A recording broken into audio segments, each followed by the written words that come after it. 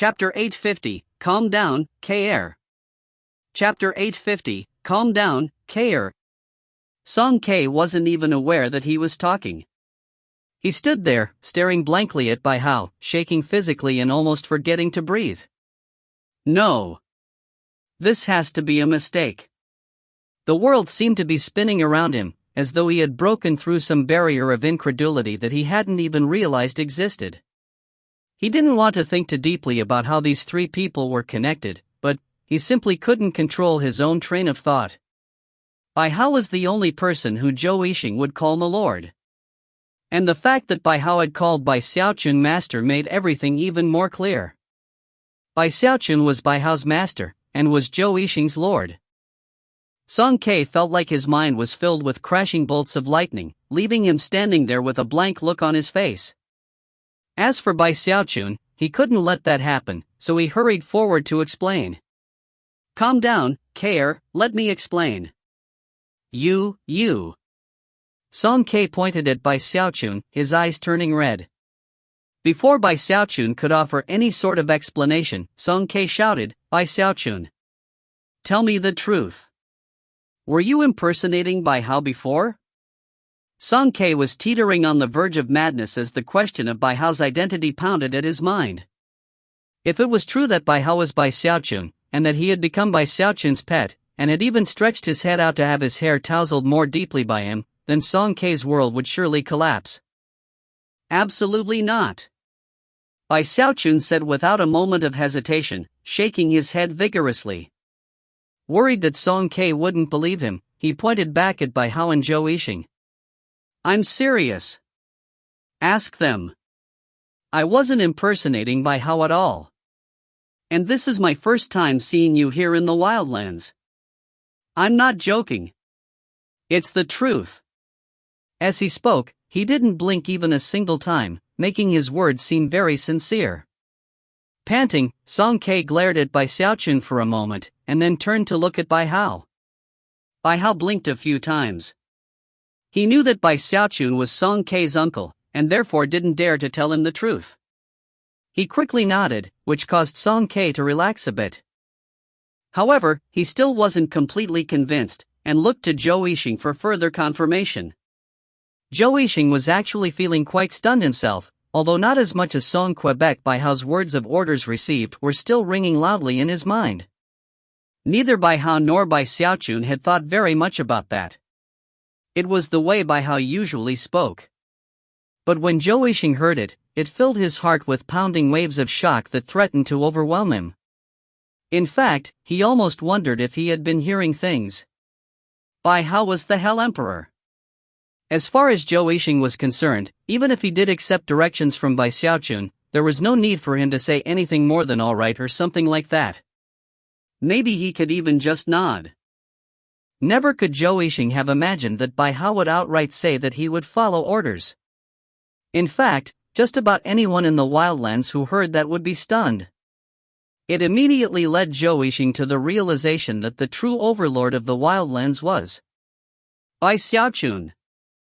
Zhou Yixing simply couldn't get control of himself at the moment. Therefore, when Song K looked over at him and realized that he wasn't saying anything, his heart suddenly began to pound, and he started shaking again. White steam even began to rise from the top of his head. Bai Xiaochun's nervousness mounted. Worried that Song K had been offended too deeply, and couldn't handle the truth, he glared over at Zhou Yixing. What are you doing, Zhou Yixing? He shouted. I said that I wasn't impersonating Bai Hao, and this is my first time seeing Song K in the wildlands. Back me up here. Bai Xiaochun's shout toward Zhou Yixing out of his reverie. He immediately began to nod, and in fact, worried that Song K wouldn't believe him, he thumped himself on the chest and loudly said, I, Zhou Yixing, hereby swear that my lord never once impersonated Bai Hao. When Song K heard Zhou Yixing's words echoing back and forth, he relaxed some more. His mind was in chaos, and he could hardly think straight. Therefore, the evidence provided by Bai Hao and Zhou Yixing was like a branch extended to a drowning man. He didn't even want to think about the matter too closely. Bai Xiaochun was very relieved to see Song K finally calming down a bit. Ah, Kair, he said, there's no need to get so excited. It's just fate that the two of us have met here in the wildlands. You've grown up quite a bit, Kair. Getting worked up like this really isn't good for you. Look, you even have steam coming off the top of your head. Without even thinking about it, he reached out to brush Song Kei's head free of steam. It was exactly the way he had reached out to touzle Song Kei's hair in the past, and Song Kei even reflexively stretched his head forward to meet Bai Xiaochun's hand. However, in that instant, both of them froze. Bai Xiaochun's heart immediately began to pound wildly, and he pulled his hand back. And Song Kei instantly let out a howl that could shake heaven and earth. This feeling, it's you, Bai Xiaochun. You tricked me. It was you all along. By this point, Song Kei was fully convinced that everything had been an act for his sake. The speed and familiarity with which Bai Xiaochun reached out toward his head had revealed the truth. And the idea of himself being Bai Xiaochun's pet, and that he had reflexively stuck his head out to have his hair tousled, caused masses of white steam to explode from the top of his head. Mind reeling, he let out a howl and then passed out. Stunned, Bai Xiaochun hurried over, pried open his mouth, and shoved a medicinal pill inside. Then he looked over helplessly at Bai Hao and Zhou Yixing. Bai Xiaochun already felt a headache coming on. It's not my fault. You two help me figure out what to do, Master, I've already been here for quite a while. I'm pretty sure Senior Gravekeeper is waiting for me. See you later. Bai Hao simply couldn't take anymore, and had convinced himself that he had already followed his master's orders. A strange look appeared on his face as he flew toward the underworld river. Zhou Yixing quickly clasped hands to Bai Xiaochun and then followed Bai Hao. The instant he reached the underworld river, both he and Bai Hao began to fade away. As they did, Bai Xiaochun's voice echoed behind them. Howard, remember to help me track down the other cultivators who were teleported out into the wildlands. Bai Hao voiced his assent in a moment before vanishing. After watching the two of them rush off, Bai Xiaochun looked back down at the unconscious Song Quebec tousling his hair. He sighed. Ah, whatever. The child just got too worked up and passed out. That's all. In any case, it's not the first time. Once he wakes up, he'll be fine. After setting up some defensive spell formations around Song Kei, he went back into his immortal's cave and sat down cross-legged. He just needs some time to recover. Now that I have 20-colored flame, it's time to push my cultivation base to the great circle of the nascent soul stage. Without any hesitation, he produced his turtle walk and then sent his nascent soul into it. Then he produced his 20-colored flame, which he looked at for a moment, eyes shining with anticipation. As soon as the flame touched the walk, dazzling golden light shone out, enveloping his nascent soul. Then, a shocking energy of heaven and earth began to pulse. Rumbling sounds could be heard, but quickly passed. At the same time, the golden light faded away, revealing a shining, crystalline nascent soul. The nascent soul looked like Bai Xiaochun in every respect, and pulsed with Heaven-Dao fluctuations. This was the great circle of the Heaven-Dao nascent soul stage. It was a state of power that could not be compared to anything else in heaven and earth. The air rippled and distorted around the nascent soul as a 10th golden design appeared. Each and every one of the designs on its surface pulsed with shocking magical fluctuations. Furthermore, it was possible to imagine what would happen after the 21-fold spirit enhancement was performed. Those golden designs would merge into a single, violet design. In that moment, something legendary and unheard of would occur. He would become the perfect Deva. The legends say that a 21-fold spirit enhancement on your nascent soul will break you through to the Deva realm. Whether it's true or not, I'm going to try. Eyes flickering with anticipation, he continued, once Kair wakes up, we'll leave the wildlands. And since there's no great wall to go through, we'll have to traverse the Deadmire. After that, I need to get familiar with the formula for 21-colored flame, and find an opportunity to become a Deva. At this point, Bai Xiaochun couldn't have been more filled with excited anticipation. If you find any errors, ads pop up, ads redirect, broken links, non-standard content, etc., please let us know. Report chapter so we can fix it as soon as possible. Chapter 851, Why Won't You Accept It, Song K? Chapter 851, Why Won't You Accept It, Song K? I'm so close to being a deva. The idea of becoming a deva somehow made the world a more perfect place for Bai Xiaochun.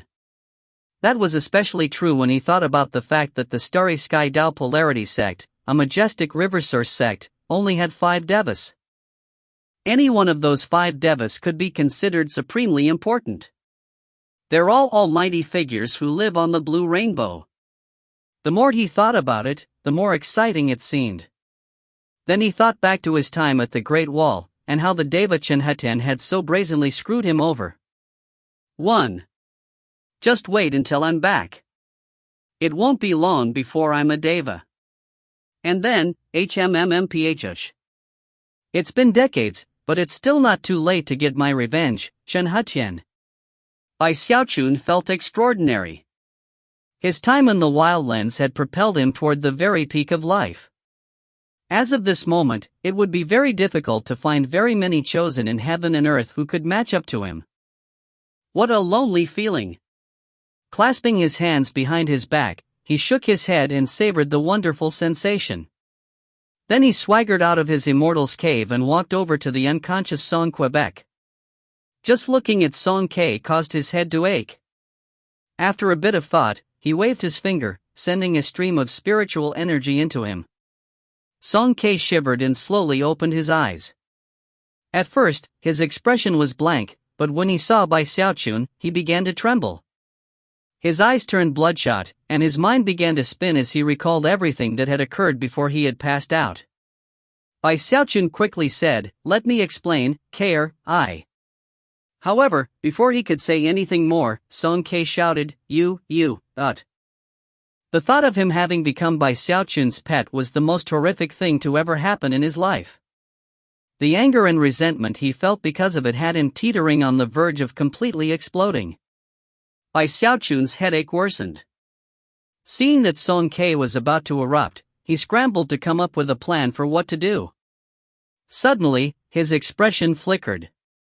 Instead of looking like he was trying to provide an explanation, he seemed somber, even sorrowful. Before Song K could say anything, he spoke with such enormous volume that Song K's madness was stifled. Song K, I know you refuse to accept this.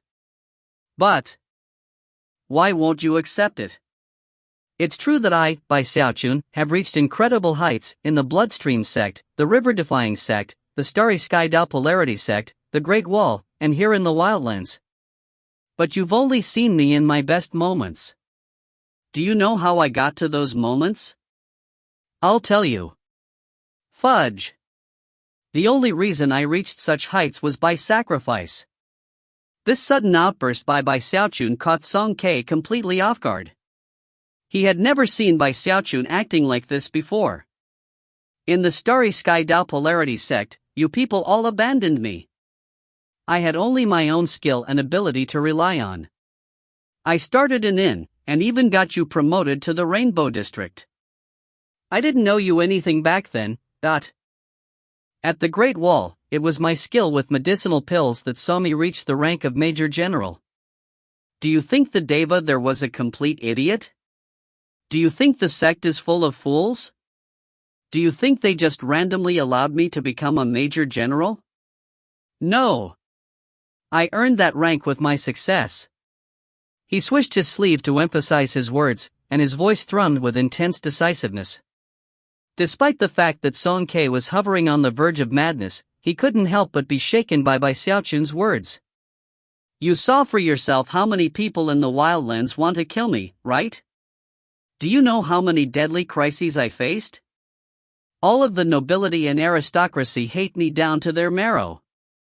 I even risked exposing myself to save you. So what if I tousled your hair? What's so wrong with that? I'm not allowed to touch your head or something?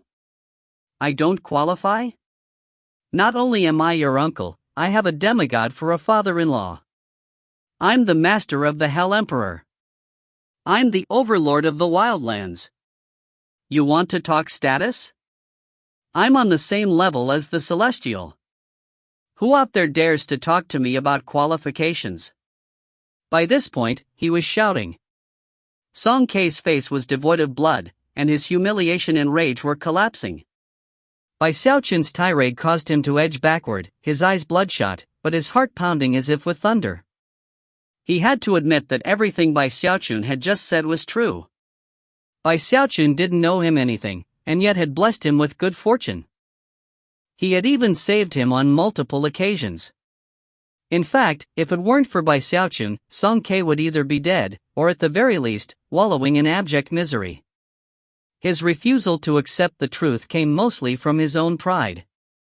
And the fact that he didn't like Bai Xiaochun was because of his own inability to measure up to him.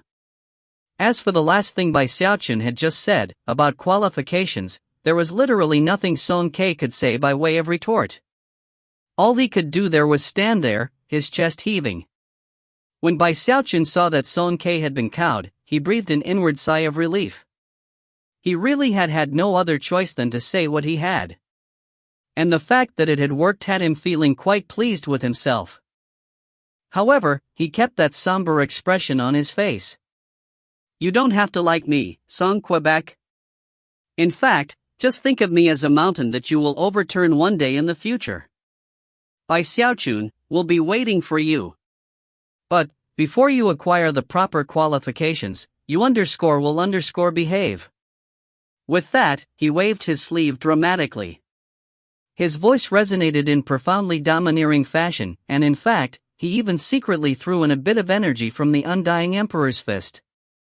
That, coupled with the actual words he had spoken, made him seem like a powerful king or emperor, the type who everyone would respect. His devastating verbal attack slammed into Song Kei's mind, causing him to back up a few more paces. Trembling, he looked at Bai Xiaochun and suddenly realized that there was a bit of respect rising up in his heart. I'm going to be leaving the wildlands and going back to the river-defying sect, Bai Xiaochun continued. So, Song Kei, do you want to come with me? If not, I won't force you. Snorting coldly, he looked away from Song Kei and began to float slowly up into the air as he waited for a response. Everything I said should work, he thought. AI, what a headache. Oh, Jun-won, how truly I care for this nephew of ours. Blinking a few times, he rubbed the bridge of his nose and sighed. As for Song Kei, he stood there on the bank of the underworld river, mixed emotions playing out in his eyes. Finally, he sighed and closed his eyes for a moment.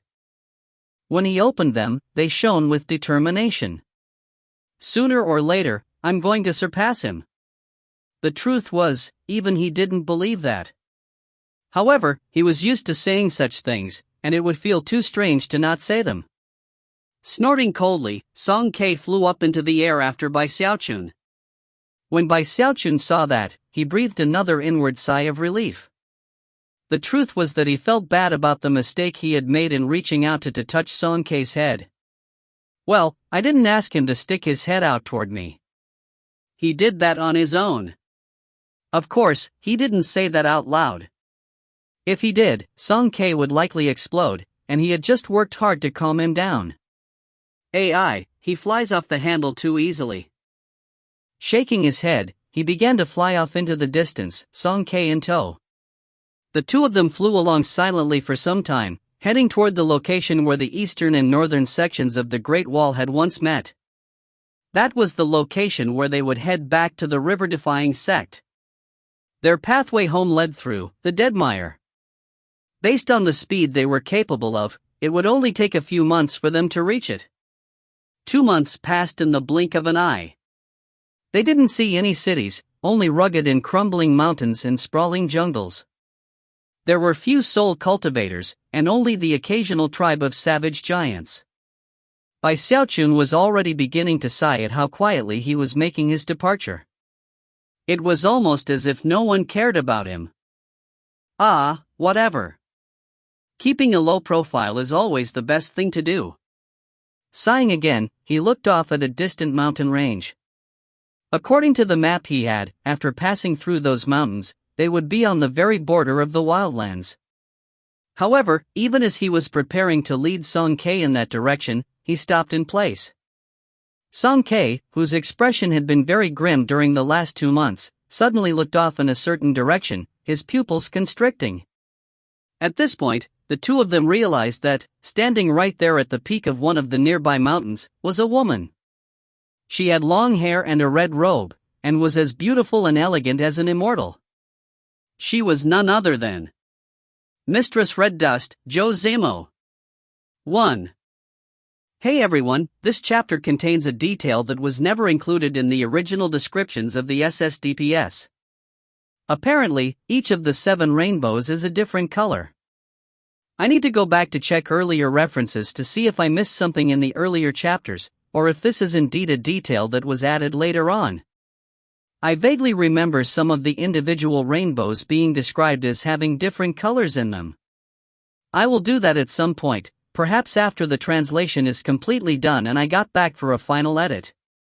In any case, the rainbow that the Devas live on is the blue one. If you find any errors, ads pop up, ads redirect, broken links, non-standard content, etc., please let us know. Report chapter so we can fix it as soon as possible. Chapter 852, You Owe Me an Explanation, by Xiaochun. Chapter 852, You Owe Me an Explanation, by Xiaochun. As soon as Bai Xiaochun saw Mistress Red Dust, his heart began to pound, and he scowled.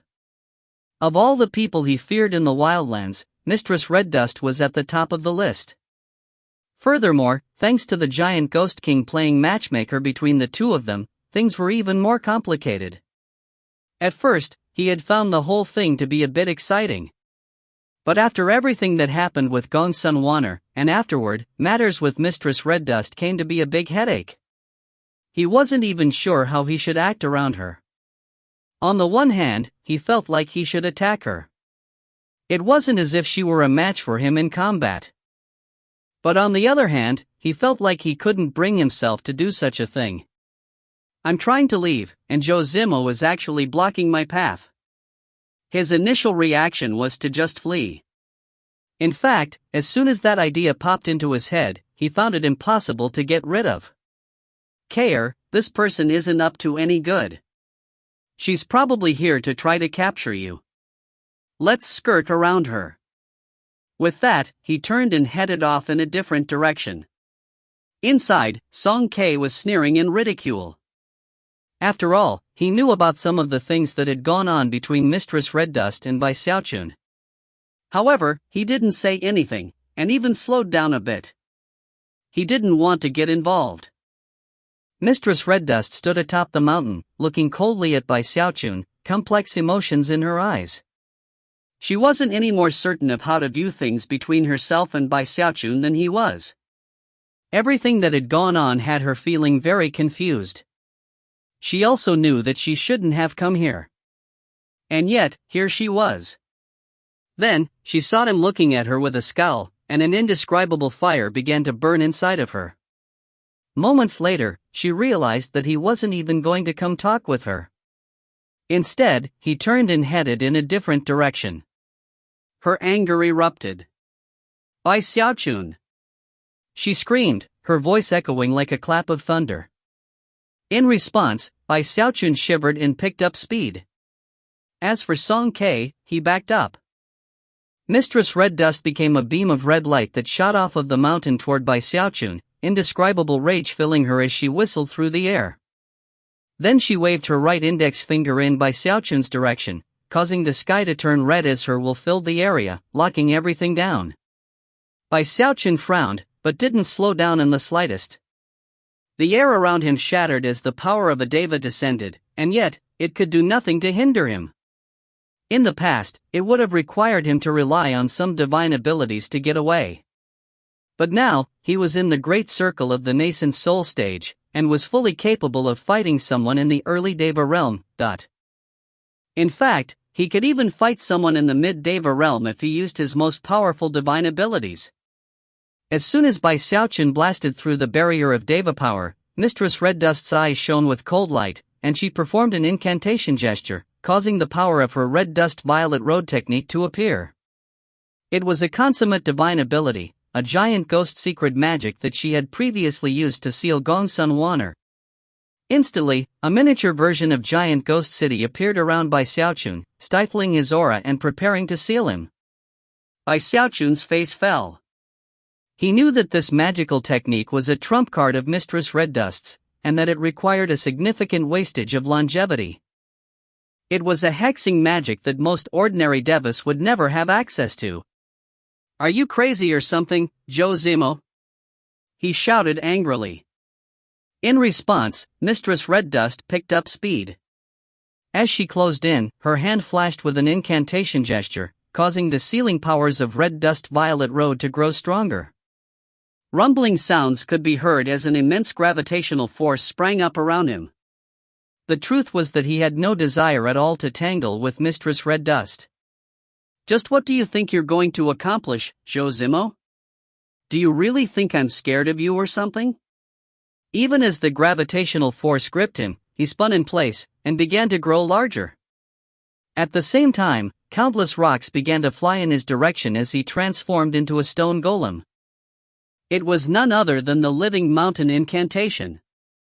He launched into motion, his fleshly body power bursting out. This was the great circle of the undying bones, which surpassed the nascent soul stage, and was similar to a deva. As soon as he attacked the red dust violet road illusion, it shattered, completely decimated by his fleshly body power. "You owe me an explanation, Bai Xiaochun," Zhou Zimo yelled. Not pausing for even a moment, she performed an incantation gesture and spat out a mouthful of blood, which transformed into 10 blood-colored spears. Then, the 10 spears became streaks of red light that swirled through the air at top speed toward Bai Xiaochun. Seeing the dangerous situation caused Bai Xiaochun to sigh. He waved his hands out in front of him, causing the stones surrounding him to explode outward, and then speed to meet the 10 blood-red spears. The instant they met, a boom echoed out, and the spears were sent spinning off to the side. Bai Xiaochun was now in the open, and instead of fleeing, he blurred into motion, shooting directly toward Mistress Red Dust, hand clenched in a fist. "Can you just not flip out?" he yelled as his fist strike landed. A boom rang out as Mistress Red Dust was shoved backward several paces. When she came to a stop, her expression looked more complex than ever. Bai Xiaochun's progress was shocking. Although she had not attacked with full force right now, it was obvious that Bai Xiaochun hadn't either. The complexity of her emotions deepened as she apparently remembered something important. Phoenix-like eyes radiating rage, she looked at him and coldly said, "I'm not flipping out. We're engaged, remember. My father arranged it. Maybe you can just up and leave, but what do I do then? And what does my father do? Look at you. I didn't even say a single word to you, and you upped and ran? Are you even a man, Bai Xiaochun?" Bai Xiaochun's headache grew more intense as he rushed to offer an explanation. "Listen, Zimo. You're a beautiful, outstanding girl. You can definitely find another Taoist partner better than me. And as for Big Bro Giant Ghost, this was all just a misunderstanding. The old man will definitely understand. Look, I wasn't running away from you, I'm just in a hurry to get home. Oh, and yeah, I'm definitely a man. Before he could say anything else, Mistress Red Dust exploded again. Bai Xiaochun. Do you really not get it? Or are just pretending to be thick? Well, everybody in the Archemperor dynasty thinks that my Taoist partner is your apprentice, Bai Hao. And that means they think I'm an empress. Everybody's watching me. What do you want me to do, marry your apprentice? Mistress Red Dust was very angry, and therefore, her shouting echoed out very loudly in all directions. Some distance away, Song Ke had been watching the two of them fight. Although he had been aware that Bai Xiaochun was strong, to see it with his own eyes left him shaken. And then he heard what Mistress Red Dust just said, and a strange expression appeared on his face. He even started to get a bit excited. Bai Xiaochun, Bai Xiaochun. You've had this coming for a long time." With that, he simply stood there, watching the fireworks. Meanwhile, Xiaochun was standing there, feeling a bit taken aback. The truth was that he hadn't put much thought into the matter that Mistress Red Dust had just brought up. And everything she had just said made sense, leaving him feeling more than a bit awkward. Zimo, I. As soon as the words left his mouth, Mistress Red Dust flicked her sleeve, gritted her teeth, and said, "You either stay here in the wildlands and take my hand in marriage, or you give me a damn good explanation." But feeling very much in the wrong, and very embarrassed, Xiaochun promptly tried to calm her down. "Zimo, just calm down. I swear that I'll come back. Really. Don't worry. I'll definitely return." Worried that she might not believe him, he thumped himself loudly on the chest to emphasize his words. However, both his wording and his gestures seemed a bit too exaggerated. Mistress Red Dust immediately realized that he was just putting on a show, and it caused the rage in her heart to slip out of control.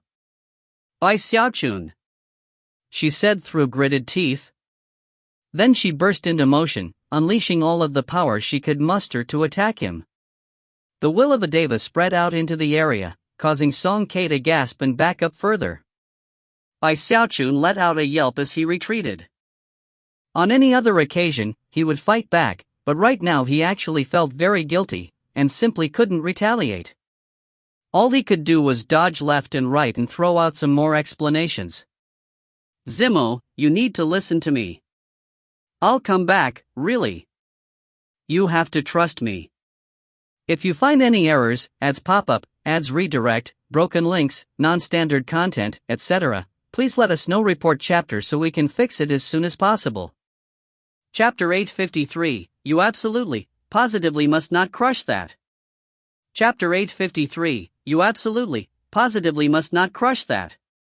No amount of explanation on the part of Xiaochun could resolve the situation. Mistress Red Dust refused to believe anything he said. As she attacked and he evaded, they got closer and closer to the distant mountains. Song Ke watched them go, his heart quivering in both fear and excitement.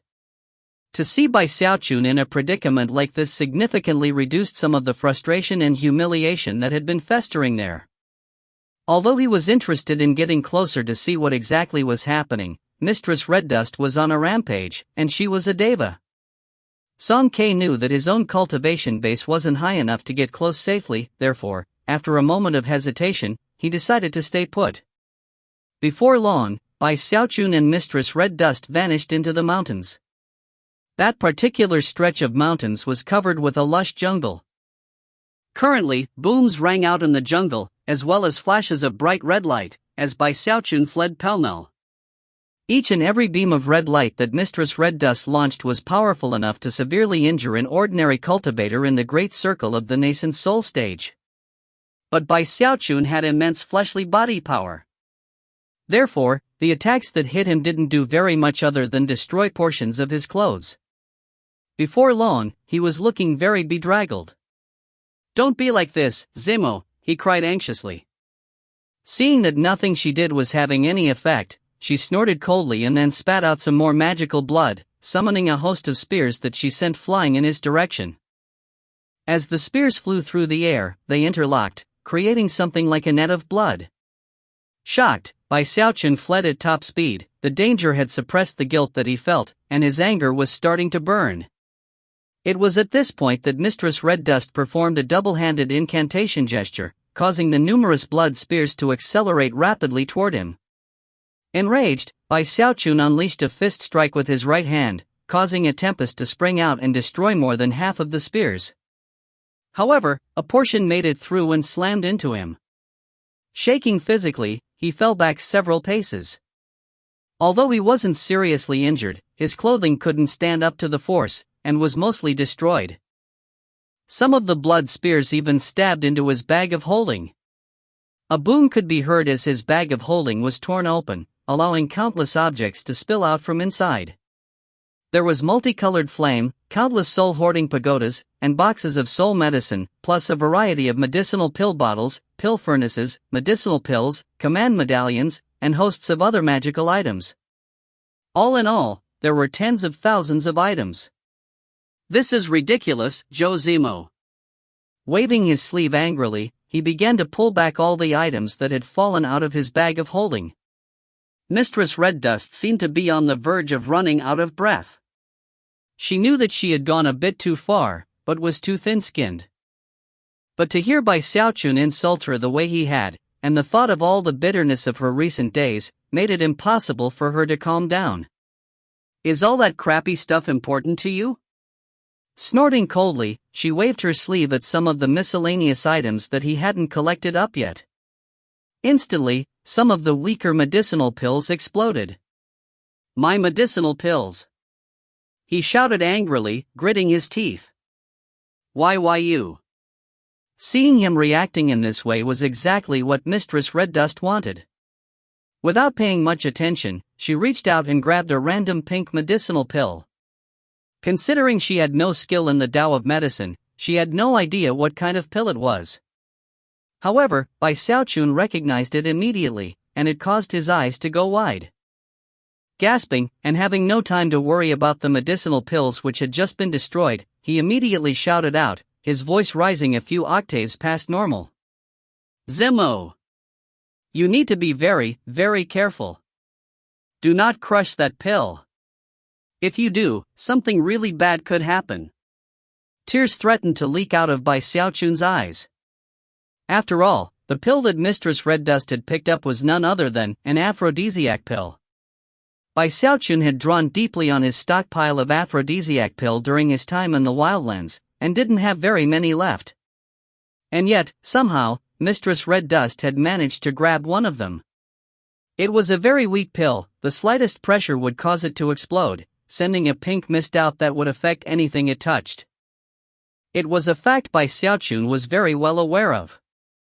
Based on his experiences in the prisons of the Wildlands, he knew that virtually no one could resist that power. Instantly, his heart began to pound. Mistress Red Dust was taken aback by his reaction and his words. Looking down, she saw what appeared to be nothing more than an ordinary medicinal pill. The moment Mistress Red Dust looked down, Xiaochun anxiously opened his third eye. When the power of his heaven-span Dharma eye erupted out, he immediately used it to wrest control of Mistress Red Dust's movements. Without the slightest hesitation, he shot forward, using all of the power of his cultivation base and fleshly body. In the blink of an eye, he was right in front of Mistress Red Dust, reaching out to grab the aphrodisiac pill. However, a gleam passed through Mistress Red Dust's eyes as she slipped out of the control of his heaven-span Dharma eye. Seeing that Xiaochun was trying to grab the pill, Mistress Red Dust immediately began to draw her hand back. However, it was in that moment that their two hands collided. "No!" Xiaochun screamed. He had been too late to retract his own hand, and when he saw it slam into Mistress Red Dust's, his eyes went wide, and his mind began to spin. As for the aphrodisiac pill, it burst open. "I'm finished." Kaput, he wailed inwardly as he lurched backward. However, no matter how fast he moved, he couldn't avoid the pink mist which spread out to envelop both he and Mistress Red Dust. Bitterness filled his heart, but no amount of screaming could do anything about what was happening. In fact, a moment later, he began to pant. As for Mistress Red Dust, her face fell. She wasn't sure what medicinal pill she had been holding, and did everything she could to avoid breathing in the pink mist. However, there was some strange property to the mist that allowed it to be absorbed through the skin. Almost immediately, a flush covered her face. She began to pant, and her eyes opened wide, revealing an expression of terror as she suddenly thought back to the things Xiaochun had done at the Great Wall. "What pill was that?" she shrieked, immediately backing away. However, as she moved, she began to tremble. She had been at the epicenter of the pill explosion, and the mist had instantly been absorbed through the palm of her hand. She suddenly staggered in place as the mist continued to spread out, enveloping her, causing her mind to spin. At the same time, an uncontrollable heat rose up within her. Xiaochun was also in the mist, breathing heavily, struggling against its effects. His bag of holding did not contain an antidote to the aphrodisiac pill, but he did have some broad-spectrum neutralization pills. Unfortunately, his bag of holding had exploded, and he hadn't had the time to gather everything back. Flying toward the edge of the mist, he began to search frantically for the specific medicinal pills. Unfortunately, the aphrodisiac pill was simply too powerful. A wave of dizziness hit him, along with a powerful heat inside his body. He was halfway out of the mist by now, and could see a neutralization pill over in the nearby bushes. However, that was when a hand reached out and grabbed his tattered clothing. Moments before, that hand had been as white as jade, but now it was flush from heat. Even as Xiaochun screamed, the hand dragged him back into the mist. No! Don't rip my clothes off. This is my first time. Be more gentle. It hurts. Hair-raising screams escaped by Xiaochun's lips, as though he were experiencing the most dangerous of crises. If you find any errors, ads pop up, ads redirect, broken links, non-standard content, etc., please let us know. Report chapter so we can fix it as soon as possible. Chapter 854, is that? Chapter 854, is that? Time passed. The pink mist lasted for a few hours. When it finally began to dissipate, the first person to become visible was Mistress Red Dust. Her face was flushed, and a slight frown could be seen on her face. She seemed out of sorts, with mixed emotions in her eyes. After a moment, she looked over her shoulder at the fading pink mist, and then stamped her foot. That prompted a slight hiss of what might have been pain to escape her lips. Then, looking a bit shy, she turned into a beam of light that shot off into the distance. An incense stick's worth of time passed, whereupon the mist faded completely away, revealing a scene of complete chaos. Xiaochun lay propped up against the trunk of a tree, staring listlessly into the sky, his face occasionally twitching. So rough, he murmured, wishing he could cry, but finding no tears to do so. A moment passed, and he began to gather his clothing. She definitely did that on purpose. Well, that's what I get for being so outstanding. I can't believe I actually awakened the beast within her. She even went so far as to use an aphrodisiac pill against me. At this point within his bitterness, he finally began to feel a bit pleased with himself. Then he thought about the enchanting scene which had just played out, and his heart actually began to beat a bit faster. Whatever. I guess that will have to count as the explanation Josimo asked for. Sighing, he began to collect all of his scattered items from the jungle around him. Then he got a new robe from his bag of holding, and made his way off. Those aphrodisiac pills are really too dangerous. This was his first time experiencing the aphrodisiac pill which he himself had created. Normally, he gave the pill to others to consume, but having done so himself now, he finally understood how terrifying it was. At the same time, his admiration for Zhou Yixing grew. I guess Yixing is more formidable than me in this area. Despite consuming multiple pills back then, he still kept himself under control when I put that pig beast in front of him. After flying out of the jungle, he tracked down Song Ke, who had been waiting nearby. When Song Ke saw the flush on his face, and the wry expression he wore, he wasn't quite sure what to make of it. Of course, he knew it must have had something to do with Mistress Red Dust. And based on the way Xiaochun looked, it didn't seem likely that anything good had happened to him. And thus it was that Xiaochun and Song Ke flew through the mountains, drawing ever closer to the Deadmire. Another half a month went by, and they were in a very remote locale. Although they saw the occasional soul cultivator, the mere cultivation base fluctuations rolling off of them caused any such people to immediately flee. There were only a few savage tribes, who immediately dropped down to offer obeisance when they saw Xiaochun and Song Ke flying through the air. These remote border regions were actually where most savages tribes originated. Song Ke even saw a few tribes that were clearly matriarchal in nature. The women of the tribe were extraordinarily ferocious and mighty, and also physically large. It was Song Ke's first time being in such a place and seeing things like this, and his gaze often lingered on the stunning things he was seeing. As for the savages, they viewed Bai Xiaochun and Song Ke almost like gods. Before long, Song Ke realized that Bai Xiaochun seemed to be lost in a daze most of the time. In his curiosity, he couldn't help but wonder what had happened.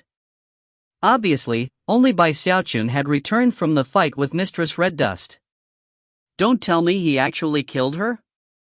The mere thought struck him with fear, but he didn't dare to ask any further questions. The only thing he could do was be more on guard in case there were repercussions. And thus they proceeded onward, Bai Xiaochun in a daze, and Song Ke on full alert. At one point when they were roughly 4 or 5 days away from the Deadmire, Bai Xiaochun suddenly stopped in place. Then, his blank expression turned into a curious one as he looked off toward a savage tribe located at the foot of a nearby mountain. It was a small, matriarchal tribe. Whether it came to the warriors in the tribe, or the other important people, they were all women. The men seemed weak, and were apparently kept only for reproductive purposes. The tribe wasn't very populous either. There were less than 100 members, 90% of whom were women. The men all seemed gaunt and weak. Although they were big-boned like most savages, they seemed listless and exhausted. Most of them were gathered in one location in the tribal lands, where they lay quietly, occasionally chatting with each other. Some distance away from them was a stack of hay bales. Leaning up against them was a man who was clearly not a savage. He looked more like a soul cultivator. However, he was clad in a grass skirt, and was incredibly weak, little more than skin and bones. He clearly hadn't bathed in some time, and lay there staring at the sky with listless eyes, seemingly resigned to his fate. As soon as Bai Xiaochun caught sight of him, his jaw dropped. "Kaer, does something seem familiar about his aura?" Surprised, Song Ke sent his divine sense out to check, after which his eyes went wide. "Master God Diviner." Song Ke gasped in incredulity. Although Bai Xiaochun had asked Bai how to help track down the other heavenspan cultivators who had been teleported into the wildlands, the truth was that Bai Hao had only just succeeded as the Hell Emperor, and could not fully wield the powers of the underworld river. Tracking down all those cultivators was not something he could easily do in a short time. "It really is Master God Diviner," Bai Xiaochun said, smiling. He immediately flew over to the tribe, followed closely by Song Quebec. Within moments, they were in the air over the tribe. Of course, the savages were immediately thrown into a frenzy. They all scrambled to offer obeisance as if to gods, including the many burly and rather ugly females. It was an interesting and unique tribe, but it didn't take long for Bai Xiaochun to identify one female savage as the leader. Based on the fluctuations rolling off of her, she was comparable to the core formation stage. When Master God Diviner's previously listless eyes came to rest on Bai Xiaochun and Song Ke, a tremor ran through him, and his eyes widened. Seemingly worried that he might be hallucinating or dreaming, he rubbed his eyes, then looked back. At that point, he leapt to his feet. "Song Ke! Bai Xiaochun!"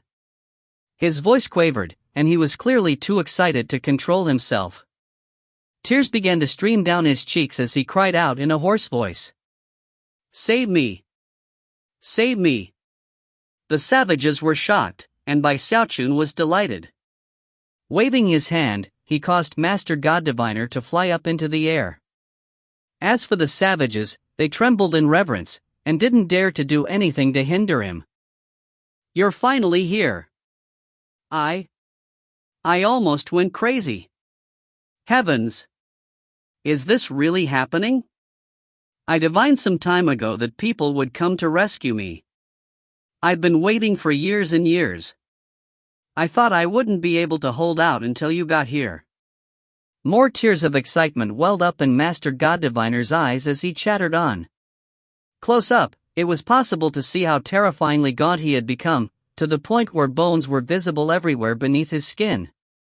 Bai Xiaochun was deeply shaken by the condition Master God Diviner was in. As for Song Ke, considering that he and Master God Diviner were both from the Bloodstream division, his face turned particularly grim. Then he turned toward the savages, and seemed about to take action, when Master God Diviner hurriedly got in his way. Let them be. Many of them are my own blood. Years ago, when Master God Diviner had been teleported into the wildlands, he had been so severely injured that his cultivation base had dropped to the chi condensation level. Then this matriarchal tribe captured him, and the leader laid a restrictive spell onto him, making it impossible for his cultivation base to recover. Furthermore, because he was a cultivator, they viewed him with great importance, and made him a reproductive slave of the tribe. He had worked so hard at his job that he was slowly drained empty and driven to despair. It was made worse by the fact that the savage women were extremely ugly, and very rough. At the same time, the savage men were extremely jealous of him. Master God Diviner had a hard time not collapsing mentally. If it weren't for the fact that he had divined that someone would come and save him, he might have killed himself. And it was finally here on this day that he saw Bai Xiaochun and Song Ke again, both of whom were clearly doing much better than him. Song Ke's jaw dropped in response to what Master God Diviner had just said, and soon, feelings of sympathy rose up within him. As for Bai Xiaochun, he suddenly realized that compared to Master God Diviner, he didn't have it very bad at all. When it came to being forced, nobody could match what Master God Diviner had dealt with. I understand, Master Snort. Bai Xiaochun said. Sighing in compassion, he clasped Master God Diviner's gaunt shoulder. End of Book 5, The Peak of Life. If you find any errors, ads pop up, ads redirect, broken links, non-standard content, etc., please let us know. Report chapter so we can fix it as soon as possible. Chapter 855, Journey of 3. Chapter 855, Journey of 3. Book 6, The Strongest Deva. Bai Xiaochun felt great compassion for the gaunt and bedraggled Master God Diviner. At the same time, he couldn't help but compare Mistress Red Dust with the female savages of this matriarchal tribe. When he did that, he suddenly felt blessed. Of course, he didn't show that on his face. Instead, his compassion grew more obvious.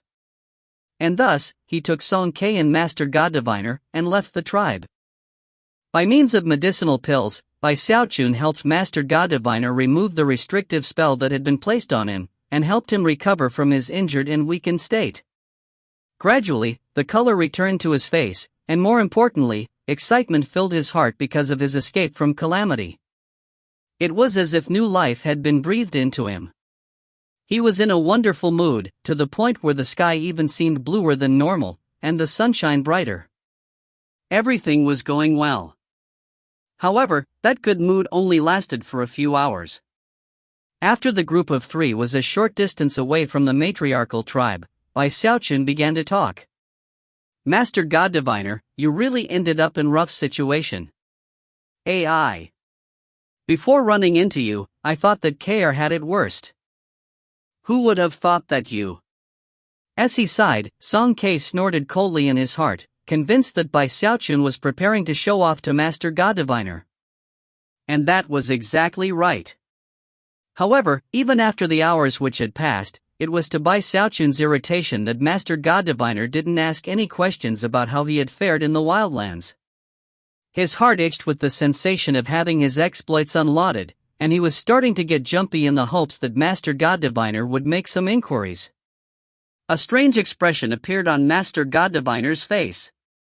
It had been many years since he had been around Bai Xiaochun, but he knew him well. Furthermore, although he hadn't looked closely at the cultivation bases of Bai Xiaochun and Song Ke earlier, when he did now, he was shocked at their progress. Then he thought about all of the events which had played out back in the Starry Sky Dao Polarities sect and the Great Wall, and at that point, he decided to change the subject. Don't worry about me. I'll recover fine after I do a bit of cultivation. With that, he laughed heartily and rotated his cultivation base a bit. Bai Xiaochun was less than pleased at Master God Diviner's complete lack of loyalty. All Bai Xiaochun wanted was to show off a bit, and yet the man wasn't cooperating at all. That made him suddenly think about Su Baokai. Su Baokai would definitely have cooperated. Song Ke, on the other hand, was very pleased with how Bai Xiaochun was reacting. Time passed, and the three of them got closer and closer to the Deadmire. Eventually, when they were only a day away, Master God Diviner, who still had not given Bai Xiaochun any chances to revel in glory, finally couldn't hold back from asking a certain question. Where exactly are we going? The question caused Song Kei's heart to thump, and he was just about to jump in to provide the answer when Bai Xiaochun's eyes lit up. Leaping to his feet, he loudly said, "We're going to the Deadmire. That's the way back to the river-defying sect. Have you heard of the Deadmire? It's super dangerous. Devis won't even step inside a single pace, let alone nascent soul experts. The Deadmire?" Master God Diviner said, his eyes widening. He had indeed heard of the Deadmire, and knew that what Bai Xiaochun had said was no exaggeration. According to what he had heard, not even demigods would dare to set foot inside. It was a forbidden region where life did not exist. "Why don't we just go to the Great Wall?" Master God Diviner asked, swallowing hard. Although he had divined that he would be saved, he hadn't come up with any information regarding what would happen afterward. After escaping the greatest calamity of his entire life, he couldn't help but worry about his fate. Off to the side, Song Kei sighed. He knew that nobody would be able to stop Bai Xiaochun from showing off now. And he was right. As soon as the second question left Master God Diviner's mouth, Bai Xiaochun's eyes began to shine even more brightly. "Ha ha ha. So you have heard of it. Alright, Master God Diviner, listen up while I explain." Feeling very pleased with himself, he slapped his bag of holding to produce a command medallion. At this point, Master God Diviner's eyes went a bit blank as he realized that he had given Bai Xiaochun the opportunity he had been looking for. "See this? With this command medallion, we can get through the Deadmire easily and safely." Bai Xiaochun waved the command medallion in front of Master God Diviner's face, his eyebrows jumping up and down with excitement. "I know what you're wondering. What kind of command medallion is this? And how did I get it? Well, it's a long story, but we have plenty of time. I'll explain everything in detail. It all started back when we were teleported here into the wildlands." Bai Xiaochun spent most of the following day recounting his adventures in great detail, putting special emphasis on the status and position he had attained. At first, Master God Diviner sighed in regret. However, by the time it got to the part where Bai Xiaochun kidnapped the demigod giant Ghost King, his eyes nearly popped out of his skull. And eventually, he came to realize that the giant Ghost King kidnapping was like nothing compared to the rest of the story. But did you just say that you kidnapped all of the chosen in the wildlands? And the giant Ghost King gave you Mistress Red Dust's hand in marriage? You actually became the inspections commissioner of Archemperor Dynasty? And performed countless shakedowns? You helped the Grand Heaven Master enact a proclamation of universal grace? You're an earthly necromancer? You? Heavens! You're not kidding about this, are you? Your apprentice is the Hell Emperor? Master God Diviner was thoroughly shaken, and could hardly believe what he was hearing. The story was so unbelievable it was almost like a fairy tale. Bai Xiaochun was very pleased with the look in Master God Diviner's eyes. At this point, he finally felt he could leave the wildlands without any regret in his heart. However, he also decided it would be better to err on the side of modesty. "Yeah, I did okay. Actually, I wasn't even trying very hard." Swishing his sleeve, he stuck his chin up and said, "You know I can reduce most things to ashes with the swish of a sleeve. It's not the first time." To Master God Diviner, it felt like thunder crashing in his ears, and the truth was, he didn't really believe it. But then he noticed the unsightly expression on Song Kei's face, and how he wasn't saying anything at all. At that point, Master God Diviner's heart was struck by great waves of shock. That was especially true considering the final part of the story regarding Bai Xiaochun's apprentice being the Hell Emperor. It was to Master God Diviner's grief and shock that he realized the cruel truth. Bai Xiaochun really did rock all creation wherever he went. In the Starry Sky Dao Polarities sect, he formed a powerful underworld organization. At the Great Wall, he fought his way to the coveted rank of Major General. And in the Wildlands, he shockingly ended up as the Master of the Hell Emperor. Master God Diviner almost couldn't wrap his mind around it all. Even just one of the things Bai Xiaochun had done would be enough to shake anyone to the core, let alone all of them together. It was roughly evening when the group of three, including the dazed Master God Diviner, arrived at the location where the Heavenspan River region's northern and eastern Great Walls had once met. This was the entrance to a land devoid of life. It was actually a towering and winding mountain range that, upon being entered, led to a location no one had ever been to. The Deadmire. As soon as they caught sight of the mountains, Bai Xiaochun patted his bag of holding, confident that the gravekeeper had been telling the truth. Gritting his teeth, he flew into the mountains. Song Ke took a deep breath. He didn't particularly feel like going into the Deadmire, but knew he had no choice. The Great Wall had collapsed, and the Celestial had sealed the area, making passage back to the Heavenspan region that way impossible. If they didn't go through the Deadmire, it would be impossible to say how long they would have to wait to get home. Eyes flickering with determination, Song Ke followed Bai Xiaochun. Master God Diviner shook off his daze, and as he did, his eyes were filled with awe and veneration. To him, Bai Xiaochun actually seemed like a god. As of this moment, he was far more confident in Bai Xiaochun's ability to traverse the Deadmire than Song Ke was, and therefore, it was without hesitation that he followed along. If you find any errors, ads pop up, ads redirect, broken links, non-standard content, etc., please let us know. Report chapter so we can fix it as soon as possible. Chapter 856, Singing from the Bone Galleon. Chapter 856, Singing from the Bone Galleon. There were many stories and opinions about how the Heavenspan realm's Deadmire had been formed. No consensus had ever been reached, and it was entirely likely that only a handful of people in the entire world knew the truth about its origin. For one thing, it was an enigma as to why any living being that entered the area would die. Neither devas nor demigods who entered the Deadmire ever came back, that much was confirmed fact. Although there were people who had taken an interest in the Deadmire, and devised certain ways to study it, the only thing that they came to find out was that it was filled with a white sea. It was a sea composed, not of water, but bones.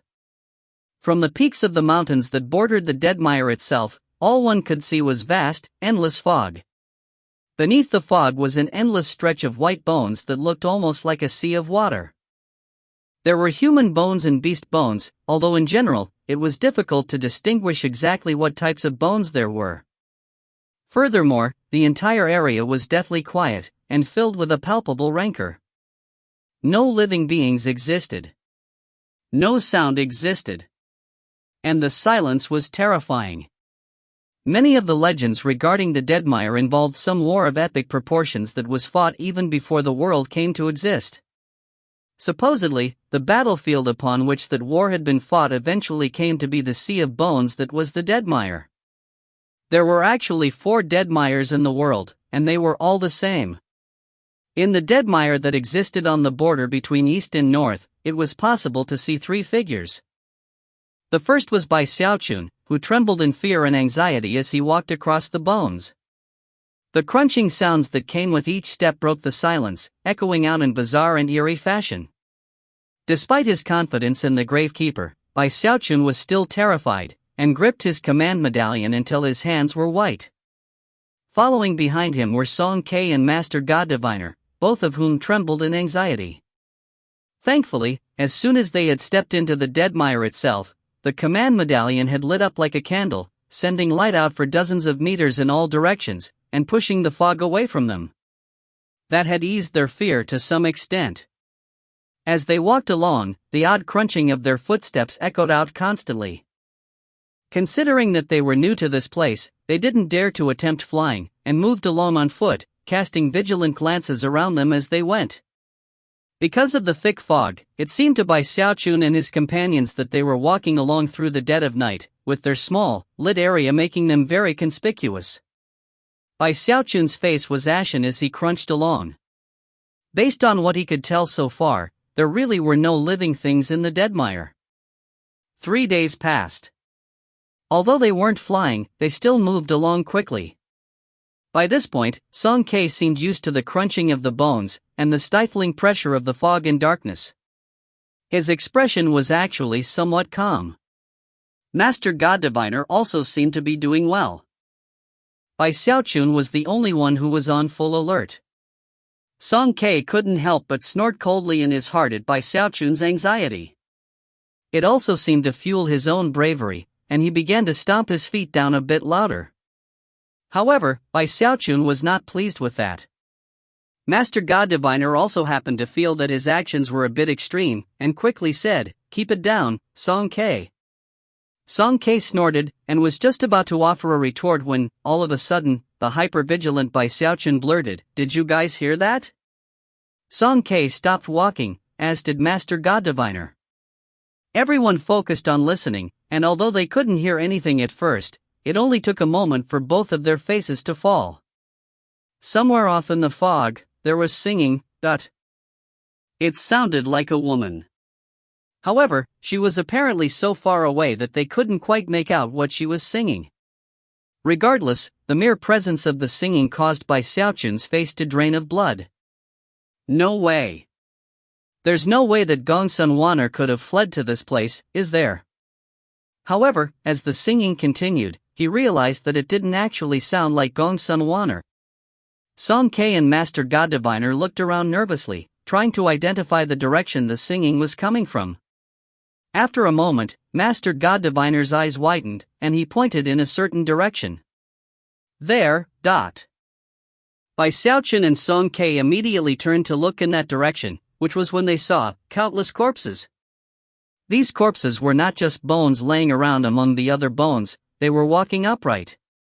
There were thousands upon thousands of them, bent at the waist, black ropes strung over their shoulders, making them look almost like boatmen pulling a huge galleon. Behind the more than 10,000 human-sized corpses were more than 1,000 corpses of giants. All of them had black ropes strung over their shoulders too, and were tugging them along. However, there was more. Behind the 1,000 giants were more than 100 beast corpses, each one more than 3,000 meters tall. All of the beasts looked different. Shockingly, in the very back, there were 3 bone dragons, To the astonishment of all 3 cultivators, what next appeared before their eyes, right behind the 3 bone dragons, was a massive galleon, fully 30,000 meters in length, and crafted entirely of bone. The galleon was pitch black, and in very bad condition, with tattered flags attached to dilapidated flagpoles. However, despite its condition, it still radiated a shocking energy. Strangely, despite the fact that the corpses were pulling the galleon across the surface of the sea of bones, no resulting sound could be heard. The entire dead mire was still completely quiet, with the exception of the sound of singing coming from within the galleon itself. Bai Xiaochun was already trembling with intense fear, and had begun to back up. "Something's off here," he said nervously, his face pale white. "What's a warship like this doing in the dead mire? And what are all those corpses pulling it for? This is terrifying. Why don't we go back? I think, maybe the Great Wall is a better idea after all." However, even as words left his mouth, the enormous galleon suddenly vanished. The corpses went with it, and even the singing was gone, as if it had never existed to begin with. Bai Xiaochun's jaw dropped. Song Ke and Master God Diviner were also frightened. There was something very strange about it all. As for Song Ke, when he looked over at Bai Xiaochun and saw how scared he was, his own fear vanished. Snorting derisively, he said, "The dead mire is supposed to be strange. What's so scary about some boat? It was just an illusion, that's all. Just ignore it and it goes away." "What, Bai Xiaochun, are you scared or something?" When Bai Xiaochun heard that, he glared back. "Me? Scared of ghosts?" He swished his sleeve. "I'm virtually a heavenly necromancer, and the most important ghost in the world is my apprentice. Why would I be afraid of ghosts? Are you kidding me? Song K chuckled coldly, but didn't say anything else. Grabbing Master God Diviner, he continued on the way they had originally been heading. Master God Diviner looked back and forth between Song K and Bai Xiaochun, but did nothing more than smile wryly and follow Song Quebec. Maybe it really was an illusion. Bai Xiaochun thought, feeling a bit embarrassed. How could he have ever guessed that a galleon like that would appear so randomly, and then just vanish? Rubbing his nose, he reminded himself that he outranked Song K, and therefore, needed to watch out for him. Sighing, he hurried along after the other two so that they would remain in the protective perimeter created by his command medallion. An entire month flew by, during which time the strange galleon never appeared again. Gradually, Bai Xiaochun was starting to calm down. At the same time, the group began to pick up speed. However, only a few days after that, their faces all fell when they yet again heard the sound of a woman singing. This time, the song was much clearer. In fact, they could hear the lyrics clearly. It was a strange song, the type that could not be forgotten once heard. It told the story of a mother whose arm was eaten by her own child. If you find any errors, ads pop up, ads redirect, broken links, non-standard content, etc., please let us know. Report chapter so we can fix it as soon as possible. Chapter 857, River-Defying Sect in Peril. Chapter 857, River-Defying Sect in Peril. The song and its lyrics caused Bai Xiaochun's hair to stand on end. Song K and Master God Diviner were visibly shaken. That was when the enormous bone galleon appeared again, and this time, it was much closer to them. It was only about 1,500 meters away, allowing them to see it very clearly. Even as they stared, reeling in shock, the singing ended, and the galleon vanished. This time, Song K didn't offer any cold snorts. Even his face was a bit paler than usual. The group of three exchanged glances, and clearly, they were all convinced that something very strange was going on. The first time they had seen the boat, it had vanished roughly 3,000 meters away from them. The second time, it was only 1,500 meters away. None of them dared to ponder how close it would get the third time. By now, it would take a full month to retrace their steps, and furthermore, they had no way to guarantee that something might not happen on the way back. According to the map of the Deadmire Bai Xiaochun had, it would only take them a total of about 3 months to cross. That meant that they were very close to being at the halfway point. Finally, Song K gritted his teeth and said, "That ship showed up twice in a month. If we pick up some speed, we can probably make it out of here before it comes again." In response, Master God Diviner nodded vigorously. Bai Xiaochun muttered to himself a bit, still convinced that the gravekeeper wasn't out to harm him. Finally, he agreed, whereupon the three of them finally flew up into the air, becoming beams of light that shot off into the distance. Another half a month went by, during which time the galleon never reappeared. However, Bai Xiaochun didn't let his guard down at all. He looked around vigilantly as they sped along. Master God Diviner wasn't capable of the same speed as Bai Xiaochun and Song K, so Bai Xiaochun had to pull him along. One evening after the half-month of travel, they suddenly heard that bone-chilling song for a third time. The singing was even more clear, and shockingly, the bone galleon appeared in front of them again, less than 1,000 meters away. It was now very clear. In fact, Bai Xiaochun could clearly see the 3 flags flying on the galleon, each of which was embroidered with a ghost face. The one in the middle had green skin and long fangs, and appeared to be glaring ferociously straight at them. Song K and Master God Diviner were both visibly shaken as the huge galleon was dragged closer and closer to their group. 900 meters. 600 meters. As it neared, Bai Xiaochun could see the corpses more closely. Although their faces were completely expressionless, they emanated a deep-seated aura of resentment. Some of the corpses were little more than bones, but some had rotting flesh attached to them, and even clothing. There were all different types of clothing present, some from modern times, some from ancient. Clearly some of these corpses had been soul cultivators, and some had been ordinary cultivators. Furthermore, as for the pitch-black galleon itself, Bai Xiaochun could now see that it was riddled with holes, as though it had been involved in some dramatic battle. After the initial shock, the group of three all began to back away from the galleon. However, that was when the song ended, and the galleon faded away. This time, it vanished when it was only 300 meters away from them. Bai Xiaochun's heart was pounding, and Song Ke and Master God Diviner were trembling. By this point, sensations of imminent crisis were alive in all of them. "It's only been half a month," Song Ke said. "And it got even closer. The next time, it will probably hit us. Damn it, what the hell kind of place is this?" Master God Diviner added. "I don't want to be one of those corpses pulling that galleon." Glaring, Song Ke continued, "Didn't you say that we would be safe with that command medallion of yours, Bai Xiaochun?" Bai Xiaochun's eyes were bloodshot. Spinning, he yelled at Master God Diviner and Song Ke, "Stow it, you two. We've been going too slow. I'll carry you.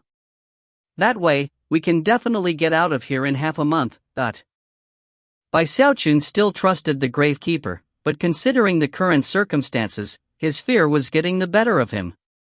Grabbing Song Ke and Master God Diviner, he unleashed speed comparable to a deva and shot through the air along their original path. He flew without stopping for 7 days. And yet, it didn't matter how incredibly fast Bai Xiaochun was moving. On evening of the 7th day, the group of three yet again heard that bizarre song. It was so loud and clear it almost seemed like the woman was singing it right into their ears. At the same time, the enormous bone galleon appeared, only 300 meters away in the fog. This time, none of the group of three even had time to look at it. A massive gravitational force sprang out and grabbed a hold of them. At the same time, the corpses pulling the galleon tugged it forward at incredible speed. To the shock of Bai Xiaochun, Song Ke, and Master God Diviner, the corpses slammed right into them. Bai Xiaochun screamed as his vision blurred. Then things became clear again, and he found himself standing on the deck of the galleon along with Song Ke and Master God Diviner. The corpses down below pulled the galleon through the fog, with them standing right there on it. As they stood there on the ghost galleon, something else was happening far away from the deadmire.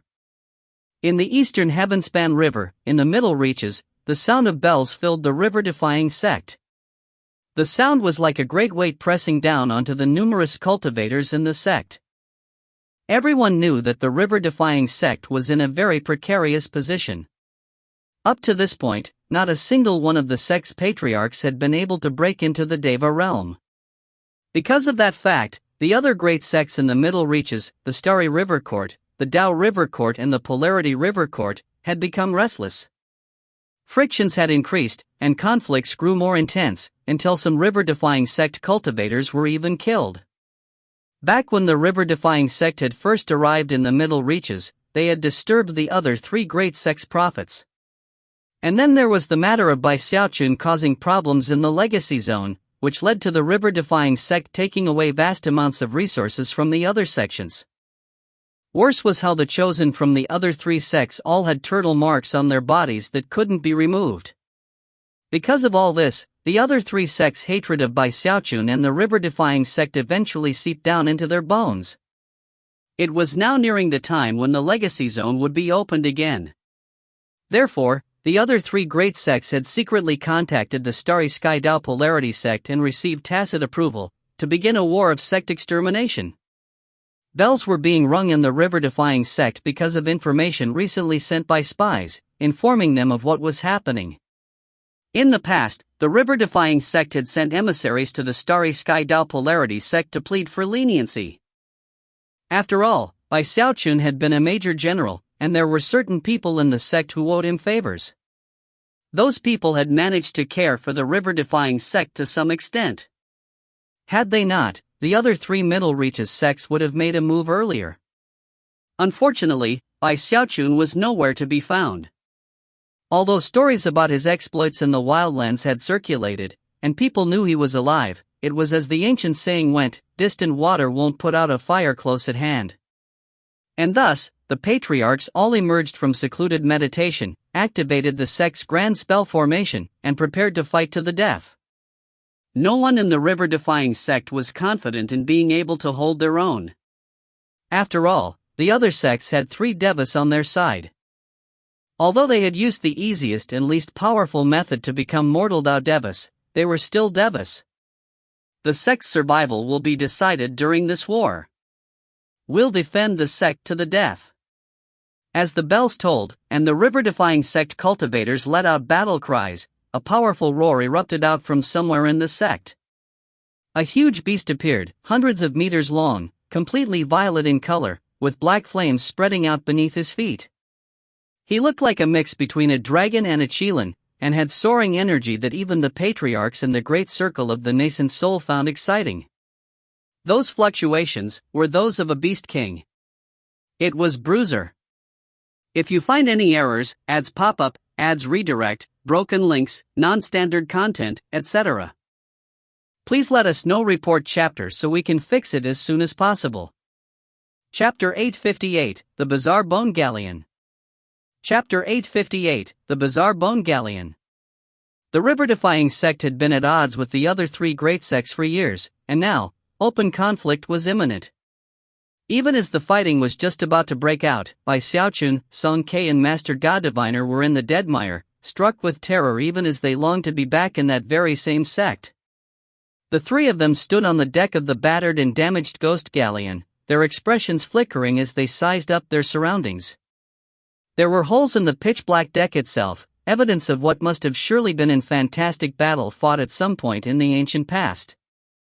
Despite the galleon's dilapidated state, it still thrummed with a powerful aura that filled Xiaochun with the same type of fear he had experienced when in the presence of the Celestial. In fact, the galleon seemed even a bit more powerful than that. It shook him all the way down to his soul. After looking around nervously for a moment, Xiaochun blurred into motion, heading toward the side of the galleon, where he planned to simply leap over the edge. Song Ke and Master God Diviner joined him, and yet, as they got close to the edge, a black shield of light sprang up, which they thumped into. It didn't matter that Xiaochun could crush early Deva realm cultivators, and fight toe-to-toe with those in the mid-stage. As soon as he made contact with that shield, he simply bounced right off of it.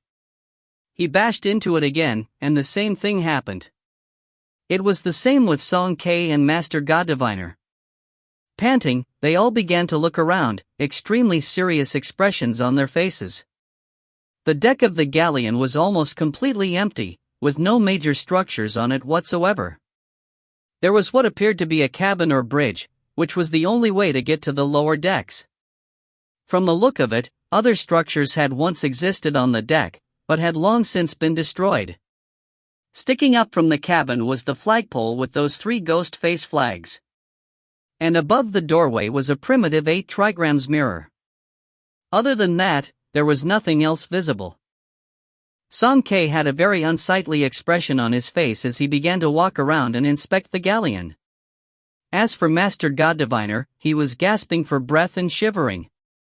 He had already been in a weak state before, and once on the deck of the galleon, felt something like a boundless coldness seeping into him. "Hurry up and do some divinations, Master God Diviner," Xiaochun said. "See if you can figure out a way off of this galleon." He glanced over at the cabin door, and was struck with the feeling that the ghost galleon was in control of his very life. Furthermore, he was convinced that the galleon wanted the 3 of them to enter the cabin door.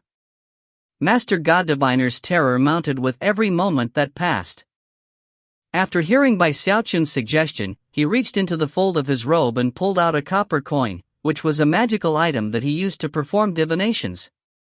Normally speaking, he was very protective of the copper coin. In fact, back in that savage tribe where he had been held captive, he had been allowed to keep the coin on his person when performing his duties. As soon as he pulled it out, he drew upon the various magical techniques and divine abilities that he used for divination. Unfortunately, it was in that moment that flag with the green-skinned, long-fanged ghost face suddenly rippled. As a result, Master God Diviner's hand trembled, and the coin slipped through his fingers. It landed on the deck, rolled on its side, and then fell into one of the cracks and disappeared. My magic coin! Master God Diviner shrieked. It's completely one of a kind. It's my life essence magical item, with my name engraved on it. He rushed over to the crack into which the coin had fallen, but could see only darkness below. It was impossible to determine where exactly his magic coin had landed. Master God Diviner immediately began to weep. Even during his torment in the savage tribe, he had managed to keep his copper coin safe, only to lose it on this bizarre galleon. The sight of Master God Diviner losing his copper coin right before trying to divine some important information instantly caused by Xiaochun's mood to drop. After looking around, he finally came to focus on the cabin. As for Song Ke, he had surveyed the deck and found nothing, and also turned his attention to the cabin. Walking over, he stood in front of the door and examined it with a frown. Master God Diviner had a scowl on his face and tears in his eyes, and was feeling very irritated at by Xiaochun. However, he didn't dare to say anything. Eventually, his gaze came to rest on the cabin, whereupon his eyes lit up. His attention was especially drawn to the 8 trigrams mirror. The mirror was dark, and did not seem capable of projecting any light or images. Furthermore, there was something eerie and sinister about it. From what Master God Diviner could tell, it was clearly something extraordinary. That must be some sort of treasure, he thought. Master God Diviner's understanding of the arts of divination led him to the conclusion that this 8 trigrams mirror was perfectly suited to him. That was especially true considering how depressed he was at the loss of his magic coin. Eyes widening, he hurried over and reached out toward the mirror. Hold on! Bai Xiaochun shouted, surprised at Master God Diviner's fearlessness. However, he was too late to interfere. Master God Diviner had already grabbed the mirror. Bai Xiaochun felt his head spinning from how dangerous everything seemed. Even Song Ke was struck with fear by Master God Diviner's impulsiveness. What are you doing, Master God Diviner? He said, rotating his cultivation base at full readiness. However, nothing unusual happened. The corpses outside continued to pull the galleon along at the same speed as before. When it was clear that nothing would happen, Bai Xiaochun breathed a sigh of relief. As for Master God Diviner, he realized he had acted rashly, and felt a bit guilty. However, he quickly put the 8 trigrams mirror into his bag of holding. My magic coin fell into that crack, he said defensively, so I'm going to take this copper mirror as a replacement. Bai Xiaochun rubbed the bridge of his nose, and Song Ke glared briefly at Master God Diviner before scanning the deck once again. Then, his eyes flickered with determination. We're on a weird boat that is taking us who knows where, he said. And it's not letting us off. I say, let's go below decks and explore a bit. Maybe we can figure out what exactly is going on. With that, he ignored Bai Xiaochun and Master God Diviner, and stepped toward the cabin door. Wait a minute, Song Ke, Bai Xiaochun said loudly. However, Song Ke completely ignored him, and disappeared into the cabin. Bai Xiaochun was starting to get angry at how impulsive Master God Diviner and Song Ke were being. Bai Xiaochun was the leader of the group, right? They should definitely be listening to his orders. Are these guys crazy or something? One glance at some stupid mirror and he puts his life on the line? And the other one runs right off into the jaws of death? As Bai Xiaochun stood there feeling anxious, Master God Diviner hesitated for a moment. The truth was that he was still feeling bad about his magic coin, and for all he knew, it was there below decks, waiting to be found. Gritting his teeth, he walked toward the cabin door. Song Ke is right. It doesn't seem like this galleon wants to hurt us. If it did, we would be dead already. The best thing is to check things out below decks. With that, he disappeared into the cabin, leaving Bai Xiaochun completely alone on the main deck. His expression grew more unsightly by the moment as he stood there staring at the cabin door. For some reason, it seemed like the sinister and vicious mouth of some evil ghost. Suddenly, a cold chill ran up his spine. Wait a second, he thought. Song K has never been very impulsive. And neither has Master God Diviner. If they were, they wouldn't have survived for so long in the cultivation world. Why did they start acting so unusual on this weird galleon? He looked around, but didn't see anything unusual. Off in the distance, the fog was as thick as ever, and everything was as quiet as it usually was. After a long moment of hesitant thought, he finally clenched his jaw and made his decision. Since the galleon wasn't letting him leave, he would enter the cabin. He couldn't just watch as Song K and Master God Diviner delivered themselves up to calamity. Eyes bloodshot, he slapped his bag of holding to produce some spare paper talismans, and then slapped them down all over his body. He also pulled out some suits of armor, which he donned. Then he charged through the door. After Xiaochun disappeared into the cabin, the green-skinned, long-fanged ghost face on the middle flag suddenly smiled.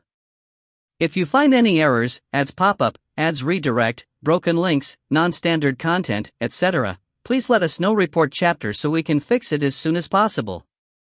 Chapter 859, Neural. Live Forever. Chapter 859, Neural. Live Forever. Just inside the cabin was a staircase leading down. Upon entering, Xiaochun couldn't see Song K, but did catch a glimpse of Master God Diviner at the bottom of the stairs. He hurried forward and then climbed cautiously down the stairs, which put him on the first deck below the main deck. The instant he stepped onto deck 1, he caught sight of both Song K and Master God Diviner, looking around with wide eyes. The fact that they were both there unharmed caused Xiaochun to breathe a sigh of relief. Without any hesitation, he hurried over to their side. Deck 1 wasn't very large, and much like the main deck, was completely empty, except for another staircase off in the distance, leading further down. However, the bulkheads were covered with a massive mural. It depicted the sky. It was not an ordinary blue sky, but rather, looked more like an ocean covered with waves. In fact, were it not for the occasional clouds floating about, Xiaochun wouldn't even have been able to tell that it depicted a sky. Most shocking of all was that the enormous mural also depicted a huge hand. The hand occupied nearly half of the sky, and was pushing down from it toward the land below. Just looking at the mural caused Xiaochun's mind to start spinning. For some reason, it instantly filled him with a pressure that was difficult to put into words. Furthermore, he experienced a sensation of utter despair, as though this hand contained the power to destroy the world. The ground in the mural was parched and cracked. Standing upon it were 3 astonishing giants, whose expressions didn't contain even a hint of the fear of death. All of the giants' hands were stretched up to fight back against the enormous hand descending from the sky. There was nothing else in the mural except for that. Xiaochun had no idea exactly what it meant, nor did Song K or Master God Diviner. However, it was a shocking sight to look at. A long moment passed. Xiaochun was the first to come to his senses. Face ashen, he backed up a few steps, mind spinning with both fear and pain. How can a mural have such shocking power? It stabs you all the way to the heart and soul. At this point, he realized that Song K and Master God Diviner were just standing there trembling, their eyes bloodshot and filled with despair. Therefore, he swished his sleeve and sent a burst of power into them. Song K shivered, blood oozing out of his mouth as he regained his senses. He staggered backward, his expression one of confusion. As for Master God Diviner, his cultivation base wasn't even close to the level of Song K's right now, so he coughed up a mouthful of blood and sagged in place. "What kind of mural is this?" he said, gasping for breath and not daring to look at it again. At this point, Xiaochun looked at his companions and, realizing that Master God Diviner was a bit closer, edged over to his side. "This place is too weird," he said. "Let's go back. We can look for a way off the galleon back on the main deck. I have the feeling things will only get more terrifying the further down you go, Ot." However, even as the words left Xiaochun's mouth, Song K suddenly burst into motion, heading directly toward the stairs leading to deck 2. It only took him a moment to reach them, whereupon he instantly began to climb down. Master God Diviner did the same thing, completely ignoring Bai Xiaochun. Bai Xiaochun reached out and grabbed Master God Diviner, but the moment he did, Master God Diviner spun in place, a vicious expression on his face as he let out a soundless howl. As he did, a green-skinned, long-fanged ghost face appeared on top of Master God Diviner's face. Bai Xiaochun felt a blast of power pushing his hand away, and then Master God Diviner was gone down the stairs. Bai Xiaochun was shaken, and an unsightly expression could be seen on his face. His heart was also starting to pound. After all, his words from moments ago had actually been a test. He had noticed on the main deck that something odd was going on, and decided to see if he could figure out what it was. Obviously, this galleon was controlling both Master God Diviner and Song Ke. That green-skinned, long-fanged ghost just now looked exactly like the one on that flag outside. With that, he turned to go back up the stairs to the main deck, only to find that the staircase was gone. Goosebumps broke out all over him, and his face turned as ashen as death.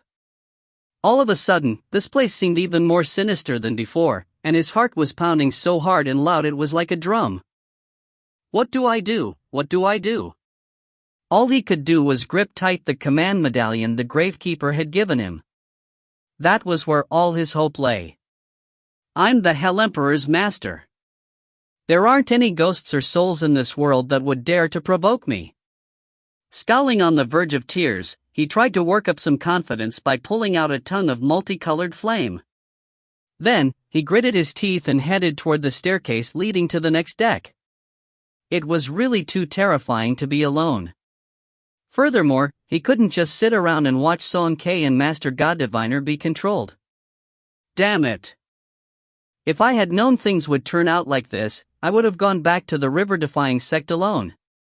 Regret pricking at his heart, he advanced cautiously toward the staircase, at the bottom of which was Deck 2. As soon as he arrived, he exercised the utmost caution possible. He rotated his cultivation base and sent some divine sense out in all directions in the hopes of detecting anything unusual. He absolutely did not want to be surprised by anything like that mural. However, Deck 2 was a bit different than he had imagined. There didn't seem to be anything dangerous about it all. Furthermore, it was a lot bigger than Deck 1.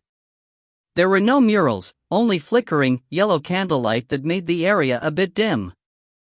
Furthermore, right in the middle of the deck, there was a rocking chair. It sat there, still and unmoving, seemingly completely ordinary in nature. Right in front of the rocking chair were two corpses which were little more than skeletons. They were on their knees in front of the chair, one corpse apparently that of a man, the other, a woman. One skeleton appeared to be made of gold, the other crystal. Although they were kneeling, from their posture, it looked like they had been embracing each other. It was a terrifying scene to begin with, but it was made more bizarre by the fact that the two embracing corpses' heads were fusing together. The process wasn't complete, they were only half fused. But it was bizarre nonetheless. The mere sight caused Bai Xiaochun's heart to seize with fear. To top it all off, Song Ke and Master God Diviner were standing motionless right in front of the two corpses. Are they going to get fused together too? Bai Xiaochun had no idea what was going on, but he was convinced that this place was terrifying and bizarre beyond reason. Something seemed very strange about the whole situation, and it had his heart pounding. After studying the scene for a moment, his gaze slid from Song Ke and Master God Diviner to the corpse with the golden skeleton. After looking at it more closely, his eyes widened dramatically. That's the aura of the Undying Live Forever technique. It's the manifestation of the complete Undying Codex. Bai Xiaochun's Adam's apple bobbed up and down with fear as waves of astonishment crashed around in his mind. He was by no means mistaken. After all, he cultivated the Undying Codex of the Undying Live Forever technique, just like the Blood Ancestor and this golden skeleton. If this golden skeleton mastered the Undying Codex, then the corpse with the crystal skeleton must have cultivated. Almost immediately, he realized that the corpse with the crystal skeleton still had abundant life force left in it, as if it were the type of thing that could live forever. But the Live Forever Codex. Bai Xiaochun had known from the very beginning that the Undying Live Forever technique was broken up into the Undying Codex and the Live Forever Codex. However, he had never encountered the latter, only the former. Never could he have imagined that he would unexpectedly encounter two corpses that had both cultivated the Undying Live Forever technique. His mind felt like countless bolts of lightning were striking it. However, he still didn't understand why these two people, who had cultivated the Undying Codex and Live Forever Codex respectively, would be fusing their heads together. But then, a chill ran up his spine, and his hair began to stand on end as the previously unmoving rocking chair suddenly began to rock back and forth. Furthermore, it was just possible to make out the shadow of a person sitting in it. If you find any errors, ads pop up, ads redirect, broken links, non-standard content, etc., please let us know. Report chapter so we can fix it as soon as possible. Chapter 860, A Ghost. Chapter 860, A Ghost.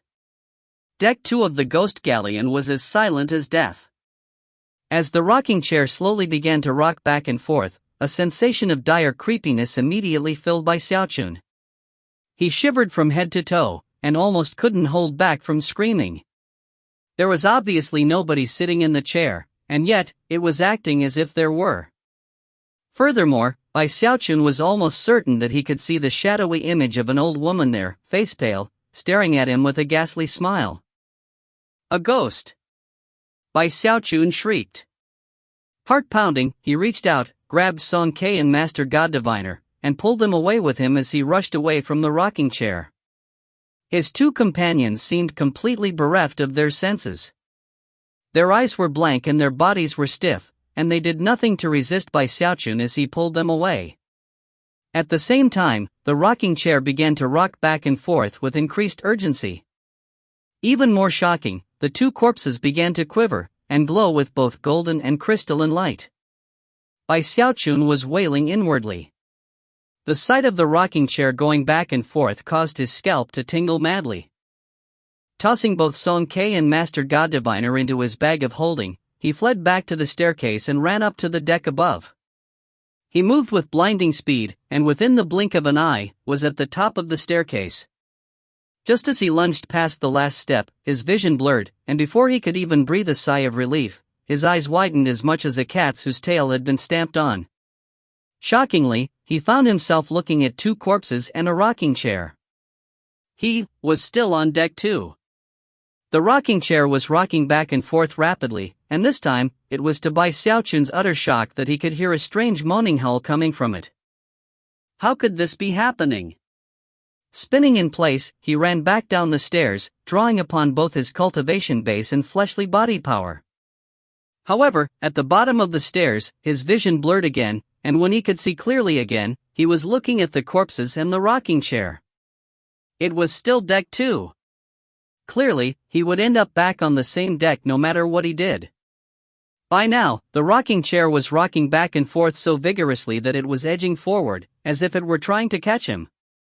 Bai Xiaochun was so scared he was about to collapse. Letting out a shout, he waved his hand, sending out a blast of air toward the rocking chair. However, the air simply passed right through it. By this point, he was sure that he was in a moment of deadly crisis. There was no time for thought or planning. He needed to get out of here immediately, before the rocking chair got too close to him and ended his life. Time to go for broke. Yet again, he burst into motion, leaving a trail of afterimages behind as he raced back up the stairs. This time, though, he didn't go to the end of the stairs.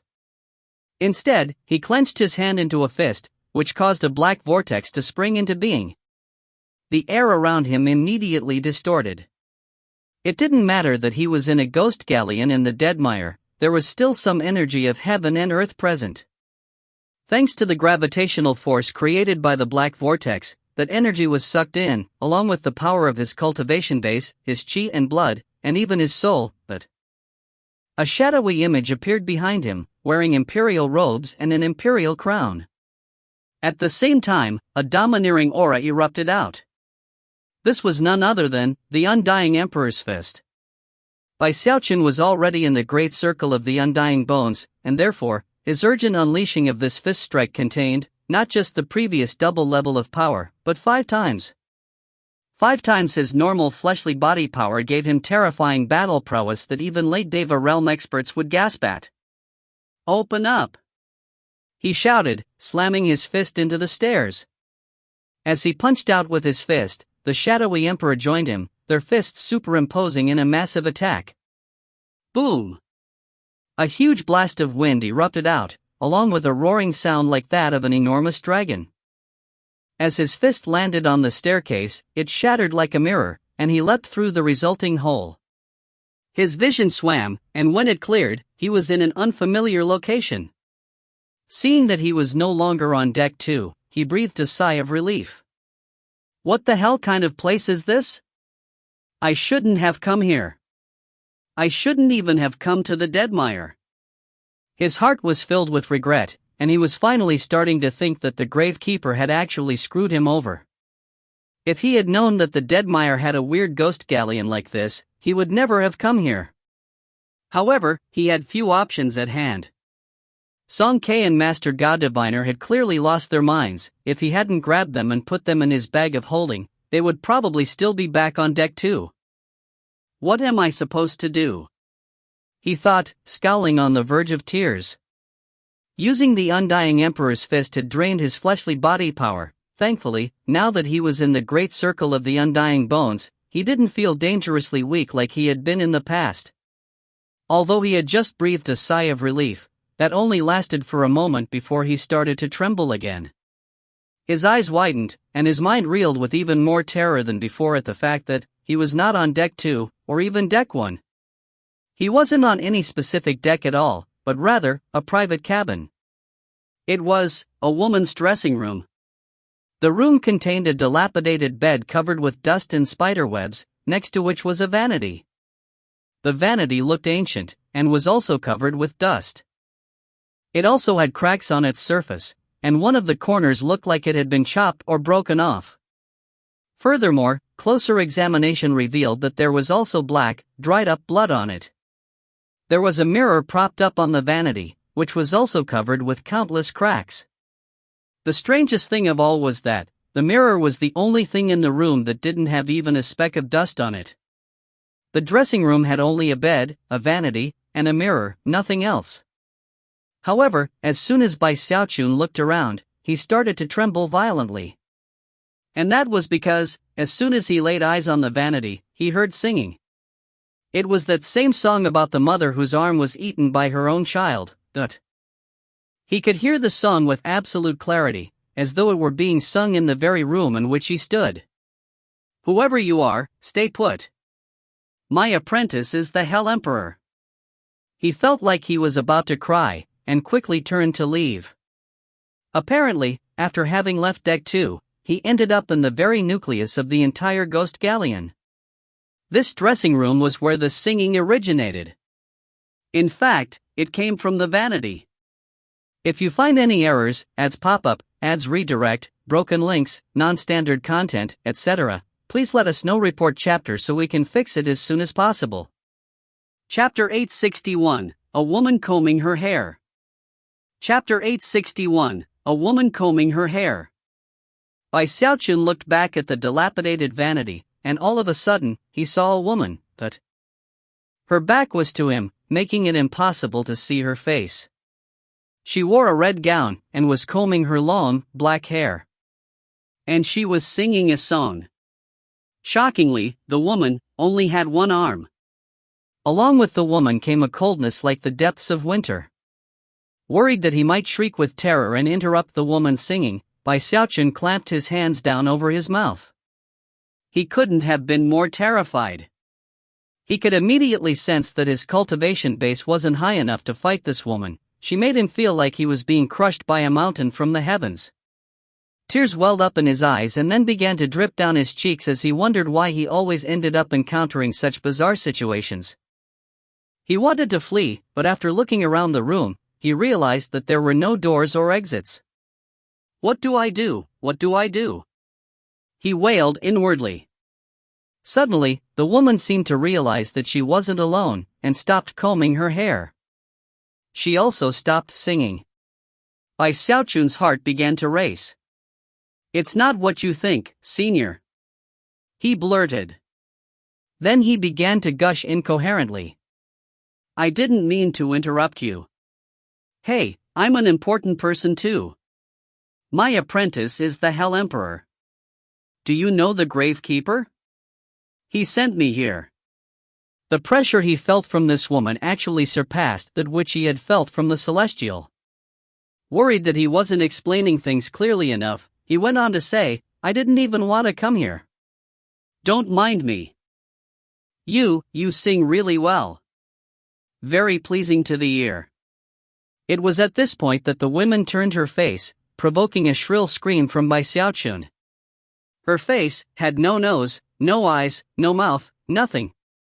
It was a complete blank. Bai Xiaochun felt like his head was about to explode. Shrieking, he stumbled backward and shoved his command medallion out in front of him. Black light spilled out, causing his vision to blur. At the same time, he began to fade away, vanishing from within the private cabin. Even as he reappeared in another location, countless hairs slashed through the air into the spot he had just occupied, causing popping sounds to ring out. Each and every one of those hairs thrummed with power that surpassed the Deva realm. Clearly, if Bai Xiaochun had stayed behind and been hit, he would have been killed. A moment later, the hairs wriggled and vanished. Meanwhile, the faceless woman at the vanity turned back to face the shattered mirror, and slowly began to comb her hair again, and sing. When Bai Xiaochun appeared, he was on top of the Sea of Bones, only about 2 days away from the eastern delta region of the Heavenspan River. As he materialized, a blank look could be seen in his eyes. However, that look slowly faded into clarity. Gasping, he looked around to find himself off of the galleon. Everything which had just occurred seemed almost like a hallucination or dream. And yet, he knew it was no hallucination. Whether it was the ghost galleon or the faceless woman combing her hair, it had all been very, very real. At this point, he suddenly realized that he had been extremely lucky. So, Great-Grandpa Gravekeeper wasn't lying after all. Looking down at the command medallion with lingering fear, he realized that it was the only reason he had escaped death. This Deadmire is really an evil place. And what was that ghostess all about? The mere thought of her caused terror to grip his heart. With that, he slapped his bag of holding to pull out Song K and Master God Diviner. "This was all your fault," he said. "If it weren't for me going to save you too, I wouldn't have been in any danger at all, but..." As soon as Song K and Master God Diviner were out in the open, they began to regain their senses. Rubbing the bridge of his nose, Song K said, "What happened? We're out? How come I don't remember anything?" Master God Diviner hesitated for a moment, then looked quizzically at Bai Xiaochun. "I remember being on the main deck, but after going in the door, I don't remember anything at all." Bai Xiaochun sighed and then told them everything that happened below decks. As he did, their eyes widened, and they even gasped.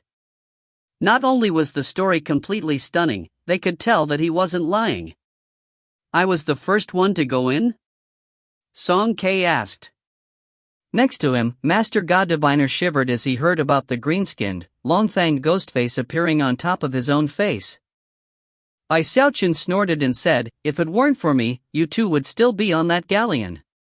He was just about to go on berating them for a bit when he remembered that they were still in the Deadmire. "Look," he said hurriedly, "we'll talk about it more when we're out of this place. This place is just too evil." With that, he sped off into the distance, followed by the terrified Song K and Master God Diviner. Considering the speed they maintained, it didn't take long before they were closing in on the border of the Deadmire. Soon, fewer and fewer bones could be seen, and eventually, Bai Xiaochun was sure that they only had about a day left to go. But how far did we get when we were on that galleon? Based on what he recalled, they had only been on the galleon for 3 or 4 hours, and yet, it had taken them almost all the way to their destination.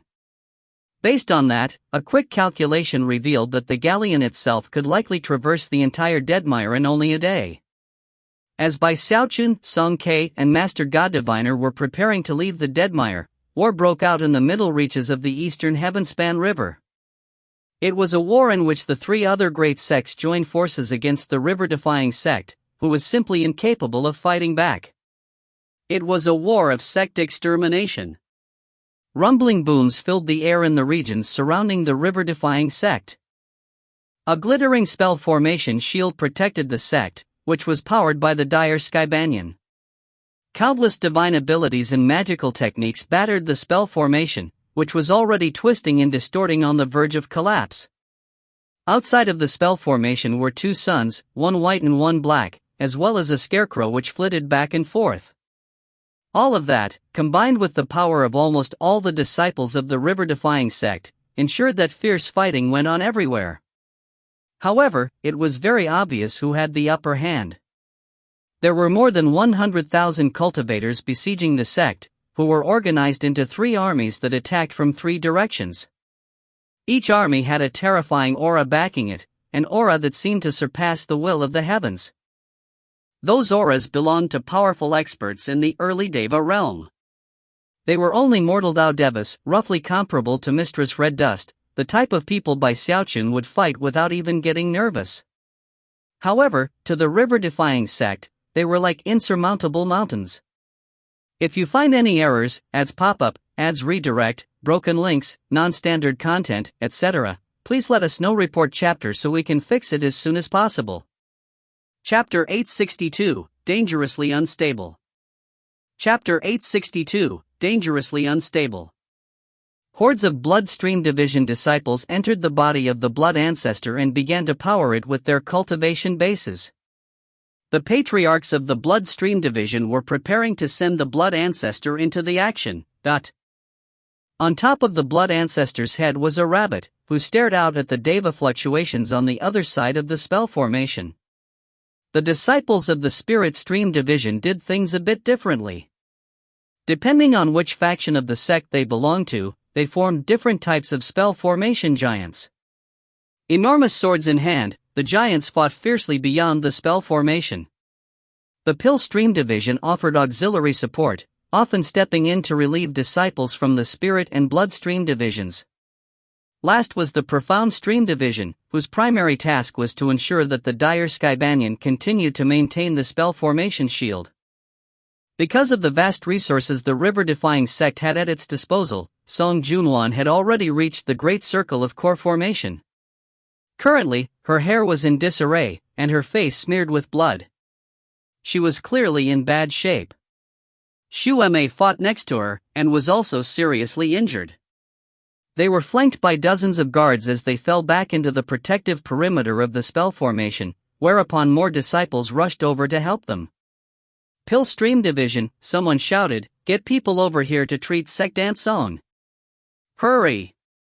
Song Junwan waved her hand dismissively and said, "I'm fine, take care of Xu Ma first."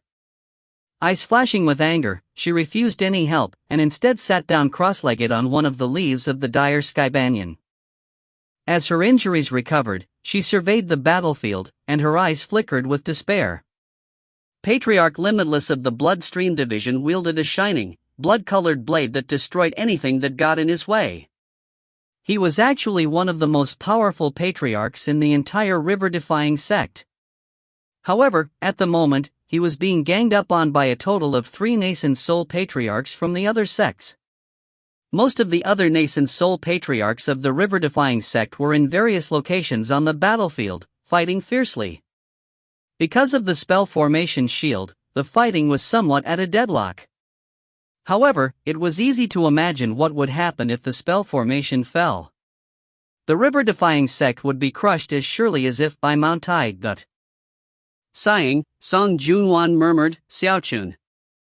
I don't know if I'll be able to hold out long enough to see you again." Her injuries weren't completely healed, but she was the most powerful expert of the Bloodstream Division's middle peak, and therefore, she was the only one who could wield that peak's enormous blood sword. There was no time for rest, the fight had to continue. Each of the Bloodstream Division's 5 mountain peaks of the past had all contained powerful precious treasures, and now, they were all being used in the fight. Animated corpses and gargoyles alike were all fighting without mercy. There was one particular animated corpse with long, green hair, who caused particular frustration for the cultivators of the 3 sections. That corpse possessed shocking fleshly body power, and could also control other corpses. On top of that, it was being supported by hordes of gargoyles. Generally speaking, gargoyles weren't intelligent. However, there was one particularly wily gargoyle among the group who took it upon himself to lead the gargoyles into battle, making them a very effective fighting force. As for the Spirit Stream Division, their spell formation giants were mighty, and wreaked havoc among the enemy wherever they went. One of them bore the semblance of Shangguan Tianyu, and another, Beihan Lai. All of them fought with valiance and bravery, and drove the enemy backward constantly. Spirit beasts of all types howled as they fought alongside the Spirit Stream Division. One of them was an ancient, mighty dragon, who was flanked by a phoenix, a lizard, and a ghost. Perhaps because of the Spirit Stream Division's impressive showing, the Dao River Court sent 3 nascent soul patriarchs against them, like razor-sharp knives ready to take the heads of anyone they encountered. However, in the instant that they began their charge, a howl erupted from inside the spell formation that could shake the heavens. A huge beast appeared, dozens of meters long and growing larger by the moment. He moved as quickly as lightning, and had a sea of flames beneath his feet. As soon as he appeared out in the open, fluctuations rolled out which bordered on the Deva level. The cultivators from the other 3 sects were all shocked. As for the nascent soul experts who had just been preparing to attack the Spirit Stream Division, their eyes went wide, and they turned to flee. However, before they could, that beast pounced on them. A boom rang out as one of the nascent soul experts exploded. His nascent soul flew out into the open, but before it could flee, was consumed by the beast. The other 2 cultivators were severely injured, and immediately began to retreat. However, before they could do little more than move, a stream of sword chi, a huge hand, and a beam of black light shot out from the 3 sects, and headed toward the beast. The will of the heavens filled the area. These were Deva-level divine abilities. The beast spun in place, dodging the huge hand and avoiding the black beam of light. Unfortunately, the sword chi slashed right into him. Blood sprayed out of a wound on his back. In fact, closer examination would reveal that he had many wounds on him already, some which had healed and scarred over, but others which were fresh. Most shocking of all was one of the fresher wounds which went from one side of the beast's neck all the way to the other. It was a sword wound that had clearly been inflicted by the very same sword blast that had just been unleashed. If the sword which had hit the beast's neck had been moving any faster, it would likely have decapitated him. Thankfully, the beast was incredibly quick, and was soon back in the safety of the spell formation. He resembled a Qilin in some ways, and had large, charming eyes. He was none other than Bruiser. Serious expressions could be seen in the eyes of the 3 Deva patriarchs from the 3 great sections. It's him. He's just like the spies described. It took him less than a 60-year cycle to reach the Deva level. He's a paragon beast king. It's too bad he's so fast. In any case, that beast will be mine. He'll either submit, or die.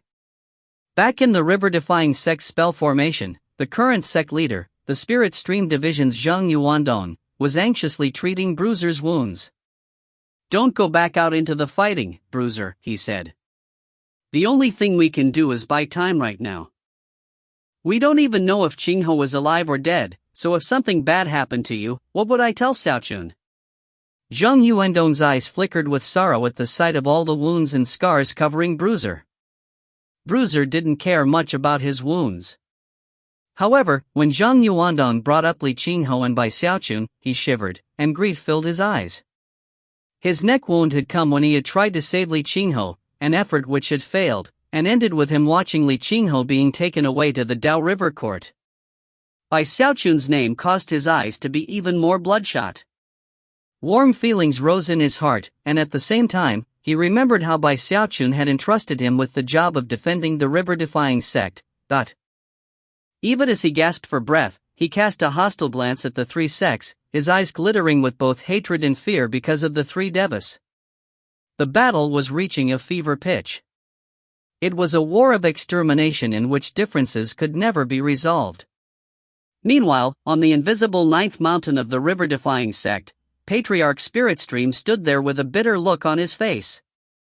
He knew that the three devas were beyond his ability to fight, and that the only reason they were currently holding out was because of the sect's reserve powers. Because the river-defying sect had no deva, they had to pull out all the stops to even threaten someone in the early deva realm. Clearly, they were calling upon their reserve powers one by one, and only using them when they were absolutely sure that they would be successful. Master, do you think that a miracle will occur? Even as the words left Patriarch Spiritstream's mouth, a monkey appeared behind him, hands clasped behind his back as he looked off into the distance, wisdom and foresight gleaming in his eyes. Definitely. If you find any errors, ads pop-up, ads redirect, broken links, non-standard content, etc., please let us know. Report chapter so we can fix it as soon as possible. Chapter 863, Give It Back. Chapter 863, Give It Back.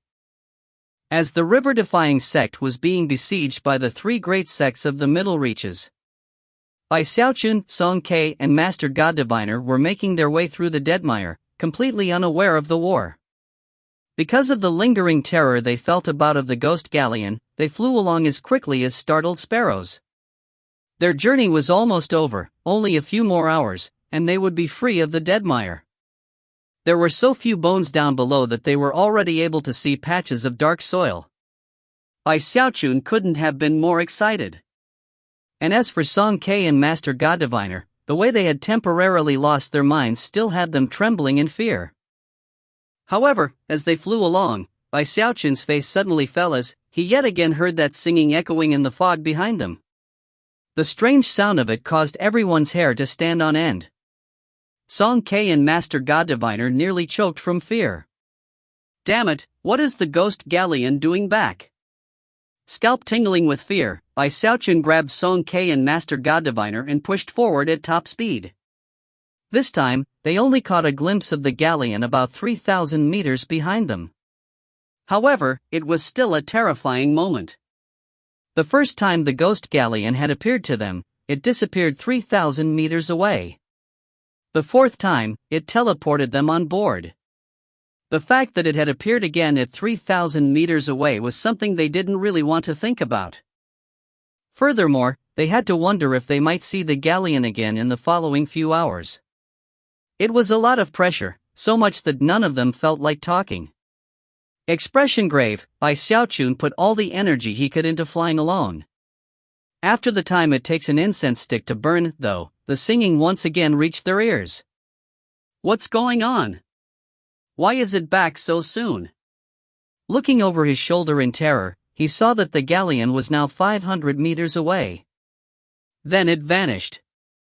Looking at the galleon this time, he realized that there was no way the massive thing only had 2 decks. At the very least, it probably had 5. As for what would happen if they got teleported on board again, not even the Gravekeeper's command medallion left him feeling very confident. There was little need to mention Song Ke and Master God Diviner, whose hearts were pounding with anxiety. Hold on a second, Bai Xiaochun muttered, something is off here. Unfortunately, there was no time to ponder the situation. Heart as taut as a bowstring, he continued to flee, feeling more under pressure than ever. Song Ke and Master God Diviner were actually more nervous than Bai Xiaochun. After enough time passed for half an incense stick to burn, the galleon appeared again. And this time it was only 300 meters away. The corpses pulling the galleon led it directly toward Bai Xiaochun, and this time, it didn't seem at all like the galleon was going to fade away. In fact, as it barreled toward them, the 3 flags on the cabin flapped, and the green-skinned, long-fanged Ghostface suddenly began to laugh noiselessly. Despair filled Bai Xiaochun's eyes, and yet, that was when he happened to look at the cabin door. When he did, his eyes went wide, and an idea popped into his head. Considering the danger they were in, he didn't hesitate to follow through on the idea. Turning to Master God Diviner, he shouted, "Master God Diviner, give back that 8 trigrams mirror you took." As soon as Song Ke heard Bai Xiaochun's words, he thought back to how Master God Diviner had taken the mirror, and immediately yelled similar words. There was no time for Master God Diviner to even worry about how much it pained him. He quickly pulled the 8 trigrams mirror out of his bag of holding and hurled it at the huge galleon with all the force he could muster. The mirror became a beam of light that shot directly toward the galleon and, in a very strange coincidence, perhaps because of some unknown power, landed in the exact spot where it had been taken from. When that happened, the 3 wildly flapping flags all suddenly drooped down motionless, and the green-skinned, long-fanged face on the middle flag let out a noiseless howl of defiance. At the same time, the countless corpses and the ghost galleon itself all faded away into the fog. Bai Xiaochun, Song Ke and Master God Diviner all looked back jumpily to confirm that the galleon was finally gone, whereupon they breathed sighs of relief. Then, Song Ke spun and angrily grabbed Master God Diviner. "You nearly got us killed," he shouted. "What are you yelling for?" Master God Diviner shot back, his voice quavering a bit. "It's not like I did it on purpose. Who knew that ghost galleon would be so stingy? It took my copper coin, so I took the mirror in exchange, that's all." As he spoke, his voice became quieter and quieter until it faded away. Bai Xiaochun wiped the sweat from his brow. It had been a very dangerous close call, and if he hadn't thought to remind Master God Diviner about the mirror, then all 3 of them would likely have been dragged on board the galleon, never to return. Glancing at the angry Song Ke and the dispirited Master God Diviner, he said, "All right, enough is enough. Let's worry about it after we're out of this place." Then he blurred into motion. Song Ke gave Master God Diviner another good glare, then let him go and followed. As for Master God Diviner, he rubbed his nose in embarrassment and joined them. The galleon never returned. An hour later, not a single bone could be seen beneath their feet. They shot out of the mountains, and were in another world. All of them felt as if a big weight had just been lifted from their shoulders. As of this moment, they knew that they were out of the deadmire. Finally free. Master God Diviner whooped. Song Ke took a long, deep breath of fresh air. As for Bai Xiaochun, he looked around at the lush vegetation and smiled. There were no vicious plants or terrifying creatures like back in the wildlands. It almost looked like a celestial paradise, complete with singing birds and blooming flowers. Off in the distance, a charming, deer-like animal suddenly looked up at the 3 of them, and then sprang off into the trees. Bai Xiaochun was very pleased with what he could see. Furthermore, there was something here that was very different from the wildlands. Spiritual power from the heaven-span sea. Although it was faint, it was indescribably stronger than in the wildlands. He took a deep breath, and cracking sounds filled him as his energy-starved body was repaired.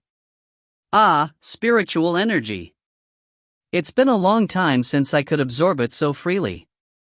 He had been in the wildlands for so many years that he had almost forgotten what the Heavenspan River region looked like. Even here in the Delta region, it was still a wonderful place. Master God Diviner and Song Ke both shivered at the sensation of spiritual energy, and complicated emotions could be seen in their eyes. "We're back," Song Ke said. "River-defying sect, here we come," Master God Diviner said loudly. Laughing heartily, Bai Xiaochun waved his hand, sending a flying airship out into the open.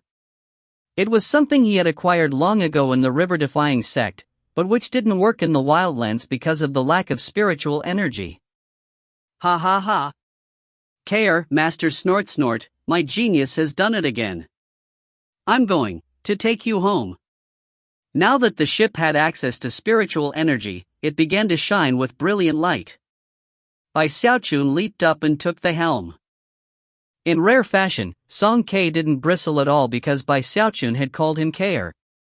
He was simply too excited to get back to the river-defying sect, and shot like an arrow onto the airship. Master God Diviner reacted similarly. Moments later, Xiaochun sent his near-Deva-level cultivation base power into the ship, and it sped through the air until it was over the horizon. If you find any errors, ads pop-up, ads redirect, broken links, non-standard content, etc., please let us know. Report chapter so we can fix it as soon as possible.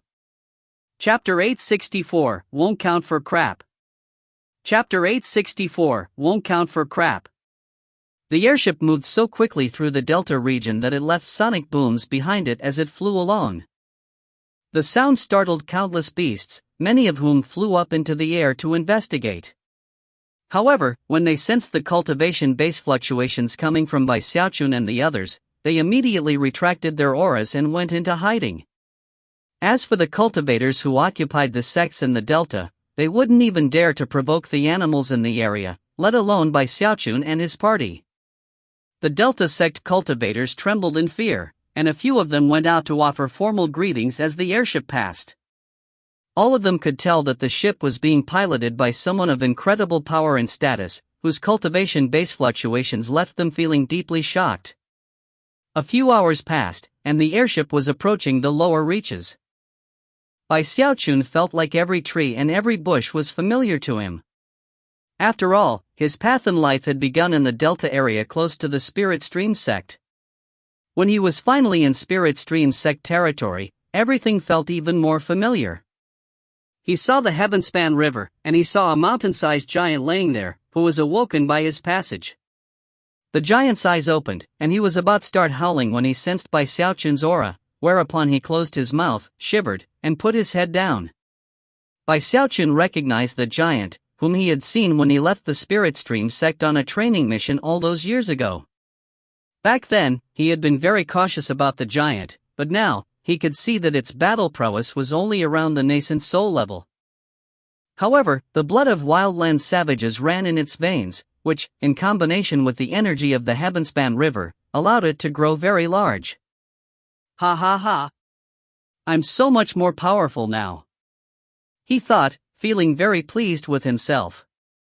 As they sped through the territory that had once belonged to the Spirit Stream sect, Song Ke and Master God Diviner were extremely excited.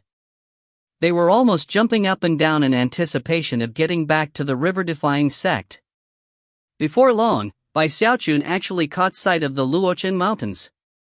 Emotions roiled up in his heart, but they quickly passed as he focused on the road ahead. Spirit Stream sect territory had once seemed like an enormous place, but with his current cultivation base, it wasn't very large at all. It only took about 2 hours to go from one end of Spirit Stream sect territory to another. It was at this point that Xiaochun began to frown. Something seemed off. Song Ke also noticed the same thing. Frowning, he said, "What's going on? There were cultivators in the Delta. How come nobody's around here in the lower reaches?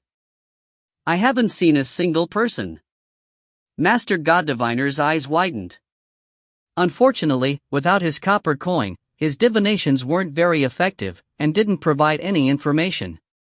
Suspicions built as they finally reached the location of the Spirit Stream sect's former headquarters. When Xiaochun caught sight of the mountains on both banks of the river, he was shocked to see that the sect's defensive spell formation was active. Numerous cultivators could be seen inside, many of them disciples that had been left behind by the river-defying sect because of their low cultivation bases.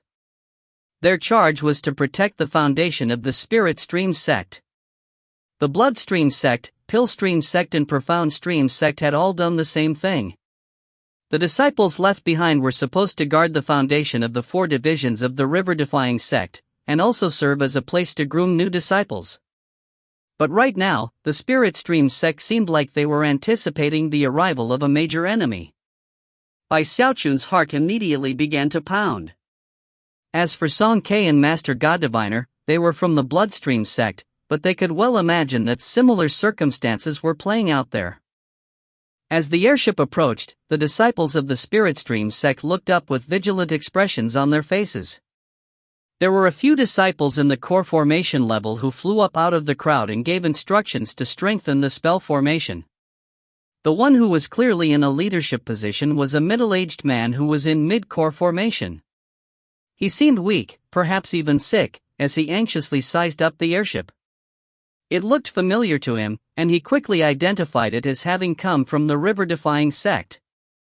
But the river-defying sect was not in the position to be sending out airships right now.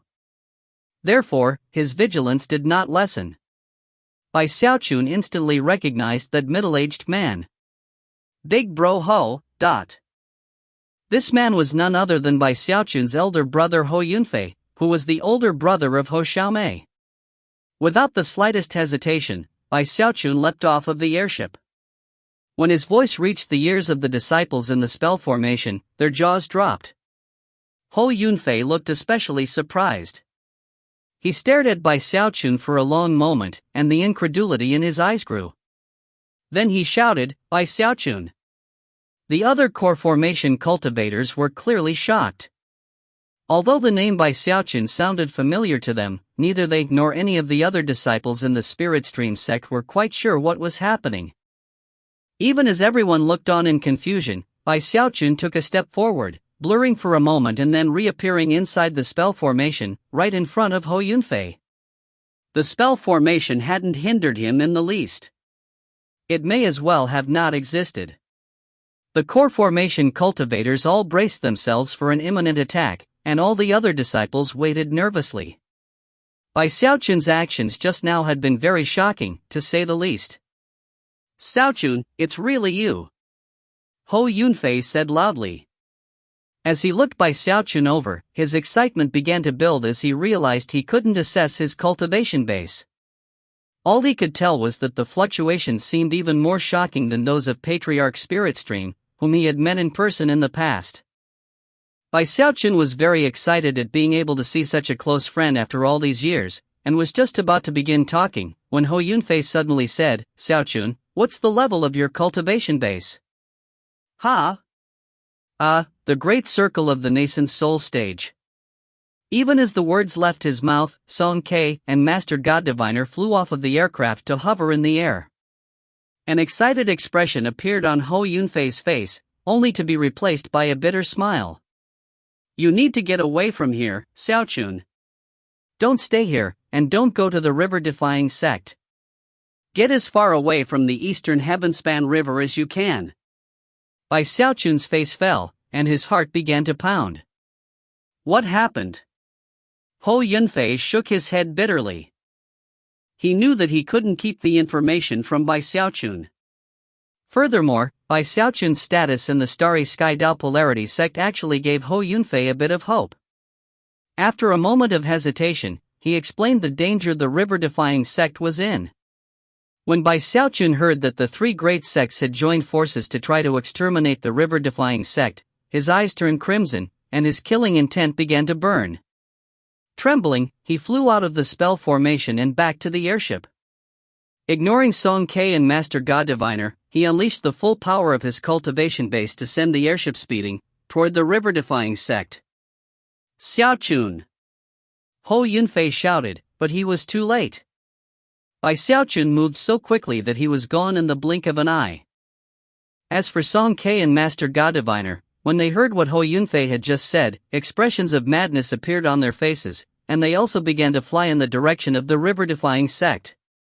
As they sped off, Master God Diviner turned to Ho Yunfei and, aware of his close relationship with Bai Xiaochun, yelled, "Elder brother Ho, don't worry. Once Bai Xiaochun gets there, those three sects won't count for crap. If you find any errors, ads pop up, ads redirect, broken links, non-standard content, etc., please let us know. Report chapter so we can fix it as soon as possible." Chapter 865, How Dare You People? Chapter 865, How Dare You People? But they have 3 devas. Ho Yunfei said remorsefully. 3 devas? Master God Diviner replied, suddenly not so convinced. However, that was when Song Ke turned back and said, as long as they aren't in the late stage, Bai Xiaochun will demolish them. Few people knew how terrifying and powerful Bai Xiaochun had become in the wildlands. In fact, even Master God Diviner assumed that most of the stories Bai Xiaochun had told him were exaggerations. But Song Ke was different. Although he didn't know every single detail about how powerful Xiaochun was, he had a fairly good idea. His father-in-law was a demigod, and his apprentice was the Hell Emperor. In Archemperor's city, he had fought bitterly with devas, and had made enemies of the entire nobility and aristocracy. Not only did he come out of all of that unscathed, but his cultivation base had climbed the entire time. A person like that couldn't possibly be afraid of three little devas. Besides, Song Ke had seen Xiaochun fighting Mistress Red Dust. Although neither of them had been using full force, considering that Song Ke himself was in the nascent soul stage, he could easily tell that Xiaochun's battle prowess surpassed that stage, and made him equivalent to a deva. After all, Mistress Red Dust was a chosen in the Wildlands, the daughter of the giant Ghost King, and very close to the mid-deva realm. Although Song Ke still didn't like Xiaochun very much, the urgency in Hou Yunfei's voice was very telling. Song Ke knew what to say and how to say it, and therefore it was with iron determination that he spoke his words of confidence. In response, all hearts were shaken, and many eyes went wide with incredulity. To these people, devas were paramount entities in all creation, people who could shake heaven and earth, and crush all opponents. That's right, Master God Diviner added. As long as Xiaochun gets there in time, he'll fix everything. With that, he turned and raced after Song Ke in the direction of the river-defying sect. Back in the Spirit Stream sect's spell formation, Hou Yunfei's mind rang with the words Song Ke had just spoken. On the one hand, he was sure that Xiaochun wouldn't do anything rash. But at the same time, he could see that Song Ke was already in the nascent soul stage, and yet didn't seem fazed at all by how Xiaochun seemed to view the three mighty devas of the middle reaches. However, it was still difficult to believe. Is it real? Hou Yunfei thought. It was roughly at this time that one of the other core formation cultivators suddenly started, his eyes going as wide as saucers. I remember now. That was the legendary Xiaochun. I heard that a whole bunch of spirit tail chickens went missing because of him. Heavens, I remember now too. That was Xiaochun? 10,000 Snakes Valley is completely empty because of him. He was the one who combined the four great sects into the river-defying sect. He's the soul and the hope of the river-defying sect, their number one chosen. He was eventually taken as a hostage to the Starry Sky Dao Polarity sect, where he went to the Great Wall and became a major general. Eventually he went missing in the wildlands. Xiaochun. More exclamations of shock could be heard. Before long, all of the disciples of the Spirit Stream sect began thinking about that familiar name, and recalled the various stories they had heard about him. After all, Xiaochun was still very famous in the Spirit Stream sect. His deeds were retold almost like myths among the new, low-ranking disciples. Even as the disciples of the Spirit Stream sect reeled in shock, Xiaochun was flying through the air toward the river-defying sect, moving with incredible speed, his eyes bloodshot and his breath coming in ragged pants. Uncle Li, elder brother sect leader. Patriarch Spirit Stream. Patriarch Bloodstream. Hang in there, all of you. June 1. Xiaomei. Bruiser. Countless faces flashed through his head, causing his madness to increase. At the moment, he wasn't thinking at all about matters of life and death. Although he feared dying, he would never run for his life when his sect was in peril. Back when he was young and powerless, the sect had protected him. But now, he qualified to protect the sect. Because he didn't have to worry about Song Ke and Master God Diviner being injured by the process, he was capable of adding teleportations to his movements, lending him even greater speed. Rumbling booms filled the air as he relied on teleportation after teleportation. The result was shocking speed which surpassed anything ordinary devas were capable of. Not even someone in the mid-deva realm would be able to achieve it. He was soon closing in on the border between the lower reaches and the middle reaches, and beyond it, the river-defying sect. The situation was bad in the river-defying sect. The glow of magical technique rose high in the sky, and rumbling booms echoed far and wide. The army of 100,000 cultivators from the other three sects was pushing the offensive hard from three directions. The river-defying sect simply wasn't a match. They were forced to fall back over and over again, relying on their spell formation to hold out. Even still, casualties mounted. The sect itself was like a wounded giant who only had a bit of energy left to keep fighting. The spell formation shield cast by the dire Skybanyan was heavily damaged, constantly distorting, and filled with rapidly spreading cracks. With every new crack that appeared, the profound Stream Division disciples who powered the formation would cough up mouthfuls of blood. And yet, howling, they would hold nothing back to repair and sustain the formation. Unfortunately, despite their efforts, it didn't seem like the shield would hold out for more than the time it takes an incense stick to burn. The disciples of the Pill Stream Division were so exhausted they were hovering on the brink of collapse. And yet, they continued to roam the battlefield both inside and outside the spell formation, healing disciples from the other divisions, and occasionally getting involved in deadly conflicts themselves. The Spirit and Blood Stream Divisions had it most bitter of all. They were the powerhouses of the river-defying sect, and took the brunt of the attacks. Less than 30% of the Spirit Stream Division's spell formation giants still stood, and those disciples who powered the remaining giants were spattered with blood. Shangwan Tianyou's eyes were bloodshot, but he had many kills to his name. Beihan Lai was in similar condition, tears flowed from his eyes as he howled in savage fashion. The disciples of the Spirit Stream Division were fighting with full madness. The Blood Stream Division was in a similar state. Animated corpses, gargoyles, and even the Blood Masters, all had suffered casualties. Only the Blood Sword from Middle Peak remained strong. Song Junwan, Master Limitless and Shueme led the fight against their enemies, and did their best to save whatever fellow disciples they could. Song Junwan was exhausted and seriously wounded. She had consumed numerous medicinal pills provided by the Pill Stream Division, and yet, was reaching the limits of her ability to endure. Despair had already begun to shine in her eyes. The Scarecrow had been destroyed. The black and white suns had been crushed, the crows inside of them killed. The old dragon was gasping for breath.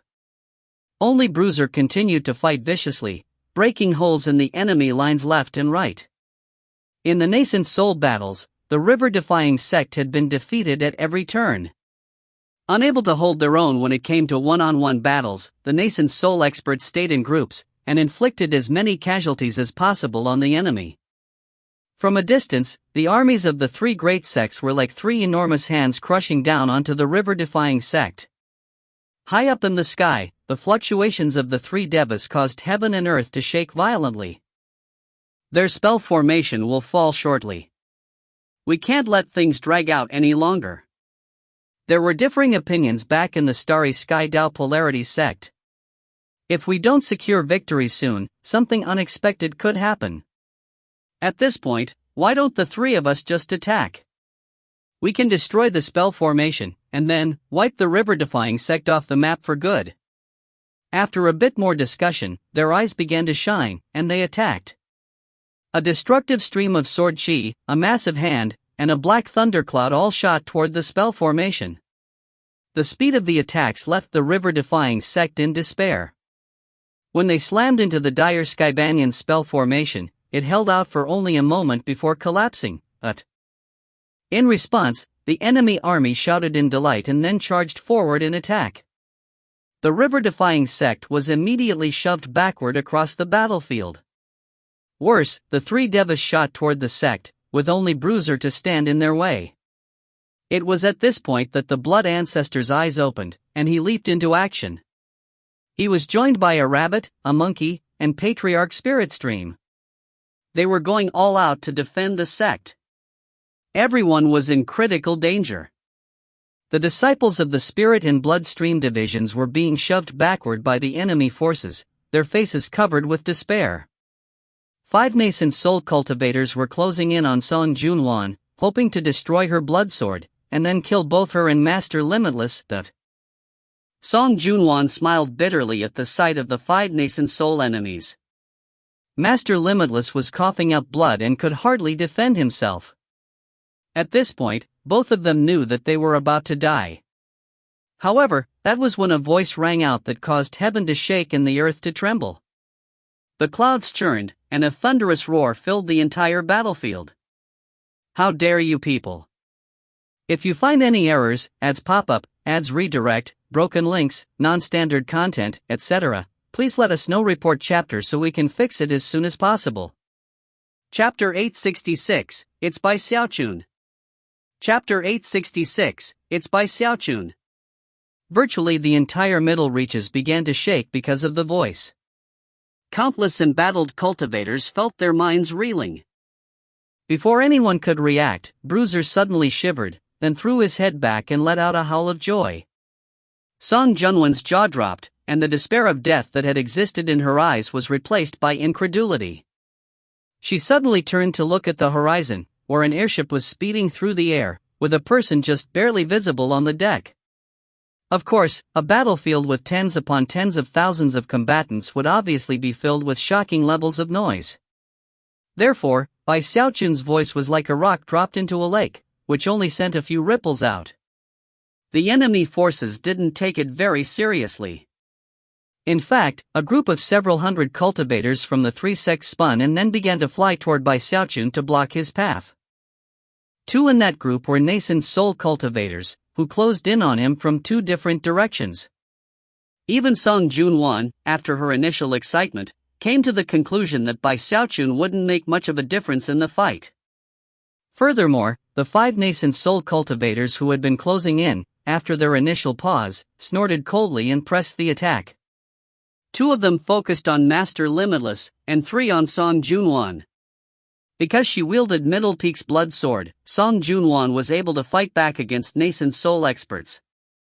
Furthermore, she led a group of Middle Peak disciples who were adept at sword formations that could inflict injuries on anyone under the nascent soul stage. They were a formidable force that the enemy disciples knew they had to completely crush before they could proceed onward into the sect headquarters. The three nascent soul experts who were targeting Song Junwan closed in with immense speed. Even at peak condition, the Middle Peak disciples that Song Junwan commanded wouldn't be able to stop them.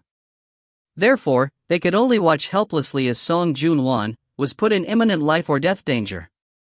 No one was capable of turning the situation around. When Bai Xiaochun saw what was happening, and realized what critical danger the river-defying sect was in, he was gripped with uncontrollable madness. Eyes crimson, he pushed the airship forward with such speed that it began to burn up. Then, he slammed into the group of hundreds of disciples who were besieging Song Junwan. Rumbling booms echoed out. Of those hundreds of disciples, none could even get close to Bai Xiaochun. In fact, because of the intense flames which surrounded the airship, the entire group was instantly transformed into ash, killed in body and soul. The airship shot through the sky like a deadly sword, crushing anything in its path as it descended toward the ground. No one could block it, or even get close to it. Any who tried to were wiped out of existence. And then, he arrived right in the middle of the battlefield, next to the Bloodstream Division and Song Junwan. He moved so quickly that he arrived just when the three nascent soul experts were bearing down on Song Junwan. Before they could actually unleash their attacks, an ear-piercing sound assaulted their ears. Two of them were in the early nascent soul stage, and one in the mid-stage. They only had time to turn their heads, whereupon they saw nothing but the image of an enormous, burning airship. The airship didn't slow down at all. It slammed into the three nascent soul experts, a destructive force that didn't even allow them to cry out in pain. They were engulfed by flame and force, and transformed into nothing more than ash. The two cultivators who had been focusing on Master Limitless coughed up blood. Expressions of disbelief appeared on their faces, and their eyes nearly bulged out of their skulls as they began to fall back. Bai Xiaochun strode out from the flaming wreckage of the airship to appear in front of Song Junwan. Wrapping his arm around her waist, he waved his hand, isolating nearly 1,000 streams of destructive power that had been unleashed by the destroyed airship. Then he sent those streams of destruction smashing into anyone in the area who wasn't a member of the river-defying sect. Not even the two nascent soul cultivators could escape, and were enveloped by pure death. Miserable screams erupted onto the battlefield as thousands of cultivators were engulfed by flames, and then burned down to ash. Although all of this takes a bit of time to describe, it happened in the briefest of moments. It took only the blink of an eye for Bai Xiaochun to kill 5 nascent soul experts, and thousands of other cultivators. It happened so quickly that nobody could even react. Shock immediately began to spread across the battlefield, and countless gazes shifted to focus on Bai Xiaochun. After an initial hush, the cultivators from the 3 sects began to gasp and cry aloud. Heavens! What just happened? Damn it, who is that? He looks familiar. As the enemy cultivators reacted in shock, the river-defying sect disciples began to cry out loud in excitement. Bai Xiaochun! It's Bai Xiaochun! Sect Uncle Bai! It's Sect Uncle Bai! Bai Xiaochun! Before long, everyone was crying Bai Xiaochun's name. Shangguan Tianyu, Beihan Lai, Patriarch Spirit Stream, Patriarch Bloodstream, the monkey, the rabbit, and countless other people were shaken to the core. Powerful experts who had once been chosen in the 3 sects were now pillars of their respective organizations. Hatred existed in their eyes, for on their faces and other body parts existed the mark of a turtle. The 3 Deva patriarchs all wore frowns, but at the moment didn't have time to deal with Bai Xiaochun. Although they were shocked by his sudden appearance on the battlefield and his unusual battle prowess, they were still confident that he was only in the great circle of the nascent soul stage. Ignore him. Once we destroy the foundation of the river-defying sect, then we can kill him. Having made their mutual decision, the 3 Devas looked away from Bai Xiaochun and continued on with their original plan. Patriarch Starry River was the one using the sky-obfuscating hand to unleash crushing power onto Patriarch Spirit Stream, the monkey, the rabbit, and the blood ancestor. Patriarch Dao River bristled with sword chi, and his eyes glittered with greed as he eyed Bruiser. Then there was Patriarch Polarity River, beneath whose feet roiled a black cloud. Under his destructive attacks, the main entrance to the river-defying sect was already on the verge of being reduced to ruins. Those 3 Devas had already surpassed the will of the heavens, causing the sky to vibrate and the clouds to churn. Song Junwan was deeply shaken as she looked up at Bai Xiaochun, her mouth hanging open, but no words coming out. She felt like she was dreaming. There were a million things Bai Xiaochun wanted to say to her, but currently, it was a moment of grave crisis for the sect, and there was no time. Waving his hand, he summoned a shimmering shield to surround her, something that not even a Deva would be able to break through. Then, he looked over at the 3 Devas who were unleashing unbridled destructive power onto the river-defying sect.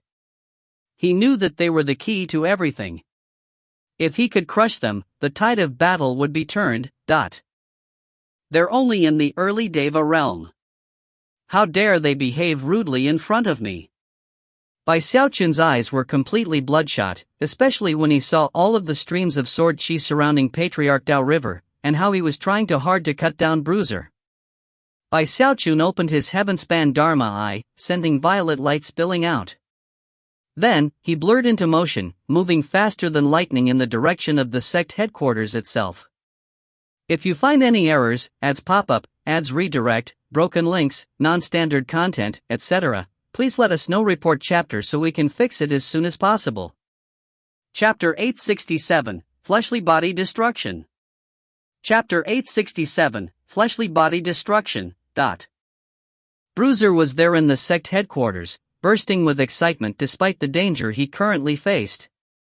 His enthusiasm even seemed to give him an extra burst of power, and yet, he knew how to refrain from being impulsive. The black sea of flames beneath his feet roared to life, surrounding him as he backed away from the fighting. At the same time, Patriarch Dao River performed an incantation gesture with his right hand, causing the sword chi around him to converge into the shape of an illusory greatsword, which thrummed with the will of the heavens as it slashed toward Bruiser. Patriarch Dao River didn't deign to pay any attention to Bai Xiaochun, nor the violet beam of light that shot out from his third eye. The man simply waved his sleeve, sending a portion of sword chi out to intercept it.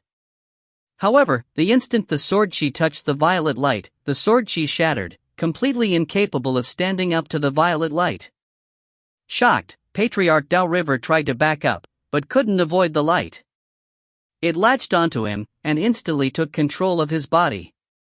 His face fell, and his heart began to pound as Bai Xiaochun blurred to a stop, right in front of Bruiser. Bruiser let out an excited howl, unable to prevent the joy from burning in his eyes.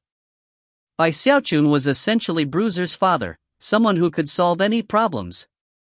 Bruiser depended on Bai Xiaochun in the way that only relatives could. Bai Xiaochun immediately let out a shout, shoving his right fist out toward the greatsword. When Patriarch Dao River saw that, he immediately relaxed a bit, and his eyes began to shine with coldness. This violet light is strange, but this kid is too young and inexperienced. I can't believe he didn't take the opportunity to try to injure me. For him to make contact with my incisive sword chi is simply courting. However, before he could even finish his inner monologue, his eyes bulged as surely as if he had seen a ghost. When the sword chi in which he had placed so much confidence struck Bai Xiaochun's fist, a popping sound could be heard, and the sword chi shattered. It couldn't have collapsed more surely if it had encountered a metal wall. As for Bai Xiaochun, he wasn't harmed at all as the remnants of the sword chi scattered in all directions. Patriarch Dao River shivered and gasped. The fact that Bai Xiaochun wasn't harmed at all by power comparable to the will of the heavens was shocking, to say the least. "You're a deva too," he blurted. When the people in the area heard that, they were immediately shaken, and looked over with disbelieving eyes. As for the river-defying sect disciples, their excitement began to mount. Inside the Blood Ancestor, Patriarch Spirit Stream and Patriarch Bloodstream were both delightedly shocked, as was the monkey. In contrast, Patriarch Starry River and Patriarch Polarity River were both shaken, and their killing intent grew more pronounced. "Have a death wish?" Bai Xiaochun growled, his eyes completely bloodshot because of all the wounds and scars he could see on Bruiser, especially that vicious neck wound. Howling in rage, he shot toward Patriarch Dao River. Patriarch Dao River's heart sank. However, he was a deva. It didn't matter that he was only in the mortal Dao level, he was still proud and arrogant. Therefore, he performed an incantation gesture with both hands, causing more streams of sword chi to erupt out. Numerous greatswords appeared, fully 100,000 of them, which then descended onto Bai Xiaochun like rain. Any one of those swords could seriously injure a nascent soul cultivator. They contained Patriarch Dao River's will, which surpassed that of the heavens, and also contained a huge convergence of the energy of heaven and earth. His goal was obviously to kill Bai Xiaochun as quickly as possible. Meanwhile, Patriarch Starry River and Polarity River began to rush over to help cut this cocky Bai Xiaochun down to size. As the two other patriarchs took to motion, Patriarch Dao River's 100,000 greatswords bore down on Bai Xiaochun. As for Bai Xiaochun, he strode forward, unleashing the explosive fleshly body power of the Great Circle of the Undying Bones. With that power, he utilized the mountain-shaking bash. It was an incredible level of energy that caused heaven to shake and the earth to rumble. He shot forward with blinding speed, looking very much like a vicious beast from primordial times. The air shattered around him as he moved, and to the shock of Patriarch Dao River, he was right in front of him before the rain of swords could even land. A boom rang out, and blood sprayed from Patriarch Dao River's mouth. He tried to fall back, but before he could, Bai Xiaochun took advantage of the momentum he had built up to reach out with his thumb and index finger. Black light flashed, along with a powerful gravitational force. It was none other than the throat-crushing grasp. A tremor passed through the retreating patriarch, and his eyes lit with terror as Bai Xiaochun closed in on his neck with lightning-like speed. It was a critical moment, and Patriarch Dao River had no time to ponder what to do. It wasn't that he had never fought with other devas before, it was that he had never encountered someone as shockingly fast as Bai Xiaochun. He seemed brutal, as though he had veins of steel that made him willing to die fighting with his enemy. It was a madness that seemed bereft of any and all reason. And yet, at the same time, there was something crafty and intelligent within his killing intent, something that was like battle instinct. The massive waves of shock that battered at Patriarch Dao River's mind caused him to gasp loudly. Patriarch Starry River and Polarity River had no time to offer backup. Roaring, Patriarch Dao River sent the 100,000 greatswords swirling through the air to try to block Bai Xiaochun. As the rain of swords closed in, Bai Xiaochun's eyes flickered, and he completely ignored them. Instead, he dashed forward, reached out, and grabbed the Patriarch's right arm. Then, he squeezed down. The shocking power of the throat-crushing grasp caused cracking sounds to fill the air as the Deva's arm was ripped to shreds. His entire arm was completely destroyed. A shrill scream escaped his lips, and his face turned ashen. Madness lit up his eyes, and yet, within that madness was shock. This was the most powerful enemy he had encountered since becoming a Deva. All of a sudden, he had no desire to fight Bai Xiaochun one-on-one. Taking a deep breath, he burned longevity to power a secret magic that propelled him backward at incredible speed. However, in the moment that he took to motion, Bai Xiaochun unhesitatingly utilized his undying hex. Everything in the world suddenly slowed down, with the exception of himself. Then, he burst into motion as he chased after the fleeing Patriarch Dao River. What everyone else saw was Bai Xiaochun seemingly moving faster than sound as he pursued the Patriarch. He caught up in the briefest of moments, whereupon he clenched his hand into a fist and then punched out with Deva-level fleshly body power, adding in energy from his cultivation base. Blood sprayed out of the Deva's mouth as his chest caved in. His life force was fading rapidly, and his expression was one of complete terror. He immediately began to contemplate other ways to flee. As of this moment, he could clearly sense the shadow of death. Patriarch Starry River and Polarity River were urgently rushing over, but Bai Xiaochun had attacked with such unbelievable speed that they still hadn't arrived. Unfortunately, they were very close. Realizing that, Bai Xiaochun's eyes flickered, and a tremendous burst of frigid qi appeared, filling everything within a 3,000-meter area. It was like a frigid lake, or a frigid domain. Furthermore, within that domain, appeared 9 projections of Bai Xiaochun. They shot like lightning toward Patriarch Dao River, and before he could do anything, pierced through him multiple times, provoking a blood-curdling scream. Booms rang out as the Patriarch's head flew through the air, and the rest of his body exploded. He remained in existence only in nascent divinity form, utilizing a secret magic and other life-saving magical items to evade destruction. Flickering weakly, and screaming in terror the entire time, he flew away, leaving behind the shattered remnants of his fleshly body. If you find any errors, ads pop up, ads redirect, broken links, non-standard content, etc., please let us know. Report chapter so we can fix it as soon as possible. Chapter 868, To Battle. Chapter 868, To Battle. Bai Xiaochun knew that he couldn't chase Patriarch Dao River any further at the moment. Snorting coldly, he sent the 9 projections of himself down to the battlefield below. Wherever they went, they cut down their enemies with impunity. The nascent soul cultivators were especially targeted, and it only took a short time for roughly 10 to be slaughtered. That was the limit of Bai Xiaochun's frigid domain when in the great circle of the nascent soul stage. He could create multiple powerful projections, but they could only last for so long. And yet, it had only taken a few short breaths of time for him to cut down more than a dozen nascent soul experts on the battlefield below, and also destroy Patriarch Dao River's fleshly body, leaving him fleeing in nascent divinity form. Everyone felt as shaken as if they had been struck by numerous bolts of lightning. This is impossible. Patriarch, how could this be happening? What's the level of his cultivation base? It only took a few breaths of time for him to cut down multiple nascent soul experts, and even defeat a Deva. The cultivators from the 3 sects were completely astonished, and were trembling in disbelieving fear. To see Bai Xiaochun handily defeat the Deva Patriarch from the Dao River court, who then ran away like a stray dog, left them on the verge of collapsing mentally. That was especially true of the cultivators from the Dao River court, who were the most terrified of all. In the past, Bai Xiaochun had marked all of the chosen from these 3 sects with turtle marks. Now, he had them shaking in terror, hardly able to believe what they were seeing. The fact that their patriarch had almost been killed, and fled in bedraggled fashion, proved that Bai Xiaochun was now unimaginably powerful. The morale of the three sect's cultivators was dropping rapidly. In contrast, the cultivators of the river-defying sect began to cheer at the tops of their lungs.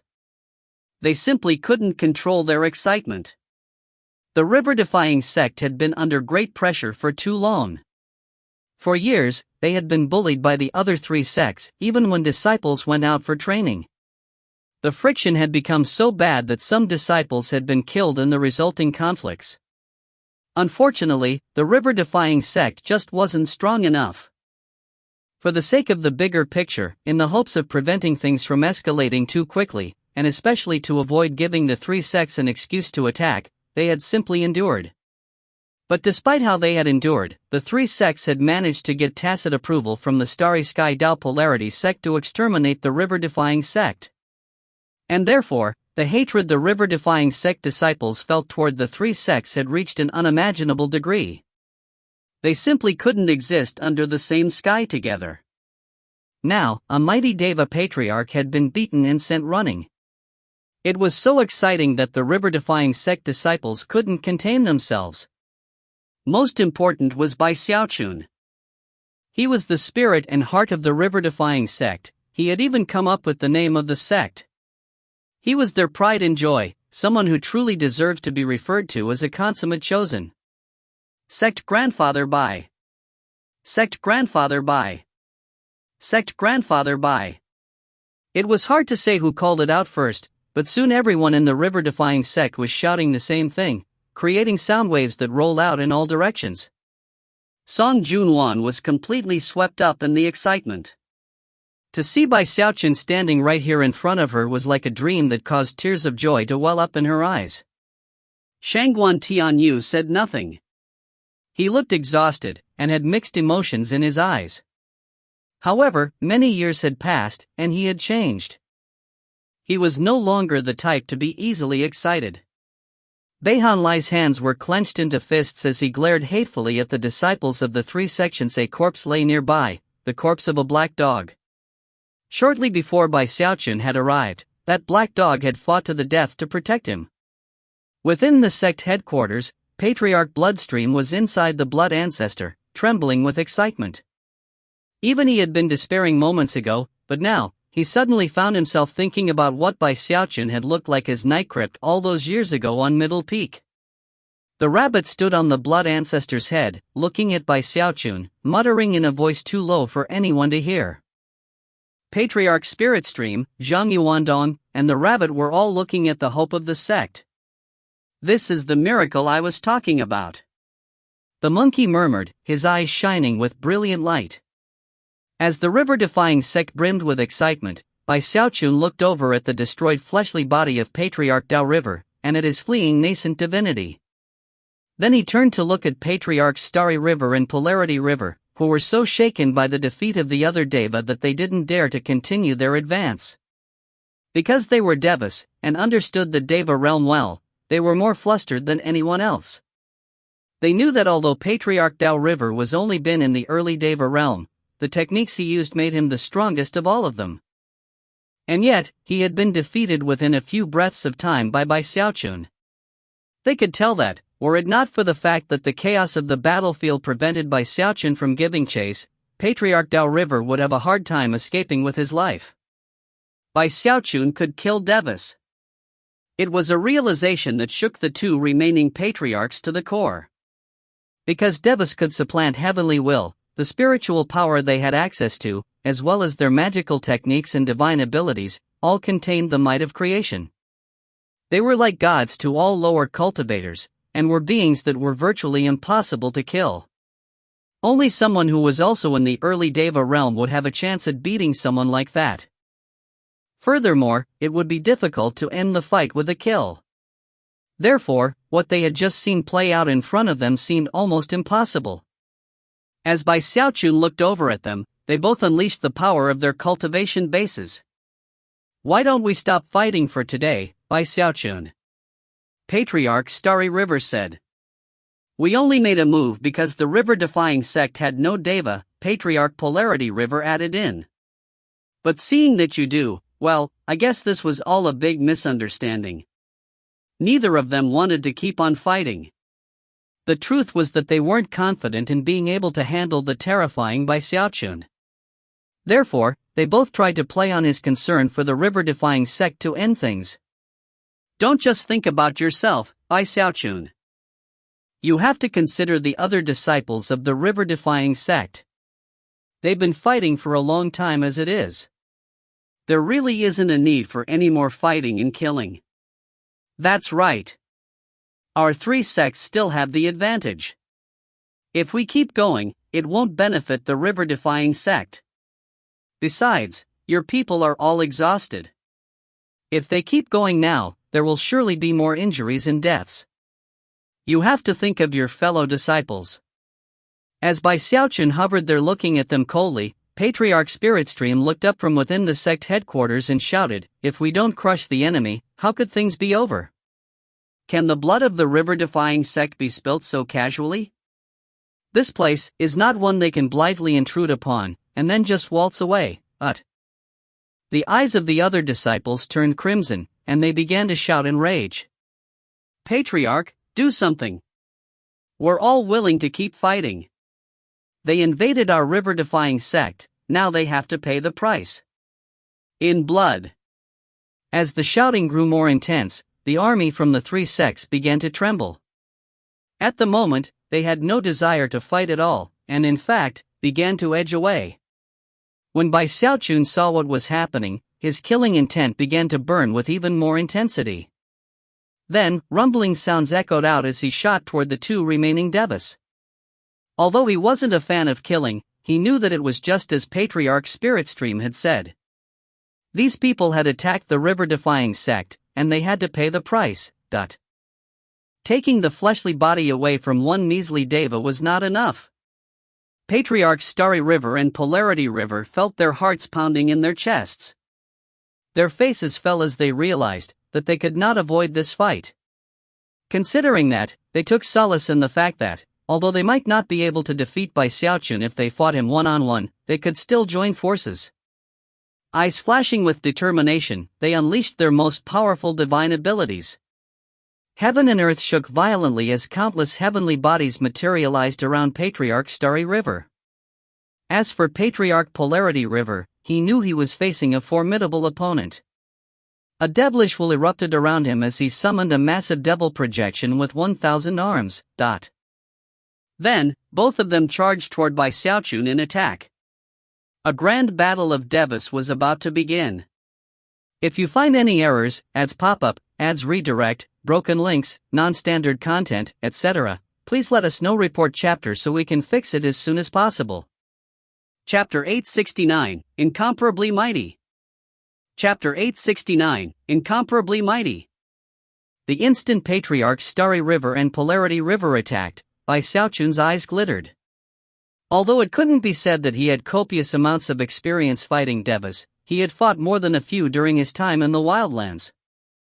Whether it was the three patriarchs in Giant Ghost City, the Heavenly Dukes in Archemperor City, Mistress Red Dust, who he had fought on more than one occasion, or even that spectacular battle of battles, they had all had a very profound effect on him. It was because of all that experience that he actually didn't feel very apprehensive when facing devas. Furthermore, as he prepared to fight these two devas, his mind was alive with various thoughts. His thoughts moved so quickly that he was virtually acting on instinct. He could immediately sense that, although he could fight these two, it would be dangerous.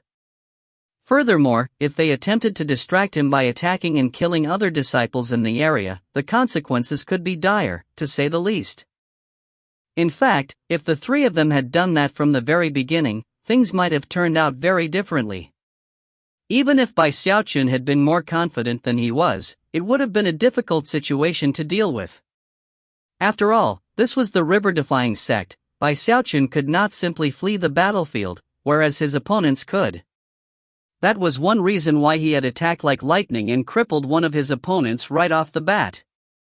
Now there were only two devas left, and yet, he still had many concerns to deal with. The entire river-defying sect was a battlefield now, with booms and bangs echoing out everywhere. It was only by achieving a spectacular and decisive victory in the first exchange that he could inspire the cultivators of the river-defying sect, and shake the hearts of the three sections. All of these things occupied his thoughts. However, by this point in his life, he had developed exceptional awareness of how to do battle, and therefore, it was without the slightest hesitation that, as the two devas closed in on him, he utilized his undying hex. He suddenly moved with a speed that surpassed teleportation, veering away from Patriarch Starry River and bearing down on Patriarch Polarity River. At the same time, he opened his third eye, and rotated his cultivation base at full measure, focusing his heaven-span Dharma eye directly on Patriarch Starry River. That Patriarch shivered physically as the shocking power of gravitational repulsion became like fetters, like a giant invisible hand that grabbed him and held him in place. As Patriarch Starry River's face fell because of the shocking effects of the magical eye, Xiaochun approached Patriarch Polarity River with lightning speed. Patriarch Starry River had his black mist incarnated as a starry sky filled with heavenly bodies and asteroids. It was something that could affect a wide area, and although it wasn't necessarily a big threat to Xiaochun, he knew that if the Patriarch turned it onto the river-defying sect disciples, the consequences would be unimaginable. But as for the devilish god that the Polarity River Court Deva had summoned, it had shocking battle prowess, and yet Xiaochun didn't even pause for thought before rushing in that very direction. Everything happened in the mere blink of an eye. As soon as Patriarch Starry River was locked down, Xiaochun accelerated rapidly, arriving right in front of Patriarch Polarity River. There, he clenched his hand into a fist and unleashed a fist strike. The fist strike shook heaven and earth, unleashing explosive fleshly body power in a massive whirlwind that bore down on the Patriarch. The Patriarch's face fell. Howling, he performed an incantation gesture, causing the devilish god to take a step forward and merge with him. Then, devil chi erupted out wildly, forming a buckler which he thrust out to defend himself. A boom rang out as Xiaochun's fist made contact with the buckler of devil chi. The buckler emitted cracking sounds for a short moment before collapsing, and yet, even as it did, a second buckler appeared, and then a third. Xiaochun had no time for thought or planning. Instead of backing up, he performed an incantation gesture and lunged forward. Living Mountain Incantation. Rouyuayumbul. Countless rocks and stones in the area flew up into the air, forming around Xiaochun until he was an enormous stone golem. He was now hundreds of meters tall and bursting with heaven-shaking, earth-shattering energy. In addition, the Living Mountain Incantation augmented his fleshly body power, making him seem supremely disdainful of everything in sight. Striking out with his fist, he destroyed the second buckler, as well as the third and the fourth. Shock covered the face of Patriarch Polarity River because of how quickly everything was happening. Before he could do anything else, Xiaochun, still in Living Mountain Incantation form, unleashed his mountain-shaking bash. As the devil form Patriarch Polarity River lunged backward, Patriarch Starry River struggled furiously against the bonds which held him. Finally, they broke, and he prepared to join in on fighting Xiaochun. However, that was when Xiaochun suddenly looked over his shoulder, once again focusing the gaze of his heaven-span Dharma eye on Patriarch Starry River. Rumbling sounds echoed out as, to the madness and frustration of the Patriarch, he was once again locked in place by this vile opponent. As he struggled, Xiaochun continued onward toward Patriarch Polarity River, using the Living Mountain Incantation to full effect in another attack. Bangs rang out as, in the blink of an eye, Xiaochun unleashed dozens of punches, all of which landed on Patriarch Polarity River's devilish god form. Again and again he was shoved backward, slowly pushing him away from Patriarch Starry River. It was a profoundly shocking sight that had many observing cultivators reeling, not only from Xiaochun's shocking display of power, but from how instinctively he fought. In the shortest of moments, he had used magical power to lock down one opponent, and fleshly body power to unleash devastating force on another. Patriarch Polarity River was teetering on the verge of insanity. Xiaochun's devastating windstorm of an attack had his chi and blood in chaos. Blood oozed out of the corners of his mouth, and yet, things were not over yet. Just when he was about to prepare a counterattack, Bai Xiaochun's eyes flickered, and he let out a powerful shout. As he did, his living mountain incantation form collapsed, and all of the rocks shot out in front of him to create a gigantic fist. It was that fist that landed onto Patriarch Polarity River's devilish god form. An ear-splitting boom filled the battlefield. The devilish god body shattered, revealing the Patriarch's true self, blood spraying out of his mouth, his expression that of shock. At this point, Bai Xiaochun again turned and unleashed the power of his heaven-span Dharma Eye, reinforcing the bonds locking down Patriarch Starry River, who had been just about to free himself. Patriarch Starry River was filled with indescribable anxiety and frustration. He immediately began to resort to any means necessary, even those that caused dangerous backlashes, to try to escape. Aware that he wasn't a match for Bai Xiaochun, he knew that his only chance was to start attacking the bystanders in the hopes of distracting him. However, it was in that very moment that intense killing intent flickered in Bai Xiaochun's eyes. Taking another step toward Patriarch Polarity River, he performed an incantation gesture with his right hand and then waved his finger, yet again summoning his frigid domain. The entire 500-kilometer area iced over, and 9 shadowy projections appeared, which slashed toward Patriarch Polarity River like 9 sharp blades. "You're a useless bastard, Patriarch Starry River!" Patriarch Polarity River screamed. The two patriarchs had agreed to work together, but Patriarch Starry River had been bound in place multiple times, making it completely impossible for him to help. As a result, Patriarch Polarity River had come to hate Patriarch Starry River even more than he hated Bai Xiaochun. Unlike Patriarch Starry River, he didn't have a special divine ability to protect his nascent divinity from a deadly attack. If he were to be cut down in battle, he would die beyond the shadow of a doubt. It was a moment of deadly crisis, and as such, madness lit up his eyes. Even as Bai Xiaochun's 9 frigid clones closed in on him, he chose to resort to fleshly body self-detonation. Boom! If you find any errors, ads pop up, ads redirect, broken links, non-standard content, etc., please let us know. Report chapter so we can fix it as soon as possible. Chapter 870, Let the Battle Resume. Chapter 870, Let the Battle Resume.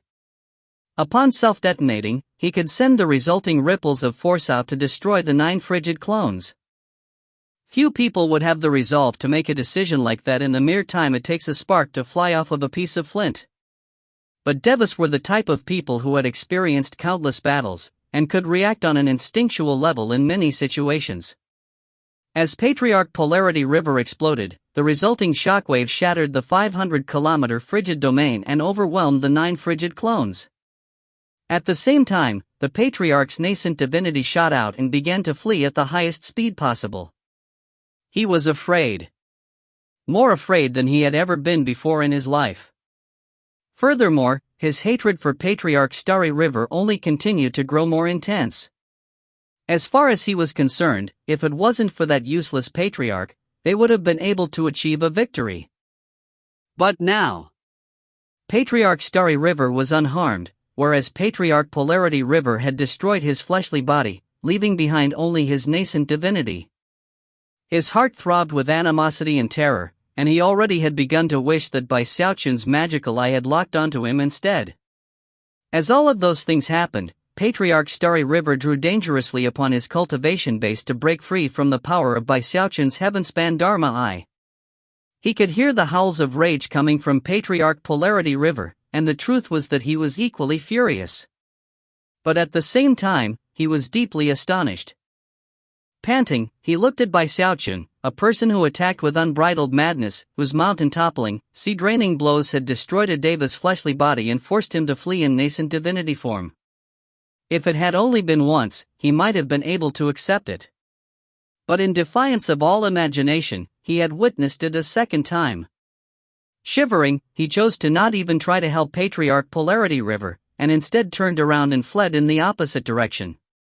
The scene which had just played out left him shaken and filled with fear, to the point where he didn't care at all about his reputation, or the fact that tens upon tens of thousands of cultivators from the 3 sects were watching. As he fled, he reminded himself that Bai Xiaochun was absolutely terrifying, and that if he didn't flee, he would be in deadly danger.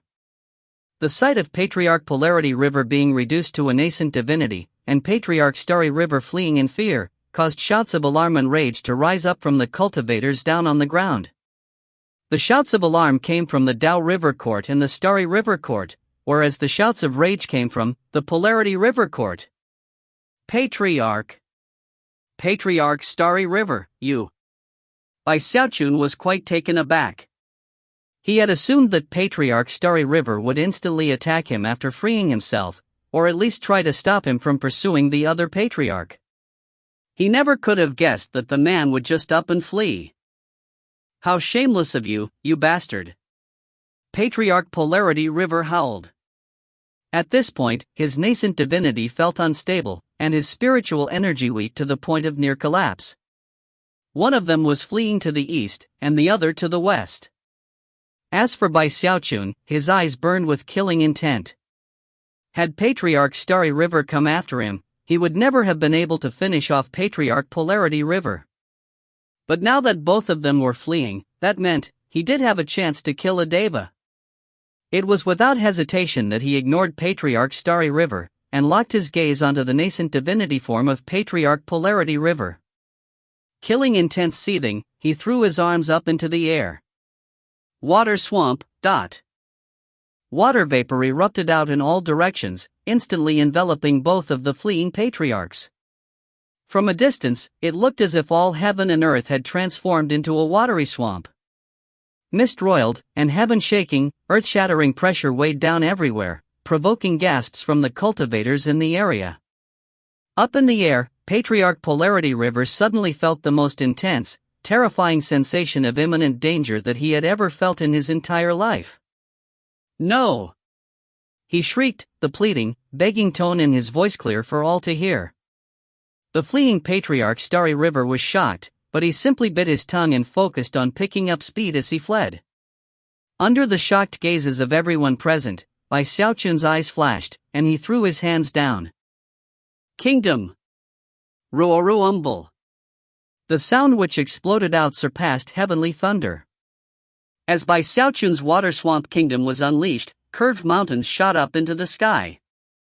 All of a sudden, the entire world seemed to be taken over by some shockingly large beast who wielded mountain-toppling, sea-draining power.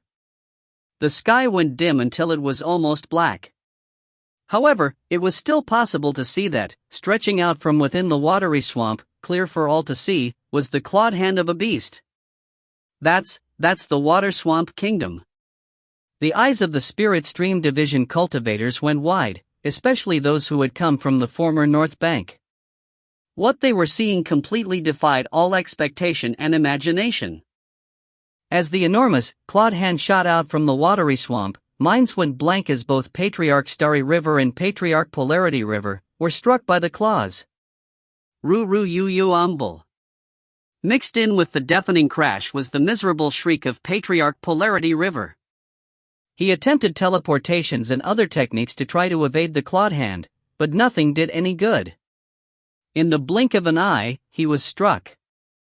Before his scream could be fully voiced, his nascent divinity's eyes went wide, taking in his last view of the world.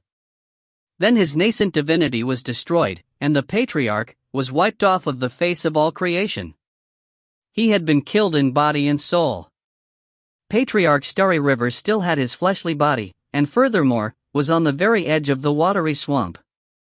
Therefore, he wasn't as badly hurt. Roaring, he summoned countless stars and heavenly bodies to defend himself, and managed to escape, coughing up blood and terrified, but alive. Upon seeing the other patriarch's nascent divinity destroyed, he was frightened, but at the same time convinced that his action of fleeing so decisively was the main reason he had escaped with his life. He also considered himself lucky that he had been the one Bai Xiaochun picked to bind with fetters. If it had been the other way around, he would likely be dead right now. You died, fellow Daoist, and I lived. If you want to blame someone, Patriarch Polarity River, don't blame me for not saving you, blame yourself for being too weak. Feeling profoundly lucky, the Patriarch sped away. Bai Xiaochun hovered there over the battlefield, watching the Patriarch flee off into the distance. The man was moving too quickly to catch up with, and besides, although he didn't look tired at all after crushing 2 devas in a row and killing one of them, it had taken all of his cultivation base and fleshly body power to do it. He was mentally and physically exhausted. Although defeating someone in the early Deva realm was not very difficult, killing someone of that level was. Furthermore, he had used his heavenspan Dharma 3 times in a row to lock a Deva down. That alone had his chi and blood in chaos, kept in force only by the power of his fleshly body. The truth was that he couldn't have done it a 4th time. Furthermore, if Patriarch Starry River had attacked him, then he would have only had one trump card left, his undying Emperor's Fist. That would have left him completely and utterly powerless, without a scrap of energy left to battle. At that point, if Patriarch Dao River had come back, he would have been in serious danger. Although he looked majestic as he hovered there, he was actually in bad shape, and extremely tired. However, when he looked down at the deathly pale faces of the cultivators of the 3 sects, he realized that this was a good opportunity to shake them a bit more. Glaring off into the distance at Patriarch Starry River, he swished his sleeve. "I'll give you 3 breaths of time to get out of my sight, Patriarch Starry River. If you don't, then I'll swish my sleeve again, and reduce you to ashes." When Patriarch Starry River heard that, terror gripped his heart, and his mind began to spin. Holding nothing back, he drew upon his longevity for another burst of speed, and then disappeared over the horizon. If you find any errors, ads pop up, ads redirect, broken links, non-standard content, etc., please let us know. Report chapter so we can fix it as soon as possible. Chapter 871, Uneasy. Chapter 871, Uneasy. Of the 3 devas, 1 had been killed, 1 was crippled, and 1 fled. All cultivators from all 4 sects were completely stunned, their minds having been battered by tsunami after tsunami of shock. As for the cultivators from the 3 allied sects, they were trembling in despair, especially those from the Dao River court. Because Patriarch Starry River hadn't been killed, the cultivators from his court had it a bit better off. However, a single statement from Bai Xiaochun had sent their patriarch fleeing with no concern for anyone else. The sight of him holding nothing back to escape within 3 breaths of time filled the disciples from his sect with utter hopelessness. Worst off were the cultivators from the Polarity River Court. Their patriarch was dead, which meant that the Polarity River Court was destined to fall. In fact, they would likely not even qualify to remain in the Middle Reaches cultivation world. Those disciples were in complete despair, their eyes bloodshot, and yet strangely, they didn't hate the river-defying sect. After all, they were the invaders, and although they were shocked and even terrified by Bai Xiaochun's level of strength, they couldn't possibly dare to hate him. They hated the Starry River Court. Patriarch Polarity River's dying breath had been a curse upon Patriarch Starry River, and that was what kindled the hatred in the hearts of the cultivators from the Polarity River Court. However, now was not the time to try to wipe out the Starry River Court. The Polarity River Court had no heart to continue fighting, and instead, began to flee. The Starry River Court and Dao River Court cultivators were also sapped of their will to fight, and their hearts were seized with alarm and terror. The patriarchs of all the sects had been routed, and the sects themselves were in imminent danger of collapse. Therefore, they could only think of one thing to do: flee. The 3 sects were like mountains collapsing into rubble. None of them dared to unleash a single attack as they went. They just ran. Song Junwan looked over at Bai Xiaochun in his radiance. The sight of him cutting down devas with impunity, and dominating all creation, left her feeling more than a bit dazed. He seemed to be growing powerful so quickly that he would soon leave her far behind. Master Limitless had similarly mixed emotions in his eyes as he recalled past scenes from the Bloodstream sect. Next to him, the weak and injured Shueme reacted in the same way. In recent years, she had often thought back to the misunderstandings of past years, and sighed emotionally. The Bloodstream division was completely shaken, and yet, even more shaken was the Spirit Stream division. Many elders and disciples were familiar with Bai Xiaochun, and yet, he had grown to a level that filled their hearts with astonishment. That was especially true of the disciples who were followers of Li Qingho. Shangguan Tianyu bowed his head, bitterness gnawing at his heart. Beihan Lai stood there silently, filled with complicated emotions. In the sect headquarters, the rabbit, the monkey, and the other powerful experts all reacted with zeal and excitement. That was especially true of sect leader Zhang Yuandong, who was so excited he could hardly control himself. Cheering soon broke out. And then, the cultivators looked around at the fleeing enemies from the other three sections. At this point, the sect elders began to shout loudly. "Kill them! Kill them all!" The river-defying sect disciples zealously shouted battle cries as they poured out of their headquarters in pursuit. The Spirit Stream Division spell formation giants formed up again, hundreds of them, lunging forward with greatswords in hand, unleashing magical items to strike at the starry river court. But the injured heaven-horning dragon roared and began to thrash into the enemy with deadly force. The Bloodstream Division reacted similarly. Patriarch Bloodstream took the lead, followed by Song Junwan with her blood sword, as well as Master Limitless and the other leaders. They held nothing back to attack the Dao River Court. Bruiser let out a howl, galvanizing the spirit beasts, animated corpses, and gargoyles. Along with the Profound and Pill Stream divisions, they attacked the army from the Polarity River Court. The river-defying sect had quashed their despair, and were unleashing their might onto the enemy. Bai Xiaochun breathed a sigh of relief. The burden he had shouldered in this battle had been beyond heavy. The slightest mistake, the tiniest slip-up, could have led to the gravest of situations. After all, the three sects' forces still numbered roughly 100,000, whereas the river-defying sect had been cut down to only about 20,000. The slightest misstep could have led to the river-defying sect truly being wiped out. It didn't matter how amazing Bai Xiaochun's battle prowess was, he couldn't single-handedly fight an army of 100,000. That was why he had taken such a big risk to deal with all three devas at the same time, and was also the reason why he was currently so exhausted. Another reason why he had been able to eke out a victory was that the three Deva patriarchs all came from different sects, and had fundamental differences and disagreements. Any one of them could turn on any of the others at any time. With a relationship like that, it was easy to cooperate when the going was good. But when adversity struck, they could easily split apart.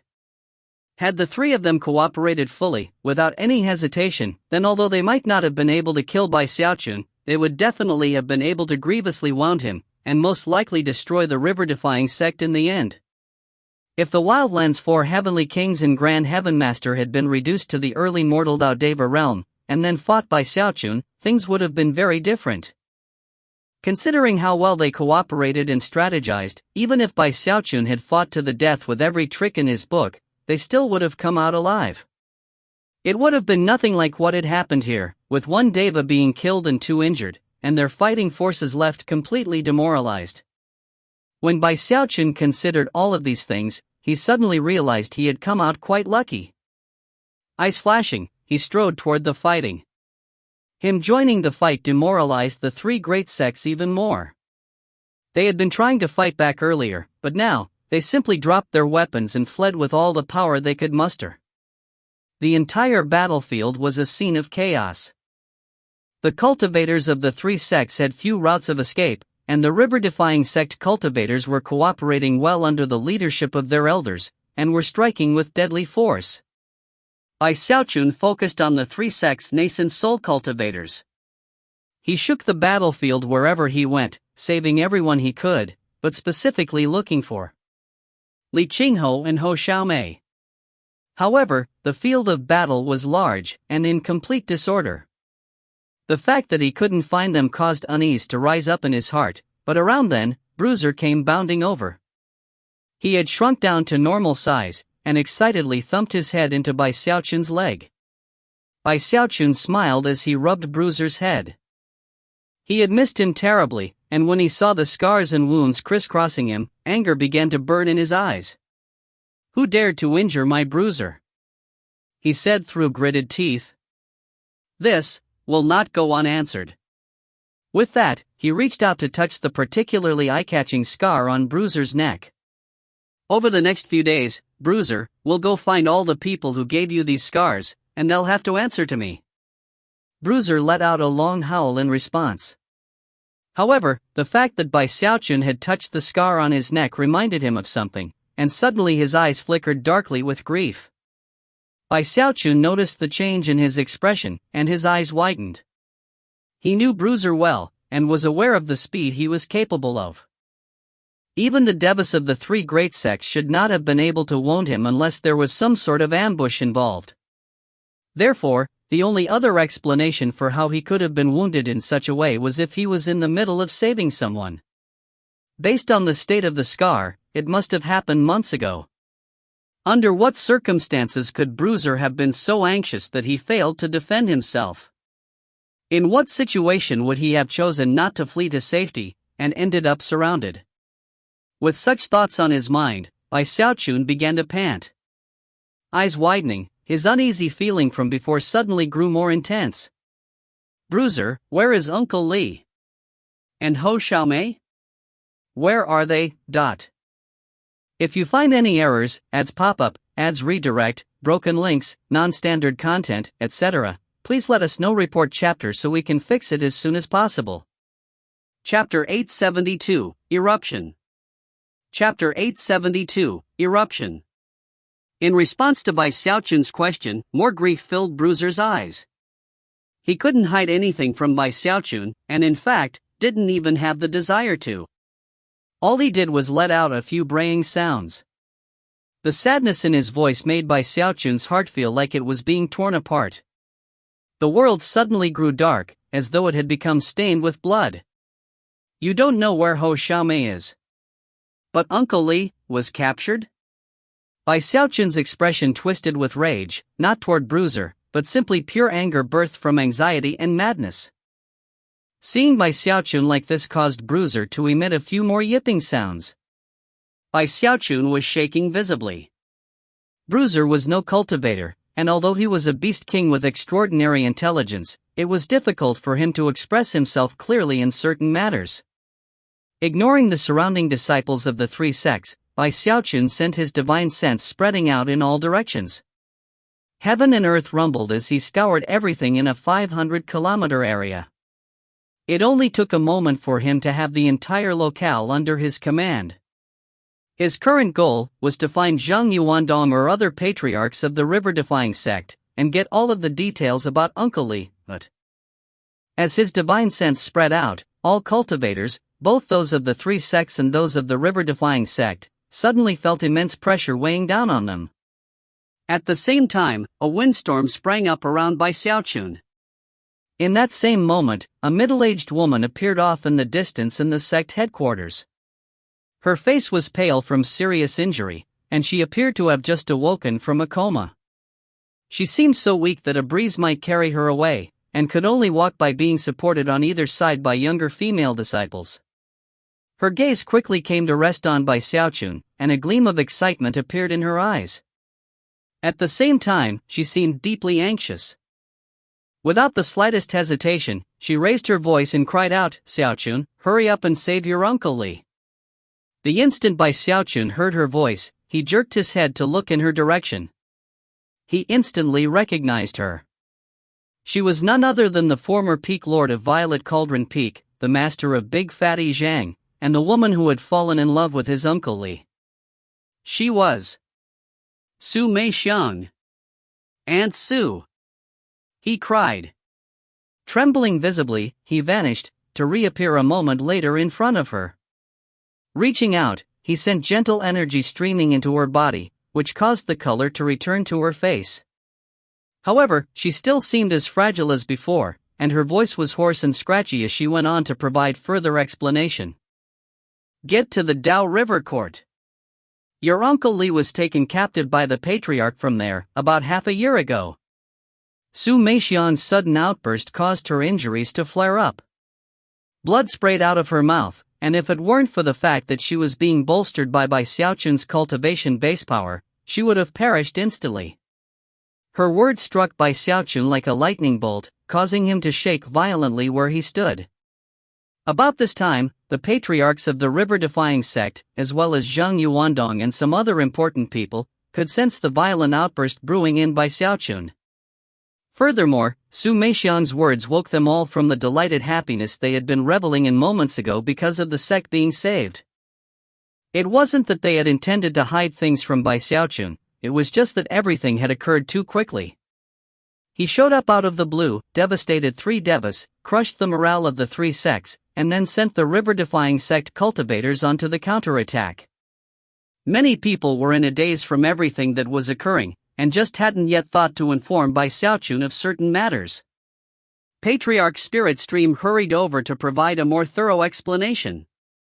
The true reason everything had happened actually didn't have anything to do with Li Qinghe. After all, Li Qinghe was only in the nascent soul stage. Despite how incredibly talented he wasn't so outstanding that a Deva Patriarch would attack him. The reason for everything was Bruiser. The Patriarch from the Dao River Court, the very one who had experienced fleshly body destruction and now existed as a nascent divinity, had coveted Bruiser for some time. However, Bruiser was always very careful, and normally never left the sect. Because of that, the Deva Patriarch had never had a chance to act on his desires. However, half a year ago, that Patriarch had set up an elaborate trap to kidnap Li Qinghe and use him to get to Bruiser. The reason he had targeted Li Qinghe was obvious. It all had to do with the relationship between Bai Xiaochun and Bruiser. The fact that Li Qinghe was like family to Bai Xiaochun and Bruiser was no secret. And thus, he was the perfect person to use to lure out Bruiser. And that was exactly what had happened. Bruiser put everything on the line to try to save Li Qinghe, and had come out of the affair with an ugly scar on his neck. In the end, the river-defying sect's patriarchs had interfered, along with the reserve powers of the sect, including the Blood Ancestor. In the end, the Dao River Court's ambush was foiled, and Bruiser was saved. Unfortunately, Li Qinghe was taken away. Even now, they weren't sure if he was alive or not. The reason they couldn't tell if he was alive or dead had to do with the special technique he cultivated. He drew his existence from plants and vegetation, and had been studying a way to reconverge his life force. Because of that, he had no life slip in the sect. That made it impossible to determine his current state. Patriarch Spirit Stream, Zhao Yuandong, and the others used the fastest means possible to impart all of this information to Bai Xiaochun. In the end, his mind crashed as if with thunder, and his heart burned with raging killing intent. Arg-ja!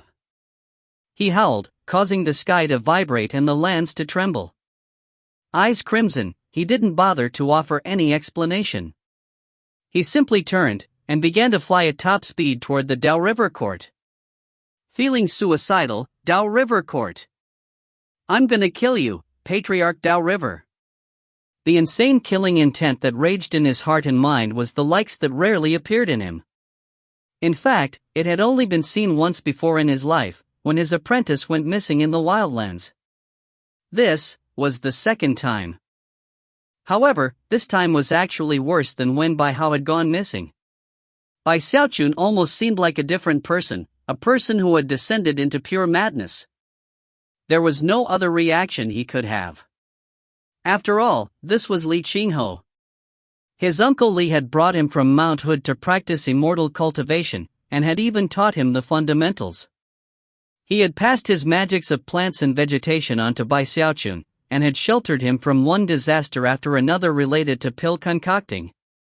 The truth was that they had a relationship like that of a son and a father. Not even Bai Xiaochun was exactly sure when it was that he had come to view Uncle Li as family, but there were many people he cared about in the river-defying sect, but there was only one who he viewed like a blood relative. Li Qinghe. Therefore, how could Bai Xiaochun possibly not go mad? His thunderous roar filled the air as he shot off into the distance, followed by Bruiser.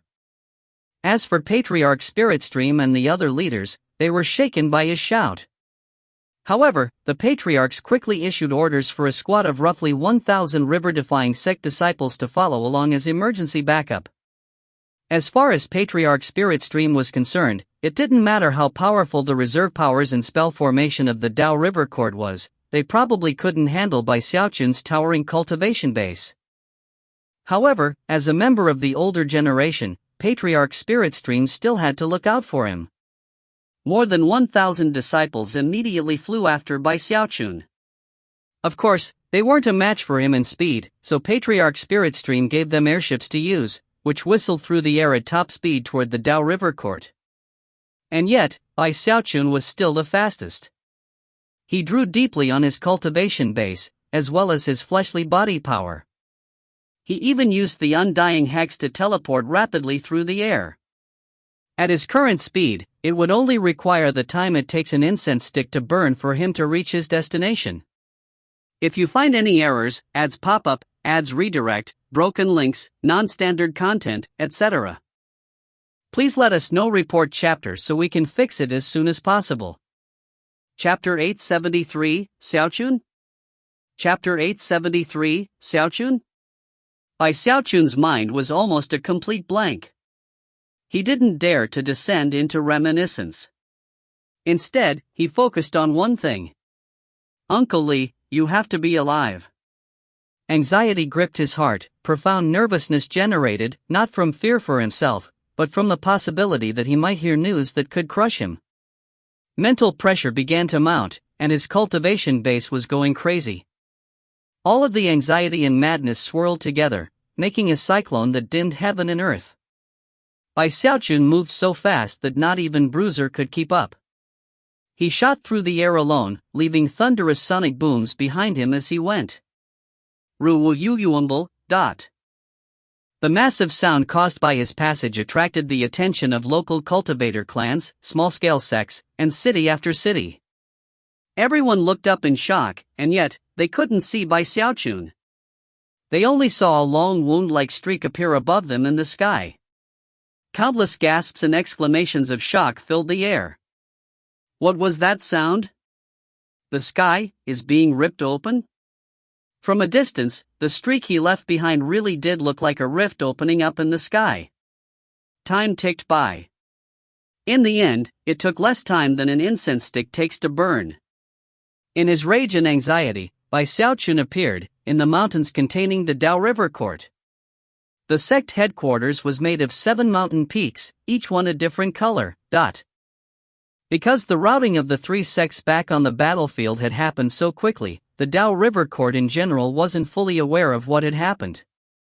In fact, most of them didn't even know that their patriarch had lost his fleshly body. Only a few people had been informed, who then ordered that the sect's grand spell formation be activated.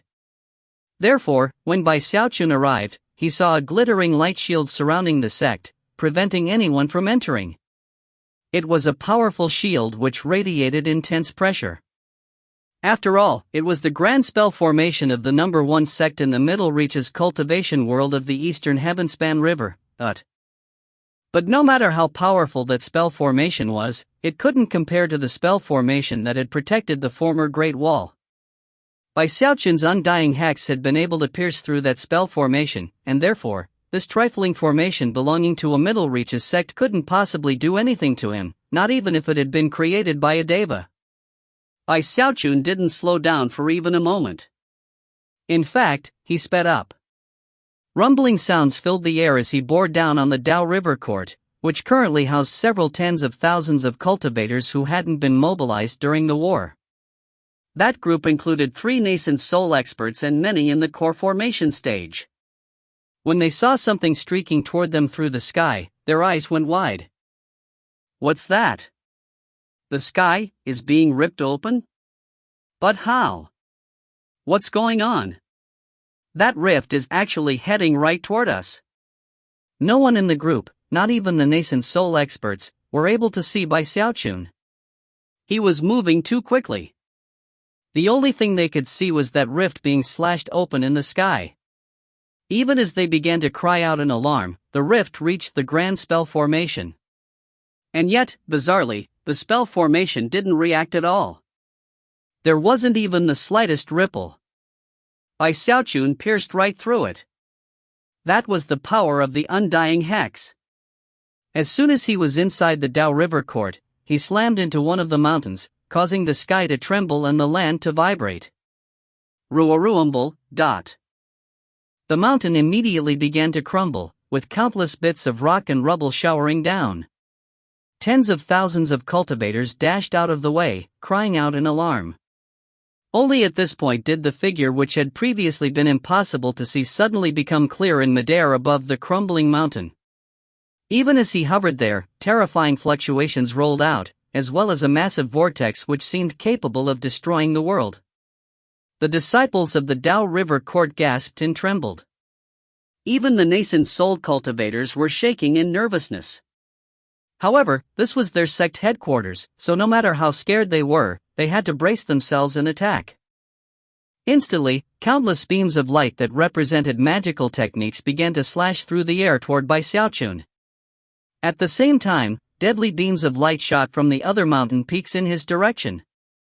"Get the hell out of my way!" Xiaochun roared, waving his hands out in front of him. A blast of wind spread out in all directions, slamming into the beams of light and magical techniques. All of them were crushed as easily as dried weeds, and yet, the blast of wind didn't stop. The sect headquarters trembled, and blood sprayed out of the mouths of countless disciples. Screams echoed out as they fell back, and yet, before they could get anywhere, Xiaochun's divine sense shot out. In the blink of an eye, it filled the entire Dao River court. Not even restricted areas and places locked down by spell formations were able to remain hidden. It was at this point that, deep underground beneath the Dao River court, he found Li Qingho's aura. There, in a dank dungeon beneath the sect, were numerous prisoners, one of whom was the unconscious Li Qingho, who appeared to be gasping on the verge of death. When Xiaochun saw that Li Qingho was still alive, he breathed a sigh of relief. However, it was then that he realized what bad shape Li Qingho was in, and his rage mounted. Without the slightest hesitation, he blurred into motion, unleashing a fist strike directly at the ground. Crevices snaked out as the earth was ripped open. Numerous Dao River court disciples were sent tumbling away from the force of the blow, their minds reeling and their hearts shivering in shock. "Who is that?" "That's Xiaochun. He's the one who beat the 3 devas. He killed one, devastated the other, and sent the third running away. Damn it, what is he doing here?" Xiaochun had already destroyed one of the 7 mountains that comprised the sect headquarters. Now, his blow caused a second mountain to be ripped up and transformed into rubble. At this point, Xiaochun realized that one of the strange features of the Dao River court's headquarters was its unusually thick ground. The 7 mountain peaks of the sect were all connected at the base, which meant that to get to the underground area, all of the mountains had to be destroyed. Xiaochun was in no mood to go about it one at a time. Rapidly performing an incantation gesture, he let out a shout, utilizing the living mountain incantation to cause countless rocks in the area to rush toward him and transform him into a gigantic stone golem. That stone golem's face looked exactly like Xiaochun's. Without the slightest hesitation, he unleashed a second fist strike, which shattered more of the lands below. At the same time, 2 of the remaining 5 mountains began to collapse. Cries of alarm and terror filled the air as countless disciples fled in terror, unwilling to stay behind in their own sect headquarters. As they fled, Xiaochun let out a shout that caused the sky to distort. A third fist strike landed like a meteor falling from the heavens. Boom! The remaining 3 mountain peaks collapsed amidst deafening rumbling sounds. The Dao River court had been reduced to rubble. From the time Xiaochun arrived until the deed was done, not even 60 breaths of time had passed. As of this moment, the only thing that remained in the ground was a massive crater. At the bottom of that crater was the Dao River court's dungeon. Without pausing for a moment, Xiaochun blurred into motion, vanished, and then reappeared outside of Li Qingho's cell. The intense noise from moments ago caused Li Qingho's eyes to flutter open. His aura was profoundly weak as he looked over at Xiaochun. When he saw who it was, his eyes widened. "Xiaochun? If you find any errors, ads pop-up, ads redirect, broken links, non-standard content, etc., please let us know report chapter so we can fix it as soon as possible. Chapter 874, Shake Down a Sect? Chapter 874, Shake Down a Sect? It was with uncertainty and open confusion that Li Qinghe said Xiaochun. At the moment, he wasn't sure whether or not he was dreaming. After being taken captive to the Dao River court, he hadn't been tortured, but rather, been left to wallow in misery. Although he didn't care too much about whether he himself lived or died, he hated the idea of himself being used as a trap to lure out Bruiser. In the end, he had been powerless to change the outcome. He hadn't even been able to kill himself. He could only watch as Bruiser was ambushed. Afterward, his guilt began to consume him. Thankfully, during the half-year which had passed, Patriarch Dao River had never succeeded in getting his hands on Bruiser. However, the sword wound which had been inflicted on Bruiser's neck was something that Li Qinghe blamed himself for constantly. At the same time, his hatred of the Dao River court grew more intense. Although he had become nothing but a worthless prisoner rotting away in a dungeon, his hatred kept him going. As long as the Dao River court stood, he could not allow himself to die. He had gritted his teeth and endured the strange powers of the dungeon, which sucked away at his cultivation base and life force. He had grown weaker and weaker, and yet continued to hang on. Thankfully, he cultivated a special technique based on the power of plants and vegetation, which offered him special protection. In this most critical of times, his complete focus kept him going, as did his hatred of the Dao River court. And by Xiaochun. He had often thought about that young boy he had picked up from that mountain all those years ago. Although Bai Xiaochun had been gone for a long time, he wanted to see him again. He wanted to protect him. He was worried that, unless he was there to look out for him, the boy would cause disasters the likes of which could never be resolved. That became part of his focus, and therefore, despite the pain he faced, he endured. Now, when he heard deafening booming sounds outside, he opened his eyes, and wondered if he was seeing things when he saw Bai Xiaochun right there in front of him. As for Bai Xiaochun, when he heard Xiaochun, a tremor ran through him, and tears welled up in his eyes. Li Qinghe's voice was weak, but filled with a warmth and kindness that caused Bai Xiaochun's heart to leap in his chest. "Uncle Li," he said, tears flowing down his cheeks. Although he had battle prowess that could crush Devas, as well as the highest of statuses, when he was with Li Qinghe, he became the same Bai Xiaochun he had been back on Mount Hood, so afraid of lightning that he had lit a stick of incense 13 times. He reached forward and pulled Li Qinghe into an embrace. Weeping, he sent cultivation base power pouring into him, healing some of his injuries. At the same time, he realized how weak Li Qinghe had become, and his tears flowed even harder. There were white hairs on Li Qinghe's head now, and he had wrinkles on his face, making him look middle-aged. Obviously, the half-year of confinement had taken its toll. He no longer looked like Bai Xiaochun remembered him, elegant and refined, a legacy echelon cultivator, the proud and unyielding peak lord of Fragrant Cloud Peak. Li Qinghe was still a bit confused as he pulled back and looked at Bai Xiaochun. Ignoring his own weakness and injury, he reached out and gently put his hand onto Bai Xiaochun's cheek. "Is it really you? You've grown up, kid. Alright, no crying now." He wiped the tears off of Bai Xiaochun's face, fully convinced that this was the same young boy he had brought back to the sect from Mount Hood. "It's me, Uncle Li. I'm back." Bai Xiaochun dried his eyes and helped Li Qinghe to his feet. Thanks to Bai Xiaochun's help, Li Qinghe was already getting back some energy. He grinned. "As long as you're back, that's all that matters." Within his smile was approval, happiness, and kindness. He was a nascent soul cultivator, so despite the emotions which surged inside of him, he kept himself in control, and simply smiled at Bai Xiaochun. Before he had a chance to ask Bai Xiaochun any questions about what he had been up to all these years, he looked out at the crater which surrounded them.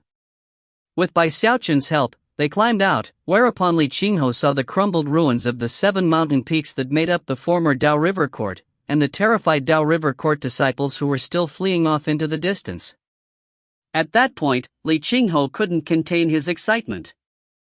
Continuing to peer around, he said, "Did one of the patriarchs finally break through? Where is he?" His first reaction was to assume that one of the patriarchs had finally reached the Deva realm and come to break him out of the Dao River Court's dungeon. And yet, he immediately hesitated. After all, even after making a breakthrough, a single patriarch shouldn't have been able to reduce the Dao River Court to this condition. At that point, he started to wonder if two patriarchs had broken through to become devas. However, that seemed even less likely than his original guess. Bai Xiaochun blinked a few times, then cleared his throat. Uncle Li, none of the patriarchs broke through. Nobody else is here, except for us two, but... Now that he had rescued Li Qingho, his stress was fading away, and his personality was going back to normal. As such, he held back from sounding a bit pleased with himself. Li Qingho's jaw dropped.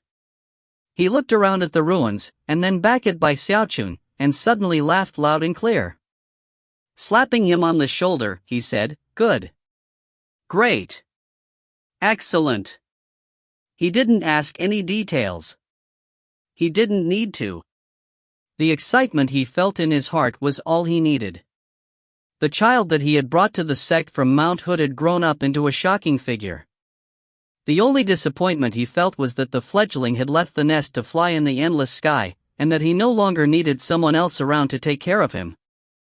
It was a feeling of both happiness and disappointment mixed together. Li Qingho's reaction got Bai Xiaochun even more excited. Feeling very pleased with himself, he swished his sleeve and said, "This is nothing, Uncle Li. You have no idea how awesome I was back in the wildlands." Before he could continue, a whistling sound filled the sky, which was Bruiser, who had only just caught up. As soon as he arrived, he saw the ruins of the Dao River Court and Li Qingho. He didn't seem surprised at all that Bai Xiaochun could destroy the entire Dao River Court. He excitedly shrank back down to normal size, rushed over to Li Qingho, and began to rub him with his head. Li Qingho's heart swelled with both warmth and remorse. Softly stroking Bruiser's head, he looked at the scars covering him, and sighed. "I'd always hoped I would be able to help you get your revenge, Bruiser, but I guess I don't need to now. Your dad's already helped you." Chuckling, Li Qingho looked around at the ruins, and then back at Bai Xiaochun, his heart bursting with pride. "Let's go, Xiaochun. The Dao River Court might be able to survive this somehow, but it will take them a long time to recover. If they ever do. Calm down, Uncle Li, there's more to do." After measuring up the scene around them, Bai Xiaochun turned to Bruiser. "Bruiser, there were a bunch of other disciples following us, right? What's the delay? Why don't you go back and lead them here, Dot?" Bruiser wasn't quite sure what he had in mind, but never refused to do what Bai Xiaochun asked him to do. He shot off, then returned a moment later with more than 1,000 airships following him. The cultivators piloting the airships soon saw the dismal state of the Dao River Court, and couldn't help but gasp. Looking over at Bai Xiaochun with reverent gazes, they clasped hands. "Greetings, Patriarch. Greetings, Elderly." Their words confirmed what Li Qingho had already suspected. Smile widening, he looked over at Bai Xiaochun, who shook his head and cleared his throat. Feeling a bit embarrassed, he waved his hand. "All right, enough of that. Hurry up and clear all this rubble away. The Dao River Court got destroyed too quickly, and everyone ran away. They definitely left some treasures behind. Let's clean this place out." By this point, his heart was pounding as he thought back to all of the shakedowns he had performed in the past. However, all of those had been clan shakedowns. This was his first time overseeing a sect shakedown. In response to his words, the surrounding 1,000 disciples' eyes glittered. Without any pause, they began to clear away the rubble and search the Dao River Court for treasure.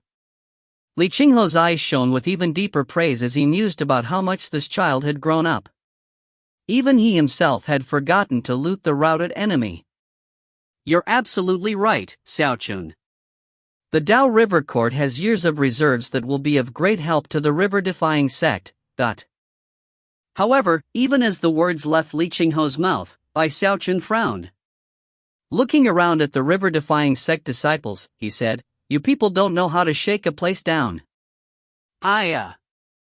Look, there are more rocks over there than anywhere else. It only takes a single glance to tell that there's some treasure there. Clear that rubble. Look at this.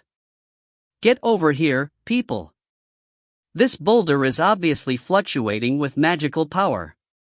There's definitely some kind of valuable treasure buried under it. Look at you. What do you think you're doing? Pry up those floor tiles. They're obviously made from spirit stones." It was to Bai Xiaochun's great frustration that none of these people knew how to shake a place down.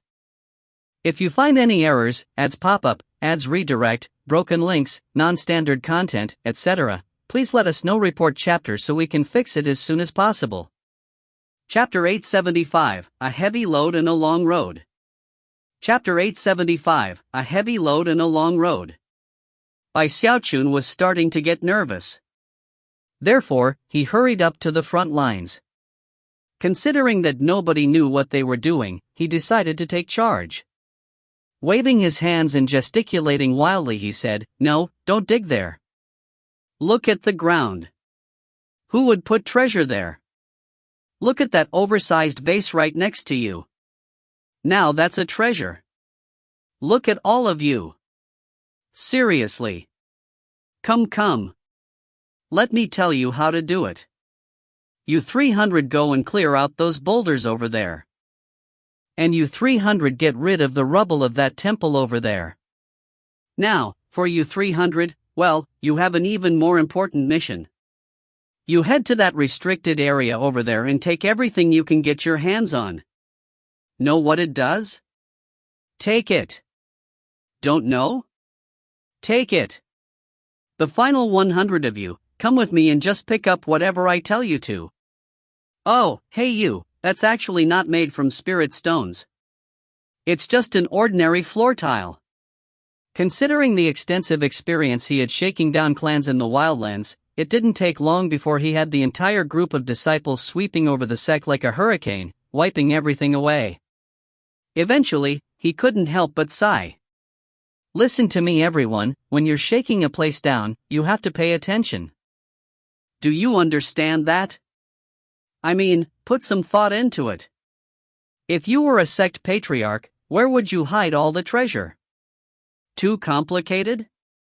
Alright, I'll summarize. When you're shaking a place down, you have to remember 3 key words, fast, ruthless, precise. Those are my 3 words of wisdom I created to pass down as part of my legacy. Fast. You have to move quickly in everything you do. Have you people seen locusts before? When you shake a place down, you have to become like locusts. Ruthless. Well, that's simple. Your eyes need to be bloodshot, and you need to grab anything you see. Just imagine you're in a treasure shop where everything is free. The more you can grab, the more you'll profit. Our motto is, we take everything down to the grass and the roots. Finally, is precise. Like I said, you need to pay attention. To shake down amateurs who haven't learned how to pay attention, well, let me tell you the trick. You have to take everything you see even if you don't know what it is or whether it's valuable. Just wait until we get back. Then we can appraise everything properly. We just need to make sure we have everything to appraise to begin with. He spoke loudly, and his eyes danced up and down as he provided this crucial training. His words echoed about in the ruins of the Dao River Court, leaving the rest of the disciples temporarily dumbstruck and gasping inwardly. How can the patriarch be so good at shakedowns? This is my first time hearing the 3 words of wisdom of shakedowns. He's so familiar with shaking places down. Strange and even blank expressions could be seen on the faces of everyone present. No one had ever heard of someone making up 3 words to summarize how to perform a shakedown. Furthermore, it was obvious that such wisdom could only come from someone who had a huge amount of experience in such matters. That would be the only way to distill the action down into 3 words of wisdom. In fact, it was something only a professional could do. The disciples weren't the only ones to react in such a way. Li Qinghe stared with blank eyes as Bai Xiaochun scurried back and forth, giving direction and pointers everywhere he went. Thanks to his timely instruction, the disciples quickly excavated all of the treasures of the Dao River Court. As it turned out, the 3 words of wisdom were truly powerful. Li Qinghe was both confused and also felt a bit of a headache coming on. Rubbing the bridge of his nose, he looked on helplessly with the realization that, no matter what cultivation base level Bai Xiaochun reached, there would always be something about him to worry about. He actually created a summary of how to shake places down. I guess, he just has a knack for it. Li Qinghe sighed, unsure of what to even say. One thing he didn't notice was how closely Bruiser was paying attention to everything. Years ago, it was the teachings of the black dog which had enabled Bruiser to attract so many female beasts to his side. And it was also from Bai Xiaochun that he had learned the ways of pride.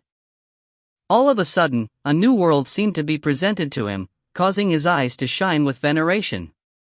In his opinion, this dad of his was simply too awesome. Who could have ever imagined that he had mastered a skill like this? After observing this special technique of shakedowns firsthand, Bruiser immediately realized that he had a new mission in life, and committed it to memory. It took about 2 hours for the disciples to wipe the Dao River Court clean. By the end, their feelings for Bai Xiaochun had changed. Although they still felt deep awe and admiration, there was something else that they just couldn't put their finger on as well. Many of them suddenly recalled stories they had heard about things Bai Xiaochun had done years ago, stories that placed them right in the middle of laughter and tears. So, this is what Bai Xiaochun is like. Patriarch Bai, or whatever, I'll just keep calling him Bai Xiaochun. Although all of the disciples were muttering similar things, with Bai Xiaochun's instructions, they were enlightened regarding the 3 words of wisdom, and cleaned out the Dao River Court until there wasn't even any grass left anywhere. They took most of the boulders, and the remains of most of the buildings. If the disciples of the Dao River Court ever returned, they would surely be stunned, and would likely think they had taken a wrong turn somewhere. They would definitely not recognize their sect. Bruiser ended up helping out quite a bit. Not only was he a quick learner, he could change the size of his body at will, making it easy to get through tiny cracks to find special treasures. Bai Xiaochun sighed in admiration at how smart his son Bruiser was. Excellent. You've got real talent, Bruiser. From now on, our shakedown abilities are going to improve dramatically, all thanks to you. Bai Xiaochun's words of praise caused Bruiser to virtually glow with pride. However, as he watched, Bai Xiaochun actually felt a bit displeased. He really missed Zhou Yixing. Zhou Yixing could have dug out all of the treasures much more quickly. This isn't going to work, he thought. His expression suddenly turned serious. Yep. It seems I need give them some more training. Everyone in the sect needs to understand the quintessence of shakedowns. That way, the river-defying sect will have more wealth than ever. All disciples will have plenty of cultivation resources. It will be good tidings for everyone in the sect. Although it meant that things would be a bit more stressful, at least it gave him a new mission to work on.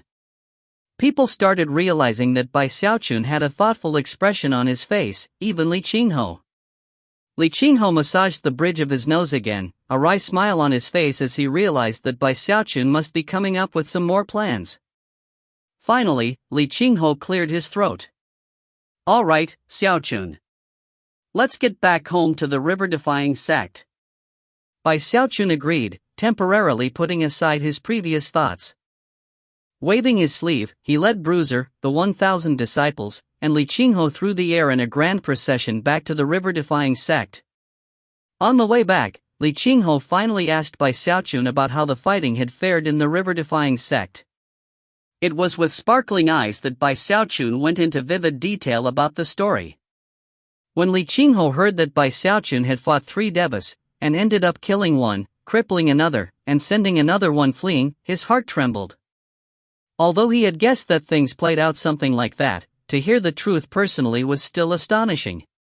After a bit of time spent chatting, they were closing in on the river-defying sect. Meanwhile, Patriarch Dao River had finally managed to sneak home in nascent divinity form. Actually, he had been waiting some distance away while everything happened in the sect. It wasn't until Bai Xiaochun actually left that he dared to actually go back into the emptied sect. There, he looked around in confusion, wondering if he was hallucinating. Is this really the Dao River court? After staring around blankly for a while, a tremor ran through him, and he threw his head back and screamed, "You're pushing things too far, Bai Xiaochun. If you find any errors, ads pop up, ads redirect, broken links, non-standard content, etc., please let us know. Report chapter so we can fix it as soon as possible." Chapter 876, Back Home. Chapter 876, Back Home. Very little time had passed in the river-defying sect since Bai Xiaochun's shocking performance. In fact, even including the shakedown, it had only been a handful of hours. The cultivators of the three sects were still fleeing, and the disciples of the river-defying sect were still chasing them down. The area surrounding the river-defying sect was in complete chaos. There was nothing the patriarchs could do to get the disciples to calm down. Earlier, they had been in a situation of deadly crisis, and under the most incredible stress imaginable. Now, they were finally able to vent. 250 kilometers.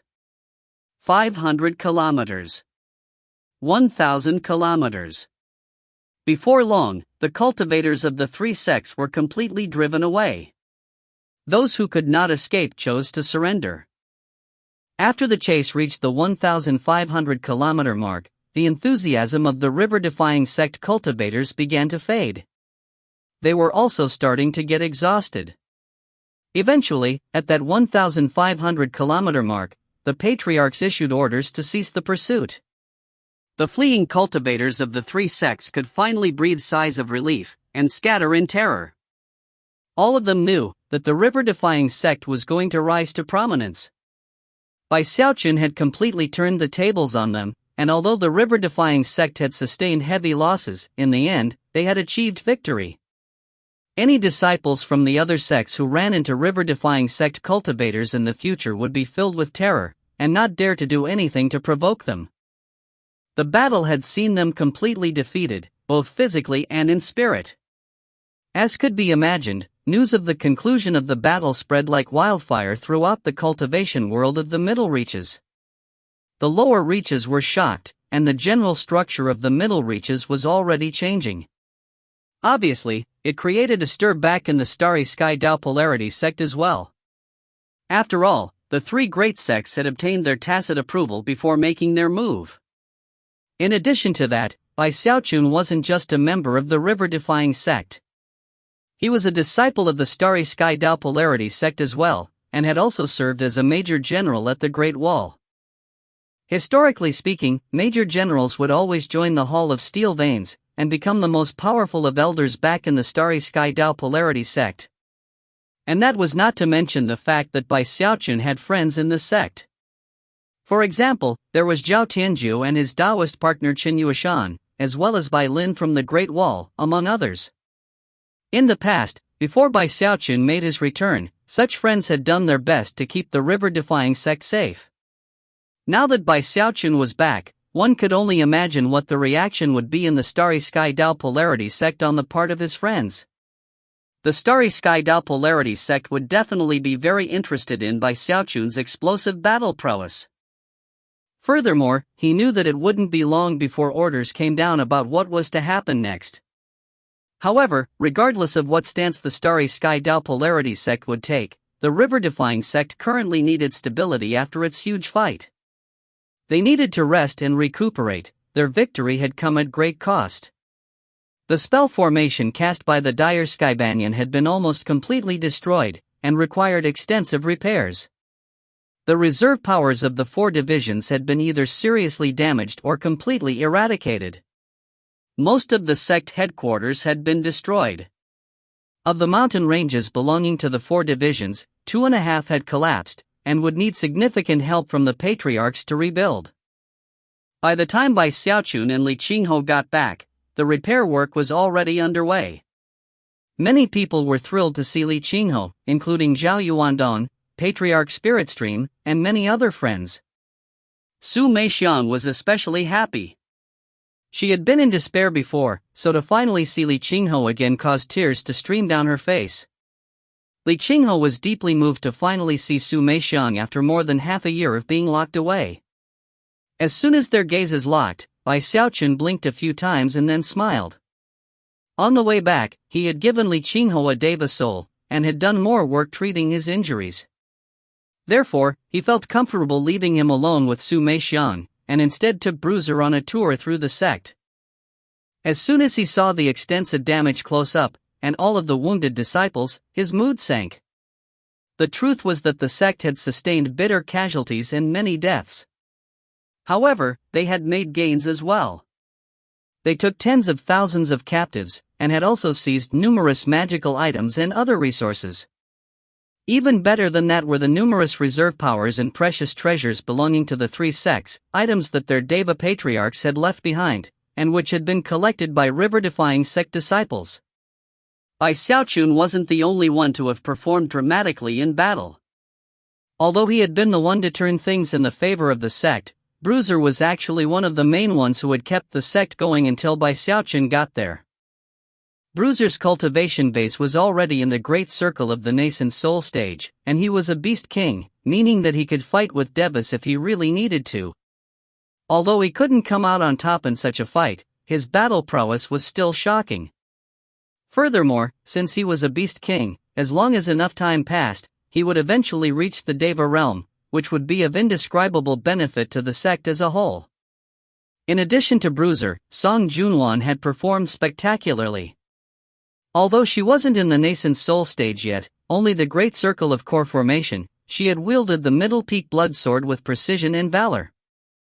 She had surpassed the leaders of the other mountain peaks to become a virtual blood fiend, leading the entire bloodstream division in their fight against the enemy. There were also chosen from the Spirit Stream division who had fought valiantly. Shangguan Tianyu was one of them. He was now in the pseudo-nascent soul stage, and forgetting Bai Xiaochun and the most powerful experts, was the strongest disciple in the sect, and quite famous. After all, the patriarchs said that Shangguan Tianyu was the reincarnation of a sword immortal. Furthermore, his personality had changed dramatically. He was much more silent and serious, something that made the other disciples respect him even more. And then there was Beihan Lai. Although he had never been the strongest of the chosen, he had risen to prominence in the fallen sword abyss by reaching Earthstring Foundation establishment. He was now in the late core formation stage, and although he couldn't surpass Shangguan Tianyu, was still considered far beyond the others of his generation. The other divisions also had chosen who had risen to the heights of glory. It went without saying that the sect would soon dole out rewards for them, and that they would have a bright future in the days to come. As Bai Xiaochun saw one familiar face after another, and saw everyone looking back at him with fervor and passion, he suddenly felt a warm feeling rise up within him. It was the feeling of being home. It was something he had never really felt back in the wildlands. And that was because, for all eternity, this would be the place he called home. As the sect went about the repair work, Bai Xiaochun joined in. At one point, he ran into the heaven-horn ink dragon, who had been seriously injured and was gasping for breath. Others in the sect had attempted to treat him, but at the moment, he seemed like he might slip into death at any moment. Bai Xiaochun immediately went to work, calling upon the power of his heaven-down nascent soul to gradually heal his wounds. Bruiser had disappeared, but he came back around the time Bai Xiaochun finished treating the old dragon. When Bai Xiaochun saw him, his eyes went wide. Bruiser was flanked by a large number of strange spirit beasts. Some were large and some were small, but without exception, all were female. "Are these your wives?" Bai Xiaochun asked, stunned. Bruiser made a whinnying sound, which caused Bai Xiaochun's heart to tremble in shock. "And them?" Bai Xiaochun continued, pointing at a group of more than 1,000 strange-looking little beasts behind the females. An expression of pride appeared on Bruiser's face, and he made a few chuffing sounds. Although many people in the sect had already come to guess the truth, none of them understood the situation better than by Xiaochun. Well, damn. Those are all your children? Tongue stuck to the roof of his mouth, Bai Xiaochun looked at the female beasts, and then all the tiny beasts, and was suddenly completely convinced of how amazing Bruiser was. Bruiser was very pleased to see Bai Xiaochun reacting this way. Looking back at all the female beasts, he made a few barking sounds. Immediately, all of the spirit beasts dropped down onto their knees and howled at Bai Xiaochun. There was nothing fierce about it. It was a cry of respectful greeting given to someone of the senior generation. Bai Xiaochun smiled wryly, fully aware of what Bruiser was trying to say. Bopping Bruiser on the head, he sighed. Since Bruiser was his son, then these beasts were his daughters-in-law and grandchildren. Having reached this point in his train of thought, Bai Xiaochun patted his bag of holding to produce some wildland soul medicine to give out as a gift of greeting. After all, soul medicine could be used like spirit stones by soul cultivators, but could also be very effective for spirit beasts. Furthermore, it was very rare in the Heavenspan River region. The spirit beasts were all very excited to receive soul medicine from Bai Xiaochun, and began to cry out in joy. Bruiser was obviously very happy, and looked exactly like someone from the senior generation who had been given a lot of face. Seeing Bruiser so happy put a smile on Bai Xiaochun's face, and he sighed. Yeah, I really am home.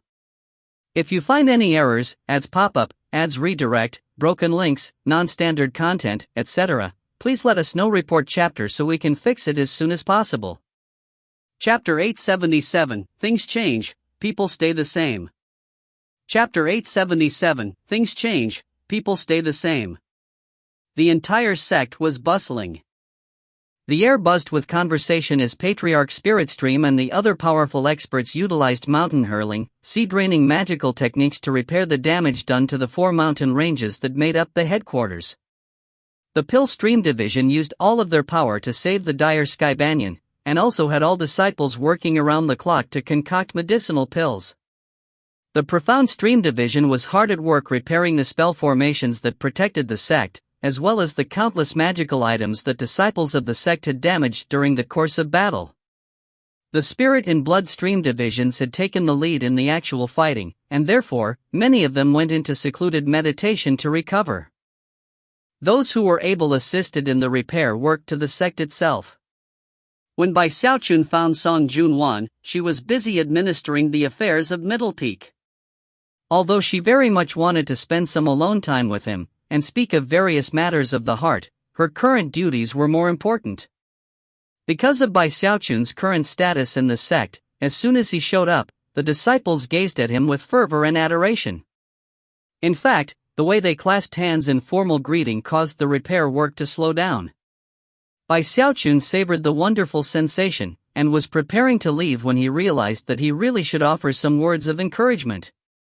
However, before he could even open his mouth, Song Junwan glared at him and shooed him away. He rubbed his nose awkwardly as he walked off. Although he was inclined to defy Song Junwan, merely looking at her caused him to think back guiltily to what had occurred in the Wildlands with Mistress Red Dust. The prospect of what could happen if Song Junwan and Ho Xiaomei found out caused his heart to tremble with fear. As far as Ho Xiaomei went, Bai Xiaochun had learned from Li Qingho that both she and Ghostfang had been taken away by the Celestial over half a year ago, to serve as special guards on Heavenspan Island. Apparently, Heavenspan Island occasionally recruited special guards to serve on the island. To the sects in the Heavenspan River region, any cultivator selected for a position like that was being bestowed with good fortune. Furthermore, not everyone who was initially recruited would end up serving on the island. Many of them would be sent back after a short period of time. Even those people would experience a significant boost in cultivation base, though. As for those who remained to serve, they ended up earning extremely high status, and would be treated with the utmost courtesy even by the river source sections. Bai Xiaochun felt uneasy about the whole thing, although he wasn't sure exactly why. For one thing, based on his calculations, he was fairly certain that Ho Xiaomei had been taken away at roughly the same time that the dramatic battle had been fought back in the wildlands. Or am I just thinking too much into it? After some thought, he decided that the best thing would be to use this as an excuse to go see Ho Xiaomei. Even as he pondered these matters, he happened to catch sight of Shangguan Tianyu. He stood at the edge of a cliff, his face touched with grief and reminiscence, his eyes somewhat blank as he looked off into the distance. For some reason, he seemed older and more mature. Bai Xiaochun was a bit surprised to see an expression like this on Shangguan Tianyu's face. After a moment of thought, he walked over, and then followed Shangguan Tianyu's line of sight until he noticed what appeared to be a log cabin in the jungle below the cliff. Next to the log cabin was a grave mound. Shangguan Tianyu held a strip of blue cloth tightly in his hands. His hands were clenched so tightly around it that it seemed he would never let go of that cloth, even if he died. And there he stood, murmuring to himself as he looked at the distant grave. Bai Xiaochun looked at the grave thoughtfully, and suddenly realized that there was one old friend he hadn't seen after returning to the sect. He shivered. "That's Xinqi's grave," Shangguan Tianyu said quietly, his voice hoarse and tinged with bitterness. There was no trace of his former jealousy and hatred of Bai Xiaochun. Such things had been wiped away with the passage of time, along with his hot-headedness. "Elder sister Zhou."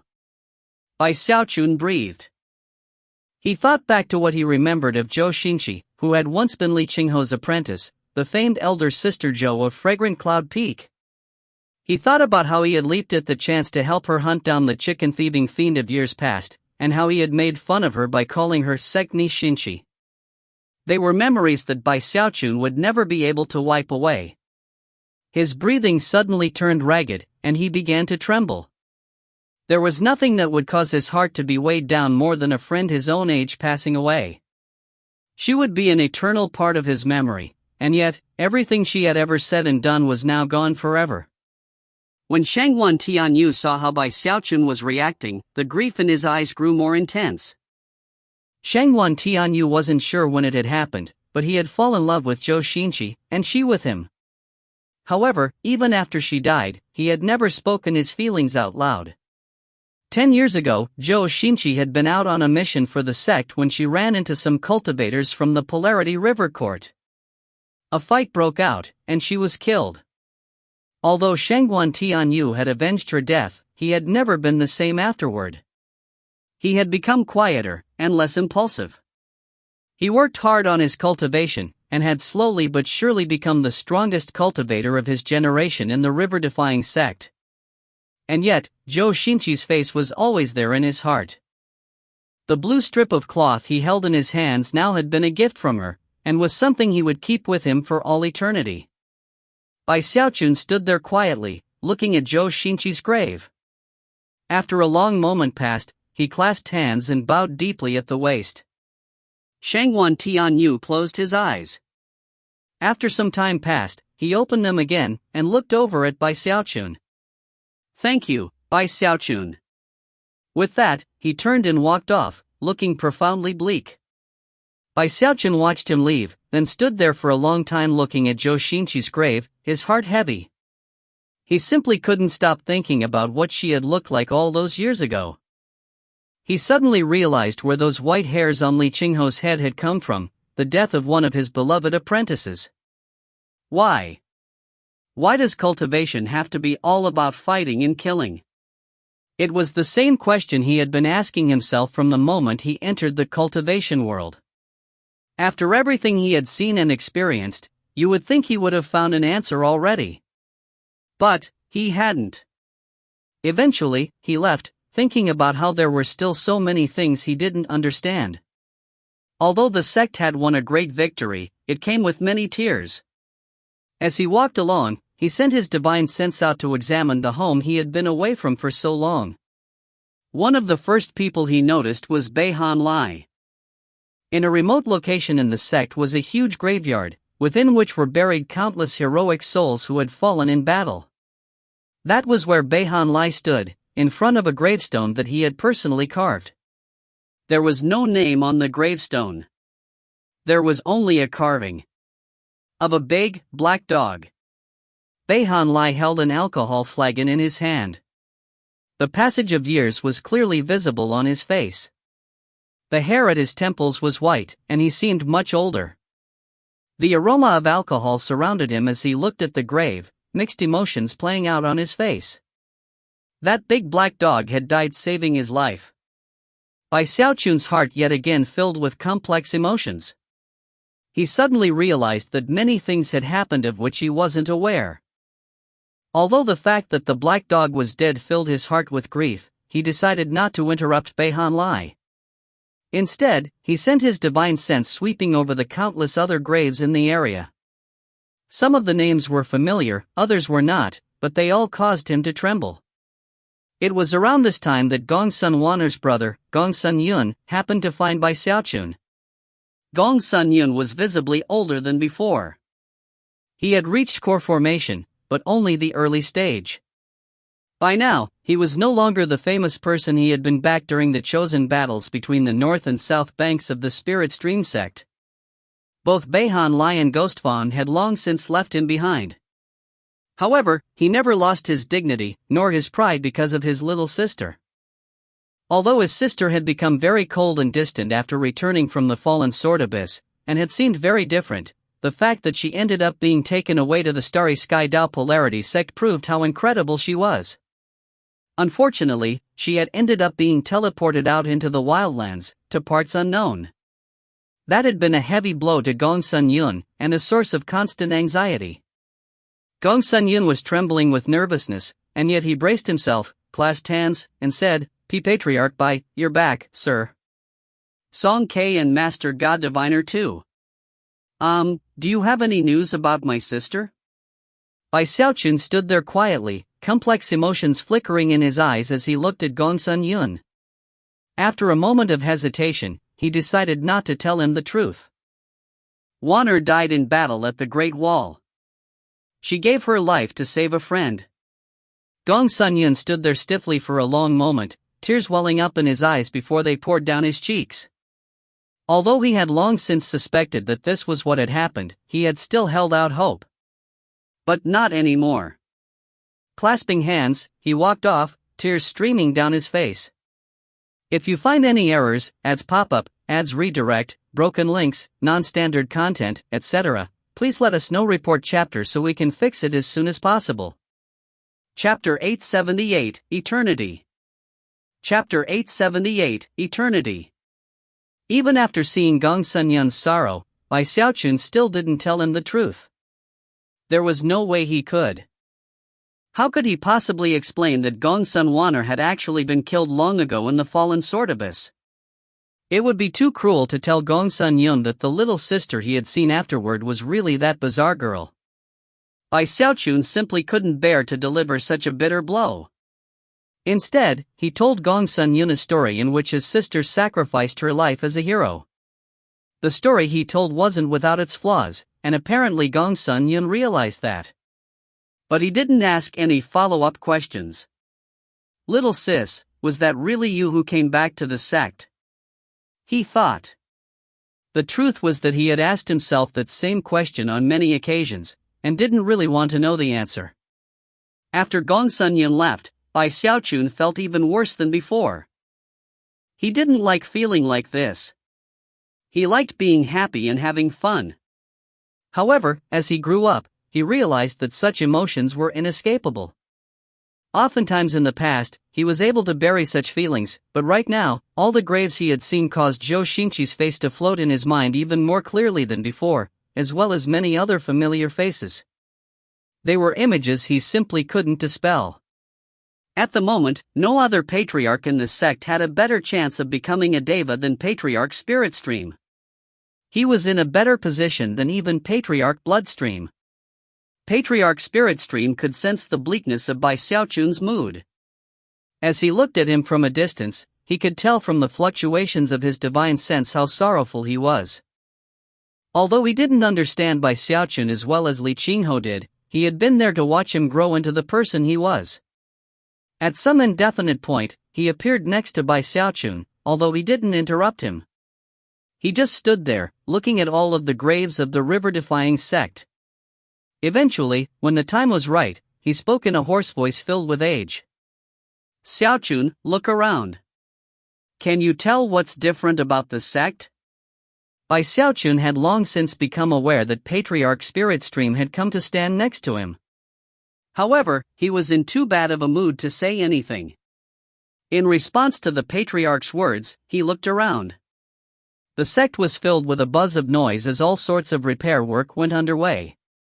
Everyone was toiling away. Although nothing dramatic was happening, close examination revealed that the sect was rapidly returning to its previous state. It wouldn't be long before it thrummed with just as much life as before. As for all of the disciples of the three sects who had been captured, they were important bargaining chips that could either be absorbed into the sect as new disciples, or traded with the three sects for remuneration. Do you know what's different? Patriarch Spirit Stream asked again. Do you know why all of the disciples are working so hard? Do you know why they are all so focused? Because this isn't just their sect. It's their home. Spirit Stream Sect. River-defying sect. It doesn't matter. They're the same. The good fortune of the disciples is the good fortune of the sect. That's the most important thing. As long as the disciples have enough faith and trust in the sect, then, the sect will be their home. And the truth is that our sect is a home to all of us, patriarchs included. Patriarch Spirit Stream was very, very old, and in fact, if it weren't for the fact that he relied on a special secret magic, he would have long since perished. Perhaps because of that secret magic, or perhaps because of the dramatic events that the river-defying sect had seen in recent years, his face was covered with even more wrinkles than ever, making him seem even more ancient. At this point, Bai Xiaochun's mood stopped sinking. However, there was still something gnawing at his mind. Slowly but surely, he looked over at the Patriarch. Patriarch, don't we cultivators practice cultivation so that we can live forever? Why do we have to go around fighting and killing all the time? As long as we're alive, there are endless possibilities. But once we die, then what's the point of it all? This question had been lodged deep in Bai Xiaochun's heart for many years, and would not go away. It was a profound question, and in response, Patriarch Spirit Stream simply stood there quietly for a moment. The truth was that he didn't have an answer.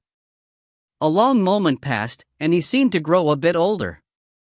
Then he looked back at Bai Xiaochun, his eyes warm but tinged with pain. It was pain because of the sorrow he felt for his most outstanding of all the Spirit Stream Division disciples.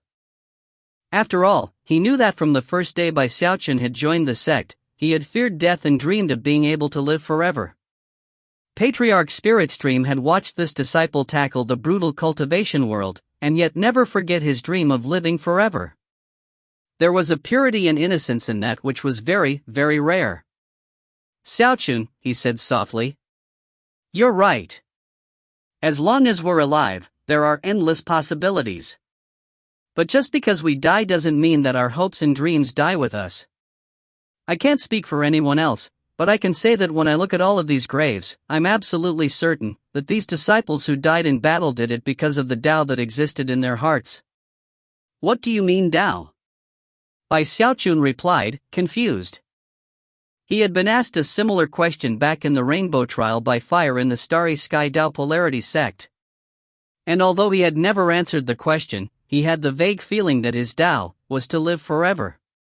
The word Tao is profound and deep, the Patriarch answered. No one can really explain it perfectly. As for me, only by living for many, many years have I been able to experience what it means. Tao is focus. Think about all of these heroes who fell in battle. Do you think they weren't afraid of death? Do you think they didn't want to live forever? They were afraid. And they did want to live forever. But the sect was their home, and they were fighting to defend and protect it. They were willing to sacrifice their own lives, even to the point of giving up on their own wishes and desires. No matter how much it pained them, they swore to die defending their home. As for me, I long since made up my mind. Even if everyone else managed to escape, I would stay behind. If our sect goes down in flames, I will go with it. Isn't it the same with you, Xiaochun? Back in that battle in the Luochen Mountains, why did you go back to save your fellow disciples? Didn't you know that if you went back, you might die? What would have happened if, instead of facing 3 devas earlier, it was 3 demigods? Would you have come to fight? Or would you have lingered in the distance, watched us die, and then fled? The words struck by Xiaochun's heart like a lightning bolt. He had never thought of questions like this before, and wasn't even sure how to answer them. The truth was that in the sect's moment of impending doom, he hadn't been thinking of anything. He just couldn't stand to watch it be wiped out in front of him, and had felt he had no choice but to advance into battle. As he pondered these matters, he was suddenly struck by a revelation. Although his focus in life was to live forever, there were too many other things in the world he cared about. He couldn't simply forget about those things, and that meant that, even if he didn't like it, sometimes he had to resort to fighting and killing. It was like a natural law of heaven and earth. When danger threatened his friends, his family, his sect, or his home, then it didn't matter how much he wanted to live forever. He would always do the same thing. He would always make the same choice. Life and death. Considering how many years Patriarch Spirit Stream had lived, and the state of his longevity, when he talked about life and death, it somehow seemed more meaningful. Sometimes, you might be alive, and yet be dead to certain people. And sometimes, you might be dead, and yet be alive. Zhou Xinqi perished, but she lives for all time in Shangguan Tianyou's heart. That black dog is dead, but exists eternally for Beihan Lai. Look at all the names on these graves, Xiaochun. These disciples died in battle, but from now on, everyone in the river-defying sect will remember them. Who will ever dare to forget them? Patriarch Spirit Stream spoke with decisiveness that could sever nails and chop iron. His words were like a thunderclap that resonated in by Xiaochun's mind and heart, causing a tremor to pass through him. It was almost as if a door had been opened inside of him, making certain thoughts and feelings which had once been obscured to suddenly be as clear as day. His eyes flickered with enlightenment at the profound implications of the words which had just been spoken. He suddenly felt as if he understood the meaning of life and death, and also understood why he would always make that one particular choice. It was because of focus. Although grief still existed in his heart, the more he thought about his new understanding, the more that grief resembled respect. Then he clasped hands and bowed deeply to all of the graves. Even after a long moment, he didn't rise from his bow. "I understand now, Patriarch," he murmured. He was bowing to those who had died in battle, to their sacrifice, to their fearlessness. He was bowing to the souls of true heroes. As long as the sect existed, then these disciples who had fallen in battle would live in the hearts of the sect, for all eternity. They had died, but would exist for all time. If you find any errors, ads pop up, ads redirect, broken links, non-standard content, etc., please let us know. Report chapter so we can fix it as soon as possible. Chapter 879, Kr. What are you doing here? Chapter 879, Kr. What are you doing here? Upon seeing that Bai Xiaochun's reservations had been cleared up, a smile broke out on Patriarch Spirit Stream's face. The truth was that he cared very much for Bai Xiaochun, and not just because of how he had just defeated the 3 enemy devas. Bai Xiaochun was the heart and the soul of the river-defying sect. It didn't matter that the spirit and bloodstream divisions were now fully integrated, there was no one who could replace Bai Xiaochun. Most importantly, Bai Xiaochun had the most orthodox and proper background within the spirit stream division. All of a sudden, the Patriarch seemed to remember something. "Xiaochun, you were missing for a long time in the wildlands. Now that you're back, I have to ask, did you hear about the matter of the Celestial selecting a new apprentice? The Celestial is picking a new apprentice?" Bai Xiaochun said, a look of shock appearing on his face. The Patriarch nodded. "Even I'm not too familiar with what happens in this situation. However, the entire affair should be kicking off soon. All 4 of the river source sects are making preparations. According to what I heard, any nascent soul cultivator can join the running.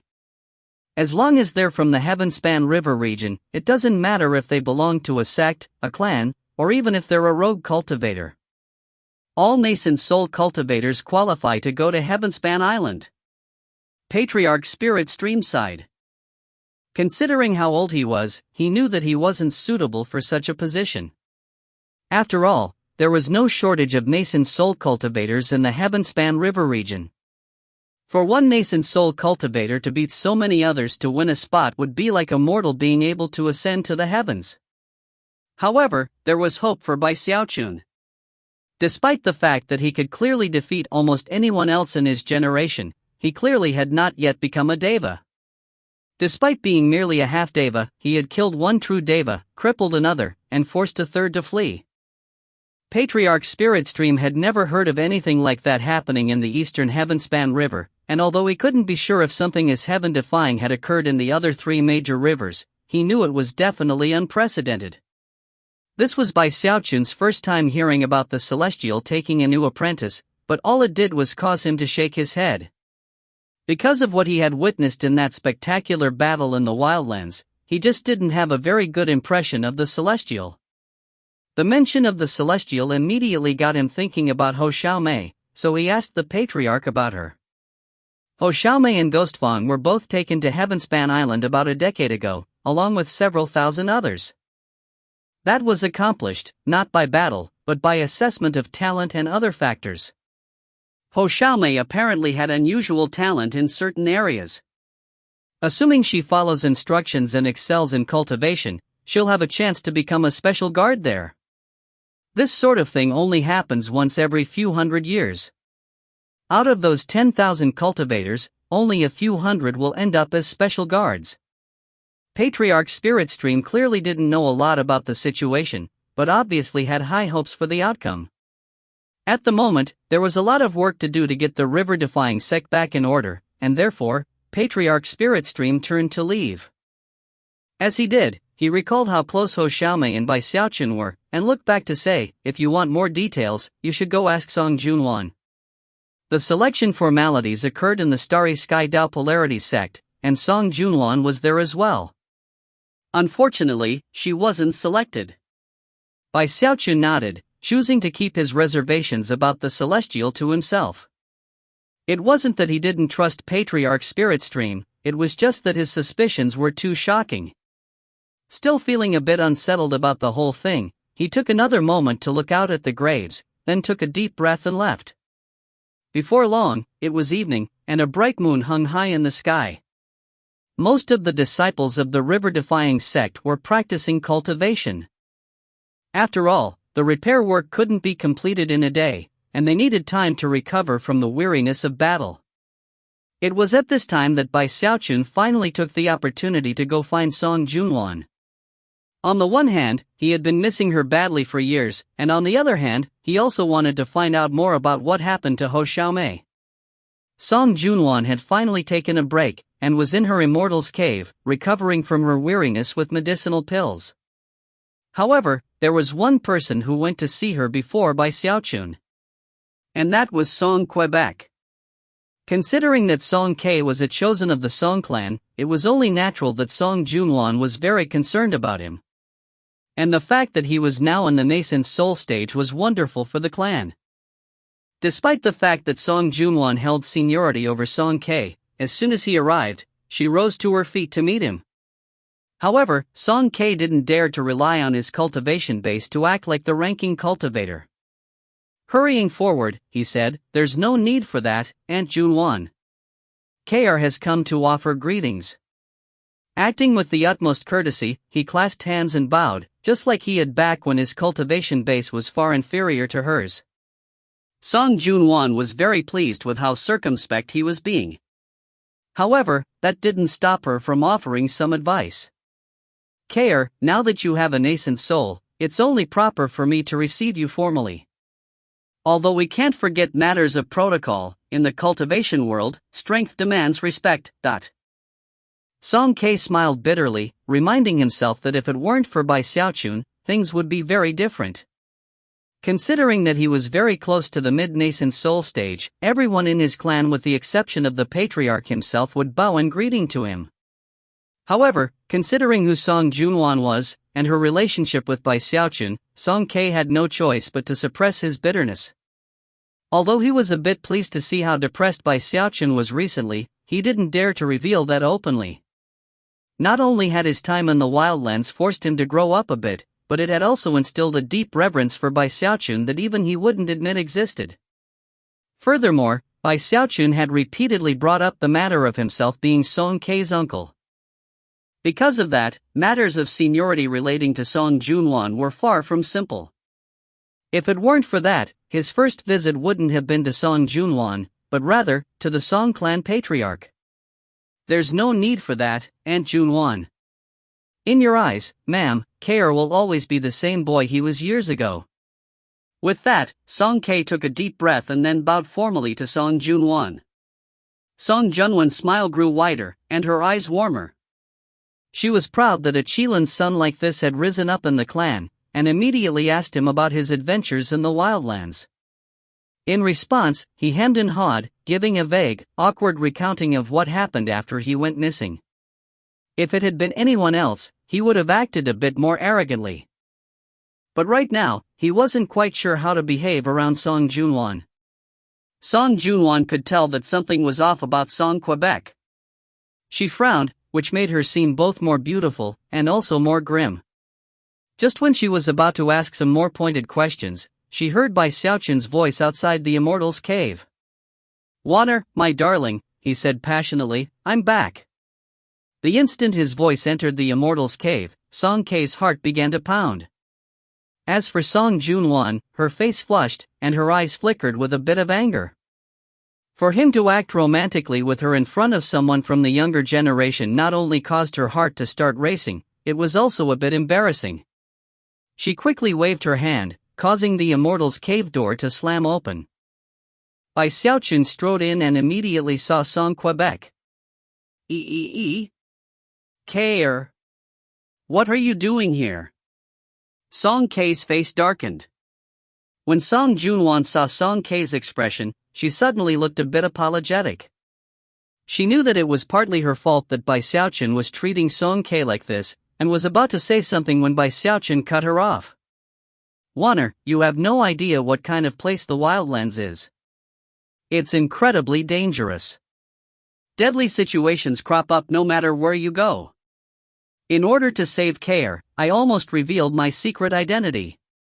I even offended a bunch of aristocrats, and ended up shaking down some heavenly marquis clans." Did you hear that? Heavenly marquises. The wildlands is huge, but they only have 108 of them. Every single one is a really important and famous person. Sighing in reminiscence, he thought back to the heavy price he had paid to rescue Song Quebec. "I'll never forget how bad of a situation Care was in when I first found him out there in the wildlands. He was poked full of so many holes he looked like a sieve. One of those heavenly marquis clans had turned him into a living spirit stone. Do you know what a living spirit stone is, Waner? They force them to eat all kinds of medicinal pills and stuff, forcing their chi passageways to expand. That increases their cultivation base, which they then force to rotate, sending cultivation base power through all the holes they poked in them. That in turn creates a small area abundant in spiritual energy, and then, that clan's junior generation can practice cultivation without any spirit stones." Bai Xiaochun's vivid description caused Song Ke to involuntarily think back to the dark times of the past. At the same time, Song Junwan gasped, and her expression turned grim. "That's outrageous," she said furiously. She looked over at the bitter expression on Song Ke's face, and could tell that Bai Xiaochun was not exaggerating. All of a sudden, she realized why Song Ke had been stumbling for words earlier. "Thank you for what you did, Xiaochun," she said. Earlier, she had intended to prevent Bai Xiaochun from saying anything to Song Quebec. Instead, she looked at him emotionally, and then gave a curtsying bow at the waist.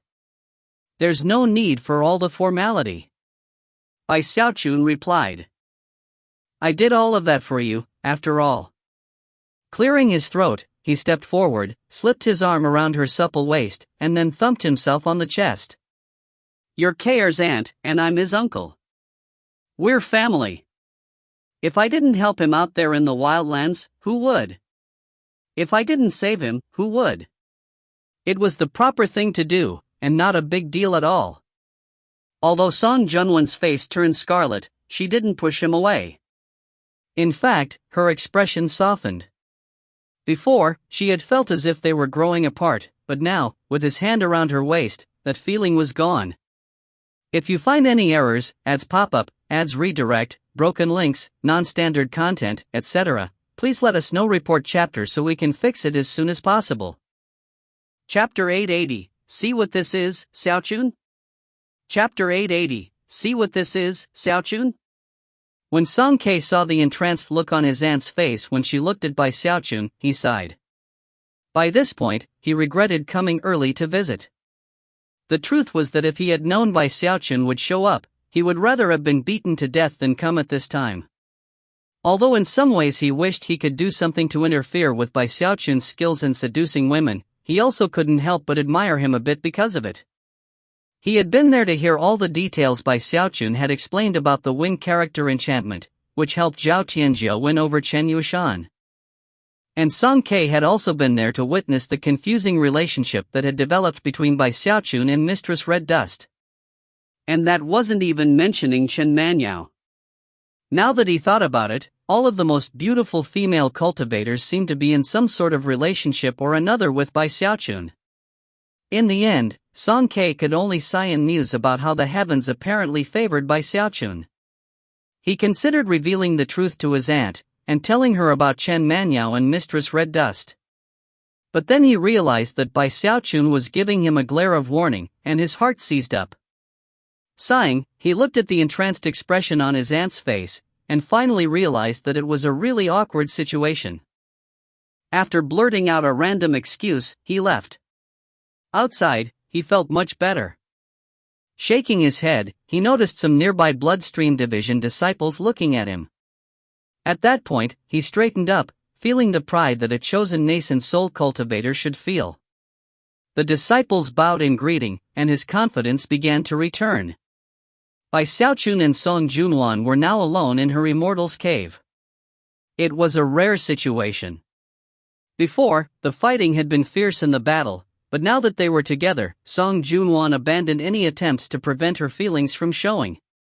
That was especially true considering what Bai Xiaochun had told her about Song Ke's situation, and how much danger he had faced to rescue him. Song Junwan could tell that Bai Xiaochun had done all of those things for her sake. And in the end, he had brought Song Ke back, not only safe, but also having broken through to the nascent soul stage. Gaze warm, she smoothed out some of the wrinkles in his garment, and spoke some sincere words of concern. Considering they were now alone, most of the flush had left her face. Bai Xiaochun felt very relaxed in her presence, and could tell how much she cared for him. Eventually they sat down on a divan, whereupon Bai Xiaochun began to brag about some of the details of how he'd rescued Song Quebec. Of course, he emphasized his own role in the situation, making sure it was clear that without him, Song Ke would probably never have escaped.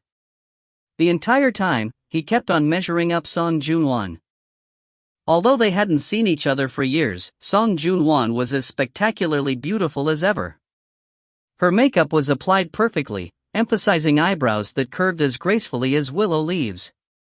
Her eyes glittered like pools of deep water, making it seem as if she were waiting for him to guess what she was thinking. Bai Xiaochun's heart suddenly began to race. Song Junwan was curvaceous and smoking hot, with mouth-watering curves everywhere. There was something shockingly bewitching about her, especially considering how provocatively she dressed. Bai Xiaochun swallowed a few times, marveling inwardly at what a vixen she was. Without even thinking about it, he began to compare her to Mistress Red Dust, and eventually sighed in the realization that in terms of physique and beauty, Song Junwan clearly came out on top. Suddenly, he realized something. After being thrown down onto the ground in the jungle by Mistress Red Dust, a new world had opened up to him. When Song Junwan realized that Bai Xiaochun was secretly checking her out, her heart began to beat more rapidly. A flirtatious expression appeared on her face, and she looked at him closely, pretending she hadn't noticed the look in his eyes. She also leaned forward a bit, revealing even more curves than before. However, after a long moment, it was clear that Bai Xiaochun was merely looking at her, and wasn't going to make a move. A spark of anger rose up in her heart, quenching some of her passion. A cold expression even appeared on her face. "Well," she said primly, "since there's nothing better to do, I guess I'll go meditate." Bai Xiaochun's eyes widened in shock. Everything had been going well moments ago, to the point where Song Junwan seemed gripped by passion. But in the blink of an eye, it all changed. It was very strange. Suddenly, he realized that asking about Ho Xiaomei right now probably wouldn't be the best idea. Blinking a few times, he decided to feel the situation out. "Well, I guess I'll head out." Heart burning with anger that she couldn't control, Song Junwan glared at him for a moment, and then let out a cold harumph. "See yourself out." Bai Xiaochun was really confused. Sighing, he mused that women were definitely very strange creatures, both Mistress Red Dust and Song Junwan alike. Could it be that all older women are like this? Convinced that this was the case, he decided that he really missed Ho Xiaomei. She was definitely the most well-behaved of them all. Rubbing his nose, he rose to his feet and said, "Well, I guess I really will take off." As he did, Song Junwan closed her eyes and ignored him. Bai Xiaochun's awkwardness was now starting to turn into a bit of anger. Flicking his sleeve, he turned to walk off. However, he only got about 7 or 8 steps before Song Junwan's voice rang out. "How long are you going to stick around this time?" In no mood to deal with her antics, he replied, "Oh, I don't know. After all the sect matters are taken care of, I need to take a trip to the Starry Sky Dao Polarities sect." Then he continued on his way. Song Junwan opened her eyes and looked at him walking away. As of this moment, she realized that, considering Bai Xiaochun's cultivation base and talent, it wasn't reasonable to expect him to stay in the river-defying sect forever, even if it was his home. Furthermore, she couldn't help but wonder, after he left, how long would it be before she saw him again? When she thought about that, and about how distant he had seemed when she caught sight of him on the battlefield, she began to struggle inwardly. If she couldn't hold on to him right now, then as time passed, they would grow further apart, and their relationship would definitely cool. Eventually, it would probably become nothing more than a memory. The sect had faced many dramatic situations over the years, and she had seen many couples parted by death. Besides, she had no idea if she would be able to break out from the core formation stage and into the nascent soul stage, which meant that she had no idea how long she would actually live. The only thing she knew was that, over all the years, Bai Xiaochun was the only person to have tantalized her without sickening her. After everything that had gone on between the two of them, he was the one person she could never stop thinking about. At that point, the struggle in her eyes transformed into determination. She was the Devil Witch of the Bloodstream sect, not a member of the Righteous and Orthodox Spirit Stream sect. As her hesitation vanished, decisiveness enveloped her. She stretched out on the divan, making sure every inch of her beautiful figure was on display. Then she spoke in a voice that would stab deep into the heart of anyone who heard it. "Xiaochun, come here. I want to show you something." As soon as her voice entered his ears, it felt like a hand had grabbed onto his heart. After shivering for a moment, he snorted coldly. "Whatever it is, I don't want to see it." Those were the words which left his mouth, and yet, he stopped walking, and even turned around, to see Song Junwan reclined sultrily on the divan. His heart began to pound even harder. However, he reminded himself that in the face of a vixen like this, he had to control himself and act like normal. Eyes glittering, she beckoned at him with her finger. "Be a good boy, now. Why won't you come over here? I'm not going to bite you." Heart racing, Bai Xiaochun gave another cold snort. Glaring, he strode over to her, stuck his chin up, and loudly said, "Me? Afraid of you?" I think not. All right. What do you want to show me? Covering a smile with her hand, she looked up at him, snagging his gaze as surely as if with a hook. Even as he gasped in surprise, she patted her bag of holding, producing a medicinal pill which she held up in 2 fingers. Do you see what this is? Bai Xiaochun's jaw dropped, a bit displeased that this was what Song Junwan wanted to show him. It turned out it was just a medicinal pill. Sighing, he looked a bit closer, drawing upon his skill in the Tao of medicine to identify it. Oh, it's an aphrodisiac pill. Hey, how did you get suddenly? He gasped, and thought back to Mistress Red Dust. And yet, before he could do anything, a flush spread out across Song Junwan's face, and her eyes flashed as she crushed the pill. If you find any errors, ads pop-up, ads redirect, broken links, non-standard content, etc., please let us know. Report chapter so we can fix it as soon as possible. Chapter 881, This is my first time. Chapter 881, This is my first time. Poof. When Song Junwan crushed the aphrodisiac pill, it made a very familiar sound, a sound which stabbed into Bai Xiaochun's ears and went deep into his mind. Pink mist roiled out in all directions, enveloping both him and Song Junwan before he could even react. Without even thinking about it, he began to back away, but before he could take more than a few steps, a bewitching, soft, and curvaceous form grabbed him. He suddenly realized that somewhere deep inside of him was a profound sense of anticipation. Blinking, he shouted, "No, don't. Wait, Wanner. What are you doing? Aff.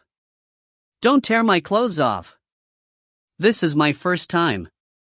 His shrieks were particularly exaggerated, and although he seemed to be struggling to fight against the effects of the pink mist, he obviously wasn't putting much heart into it. The main thing he was afraid of was that Song Junwan would figure out what had occurred between him and Mistress Red Dust back in the wildlands. Suddenly, he screamed with renewed fervor. "Stop it! At least let me get ready." Piteous wails erupted from within the mist, but clearly, he was just putting on a show. The look in his eyes and the way he held himself actually made it easier for Song Junwan to tear his clothing off. Panting, Song Junwan said, "Shut up. This is exactly what I want. Your first time." Along with her words came the brutal sound of clothing being torn. At that point, Bai Xiaochun's shrieking ceased, and a sharp intake of breath could be heard from Song Junwan. And then, the mist began to seethe and burn. 2 hours went by. When the mist vanished, Song Junwan seemed to be thinking clearly again. Her clothing was back on, but a deep flush covered her face. Next to her was Bai Xiaochun, an expression on his face that was a mixture of pride and tenderness. Arms wrapped around his knees, he looked off into space. The expression on his face was very pleasing to Song Junwan. In fact, if he had looked any other way, she might have become suspicious. Adjusting her clothing, she smiled and said, "All right, hurry up and put some clothes on. Don't worry, I'm not going to abandon you now or something." The truth was that Bai Xiaochun's days was only 30% real and 70% a show. He didn't dare to do anything other than look like he was in a daze. Otherwise, Song Junwan might have guessed at the truth.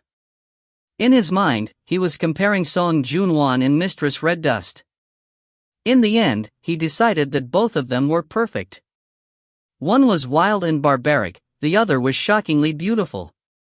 The truth was that all sorts of different flowers had their upsides. However, he kept a strange look on his face, and after a bit of thought, even shivered a few times to make it really seem like it was his first time. Inside, he was sighing endlessly at the fact that, twice in a row, he had been trapped by an aphrodisiac pill. Is the aphrodisiac pill the bane of my existence? If there was a first time, and a second time, does that mean there will be a third, fourth, and fifth time? Although it was somewhat of a dismal thought, for some reason, he actually looked forward to it. Song Junwan was completely pleased by the strange look on Bai Xiaochun's face. Patting her bag of holding, she produced a new set of clothing, which she handed over to him. Considering the blank look that was on his face, she offered a few tender words and then helped him get dressed. Of course, although the blank look remained on his face, inside he was feeling wonderful, and couldn't help but marvel at the wonderful act he was putting on. At the same time, he kept wondering why he was so outstanding. If he weren't, why would Mistress Red Dust and Song Junwan have both intentionally used an aphrodisiac pill to bewitch him? I can't blame them.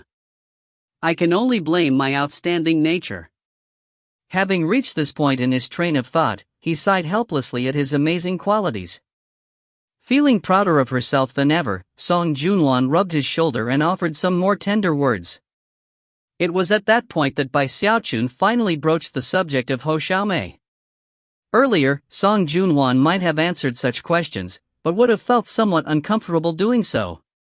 Now, considering how pleased she was, she didn't mind at all, and explained everything she knew. Several thousand cultivators from the river-defying sect had gone to the Starry Sky Dao Polarity sect to participate in the selection process. In total, there were tens of thousands from the eastern Heavenspan River who had participated in the trial. Song Junwan hadn't passed the test. And in fact, of all the other river-defying sect disciples, only Ghostfang had succeeded. However, during the talent portion of the assessment, Ho Xiaomei was shown to be particularly suited to the divine abilities and magical techniques of Heavenspan Island. Therefore, both she and Ghostfang had proceeded on to Heavenspan Island. Actually, Ho Xiaomei wasn't the only one to receive such treatment. According to Song Junwan, there were a total of 8 other disciples who had been selected because of how well they conformed to certain legacy magical techniques. When Bai Xiaochun heard that Ho Xiaomei was one of several disciples to go to Heavenspan Island, he felt a bit better about the situation. And he felt even better when Song Junwan pointed out that such arrangements had been made many times throughout history. In fact, it had been this way for thousands of years. Furthermore, most cultivators who served as special guards on Heavenspan Island eventually returned to their home sections. Maybe I'm just worrying too much. Having received all of this information, he looked over at Song Junwan and noticed how exhausted she seemed. In fact, both of them seemed to be a bit out of sorts. Clearing his throat, he offered some words of departure. Before leaving, though, he gave her a Deva soul. He had never been able to collect another full set of 5 Deva souls. However, even only one of the souls he had could be considered a precious treasure in the Heavenspan River region. One of those souls could be traded into a sect for a set of Deva beast souls, and would be of immense help to Song Junwan when it came time for her to create her nascent soul. Furthermore, if she succeeded, she would have a nascent soul that put her on the same level as the chosen from the Starry Sky Dao Polarity sect. It would definitely be beneficial to her cultivation. Song Junwan was completely shaken by the gift. It was the first time in her life that she had ever laid hands on something so precious. She looked up at Bai Xiaochun, the entrancement in her eyes growing deeper. She didn't try to persuade him to stay. However, when he turned to leave, she walked over and embraced him. The feeling of her soft curves pressing into him caused Bai Xiaochun's heart to start racing again. Although he had just gone through an incredible experience, being held by her immediately caused him to recall everything that had just happened. Worried that he might reveal some information he didn't want to, he mumbled a few words and then hurried away. Outside of the Immortal's cave, he felt his heart still pounding, and muttered a few more times about how much of a vixen she was. Sighing, he realized that he really had changed. This time, he wasn't nearly as depressed as he had been the last time. Wait. No. No way. I can't be like this. Oh, and I definitely can't let Ho Xiaomei find out. Having reached this point in his train of thought, he suddenly started wondering if Ho Xiaomei had somehow come across an aphrodisiac pill. If not, then perhaps he would need to figure out a way make sure she did. Hold on. No. How could Bai Xiaochun be a person like that? After all, he was a very pure person, and therefore, such thinking didn't befit him. Eventually, he looked up into the sky and sighed. Why? Why am I so outstanding? Sighing, he made his way to the immortal's cave that had been prepared for him. Once inside, he sat down cross-legged and got his thoughts under control. It's hard to say where the Starry Sky Dao Polarity sect stands when it comes to the river-defying sect. To be safe, I really need to become a deva as soon as possible. At that point, his eyes lit up with determination. I need to conjure a 21-colored flame. If you find any errors, ads pop up, ads redirect, broken links, non-standard content, etc., please let us know. Report chapter so we can fix it as soon as possible. Chapter 882, The Fury of Devas. Chapter 882, The Fury of Devas. Bai Xiaochun had killed one deva, crippled another, and forced the third to flee. Because of that, he could tell that the issues facing the river-defying sect were not yet fully resolved. Although he had temporarily ended the crisis, the truth was that everything could be traced back to the Starry Sky Dao Polarity sect. Without the tacit approval of the River Source sect, the other three great sects would never have dared to try to exterminate the river-defying sect. Perhaps few people in the sect understood the Starry Sky Dao Polarity sect well, but Bai Xiaochun had spent a lot of time there, and was very familiar with its inner workings. For example, there were 5 Deva patriarchs in the sect. One of them was from the Hall of Steel Veins, but the other 4 were powerful experts connected to the 4 river branches. For example, there was the childlike Deva who controlled the Sky Quarter. The other branches all had Deva patriarchs who watched over them, and were connected to them in numerous ways. Oftentimes, clan interests played a factor. The truth was that the Middle Reaches sects were all extensions of the power bases of those devas. The moment the river-defying sect became part of the Middle Reaches, they began to pay tribute to the child deva. In fact, their tribute surpassed that which had been paid in the past by the Sky River Court. From that, it was easy to ascertain that the actions of the 3 sects against the river-defying sect was not a war of incursion, but rather, a game being played amongst the devas of the Starry Sky Dao Polarity sect. Also, the child patriarch from Sky Quarter was in a weak position, and wasn't capable of contending with the other 3 devas. In the end, he was essentially forced to abandon the river-defying sect, which led to the situation of 3 devas joining forces to exterminate the sect. Although Bai Xiaochun had appeared and decimated the alliance of 3 sects, the truth was that the figurative slaps he had unleashed actually landed on the faces of the other 3 devas in the Starry Sky Dao Polarity sect. It was easy to imagine that the result would be nothing good. The other 3 devas would surely be infuriated, and would come to unleash their wrath, but such an outcome had never been Bai Xiaochun's aim, and yet, in the face of sect-wide calamity, he had been presented with no other choice. I hope the fact that I rescued Chen Hetian's apprentice and daughter will prevent him from going overboard. And I sure hope that Bai Lin's grandfather remembers how close I am to his grandson. Bai Xiaochun rubbed the bridge of his nose. The truth was that he couldn't rely on anyone else, and he knew it. The only thing that could ensure the safety of the river-defying sect was to make it as strong as possible. I have to become a deva. Bai Xiaochun was already feeling under a lot of pressure. After all, the only true way to resolve the situation was for him to reach the deva realm, but with a deva cultivation base, his battle prowess would be even more significant. With that level of strength, he could strike fear into the hearts of his opponents, and truly protect the river-defying sect. As he sat there in his private chamber, eyes shining with determination, he pulled out the formula for 21-colored flame and began to study it closely. The formula required a huge amount of resources, something even more daunting considering he was now in the Heavenspan River region. Thankfully, his apprentice Bai Hao had given him plenty of souls to work with before he left the wildlands. He currently even had enough souls to cover numerous failures.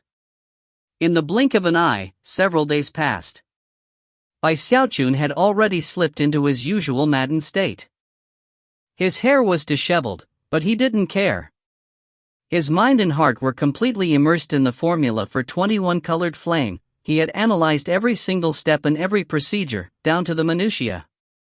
Perhaps it was because of the pressure he felt, or perhaps something else, but either way, he had exploded into action, and his thoughts raced from one aspect of the formula to another. Furthermore, because he had access to plenty of the spiritual power of heaven and earth, he was able to work continuously without stopping at all. To keep in top shape, he would occasionally consume medicinal pills provided by the river-defying sect. As time passed, he grew more and more familiar with the formula. 3 more days passed, whereupon Xiaochun waved his hands, summoning a large quantity of souls to begin his first attempt. He was under no illusions that he would succeed on this attempt. What he wanted was not success, but the experience that came with failure. Progress through practice led to shocking results, and was something that Xiaochun alone was able to accomplish. No other necromancers would be able to sustain the unimaginable cost. After all, Xiaochun's apprentice was the Hell Emperor, which enabled him to go to extravagant lengths when working on flame conjuring. Time slipped by slowly but surely. With each failure he experienced, his understanding deepened. Occasionally he would stop, analyze, and make adjustments. Although he looked physically exhausted, his eyes only continued to shine more and more brightly. As he slipped more and more deeply into flame conjuring, the very things he had worried would happen in the outside world began to happen. Word about the river-defying sect's spectacular comeback, and Xiaochun's fight with the 3 devas, began to spread. All cultivators in the middle reaches were completely shaken, and stories even began to spread in the lower reaches and the delta regions. Of course, there was little need to mention the Starry Sky Tao Polarity sect. Many individuals there had heard reports of what had happened, leading to widespread shock and astonishment. It was around that time that Patriarch Tao River, the one who had lost his fleshly body, decided to throw caution to the wind. He contacted Patriarch Starry River, and the two of them rushed to the Starry Sky Tao Polarity sect along with a nascent soul elder from the Polarity River Court. They were struck with fear by the presence of Xiaochun, but at the same time, couldn't get over their jealousy and anger. As soon as the 3 powerful experts reached the Starry Sky Tao Polarity sect, they split up and went to find the powerful patriarchs associated with their various sections. The patriarch associated with the Tao River Court was none other than Xiaochun, master of Zhao Tianzhou. He had been in secluded meditation, but when he heard about the matter with the river-defying sect, and the news of Xiaochun, his first reaction was that the stories were simply too unbelievable. However, as more and more accounts began to spread, he came to realize the truth of the matter, and his anger burned. Although he remembered Xiaochun, he had never cared too much about him. In fact, not even the fact that he had been involved with the rescue of his own apprentice and daughter counted for much with him. Xiaochun was the arrogant type who was always condescending toward others. Back when everyone had been teleported out into the wildlands, Xiaochun had gone to great lengths to find his apprentice and daughter.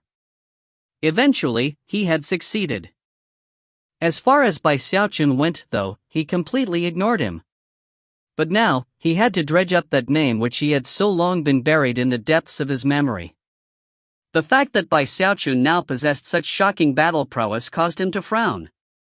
Even as he pondered those matters, the crippled patriarch Tao River arrived. Looking profoundly wronged, he clasped hands and bowed deeply to Xiaochun. "Senior, please help me." He was a Deva expert who Xiaochun had entrusted with defending a Middle Reaches sect. But now, he only existed in nascent divinity form, a fact that caused Xiaochun's face to turn very grim.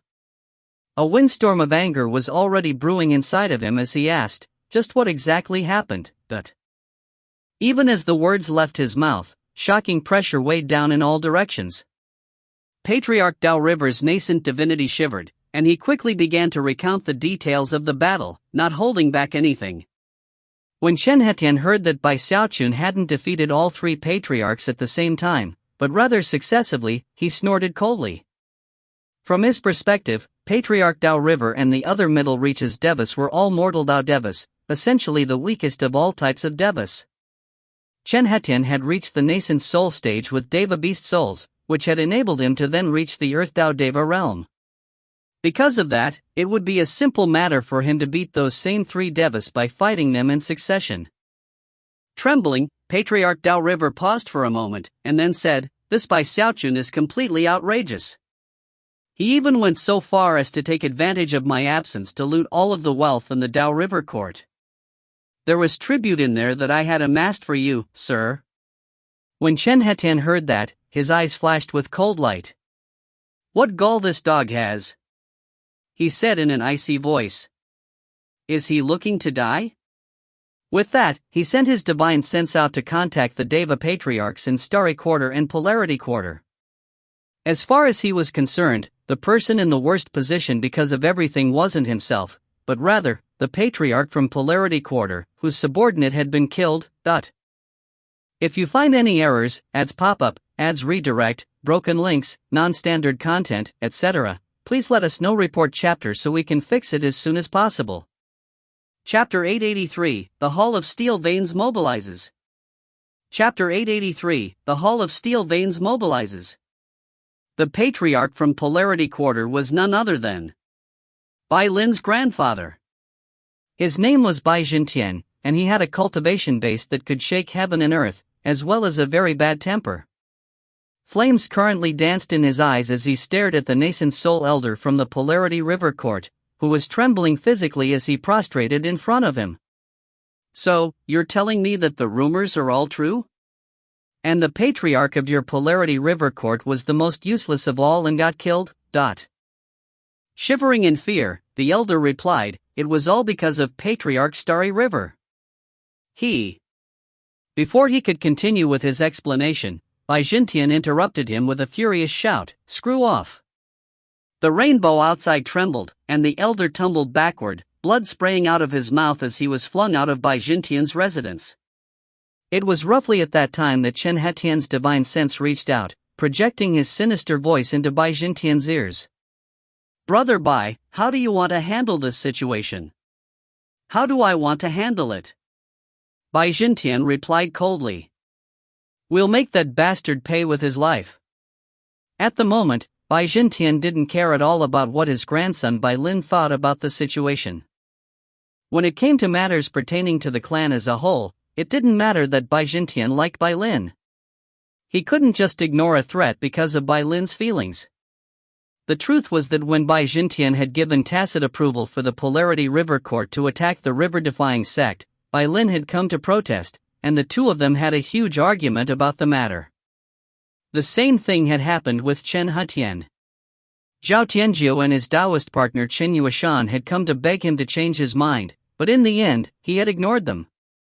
Now that something dramatic had occurred, there was no way that Chen Hetian and Bai Jintian would let the matter drop. Count me in, came an ancient voice, transmitted through divine sense to Chen Hetian and Bai Jintian. It was none other than the patriarch from Starry Quarter. He was the grandfather of Li Yuanqing and the ultimate backer of the Celestial Sky Society. His name was Li Xiandao. Bai Xiaochun's actions against the three sects had affected his interests, and although the Starry River Court had incurred the least losses of all, it was not something that Li Xiandao could simply overlook. After all, he had given tacit approval for the three sects to act. Furthermore, the alliance had been designed to suppress the child Deva from Sky Quarter. Therefore, how could Li Xiandao simply allow Bai Xiaochun to ruin everything? Very well, Chen Hetian said, his eyes flickering with cold light. Since you agree, brotherly, then there's no time to lose. After all, we've had fellow Taoist Li Yuantian suppressed for years now. We don't want him to get any thoughts now. Among the 5 devas of the Starry Sky Tao Polarity sect, there were 2 with the surname Li. However, they didn't come from the same clan. 1. In response to Bai Jintian's words, Li Xiandao nodded. Then, the 3 of them communicated a bit more, whereupon powerful Deva fluctuations erupted from the rainbows of the Starry Sky Tao Polarity sect. Li Xiandao, Bai Jintian, and Chen Hetian all became bright beams of light which shot off into the distance. Following them were the patriarchs of the Tao and Starry River Court. In total, there were 5 devas, 3 in the front, 2 in the back, streaking through the sky. Their destination was the river-defying sect, and their intention was to punish Bai Xiaochun. The fact that 5 devas had burst out into the open caused quite a commotion in the Starry Sky Tao Polarity sect. Countless disciples were shaken, and many cries of alarm rang out. What's going on? That was Patriarch Chen, Patriarch Bai, and Patriarch Li. Then there were two other devas who I'm pretty sure are from Middle Reaches sects. Even as the disciples began to discuss the matter, Zhao Tianzhao shot up into the air, looking anxiously off into the distance after his master. He too had heard that Bai Xiaochun was back, and that the river-defying sect had made a spectacular comeback.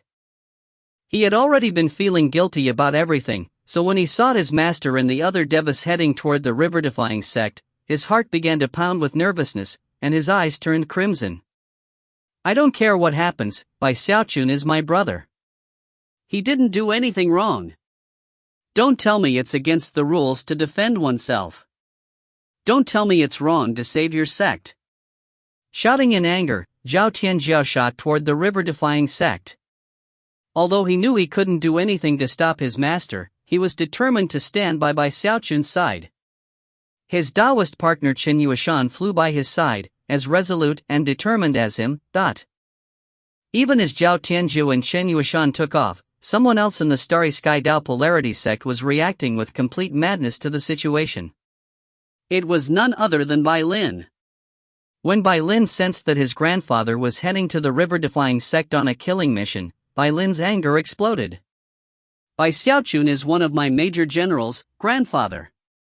Maybe I couldn't do anything to stop you from trying to exterminate the river-defying sect when he was missing. But now that he's back, I can't believe you're going to do this. Well, you're forcing my hand. Bai Lin had a short temper to begin with, so once it sparked, he flew into the air, and headed toward the Hall of Steel Veins. Bai Xiaochun wasn't just a subordinate of Bai Lin. He was also a member of the Hall of Steel Veins. The major generals of the 5 legions were all part of the Hall of Steel Veins. In the Starry Sky Dao Polarity sect, there were 4 devas attached to the 4 major branches of the river. But they weren't the only devas. There was another. He was Patriarch Steel Veins, a person who took orders only from the sect's demigod patriarch. It was impossible to say how Bai Lin went about making his report. However, moments later, fluctuations began to roll out that far surpassed those which had come from Chen Hatian and the other devas. The source, the Hall of Steel Veins. At the same time, a middle-aged man appeared, clad in blood-colored armor that made him look like he had climbed mountains of corpses and swam through seas of blood to reach his current state. Summon the 5 legions, he said coolly. As his words echoed out through the Starry Sky Dao Polarity sect, countless figures suddenly appeared, speeding through the air in his direction. Hundreds, thousands, tens of thousands. Within the space of a few breaths of time, nearly 100,000 people appeared. They were none other than the cultivators of the 5 legions. Many of them personally knew Bai Xiaochun, and many had fought alongside him in battle. In fact, many of them had been part of the 10,000-man corps he led as a major general. At the same time, Bai Lin also appeared, clad in a suit of armor, flanked by his fellow generals, all of them looking very grim. Patriarch Steel Veins looked around, and then spoke in a voice that echoed like thunder into the ears of the tens of thousands of cultivators. If someone wants to attack the river-defying sect, we can't do anything about that. But when someone makes a move against a major general of the Hall of Steel Veins, is that something we can stand for? Never! Came the response, a swell of voices that shook the entire Starry Sky Dao Polarity sect. With that, the patriarch waved his hand. Very well. Let's go take a look and see who dares to trifle with one of our major generals. Terrifying battle cries filled the sky as the massive army from the Hall of Steel Veins followed their patriarch into action. The Starry Sky Dao Polarity sect was completely and utterly shaken by what they were seeing. Countless disciples looked up with shocked expressions. Something big is about to happen. River-defying sect? Bai Xiaochun? Wait, I remember. Bai Xiaochun used to be a major general at the Great Wall. This is a battle amongst devas. As everyone devolved into chaos, the child Deva sat in a private chamber on Sky Quarter Rainbow, his eyes flickering with hesitation. The truth was that he was actually the main reason all of this was happening, and at the moment, was weighing the pros and cons of taking action. In the end, he shook his head. Forget it. If I interfered in one, then it wouldn't matter. But if I lost, with that, he closed his eyes and went back to meditating, ignoring all of the clamor outside. The truth was that he had long since abandoned the river-defying sect in his heart.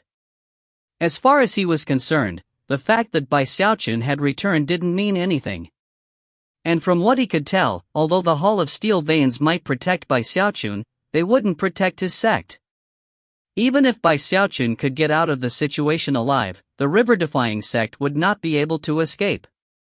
4 of the 5 devas in the Starry Sky Tao Polarity sect had taken action, causing the sky to fill with ripples. Devas could move with incredible quickness, especially Chen Hetian and his companions. It didn't take long before they were in sight of the river-defying sect's headquarters. Chen Hetian and the other devas exchanged glances, and then began to transmit a conversation among themselves. It's no surprise that the Hall of Steel Veins took action. But they can only do so much. Even if they save Xiaochun, they can't get too involved with other sect affairs. Patriarch Steel Veins is just going through the motions. If he had come alone, he could have caught up with us already. The fact that he's bringing the 5 legions with him shows that he's actually giving us time to take care of things before he gets here. Since he's making a show of it, we should probably give him some face. Fine, let's cripple Xiaochun's cultivation base, but leave him alive. That should be fine.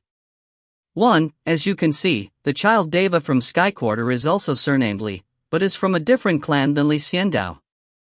Because of that, I think that, way back when, I erroneously came to the conclusion that Li Yuanqing was from that child Deva's clan. I'm not sure if it was in a footnote, or in the narrative itself. I went back to search for that reference but couldn't find it, so if anyone knows what I'm talking about, please respond to the comment I'm going to leave in the comments section. Update, someone did respond, and as it turns out, it wasn't my mistake. I've since gone back to fix the mistake. If you find any errors, ads pop up, ads redirect, broken links, non-standard content, etc., please let us know. Report chapter so we can fix it as soon as possible. Chapter 884, Black Clouds Gather. Chapter 884, Black Clouds Gather. It was evening, and the disciples of the river-defying sect were busy at their repair work. By now, the 4 mountain ranges that made up the sect headquarters were mostly back to normal. Buildings once again rose up near and far. Although traces of damage still existed, for the most part, the sect was on its way to a complete recovery. Morale was very high. The sound of jovial laughter and conversation could be heard everywhere, and the entire sect seemed to thrum with life. After fighting side by side, the 4 divisions had grown closer than ever, making the general atmosphere in the sect better than ever. Nothing seemed out of place among the patriarchs, and yet, their hearts were weighed down by one looming fact. Their repeated attempts to contact the Starry Sky Tao Polarity sect had failed. Not even the child Deva of the Sky Quarter had responded to them. Patriarch Spiritstream and the others were all very worried about what that meant.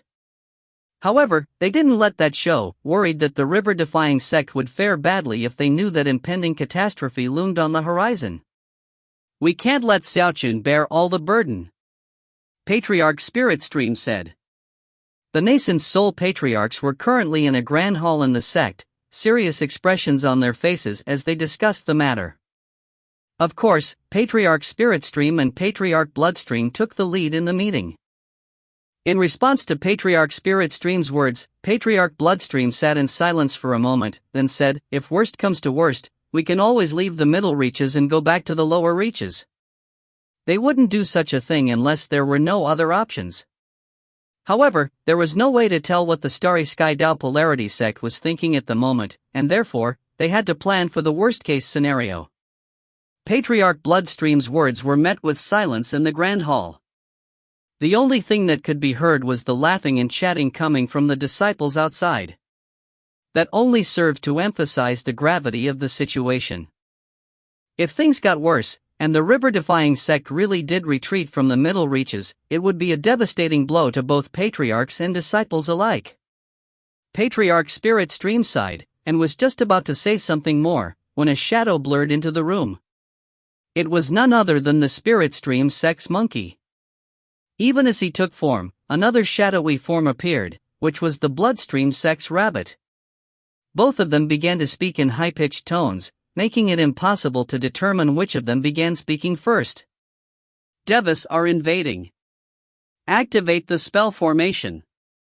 As the urgent voices of the monkey and rabbit echoed out, Patriarch Spirit Stream's face fell.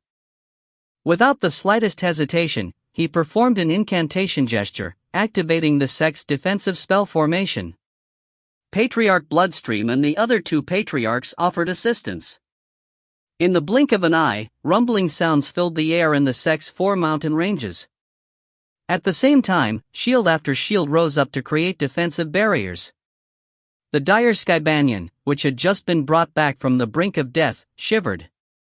Magical symbols erupted from its leaves, and in the blink of an eye, green light shot out from it, creating even more protective shields for the sect. It all happened so quickly that, before the shocked disciples could react, the spell formation had been fully activated.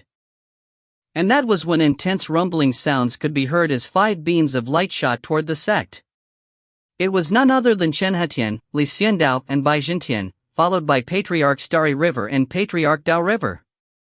The will of the 5 devas immediately spread out to fill heaven and earth, causing crackles of thunder to rip across the sky. There will replace the will of the heavens, locking down the entire area and making it a world unto its own. When the disciples of the river-defying sect saw the 5 figures up above, they gasped, and their faces fell. Patriarch Dao River. That's Patriarch Starry River. I've never seen those other 3, but their auras seem even more terrifying than the first 2, Shangwan Tianyou's throat tightened, and Beihan Lai shivered. Song Ke and the other chosen were immediately racked with nervousness, as were Song Junwan and the other leaders in the sect. Even with the spell formation activated, the pressure from the 5 devas was intense enough that everyone was left completely shaken. The pressure was like mountain after mountain crushing down onto the hearts and minds of the disciples, stifling them and filling them with terror. An anxious commotion broke out, everyone got the sense that disaster was pending.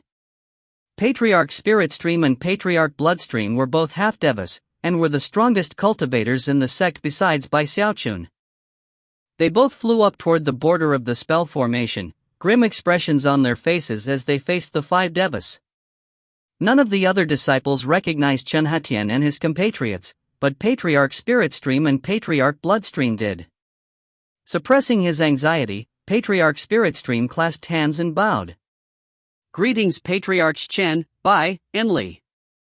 Honored sirs, I'm not sure the reason for your visit, hopefully you can forgive any breaches in etiquette. Next to him, the equally nervous Patriarch Bloodstream similarly bowed in greeting. When the river-defying sect disciples saw their 2 patriarchs acting so respectfully, it only caused their anxiety to grow. As for Chen Hetian and the other 2 devas, they completely ignored the 2 river-defying sect patriarchs. Looking down coldly at the spell formation shield, they began to transmit a conversation among themselves. This river-defying sect certainly reacted quickly. Well, that Bai Xiaochun is a deva after all. It only makes sense that he would detect our arrival. It doesn't matter. At worst, we'll have to do a bit of work. When the 2 river-defying sect patriarchs realized that they were being ignored, their anxiety mounted, and their eyes grew more bloodshot. The other disciples in the sect were completely shocked, and had begun trembling in despair. After all, even with Bai Xiaochun there to help, this was a collection of 5 devas they were facing. Patriarch Spirit Stream gritted his teeth and once again spoke. Patriarchs, would you pipe down? Li Xiandao interrupted. Snorting coldly, he waved his hand, summoning a 300-meter-wide illusory hand that shot down toward the spell formation shield. Massive rumbling sounds filled the air as the hand landed onto the shield, which erupted with brilliant light. The shield bent inward, and cracks spread out across its surface, but in the end it held, whereas the hand shattered. However, one of the shield layers had been broken. When that happened, the mountain ranges in the river-defying sect trembled, and countless bits of rubble crashed down their sides. The newly repaired mountains were already on the verge of collapsing again. Eyes bloodshot with madness, Patriarch Spirit Stream looked at Xiaochun and the other devas and shouted, "Patriarchs, what crime did the river-defying sect commit that has you so set on exterminating us?" The other disciples in the sect couldn't hold back any longer either, and began to shout out in anger. What crime did the river-defying sect commit? Why must you try over and over again to exterminate our sect? Their cries became a sound wave that rolled out in all directions across the landscape. Finally, Xiaochun snorted coldly. Ignoring the river-defying sect, he turned to Patriarch Dao River and Patriarch Starry River. You have the time it takes half an incense stick to burn to break open that spell formation shield. If you don't, then the two of you can forget about continuing on as devas. The two patriarchs shivered. Eyes bloodshot, they rotated their cultivation bases in preparation to take action. They knew that what Xiaochun had said was no empty threat. In the Starry Sky Dao Polarities sect, his words were like law, and they didn't dare to defy him. Shouting at the tops of their lungs, Patriarch Dao River and Patriarch Starry River unleashed all the power they could muster onto the river-defying sect. If you find any errors, ads pop up, ads redirect, broken links, non-standard content, etc., please let us know. Report chapter so we can fix it as soon as possible. Chapter 885, Throw Them Outside. Chapter 885, Throw Them Outside. How dare you people! Patriarch Spirit Stream shouted, simultaneously pouring more power into the spell formation. Patriarch Bloodstream also gasped under the power of the attack, but at the same time, his murderous aura erupted violently. Complete and utter bullying. What crime has our river-defying sect committed? The one to provide the response was Patriarch Starry River. When the time came for you to be exterminated, you dared to fight back. That is your crime. The Patriarch was feeling very excited. He couldn't help but think about the bedraggled state he had been in when he fled from Xiaochun, and how his revenge was now nigh. Get the hell out here and show your face, Xiaochun! He shouted. Gritting his teeth with anger, Patriarch Dao River said, "You listen to me, Xiaochun. I'm going to empty out your river-defying sect in the exact same way you emptied out the Dao River Court." At the same time, the two patriarchs slammed into the spell formation, causing the river-defying sect's headquarters to tremble violently. The sect's grand spell formation seemed mighty, but it couldn't defend against a sustained barrage by multiple devas.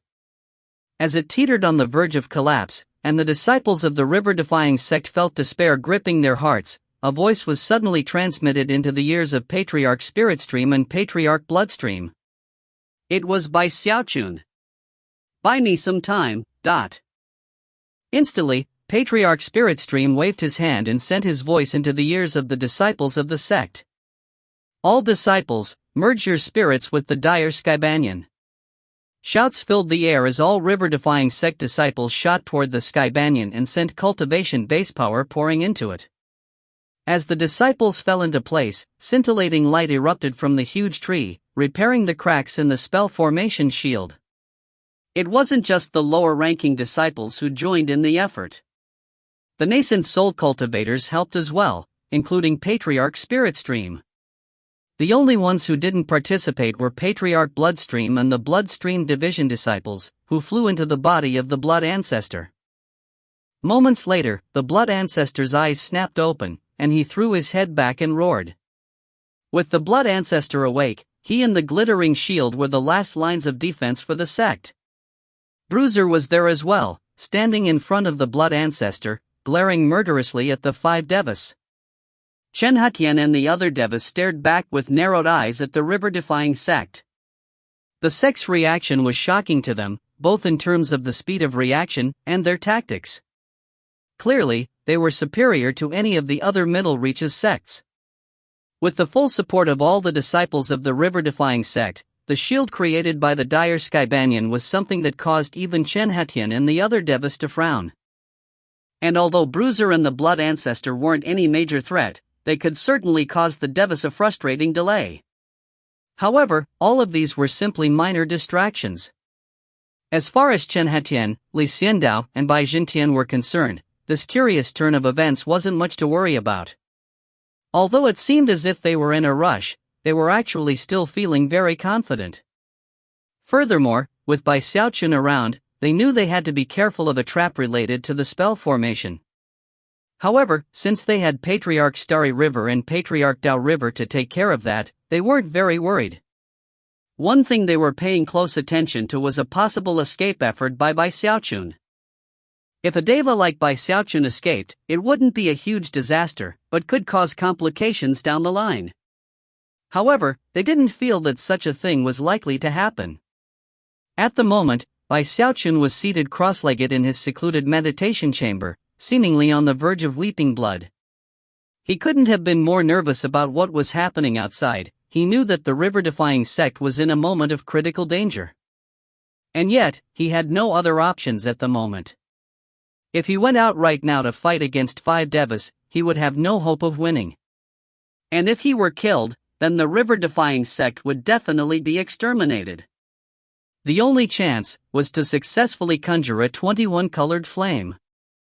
The flame of a heavenly necromancer would help him achieve a cultivation-based breakthrough, and would enable him to step into the Deva realm. Only then could he resolve this deadly crisis. Of course, there was another option. He could flee. If he escaped, then his existence would be a threat that could likely safeguard the river-defying sect to some extent. But that wasn't something he would do unless he had no other choice. It was simply too risky. Besides, if his estimation of the situation were incorrect, it could lead to the river-defying sect being wiped out. Time to conjure some flame, he said. In recent days, he had attempted to conjure so many 21-colored flames that he'd lost count. The vast collection of souls he had in his bag of holding was already beginning to run low. With the skills he had built up as an earthly necromancer, he was able to perform flame conjurings in a very short period of time. Furthermore, all of the failures in the recent days had given him extensive experience. Every time, he had made progress. Now, he was very familiar with the formula and the process itself. His string of failures had enabled him to solve all of the problems, or at least come up with theories on how to. I should be able to succeed. Eyes bloodshot, he began working again. He knew that the sect would not be able to hold out for very long, and could hear the rumbling sounds outside. Taking a breath to calm himself, he performed a double-handed incantation gesture, causing a vast group of souls to spread out around him. The time had come to begin the conjuring. As the souls merged together and the sea of fire appeared, he took control of it, preventing it from expanding out into a large area. However, it was in that moment that an intense boom reached him from outside. Although he wished to maintain complete focus, he had to send his divine sense outside to see what was happening. Patriarch Dao River and Patriarch Starry River had joined forces to attack the sect's grand spell formation, causing immense rifts to open up in the shield. As a result, blood sprayed out of the mouths of the river-defying sect disciples. When Bai Xiaochun saw that, he slipped further into madness. The sea of fire destabilized, and immediately lurched toward collapse. Without the slightest hesitation, he flew out into the open, which attracted the attention of Chen Hetian, Li Xiandao, and Bai Jintian. The instant they looked over, their faces fell as they realized that Bai Xiaochun held a ball of flame that filled their hearts with intense sensations of danger. "Bruiser, get out of the way!" Bai Xiaochun shouted. Rotating his cultivation base at full speed, he drew upon the power of his fleshly body to hurl the sea of fire out in front of him. It instantly transformed into a massive fireball that passed through one of the cracks in the spell formation shield. "Get back!" Chen Hetian shouted at Patriarch Starry River and Patriarch Dao River. At the same time, he and the other 3 most powerful devas rushed forward to try to suppress the fire. Unfortunately for Patriarch Starry River and Patriarch Dao River, they reacted a bit too slowly. Thunderous rumbling sounds erupted out as the ball of fire exploded, unleashing heaven-shaking, earth-shattering power. From a distance, it was possible to see the terrifyingly powerful sea of fire transforming everything outside of the river-defying sect into black and ash. Patriarch Starry River and Patriarch Tao River trembled violently. Blood sprayed out of the mouth of the former, and the nascent divinity of the latter trembled unstably. Both flew backward, but were sustained by the power of Chen Hetian, Li Xiandao, and Bai Jintian. Were it not for that help, both of the two weaker patriarchs would have been grievously injured. Considering this was Bai Xiaochun's first time using a fireball in this way, and he had aimed very carefully, the attack had been quite successful. If the enemy had been more prepared, it might not have worked as well. Bai Xiaochun! Patriarch Starry River shouted. However, even as he looked over, Bai Xiaochun vanished. Back in his secluded meditation chamber, he anxiously began to work on conjuring another flame. At the moment, he suddenly felt less pressure. What an idiot I've been! Who cares if I fail? When I fail, I can just throw them outside right before they explode. Bai Xiaochun couldn't help but marvel at his quick-wittedness. Any other person in his situation would have to be completely focused, and would only appear out in the open in the final glorious moment. But he was more awesome than that. He didn't need to wait until he succeeded. With every failure, he would shock everyone on the outside. If you find any errors, ads pop up, ads redirect, broken links, non-standard content, etc., please let us know. Report chapter so we can fix it as soon as possible. Chapter 886, Heavenly 21 Colored Flame. Chapter 886, Heavenly 21 Colored Flame. Having reached this point in his train of thought, Bai Xiaochun decided that he truly was a rare genius. That's right. If they're really unlucky, then I'll fail every single time. Fudge! I'll blow them all to bits. Excitement surging, he continued on with more conjuring attempts. Everyone else in the river-defying sect was enlivened by what they had just seen, and poured all of the power they could into the spell formation, causing the cracks to rapidly repair themselves. Patriarch Tao River and Patriarch Starry River both hesitated, fearful of the sea of fire they had just encountered. Damn that Bai Xiaochun! Chen Hetian gritted his teeth and thought back to the exploding pill furnaces back at the Great Wall. Frowning, he took a step forward, appearing in front of the spell formation shield. Eyes flashing with cold light, he shoved his hand out toward the shield. Bai Jintian and Li Xiandao joined him, both of them stepping forward to attack the spell formation as well. Patriarch Tao River and Patriarch Starry River immediately felt less nervous, and joined in. It only took the briefest of moments for 5 devas to be simultaneously unleashing attacks onto the spell formation shield.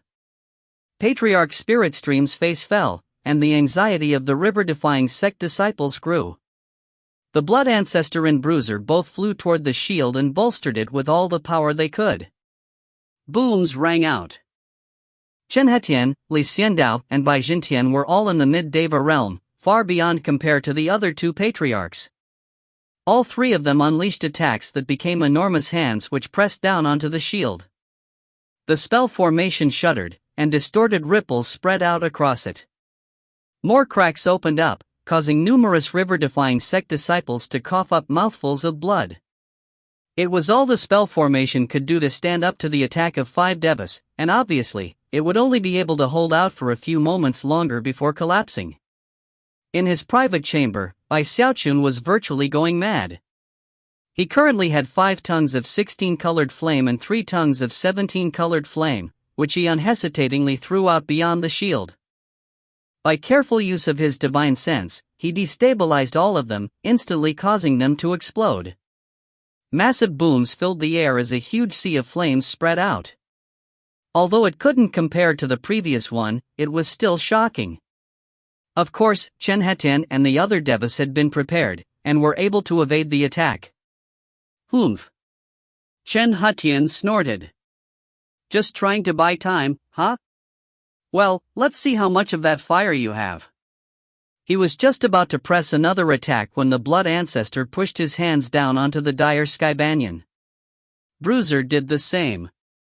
In fact, all of the spirit beasts in the sect rushed over, using all of their energy to assist in the defense of the sect.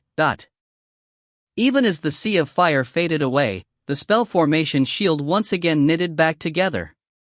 Chen Hatian and the other devas blurred back into motion, yet again attacking the spell formation. However, the spell formation had stabilized greatly, and Bai Xiaochun continued to toss out fireballs. Chen Hatian's rage was mounting, and it was the same with Bai Jintian and Li Xiandao. That was especially true of Li Xiandao, who was shocked to realize that he was actually seeing multicolored flame. For Bai Xiaochun to have accumulated so many types of multicolored flame in his time in the Wildlands was shocking to the extreme, and was proving to be a big headache. Damn it, even one of those tongues of multicolored flame could be considered priceless. I can't believe he's being so extravagant. How did this Bai Xiaochun get so much multicolored flame in the Wildlands? Not only were the devas shocked, they were being kept away from the spell formation because of the constant explosions. As a result, the river-defying sect's shield continued to grow stronger by the moment. The fact that 5 devas were incapable of blasting through the spell formation shield of a single middle reaches sect caused their fury to burn. In his private chamber, Bai Xiaochun was both worried and filled with anticipation. At the moment, he was splitting his concentration between his efforts to conjure 21 colored flame, and his attempts to pay attention to the battle outside, and toss out multicolored flame. Although he had built up stockpiles of multicolored flame, they didn't run too deep. However, he had no other ways to buy time. He was doing everything possible to conjure his 21 colored flame, and although he was somewhat distracted, he was already working on compressing the flame he was working with. As it shrank down, the numerous colors in the flame flickered madly. Even as Bai Xiaochun held his breath and looked for the additional color, Chen Hetian and the other devas unleashed another round of attacks on the spell formation. Blood sprayed out of the mouths of the river-defying sect cultivators, and many began to list in weakness. The spell formation clearly wouldn't last for much longer. Shouting, Bai Xiaochun threw out 3 tongues of 18 colored flame, and a tongue of 19 colored flame. 18 colored flame was shocking enough to begin with, so when it exploded, the intense heat it generated forced Chen Hetian and the others to back up. Damn it, Bai Jintian shouted. How can this guy have so much multicolored flame? Get this spell formation down. Chen Hetian bellowed. Even if he has more multicolored flame, he won't dare to use it inside of his own sect. Break this formation. Li Xiandao yelled. Without any hesitation, all 3 of the devas blasted the spell formation shield, joined by Patriarch Starry River and Patriarch Dao River. Braving the intense heat, they closed in and launched powerful divine abilities into the shield. Booms rang out as, at long last, the shield couldn't hold any longer, and collapsed. Blood sprayed out of the mouths of all the river-defying sect forces, from the low-level disciples all the way up to Patriarch Spirit Stream and Bruiser. As despair filled the hearts of the river-defying sect cultivators, Patriarch Dao River and Patriarch Starry River excitedly advanced into the sect. However, it was in that very moment that Bai Xiaochun found the new color in the sea of fire. He quickly sent his divine sense inside, and successfully completed the 21st color. An air of ultimate supremacy erupted out from the sea of fire, causing the heavens to dim and a wild wind to kick up. The will of the 5 devas, which had taken over from the will of the heavens, was suddenly driven back as if by a massive hand. Multicolored light erupted out into the night, causing the faces of the devas to fall as they sensed a sudden, intense feeling of deadly crisis. The origin of that crisis was one of the river-defying sect's secluded meditation facilities, which was none other than the location where Bai Xiaochun was conjuring the flame. Although the devas didn't want to fall back, the bright light shining out from the area filled them with such a sense of danger that they had no other choice. Patriarch Starry River and Patriarch Dao River were deeply shaken, and immediately began to retreat.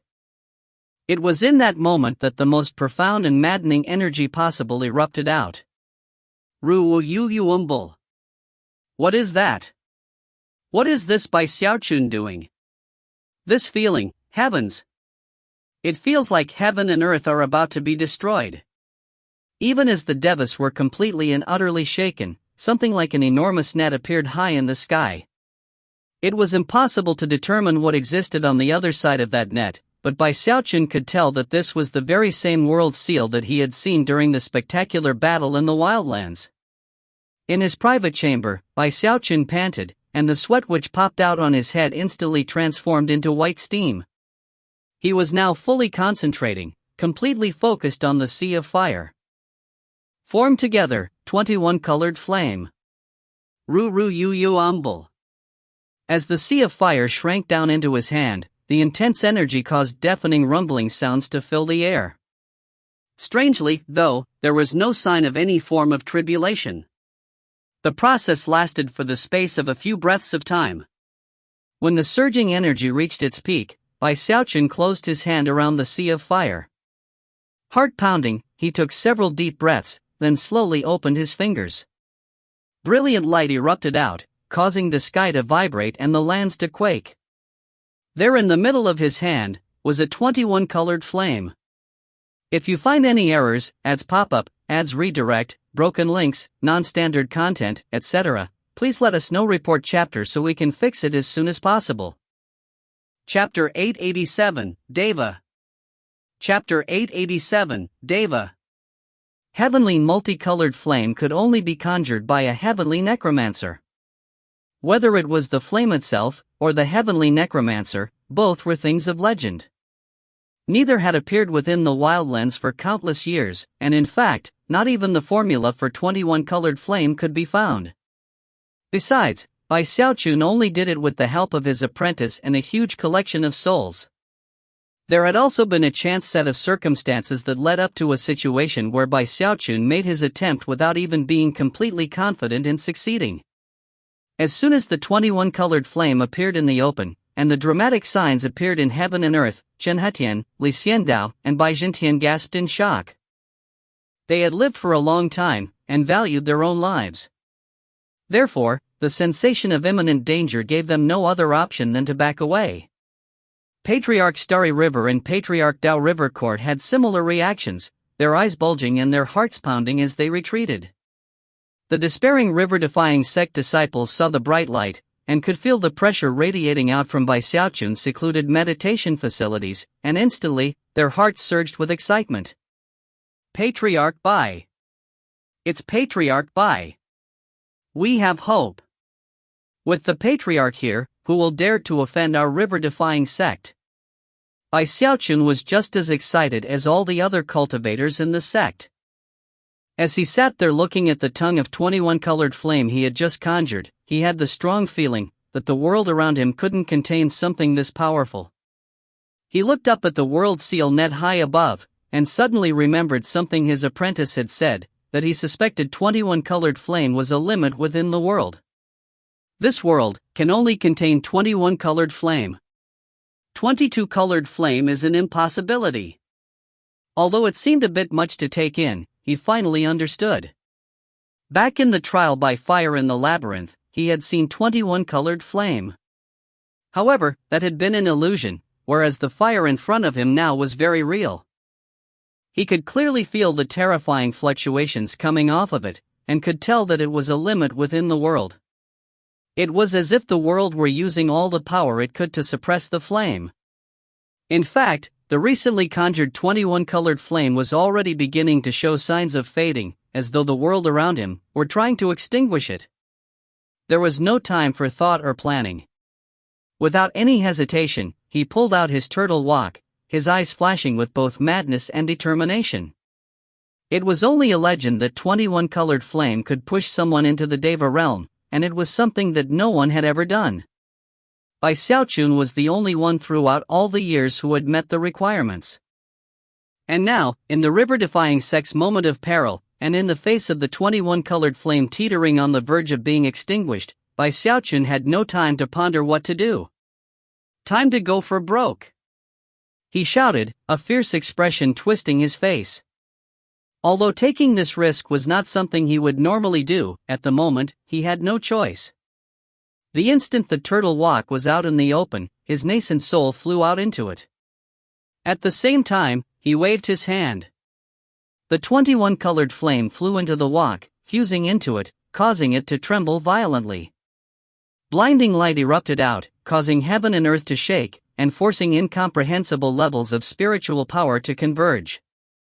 It was as if the river-defying sect had become a massive vortex, sucking in all the spiritual power of heaven and earth.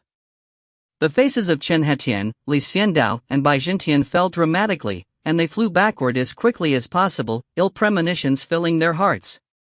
"Dao River, Starry River," shouted Li Xiandao, "get over there and bust open his meditation chamber."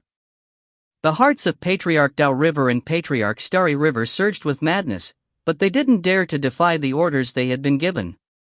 Seeing that Chen Hetian and Bai Jintian weren't offering any other instructions, they gritted their teeth and charged at full speed toward Bai Xiaochun's private chamber. Bruiser howled anxiously, and Patriarch Bloodstream sent the Blood Ancestor forward with him to intercept. Although neither of them were at the Deva level, they could at least buy some time. Rumbling sounds echoed out as the two Deva Patriarchs knocked Bruiser and the Blood Ancestor out of the way, and then closed in on the meditation chamber, toward which the massive quantities of spiritual energy surged. "Open up!" Patriarch Dao River roared, hands flashing in a double-handed incantation gesture that sent tens of thousands of beams of sword light out to form the shape of an enormous great sword. As the sword slashed down toward the meditation chamber, shocking energy filled the area. Patriarch Starry River also went all out to unleash a similarly devastating attack. Starry Meteorite Subjugation. Ear-splitting rumbling sounds filled the air, along with enraged shouts from countless river-defying sect cultivators, as countless meteorites materialized around Patriarch Starry River and then began to rain down toward Bai Xiaochun's secluded meditation facilities. All of this takes a bit of time to describe, but actually happened in the shortest of moments. In the blink of an eye, the meteorites fell, and the sword slashed down, causing the river-defying sect to shake violently. The mountains that contained Bai Xiaochun's meditation chamber shattered, sending rocks and rubble flying out in all directions before transforming into ash. Even the meditation chamber itself was destroyed. "Xiaochun!" Song Junwan cried. Even as Bruiser howled, Chen Hetian, Li Xiandao and Bai Jintian all shot down into the river-defying sect. However, a moment later, their faces flickered with wild emotion. The will of a Deva. That only happens when someone rises to the Deva level and fuses with the heavens. Bai Xiaochun actually wasn't a Deva before? How is this even possible? Crying out in alarm, all three of them fell back rapidly. And yet, even as they did, a shocking will erupted out from the rubble of the recently destroyed meditation chamber. It was so powerful that as it merged with the heavens, the sky trembled. All previous ripples, all peals of thunder, all of the clouds, were instantly suppressed. The will of Chen Hetian and the other Devas, which had previously locked the area down, were instantly driven away. Only one will was left, a domineering will that demanded that the wills of all other Devas retreat. An enormous face materialized in the sky, a face with eyes closed, a face that filled all of the heavens, a face which caused the hearts of everyone in the river-defying sect to tremble with unbridled excitement. It was Bai Xiaochun. Chen Hetian, Li Xiandao, Bai Jintian, Patriarch Dao River, and Patriarch Starry River all looked grim and even sick as they retreated. As for the latter two, they felt a sensation of impending death that surpassed anything they had felt in their previous encounter with Bai Xiaochun, but it was in that moment that the eyes of the enormous face in the sky opened. The eyes locked onto Patriarch Dao River's nascent divinity, simultaneously causing all color in the world to dim. Wind screamed and lightning danced, all of which coalesced into a shocking voice. "Be destroyed!" The face of Bai Xiaochun twisted, transforming into a beam of light that shot toward Patriarch Dao River. It moved so quickly that Chen Hetian, Li Xiandao, and Bai Jintian couldn't even react. To the shock of Patriarch Dao River, before he could even plead for mercy, that beam of light stabbed through his nascent divinity. If you find any errors, ads pop up, ads redirect, broken links, non-standard content, etc., please let us know. Report chapter so we can fix it as soon as possible. Chapter 888, Think You Can Leave? Chapter 888, Think You Can Leave? The beam of light that had been by Xiaochun's face moved with indescribable speed, more quickly than anything the disciples of the river-defying sect had ever seen. Chen Hetian, Li Xiandao, and Bai Zhentian were all shocked to the core. Not even they had ever seen anything like it.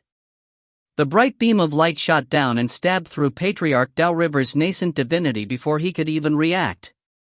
He shivered, and his eyes went wide with disbelief as he looked down at his own chest. As he did, a huge boom rang out, and his nascent divinity form exploded into absolutely nothing. He had been killed in the blink of an eye. The entire battlefield went deathly silent. The river-defying sect, Chen Hetian and the Devas, and everyone else was looking at the spot where Patriarch Dao River had been killed. Waves of shock filled everyone present. It was at this point that everyone realized that, right behind where Patriarch Dao River had previously existed, a person was materializing. He had long hair and fair skin, and wore a simple robe. He seemed noble and magnificent, and yet, his eyes were as sharp as the sharpest of swords. He was none other than Bai Xiaochun. Impossible! Chen Hetian gasped. Bai Zhentian and Li Xiandao felt as though their minds were being struck by lightning, and their faces fell dramatically in the face of the power on display by Bai Xiaochun. This, Bai Zhentian gasped. Even if Dao River was only in nascent divinity form, he should have been able to evade that blow. Such speed, how is it even possible? He wasn't a deva before, Li Xiandao murmured, but he most certainly is now. The fact that Bai Xiaochun had previously not been a deva meant that it was as a half-deva that he had injured one deva patriarch, crippled another, and killed the last. It was simply terrifying. The horrifying significance of it all left Chen Hetian, Li Xiandao, and Bai Zhentian completely aghast. Patriarch Starry River was shaking violently, his shock surpassed that of Chen Hetian and the others. After all, this was his second time seeing Bai Xiaochun kill a deva. In fact, this time, it went even more smoothly than last time. The mere thought of what he had just seen struck him deeply with fear, and caused him to flee as quickly as possible. The last scrap of courage he had possessed was now gone, and if he had his way, he would never again do anything to provoke Bai Xiaochun. Even as everyone present reeled in shock, Bai Xiaochun reached out and made a grasping motion in the direction of where Patriarch Dao River had been killed. As he did, it was to the utter amazement of all onlookers that a soul shadow appeared. It had a blank look in its eyes, and clearly resembled Patriarch Dao River. As it appeared, it began to float up, as if it were about to merge into some unseen vortex. After all, when souls died in the lands of Heavenspan, they would be taken away into the cycle of reincarnation. However, before the soul of Patriarch Dao River could float up into the heavens, Bai Xiaochun grabbed it. Although no one else present was capable of seeing it, Bai Xiaochun could see that there really was a vortex up above. And in the moment that he reached out to grab the Patriarch's soul, the vortex vanished, as though it had no intention of interfering with his attempt to grab the Deva soul. As soon as he had it in his hand, he closed his fingers down, causing a yellow crystal to appear. Sealed within that crystal was none other than an Earth-type Deva soul. The cultivators of the river-defying sect were both shaken and excited. Patriarch Spirit Stream was bubbling over with joy, and Patriarch Bloodstream's eyes shone with unprecedented madness. Patriarch Bai. Patriarch Bai. The cries of joy which rang out from the river-defying sect seemed loud enough to fill all of the eastern middle reaches. Bruiser howled in delight at how incredibly powerful Bai Xiaochun had become. Patriarch Spirit Stream and Patriarch Bloodstream, the patriarchs from the other two divisions, Li Qinghe and Zhang Yuandong, were all beside themselves with joy. The river-defying sect finally has a Deva. All of the powerful experts in the sect were virtually jumping with delight. Although they had been shocked by Bai Xiaochun's previous level of power, back then, he hadn't been a Deva. Although most people in the sect hadn't been aware of that fact, Patriarch Spirit Stream had. He hadn't been a Deva, but possessed the battle prowess of one. And yet, the leadership of the sect still hadn't been able to rest easy. But now, powerful fluctuations filled heaven and earth as Bai Xiaochun's will surpass the will of the heavens. Because of that, Patriarch Spirit Stream and the others knew that Bai Xiaochun was now a deva. The river-defying sect cultivators were beside themselves.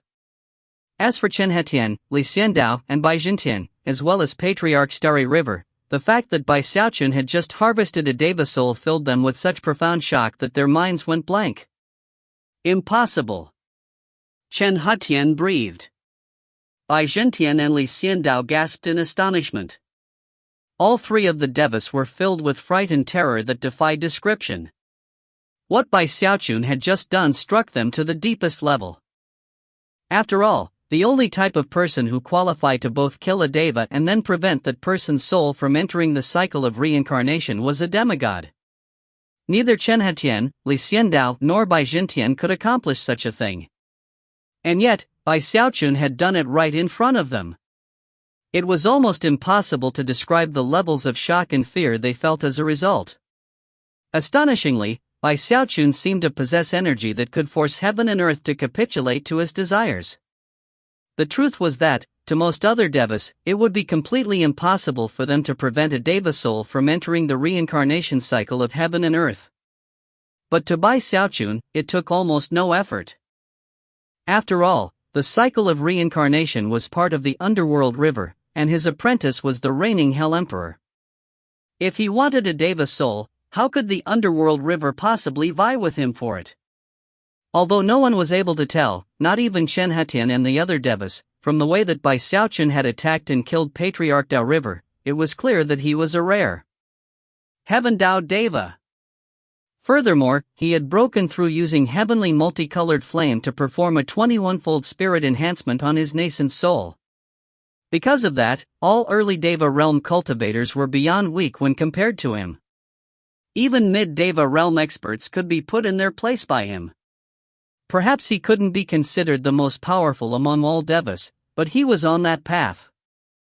Throughout all the years which had passed, the only other person to become a Heaven Dao Deva was Taoist Heavenspan, who was also known as the Celestial. Now, Bai Xiaochun was the second. However, Bai Xiaochun had done something that the Celestial had not. He had performed a 21-fold spirit enhancement on his nascent soul using the peak level of flame that could exist in the world. That made Bai Xiaochun the ultimate type of Deva. He was the only person in all of history to do such a thing. Some of it was coincidence, and some of it was because of Bai Xiaochun's hard work. All of it came together into something beyond belief. In fact, it had been somewhat of a gamble on his part.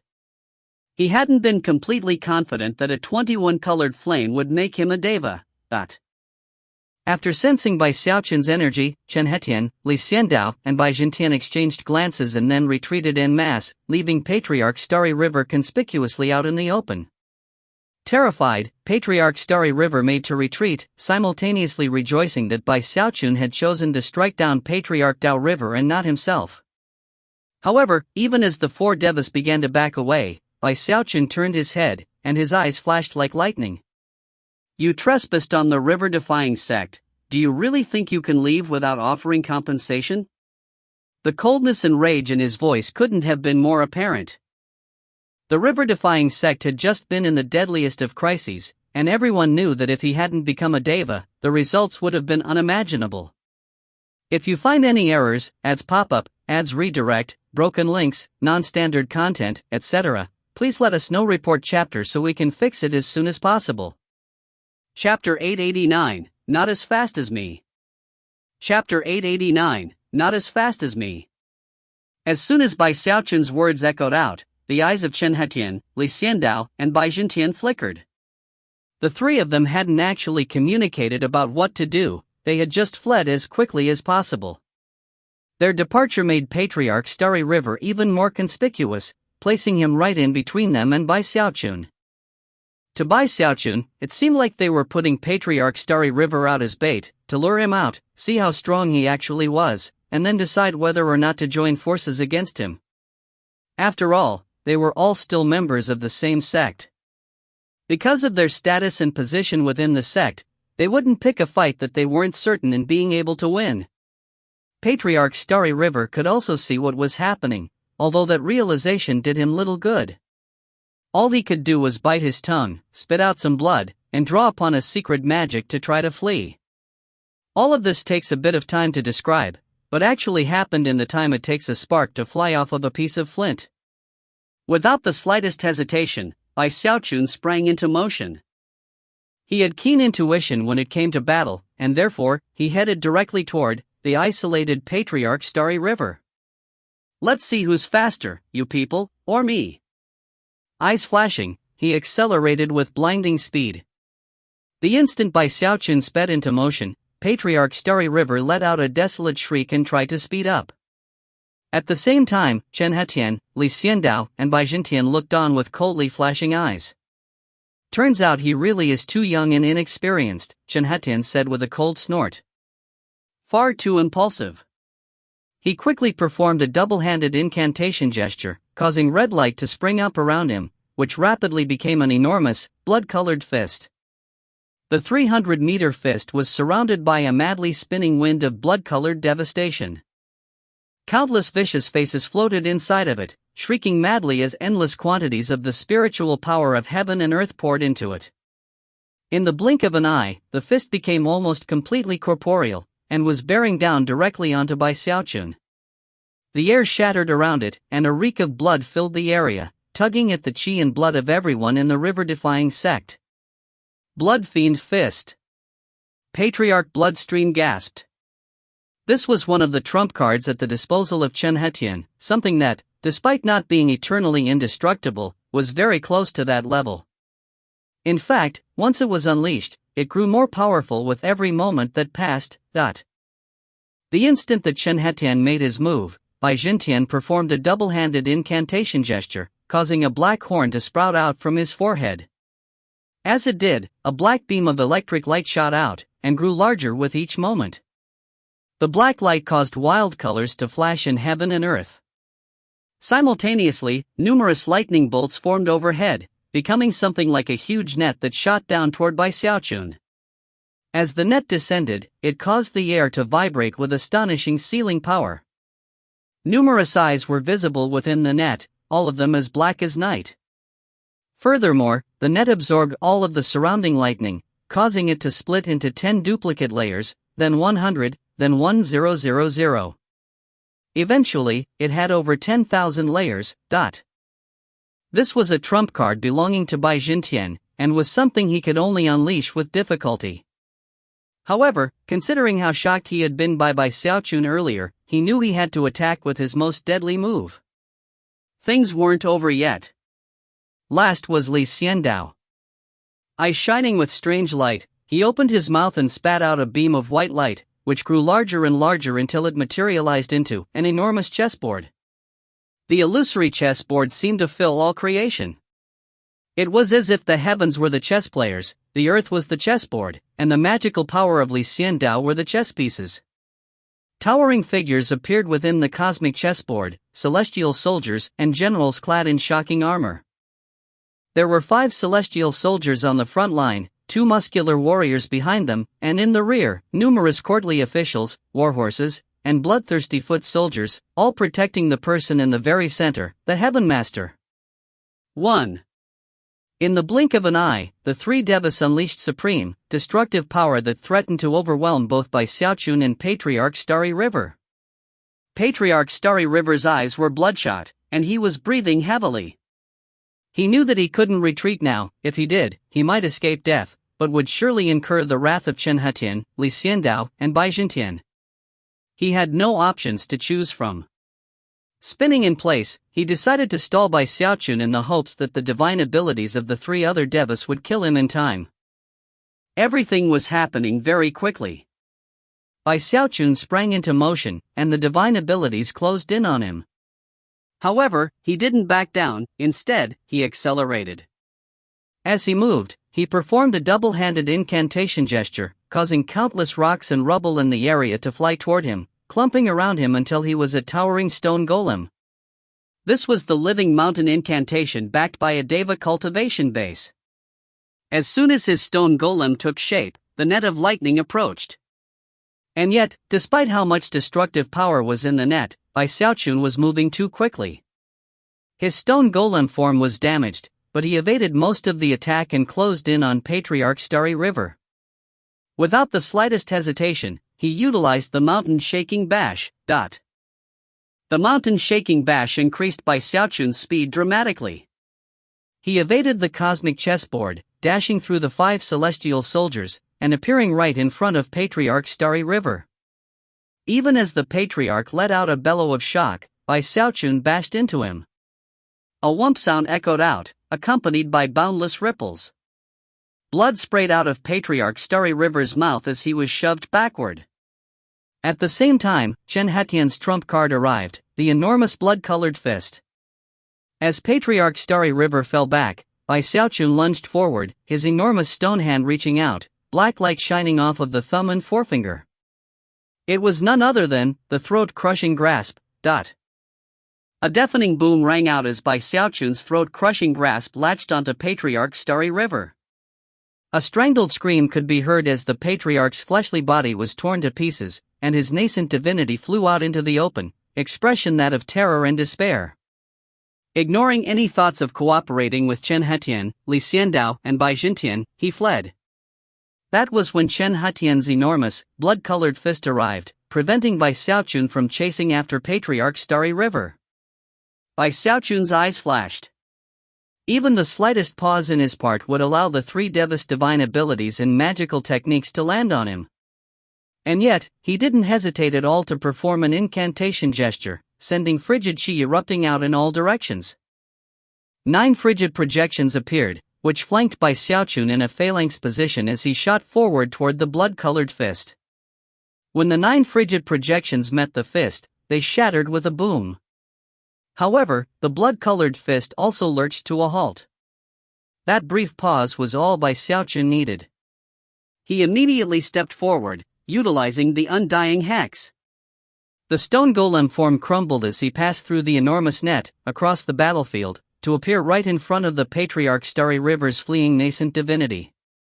In exactly the same way that he had cut down Patriarch Dao River, he became a beam of light that slashed all the way through Patriarch Starry River's nascent divinity. But a miserable scream rang out as Patriarch Starry River's nascent divinity collapsed into pieces. 1. The chessboard described here is a Chinese chessboard, which is different from the standard international chessboard many of you are probably familiar with. The description of 5 men in the front, 2 behind them, and then a larger group further behind perfectly matches the opening layout of a Chinese chessboard. Check out what I mean by clicking here. Chinese chess is extremely popular in China. If you want to learn more about it, check here. If you find any errors, ads pop up, ads redirect, broken links, non-standard content, etc., please let us know. Report chapter so we can fix it as soon as possible. Chapter 890, Valiant. Chapter 890, Valiant. This was the 3rd Deva cultivator Bai Xiaochun had killed in his life. Each kill happened more smoothly than the last, and struck more fear into the hearts of those who looked on. Chen Hatian, Li Xiandao, and Bai Jintian had tossed out bait, but Bai Xiaochun had acted with incomparable decisiveness, disregarding the divine abilities they had sent against him to strike down Patriarch Starry River. The 3 remaining Devas were shocked to the core. However, all of them were veterans of many battles, and therefore, it was without the slightest hesitation that they poured even more power into their divine abilities and magical techniques. The innumerable vicious faces that made up Chen Hatian's blood-colored fist shrieked ferociously as the fist grew larger and larger. The lightning net of 10,000 layers sliced through the air as it shot toward Bai Xiaochun, locking down all avenues of escape. And the cosmic chessboard grew more corporeal than ever. The celestial soldiers and generals attacked with mountain-toppling, sea-draining force. Bai Xiaochun was being assaulted with deadly force on all fronts and from all directions. The 3 Devas had to admit that they had been careless earlier. Never could they have imagined that, before, Bai Xiaochun wasn't actually a Deva, their carelessness would lead to both Patriarch Starry River and Patriarch Dao River perishing. It was a heavy blow to their self-confidence. Having reached this point in the battle, they felt they had no choice other than to push things to the extreme. If they killed Bai Xiaochun in the process, then at worst, they would lose some prestige in the process of explaining away the situation. If they didn't come out on top, then not only would they have lost their Deva subordinates, but they would also lose massive amounts of face, not to mention that they would have to deal with the future ramifications of having Bai Xiaochun alive and well in the Starry Sky Dao Polarity sect. After all, if they came out on the bottom, Patriarch Steelveins would surely use that fact to his advantage. Damn it! If we'd known this guy would be so hard to deal with, we wouldn't have come.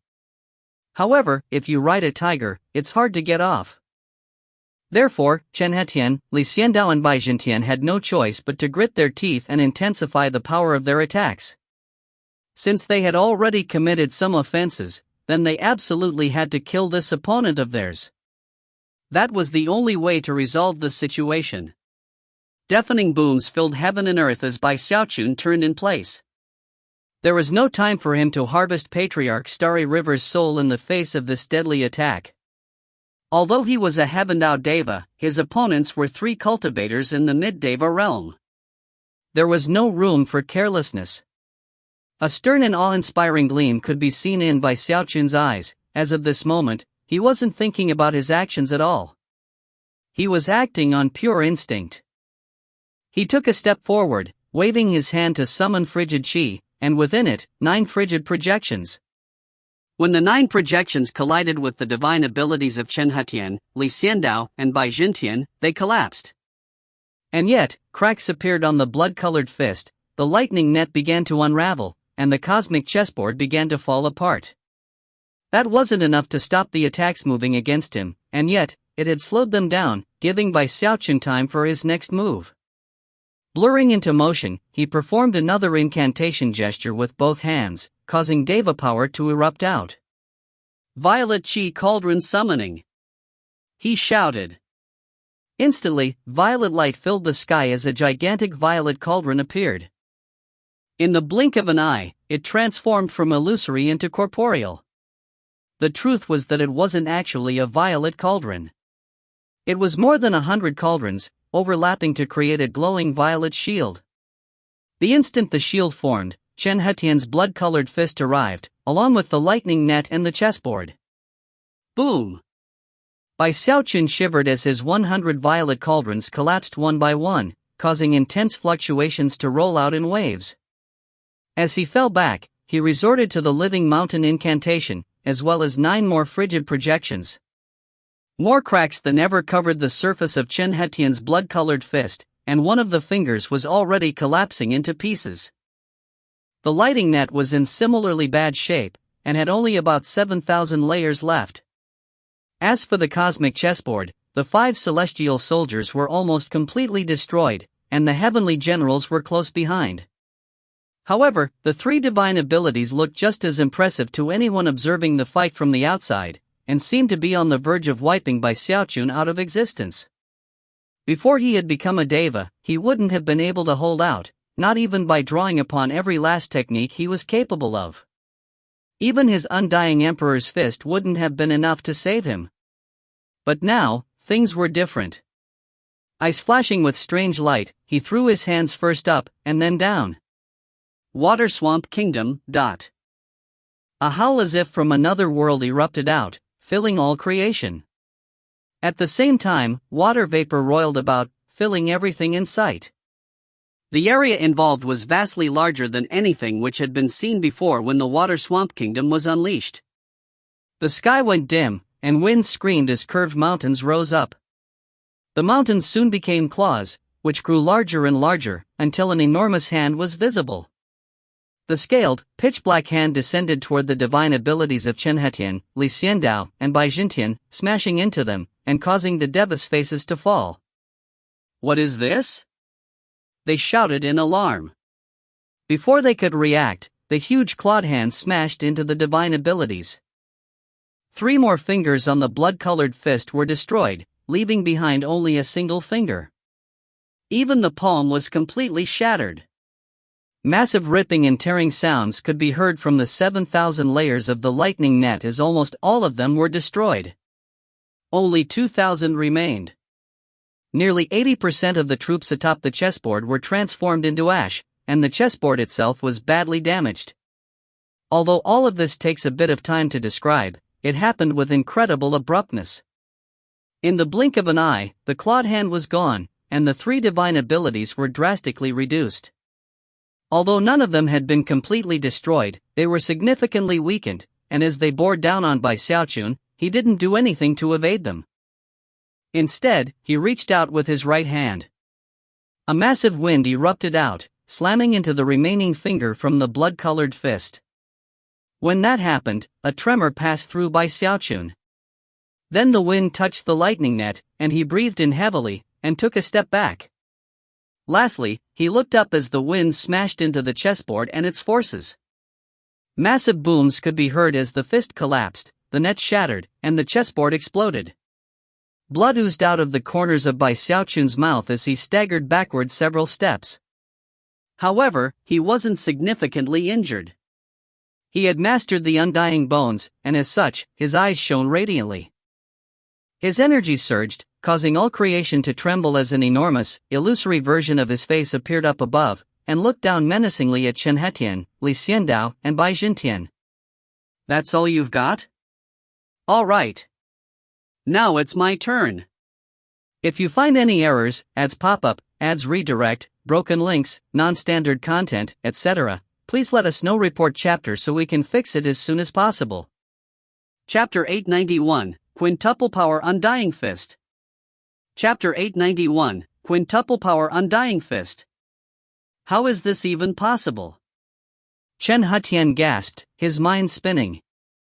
The 3 divine abilities which had just been unleashed were powerful trump cards, any one of which should have been fully capable of inflicting grievous injuries on someone in the early Deva realm. Because of how seriously they viewed Bai Xiaochun, they hadn't hesitated to join forces and unleash such high-level techniques. The fact that Bai Xiaochun had killed Patriarch Starry River was only secondary as far as they were concerned. What was more shocking was how afterward, he used one magical technique after another to fight back against them. Bai Jintian was flabbergasted, and at the same time, had a very bad feeling. Li Xiandao was reacting similarly, and realized that, although he had accepted from the beginning that this enemy was powerful, he had actually completely underestimated him. Damn it! This guy isn't an Earth Dao Deva. That was what all 3 Devas were thinking. However, there was no time for thought or planning. The enormous face of Bai Xiaochun which filled the heavens had already driven away their will, and was now causing immense pressure to weigh down on them. They began to fall back, madness gripping their hearts. By this point, Bai Xiaochun had come to realize that his will had driven away the wills of the other Devas, and was causing pressure to weigh down on them. After his breakthrough, he had sensed himself fusing with heaven and earth. However, in the urgency of the moment, he had been able to do little more than fight back against his opponents. But now, as his energy surged, and his face filled the sky, he finally felt what it was like to be a Deva. Devas could completely fuse with heaven and earth, whereupon their every action would draw upon the power that existed in creation around them. A single breath could absorb spiritual power from vast distances. In fact, it would be very difficult for someone in the Deva realm to actually run out of spiritual power under ordinary circumstances. It was for that reason that some trump cards which required vast amounts of spiritual power could actually be used over and over again in quick succession by Devas. For example, Bai Xiaochun's Water Swamp Kingdom. In the past, it had been difficult for him to use the technique twice in a row, but now, things were very different. And yet, that was of secondary importance. More importantly, he could fuse with heaven and earth, effectively becoming the will of the heavens. His thoughts became the thoughts of the heavens. If he wished to punish his enemies, then the heavens wished to punish them as well. That was the highest realm that Devas could reach. Deva shapes heavenly will. Rumbling sounds echoed out as Bai Xiaochun's face grew larger, thunder rumbled, and the ground quaked in all directions. The faces of the 3 Devas flickered as sensations of profound crisis filled their hearts. Yet again, they fell back. However, they were in the mid-Deva realm, and had been Devas for many years. They had extensive experience in combat, and thus were able to suppress their fear, and used their moment of retreat to perform incantation gestures, unleashing divine abilities with incredible speed. Blood chi erupted from Chen Hetian, transforming into an enormous blood-colored giant, who wielded a long, blood-red spear. Howling, the giant charged straight toward Bai Xiaochun. Bai Zhentian was just as fast in his actions. Clouds roiled out from his hands, becoming a 9-story pagoda that crushed downward toward Bai Xiaochun. The strangest technique of all belonged to Li Xiandao. When he extended his right hand, a sword appeared in it, and at the same time, his eyes suddenly went blank, as if he were unconscious. However, he suddenly accelerated with blinding speed, becoming a beam of sword light that stabbed toward Bai Xiaochun.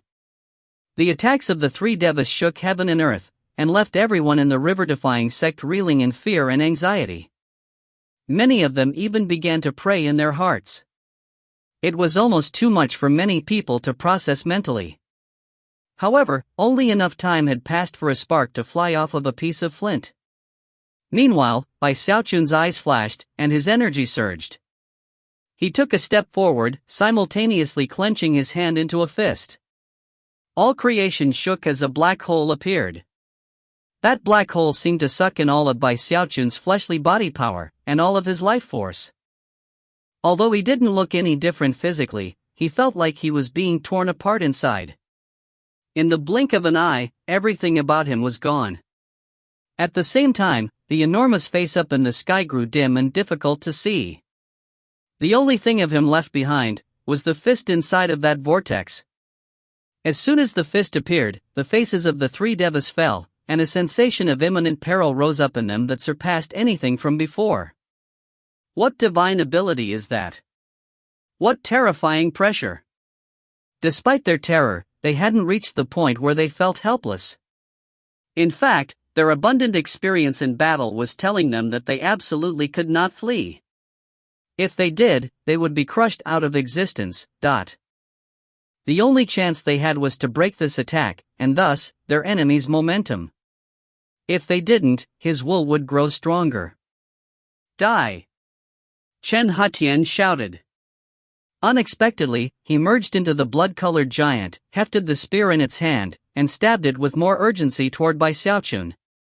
The 9-story cloud pagoda accelerated, and as for Li Xiandao, he appeared right in front of Bai Xiaochun, his sword stabbing directly toward his forehead. However, even as the 3 counterattacks closed in, Bai Xiaochun looked up, and an enormous, shadowy being materialized behind him. It was a man in imperial robes, with an imperial crown, face completely expressionless, and yet, resembling Bai Xiaochun in every way. There was an incomparably domineering air to him. This was none other than the manifestation of the Undying Emperor's fist. When that domineering, shadowy emperor appeared, Bai Xiaochun unleashed his fist strike. Heaven shook and the earth trembled. Furthermore, since Bai Xiaochun was merged with all creation, becoming the will of the heavens, the pressure of a destructive heavenly punishment appeared. Now that he had mastered his undying bones, he was able to easily unleash this peak level of fleshly body power. It was a quintuple power Undying Emperor's fist. It was a supreme level of destructive power, causing the air to ripple and distort. The gigantic, shadowy emperor fused into Bai Xiaochun's fist, which, despite not growing any larger, shot toward the 3 devas, accompanied by intense rumbling sounds that "We can't stand up to this," Chen Hutian blurted. That was what his instincts were telling him. And that was when Bai Xiaochun's Undying Emperor's fist slammed into Li Xiandao. The sky shuddered, and a tremor passed through Li Xiandao. Then, a massive stream of blood sprayed out of his mouth. His sword shattered, and he was sent tumbling backward like a kite with its string cut, as surely as if a huge mountain had slammed into him. In fact, he couldn't even stop the blood from erupting from inside of him. Terror consumed him. His fleshly body was on the verge of falling apart, and his cultivation base was being dramatically destabilized as roughly 30% of the chi passageways inside of him were destroyed. Impossible! He shrieked. And yet, even as he fell back, the Undying Emperor's fist continued on without pause toward Chen Hutian, who was embodied as an enormous blood-colored giant. First, the blood-red spear shattered, and then the giant's body exploded. Chen Hutian himself appeared, blood spraying out of his mouth as he was flung backward, a look of blank shock on his face. Last was Bai Jintian. As soon as his 9-story cloud pagoda was hit by the undying emperor's fist, it shattered layer by layer. Bai Jintian himself escaped narrowly, and yet, still ended up coughing up blood. Face ashen and filled with disbelief and alarm, he staggered backward, aura in shambles. If you find any errors, ads pop up, ads redirect, broken links, non-standard content, etc., please let us know. Report chapter so we can fix it as soon as possible. Chapter 892, The Shock of the Hall of Steel Veins. Chapter 892, The Shock of the Hall of Steel Veins. The undying Emperor's Fist was currently the most powerful divine ability at Bai Xiaochun's disposal. Especially the quintuple strength version. After all, even back when he wasn't a Deva, he could still use it to fight with someone in the mid-Deva realm. Now, he was in the early Deva realm, and although he had not yet stabilized his cultivation base completely, he could still fuse with heaven and earth. Furthermore, he was a rare Heavendao Deva, which in itself made up for many of the weaknesses caused by not having a chance to stabilize his place within the realm. As such, he had just unleashed what was essentially a perfect attack. With it, he completely blasted away 3 Devas. Of course, these were not ordinary Devas, and they had been working together. Although they had been grievously wounded, they had not yet reached the point where they couldn't keep fighting. However, the shocking attack they had just sustained didn't just wound them physically, it was a severe blow to their courage. The drastic phenomena caused by the fist strike caused everyone in the river-defying sect to be shaken to the core, regardless of their rank in the sect. The shockwave from the attack was still spreading out, and yet, things weren't over yet.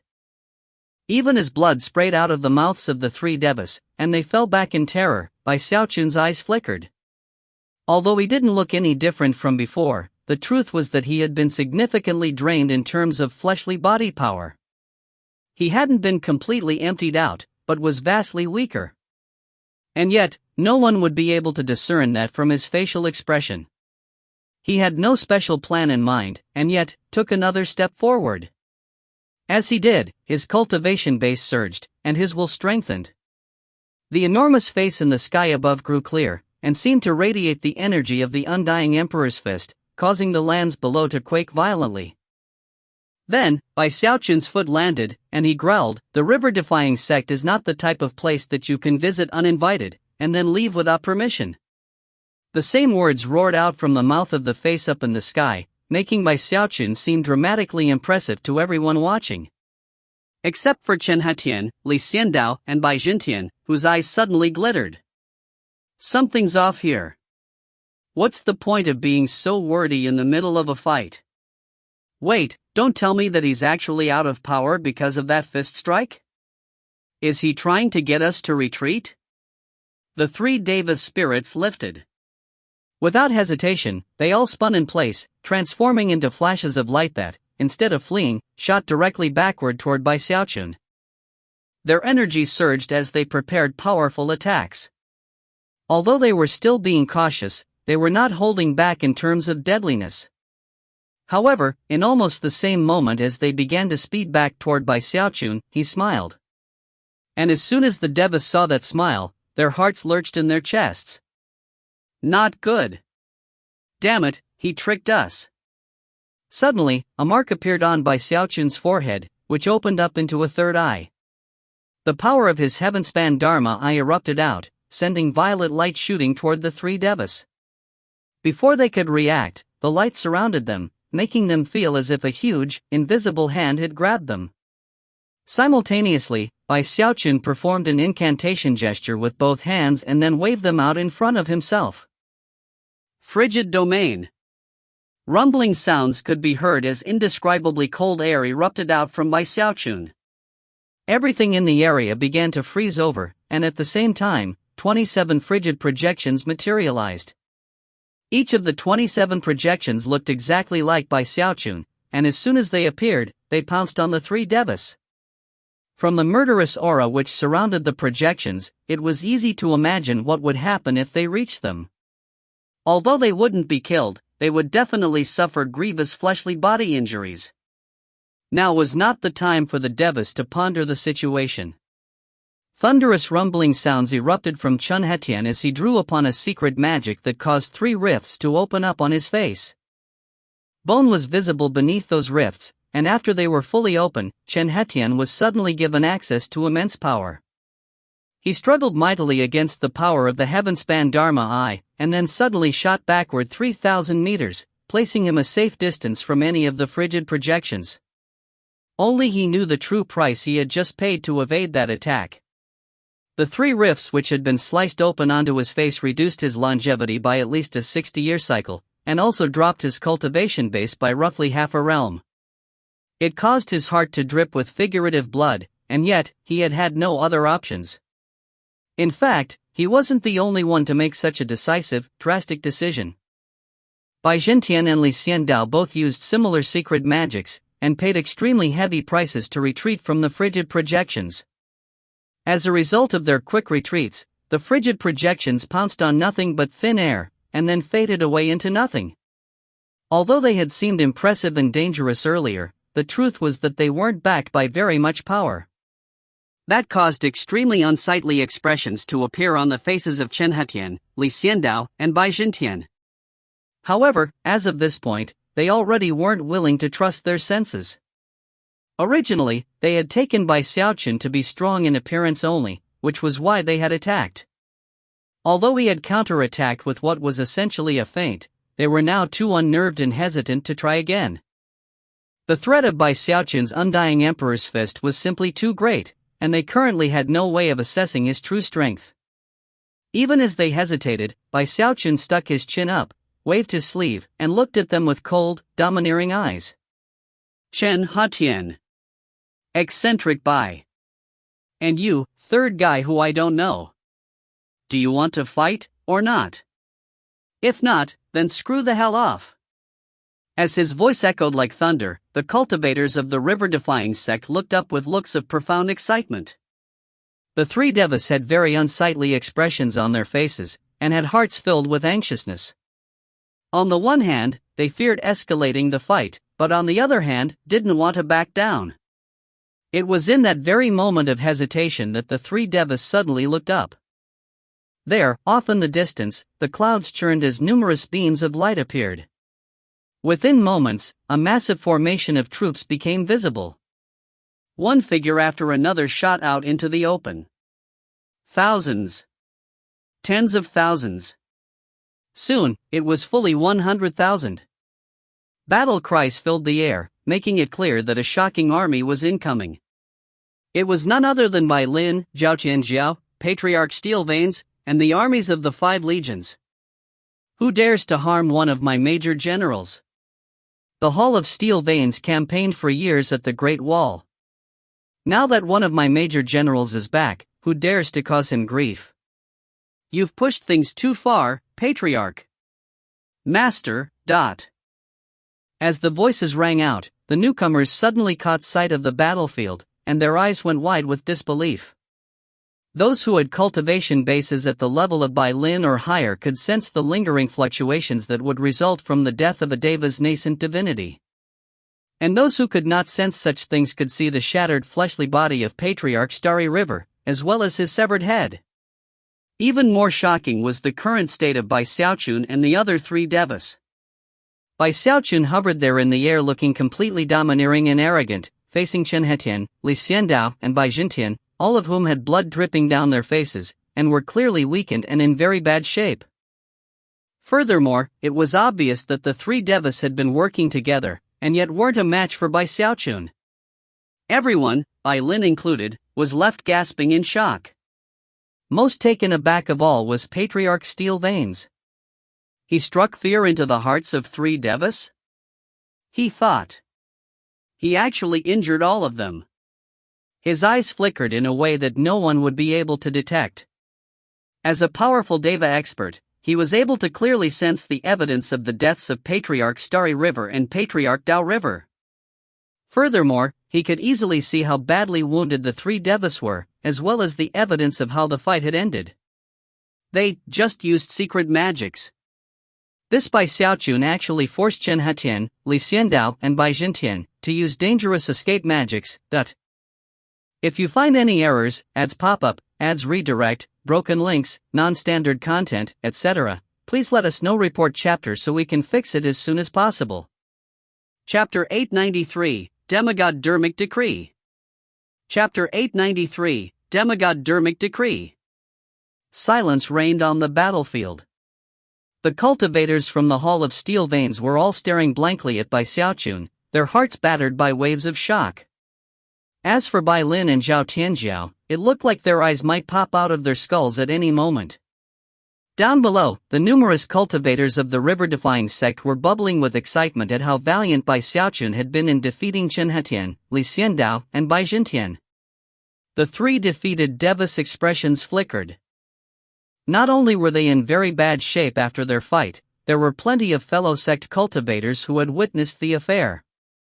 It was a big loss of face, and a huge embarrassment. And yet, they were truly in fear of Bai Xiaochun's strength. At the same time, the three devas were relieved that the Hall of Steel Veins forces had arrived. If you ride a tiger, it's hard to get off, but now they had the perfect opportunity and excuse to retreat. Bai Xiaochun hovered there, feeling very pleased at the exclamations he had heard from Zhao Tianjiao, Bai Lin, and everyone else. Looking over, he could see that the three devas wished to withdraw. After blinking a few times, he kept his exhaustion hidden and unleashed some cultivation base power. Chen Hetian and you other two. You really pushed things too far. I, Bai Xiaochun, have performed great services for the Starry Sky Dao Polarity sect. I've shed blood for it.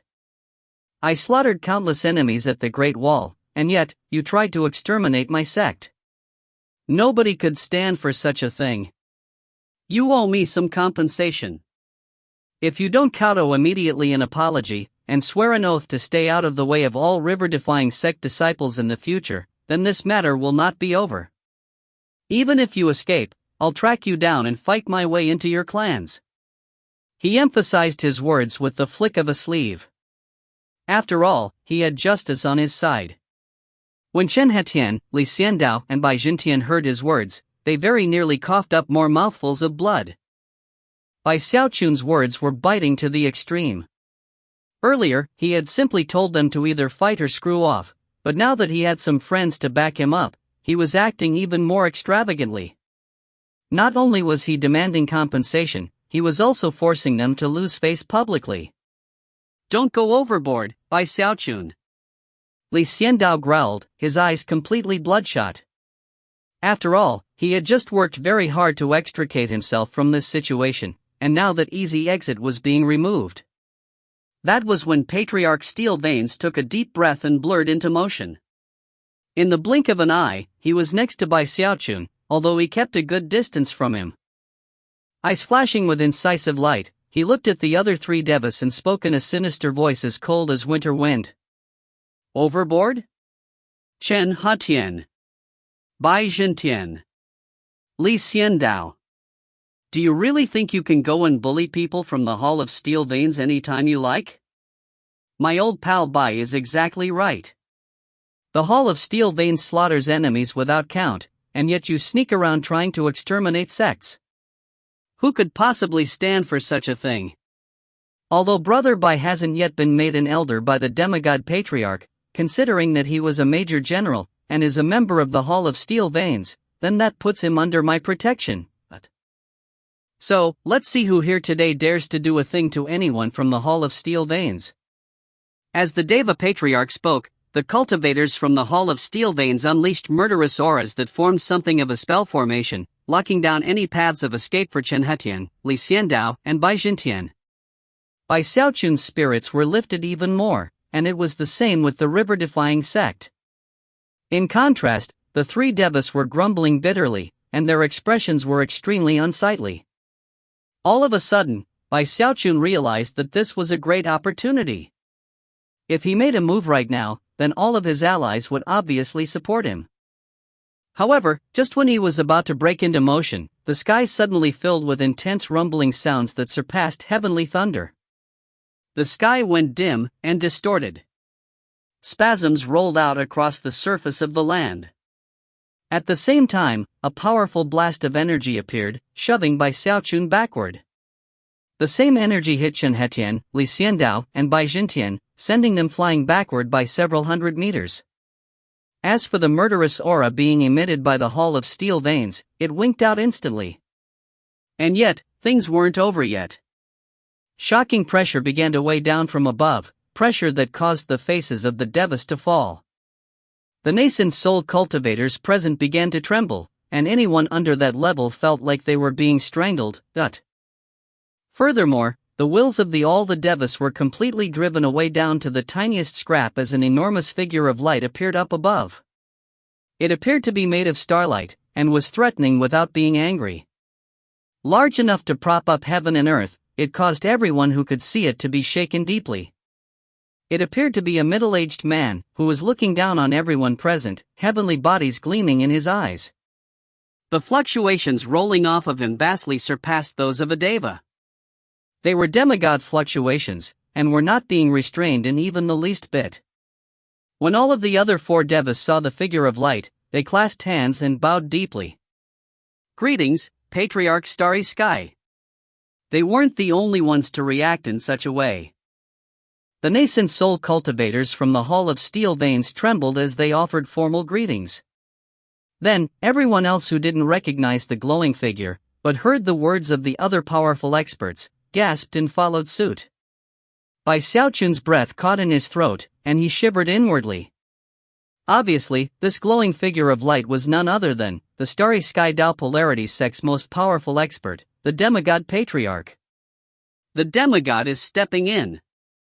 Although Bai Xiaochun was a bit nervous, he reminded himself that he had seen his fair share of demigods, and thus managed to suppress his anxiety.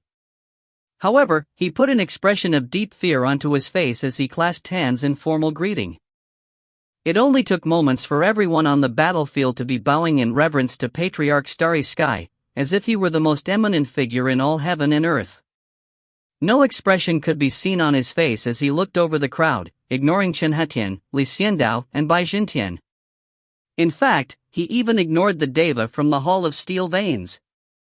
Instead, he fixed his gaze on Bai Xiaochun.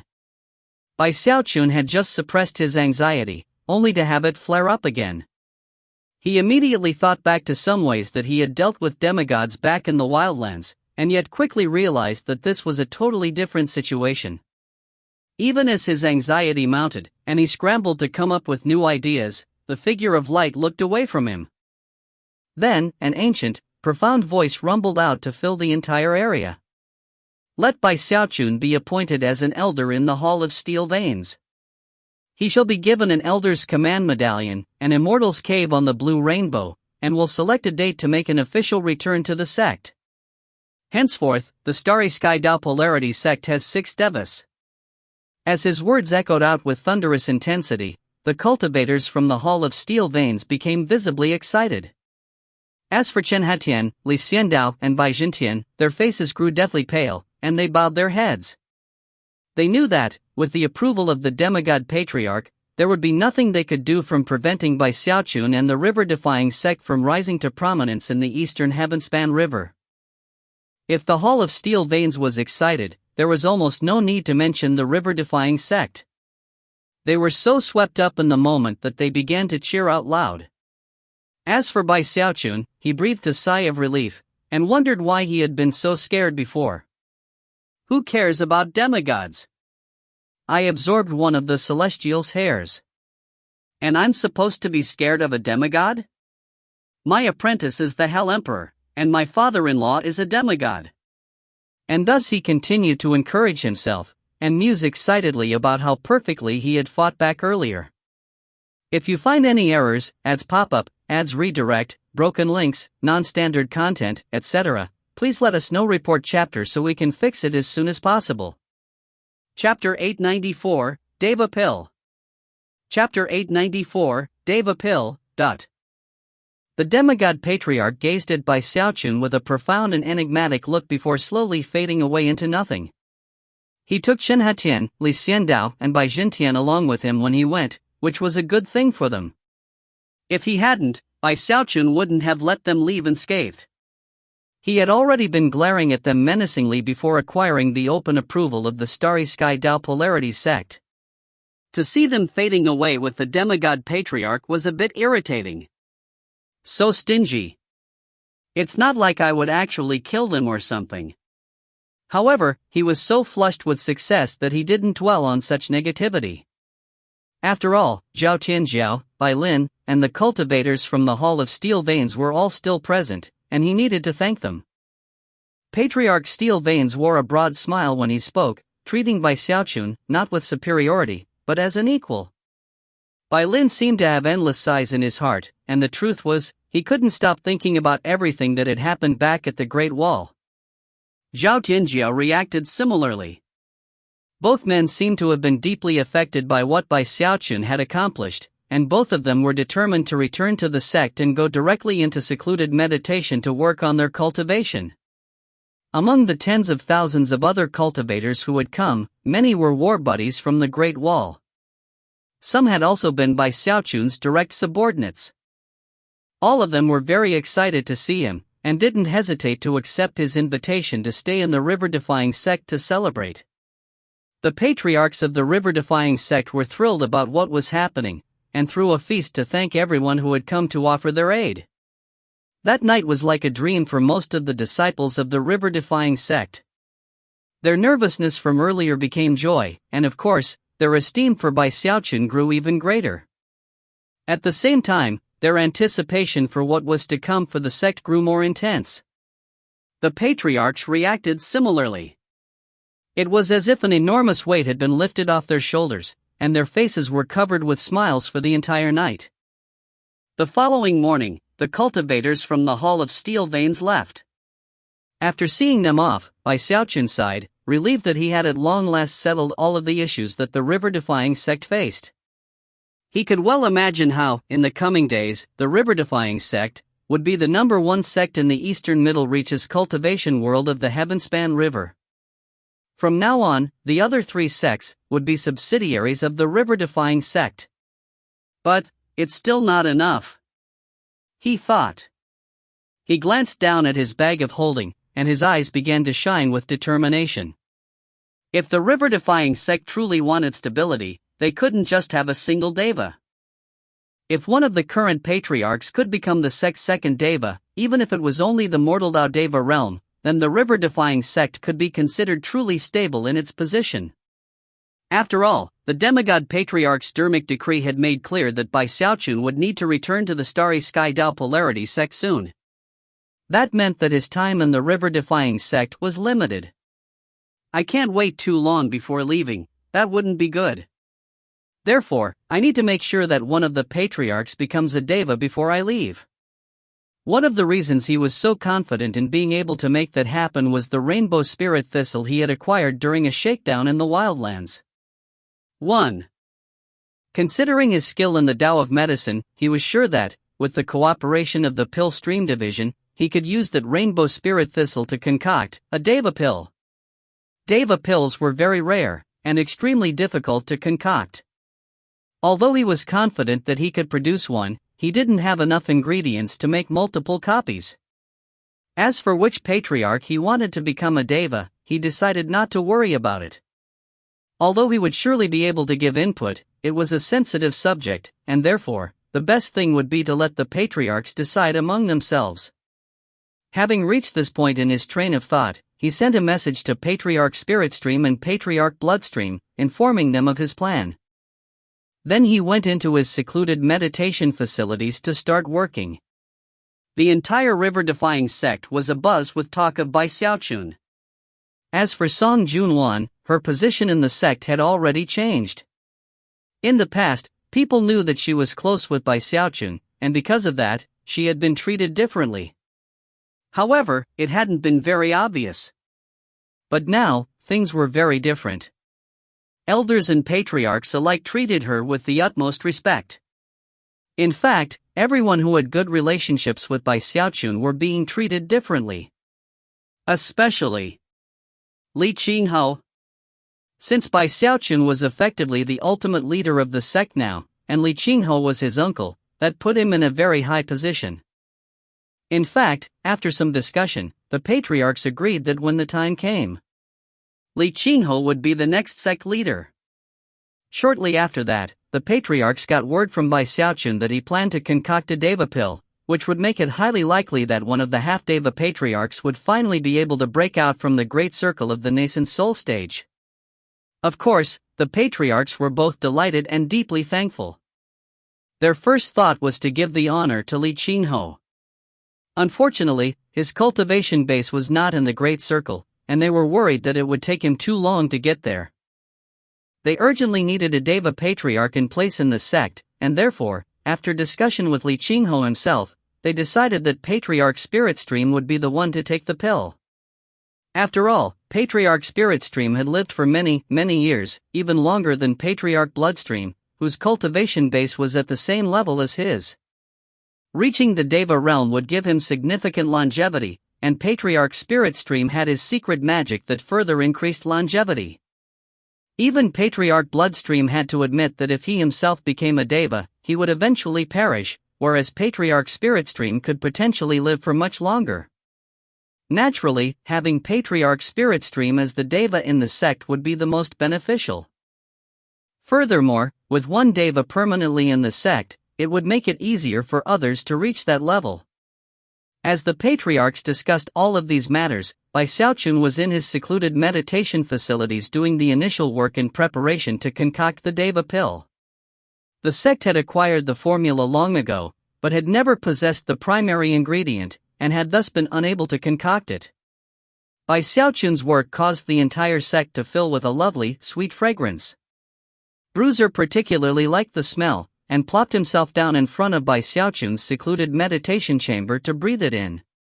All spirit beasts benefited from it, and even cultivators would experience a certain refinement of their cultivation bases by breathing it in.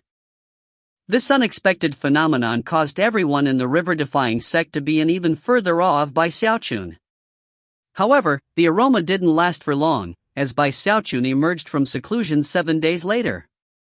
He immediately sent word to the patriarchs, whereupon the Pill Stream Division sent over a few dozen Grandmaster apothecaries, as well as Li Qinghe, to help Bai Xiaochun in his work. They immediately set up a medicinal spell formation which allowed Bai Xiaochun to begin the final stages of his work. His concocting session lasted for an entire month. Unfortunately, he met with failure in each attempt, losing some of his primary ingredient every time. He was starting to get anxious, but managed to suppress his nervousness, and took the opportunity to learn from every mistake. As the saying goes, everything comes to him who waits. It was on his 7th attempt that he succeeded, just when he ran out of ingredients. On that day, illusory thunder crackled, and a spirit fragrance filled the entire sect, causing a mist to spring up.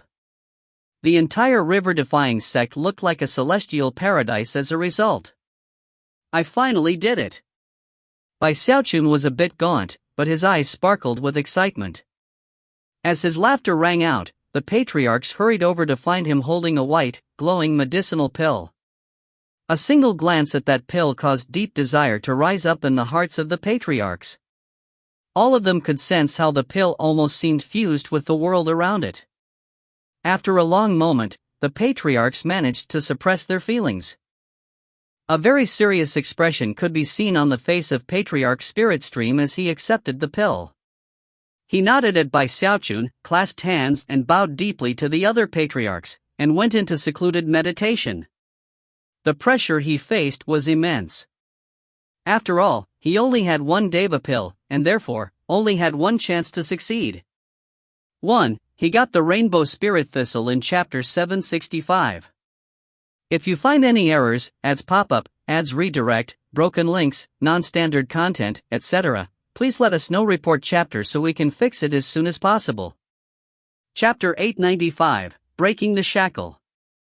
Chapter 895, Breaking the Shackle. Bai Xiaochun had finally resolved all of the crises facing the river-defying sect. He himself was now a Deva Patriarch of the Starry Sky Tao Polarity sect, and had put the river-defying sect in the position of being the absolute overlord of the Middle Reaches cultivation world. On top of that, he had successfully concocted a Deva pill for the extremely long-lived Patriarch Spirit Stream, giving him a very good chance of reaching the Deva realm. Bai Xiaochun was very satisfied with everything. At the moment, he stood outside of his immortal's cave, petting Bruiser's head and looking around at the sect. The disciples were still busy with the renovation work, and were in very high spirits. Feeling more than wonderful, he flicked his sleeve, stuck his chin up and murmured, "I'm happy. Everybody's happy. I'm strong. The sect is strong. Ah, Bruiser, you know I'm the kind of person who likes the limelight. Who could ever have imagined that fate would lead me here, a patriarch at such a young age? I'm not old at all." He shook his head inside, feeling more proud of himself than ever. 1. I never wanted to go back to the Starry Sky Tao Polarity sect, but as you saw, the demigod patriarch personally asked me to go. What a headache! I'm also an elder in the Hall of Steel Veins, which is a really rare thing. I guess I have no choice in the matter. All my old friends and war buddies are there. I really just have to accept my status. What do you think, Bruiser? Why am I just such a genius? AI. A scowl of helplessness slowly spread out across his face. Bruiser blinked a few times and looked around, only to find that they were alone, prompting him to snort quietly. After all, Bai Xiaochun usually only acted depressed like this when he knew people were around to see him. When Bai Xiaochun saw the reaction he was getting, he cleared his throat and then bopped Bruiser on the head. "Play along," he said with a glare. You know what that means?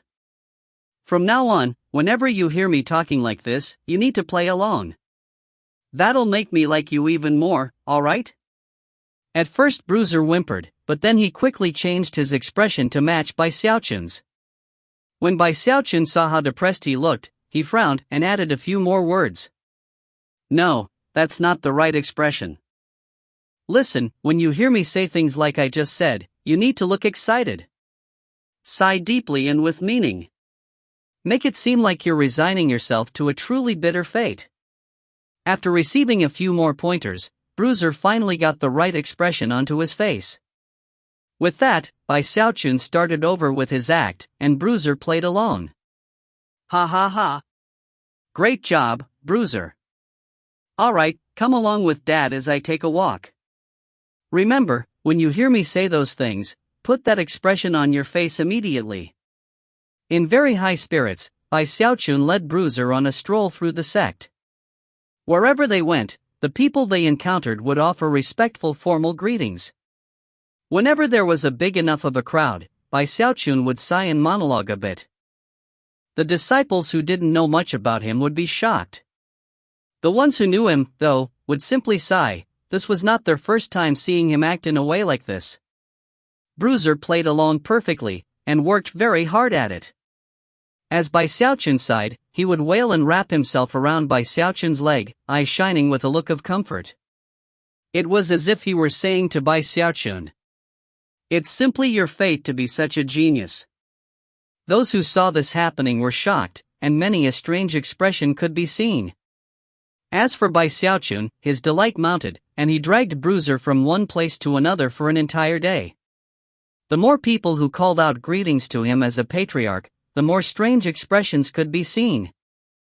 How come the patriarch is acting so strange? Maybe all Devas are like this? Oh, you guys have no idea. Bai Xiaochun, Patriarch Bai was always like this. You just need to get used to it, that's all. Talk like that followed Bai Xiaochun wherever he went in the sect. The next day, his enthusiasm had not yet waned, and the same scene played out again.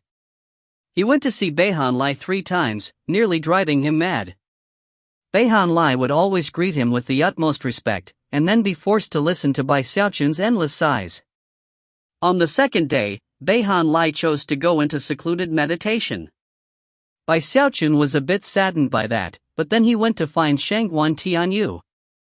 In fact, he went to see all of the people he knew in the Spirit Stream Division. After that, he went to the Bloodstream Division. It was in that fashion that 3 whole days passed, until everyone in the river-defying sect came to fully understand Bai Xiaochun's personality.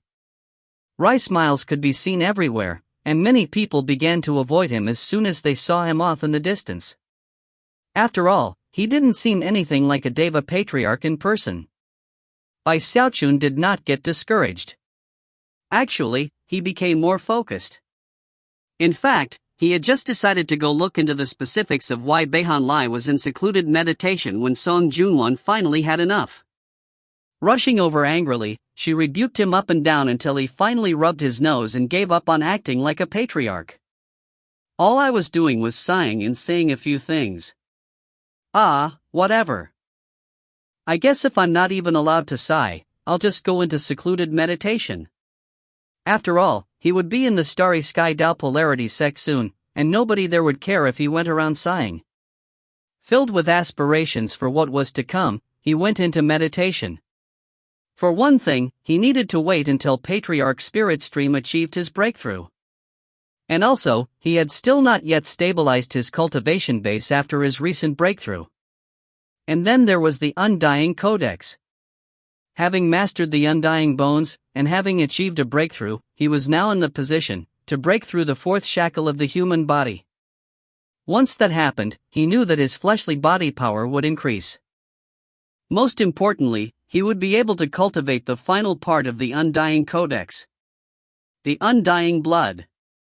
The Undying Blood is the true essence of the Undying Codex.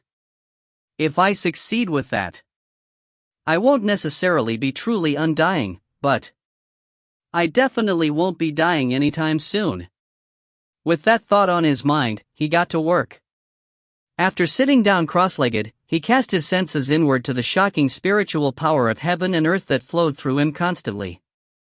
It almost made him feel as if he were a part of the world around him. Every move he made could be filled with heavenly might, and every breath he took could rumble like thunder. So this is what it's like to be a Deva. It's totally different from the nascent soul stage. A complete transformation. The more he probed his cultivation base, the more excited he got. Furthermore, he could tell that after becoming a Deva, his longevity had grown vastly more vigorous. I wonder if I could live for 5,000 years now? The thought excited him, and he began to do some calculations, but was soon disappointed to realize that he probably couldn't reach 5000. I'm still very far away from my goal of being able to live forever. After examining his cultivation base for a bit longer, he sank into a trance and began to work on his fleshly body power.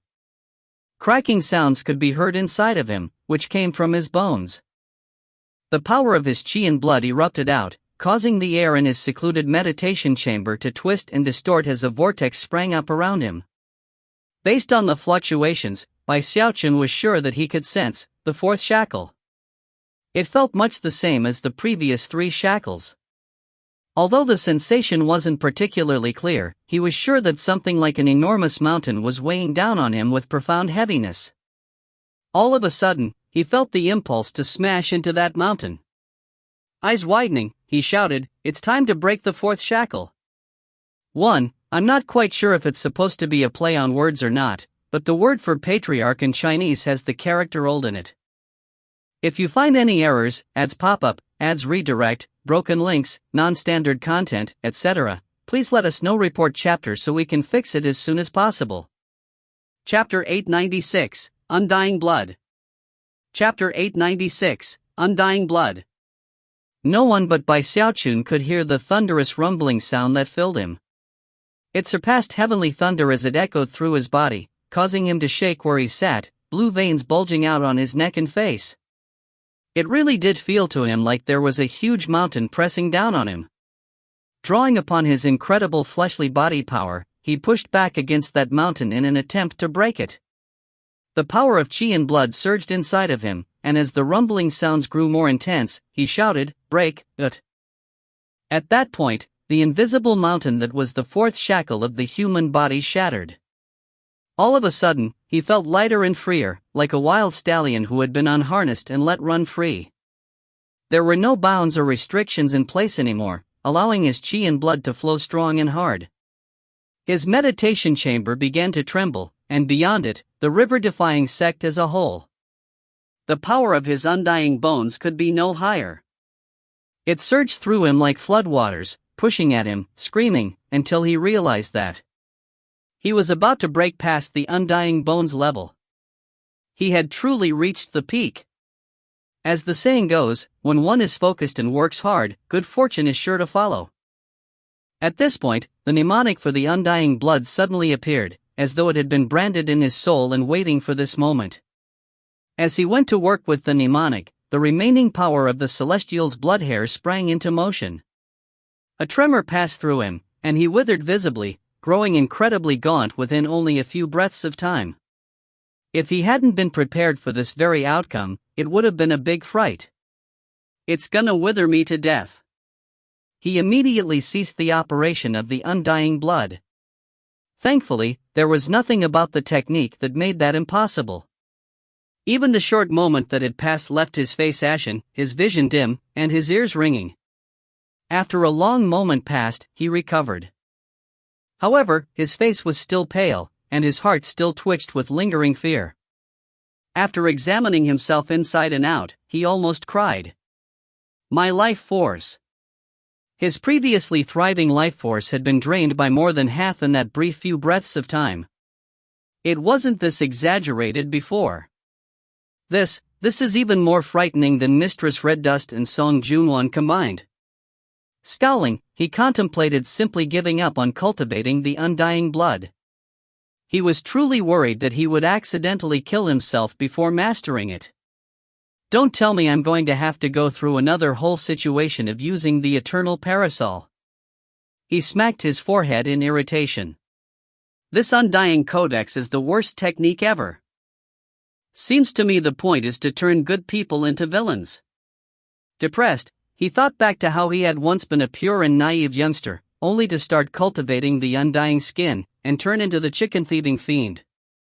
And then there was his time in the Bloodstream sect, when he snuck around other people's immortals' caves, stealing chi and blood for the undying Heavenly King. After that came the undying tendons, where he had used pill concocting at the Great Wall as a front to embezzle everything he needed. And finally, out in the wildlands, he had become a vicious hunter of life force to finish the undying bones. Is it all worth it? I'm a good person, after all. Maybe mastering the undying bones is good enough. It's pretty awesome on its own. Sighing, he once again began to review the mnemonic for the undying blood. The undying blood was the final level of the undying codex, and was the last step to mastering the full technique. The undying skin provided incredible defensive powers. The undying flesh increased fleshly body power to shocking levels. The undying tendons provided explosive speed and power, although that was really only the first step.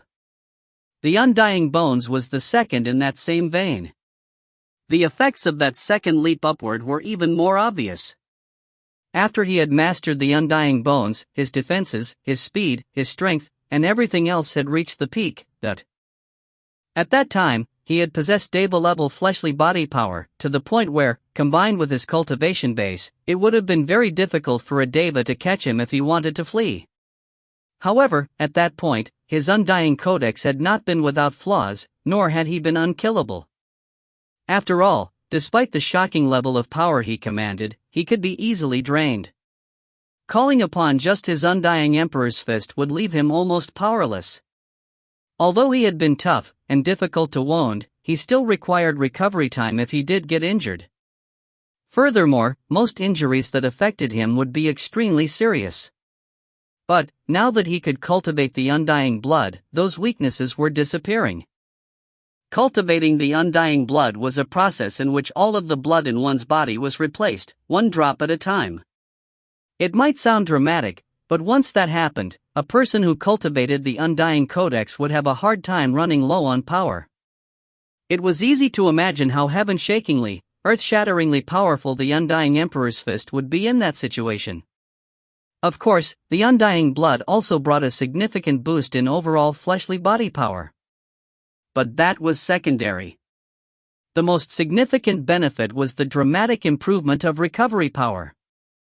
After analyzing the information, Xiaochun thought back to what it was like when he used the Undying Emperor's Fist.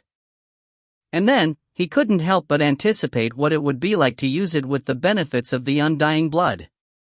And then there were the regeneration benefits. Couple that with the shocking power he would have at his disposal, and he would be a person few people in heaven and earth could kill. Demigods would flee from me, and I could even cause a big headache for the celestial. Xiaochun's anticipation continued to grow. If he could just overcome the difficulties that came along with this type of cultivation, then one day, he would truly be undying. The thought of that caused his eyes to turn completely bloodshot.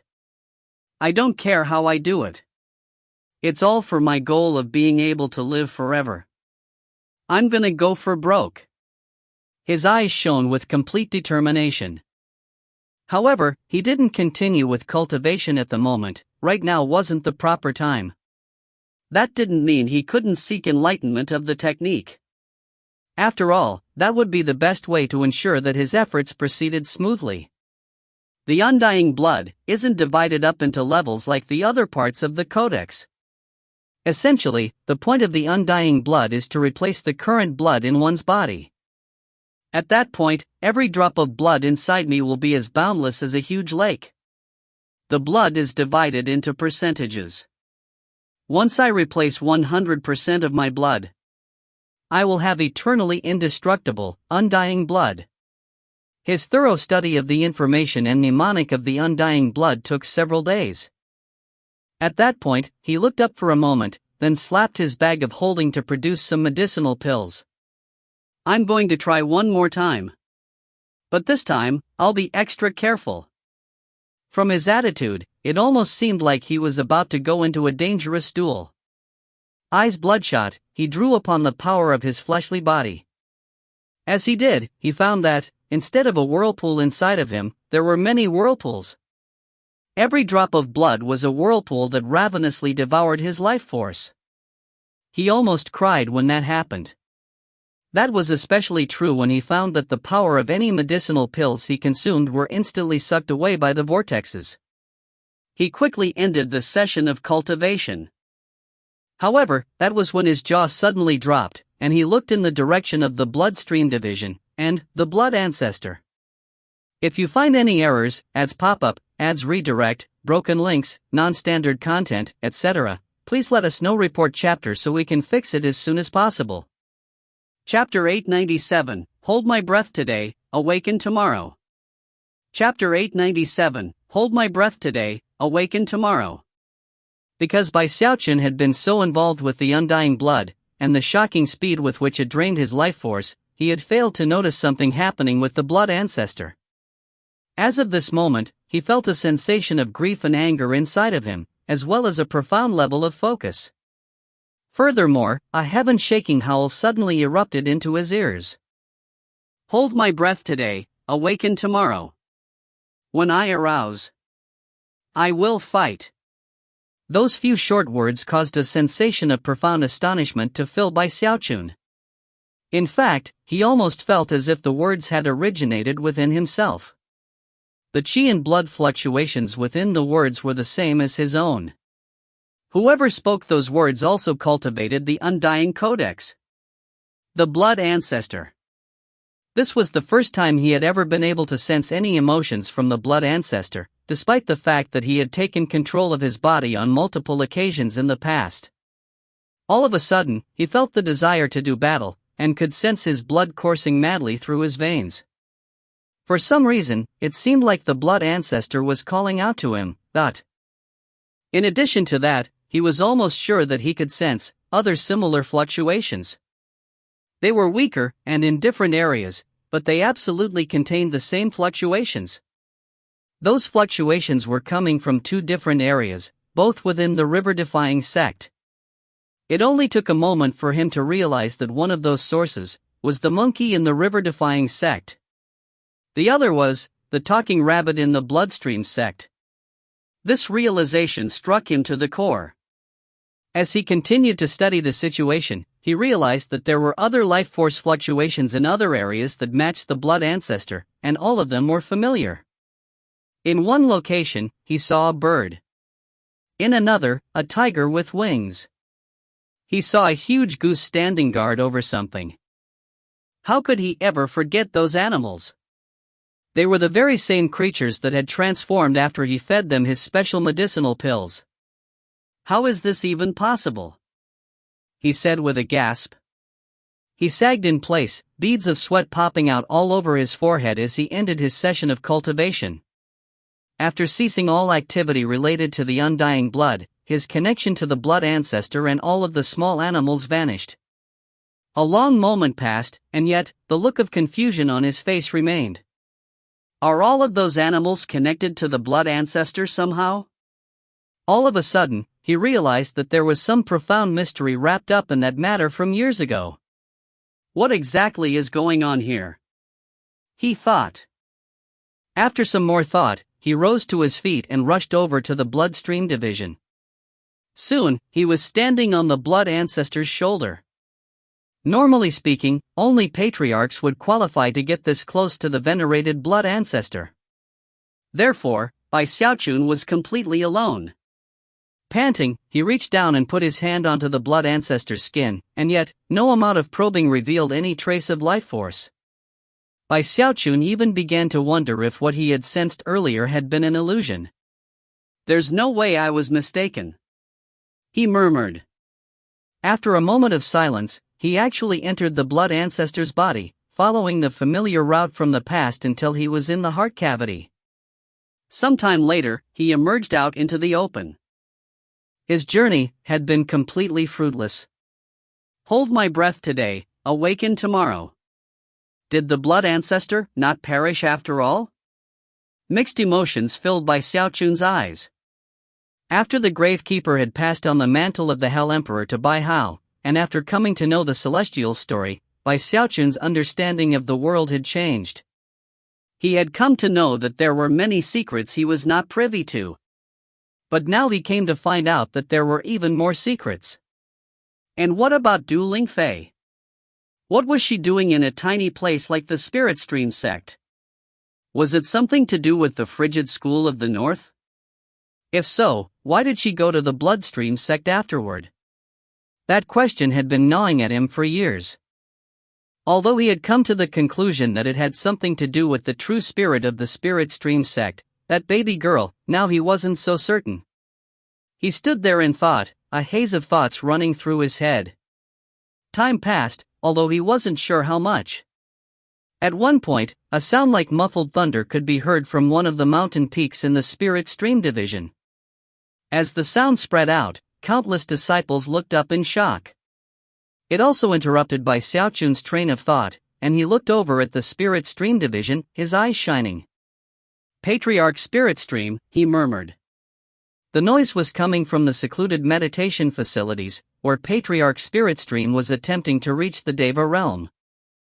Shocking fluctuations erupted out, as well as an astonishing aura that grew stronger with each passing moment. The Patriarch is going to break through. The river-defying sect is going to have another Deva. He's definitely going to succeed. The elders of the sect all hurried over to stand as Dharma protectors, Li Qingho included. Patriarch Bloodstream and the other two patriarchs were also present. Patriarch Spirit Stream's breakthrough was a matter of the utmost importance to the sect. Thankfully, the grand spell formation had just been repaired, and it was activated to ensure that no mishaps occurred. The disciples were trembling with excitement, and praying that everything would turn out well. Xiaochun buried his thoughts and questions concerning the blood ancestor, and focused on the important matter of Patriarch Spirit Stream. Because of the unique way he had achieved his own breakthrough, he had not experienced what Patriarch Spirit Stream was currently experiencing, and therefore, couldn't provide any advice. All he could do was rely on the power of his cultivation base to pay close attention, and be ready to provide any support necessary. However, it was not for naught that Patriarch Spirit Stream had lived for so many years. After all, he had single-handedly led a tiny sect out of the Delta region to the lower reaches, a sect which had grown and thrived until it was in its current position in the middle reaches. He was the top patriarch in that sect, a person with deep experience, and profoundly qualified in terms of cultivation base. The only thing he had lacked in the past was the right opportunity. Xiaochun had given him that opportunity, and of course, he seized it without hesitation. Rumbling thunder echoed out as Patriarch Spirit Stream's aura grew stronger. By now, his will had reached the point of being able to almost completely fuse with heaven and earth. 70%. 80%. 90%. His cultivation base fluctuations grew more intense with every moment that passed. As everyone in the river-defying sect paid close attention, Xiaochun breathed a sigh of relief and smiled. As he did, Patriarch Spirit Streams will fused completely with heaven and earth. Ru-yu-yu-umbul. The clouds seethed, but no heavenly tribulation appeared. There was only a huge face floating high in the sky. It was Patriarch Spirit Stream's face. Emotion was visible in his eyes as he stared down at all the living creatures below. Henceforth, I shall always protect my home. The river-defying sect. His voice was filled with determination, focus, faith, and sincerity. Patriarch Spirit Stream had just sworn a Tao oath. Even as his voice continued to echo out, his will retracted from heaven and earth. He was only a mortal Deva, but with the extensive preparations he had made over the years, he now surpassed that level by far. He was actually as powerful as the early Earth Tao Deva realm. Patriarch. Patriarch. Patriarch. The disciples of the river-defying sect erupted into cheering. And they weren't the only ones. The nascent soul elders joined in, as did the patriarchs from the blood, pill, and profound stream divisions. Then, expressions of veneration appeared on their faces as they clasped hands and bowed deeply. If you find any errors, ads pop-up, ads redirect, broken links, non-standard content, etc., please let us know. Report chapter so we can fix it as soon as possible. Chapter 898, Keep Her Safe. Chapter 898, Keep Her Safe. In the Spirit Stream Division's mountains in the river-defying sect, the monkey sat there with an alcohol flagon, sipping occasionally, a glint of pleasure in his eyes as he looked up at the face of Patriarch Spirit Stream. To be able to see this makes it all worth it. Even if I end up paying a steep price for returning, it was all worth it. The monkey laughed heartily, and then looked in the direction of the Bloodstream Division, not at Xiaochun, but rather at the rabbit, who was on one of the mountains, a blank look in his eyes. Occasionally, the rabbit came to his senses, and at other times, he was muddle-headed. At the moment, he was clearly in possession of his faculties, and was feeling deeply moved. Cheering filled the sect.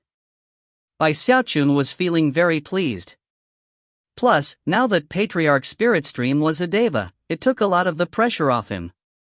He could now leave the river-defying sect and go to the Starry Sky Tao Polarities sect without worrying too much about what would happen in his absence. Of course, considering his own high position within the Starry Sky Tao Polarities sect, that made the river-defying sect's position as a subsidiary sect even more stable.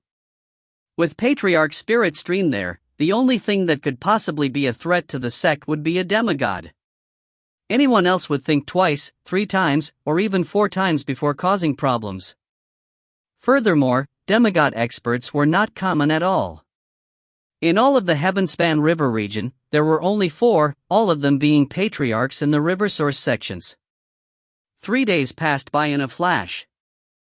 As news about Patriarch Spirit Stream spread through the Middle Reaches cultivation world, the other 3 great sects, none of whom currently had a Deva, didn't dare to cause any trouble. In fact, in their veneration, they sent tribute to the river-defying sect, and willingly bowed their heads in acquiescence. If the 3 other largest sects acted in such a way, it almost wasn't necessary to mention the other smaller sects and cultivator clans. Word also spread to the lower reaches, where veneration for the river-defying sect grew more widespread. Of course, in the lower reaches, many of the sects fell under the jurisdiction of the other 3 middle reaches sections. But right now, the river-defying sect was the #1 sect in the middle reaches, and therefore, the small sects in the lower reaches knew that there would be dire consequences for offending them. Although the river-defying sect hadn't completely unified the middle reaches, lower reaches, and delta regions, they had most certainly reached the ultimate level of power. The matter was of course noted by the Starry Sky Tao Polarities sect. Under normal circumstances, they probably would have interfered to prevent a single organization from having so much power. After all, a situation like that would influence the resources available to the other Deva patriarchs in the sect. Unfortunately for them, Bai Xiaochun had accumulated so much glory in battle that he had received acknowledgement by the demigod patriarch himself. Because of that, Chen Hatian, Li Xiandao and Bai Jintian could do nothing other than grit their teeth and accept the situation. None of them offered even a single word of disagreement, not because they didn't consider it, but because they feared Bai Xiaochun too greatly. There was another Deva who was very torn about the situation, and that was the child Deva from Sky Quarter. Theoretically speaking, the river-defying sect was under his control. However, when war had broken out, the child Deva came up with endless excuses to refrain from offering help. Later, a second crisis developed, and the Hall of Steel Veins took action, whereas the child Deva did not. After it was all over, the child Deva pondered whether or not to increase his yearly tribute requirement from the river-defying sect. After much consideration, he sighed and abandoned such thoughts. After all, he had heard about how terrifyingly powerful Bai Xiaochun was, and feared he might regret the consequences of trifling with him. Without anyone causing any problems for the river-defying sect, it thrived, growing more powerful and expanding its territory. 2 months passed.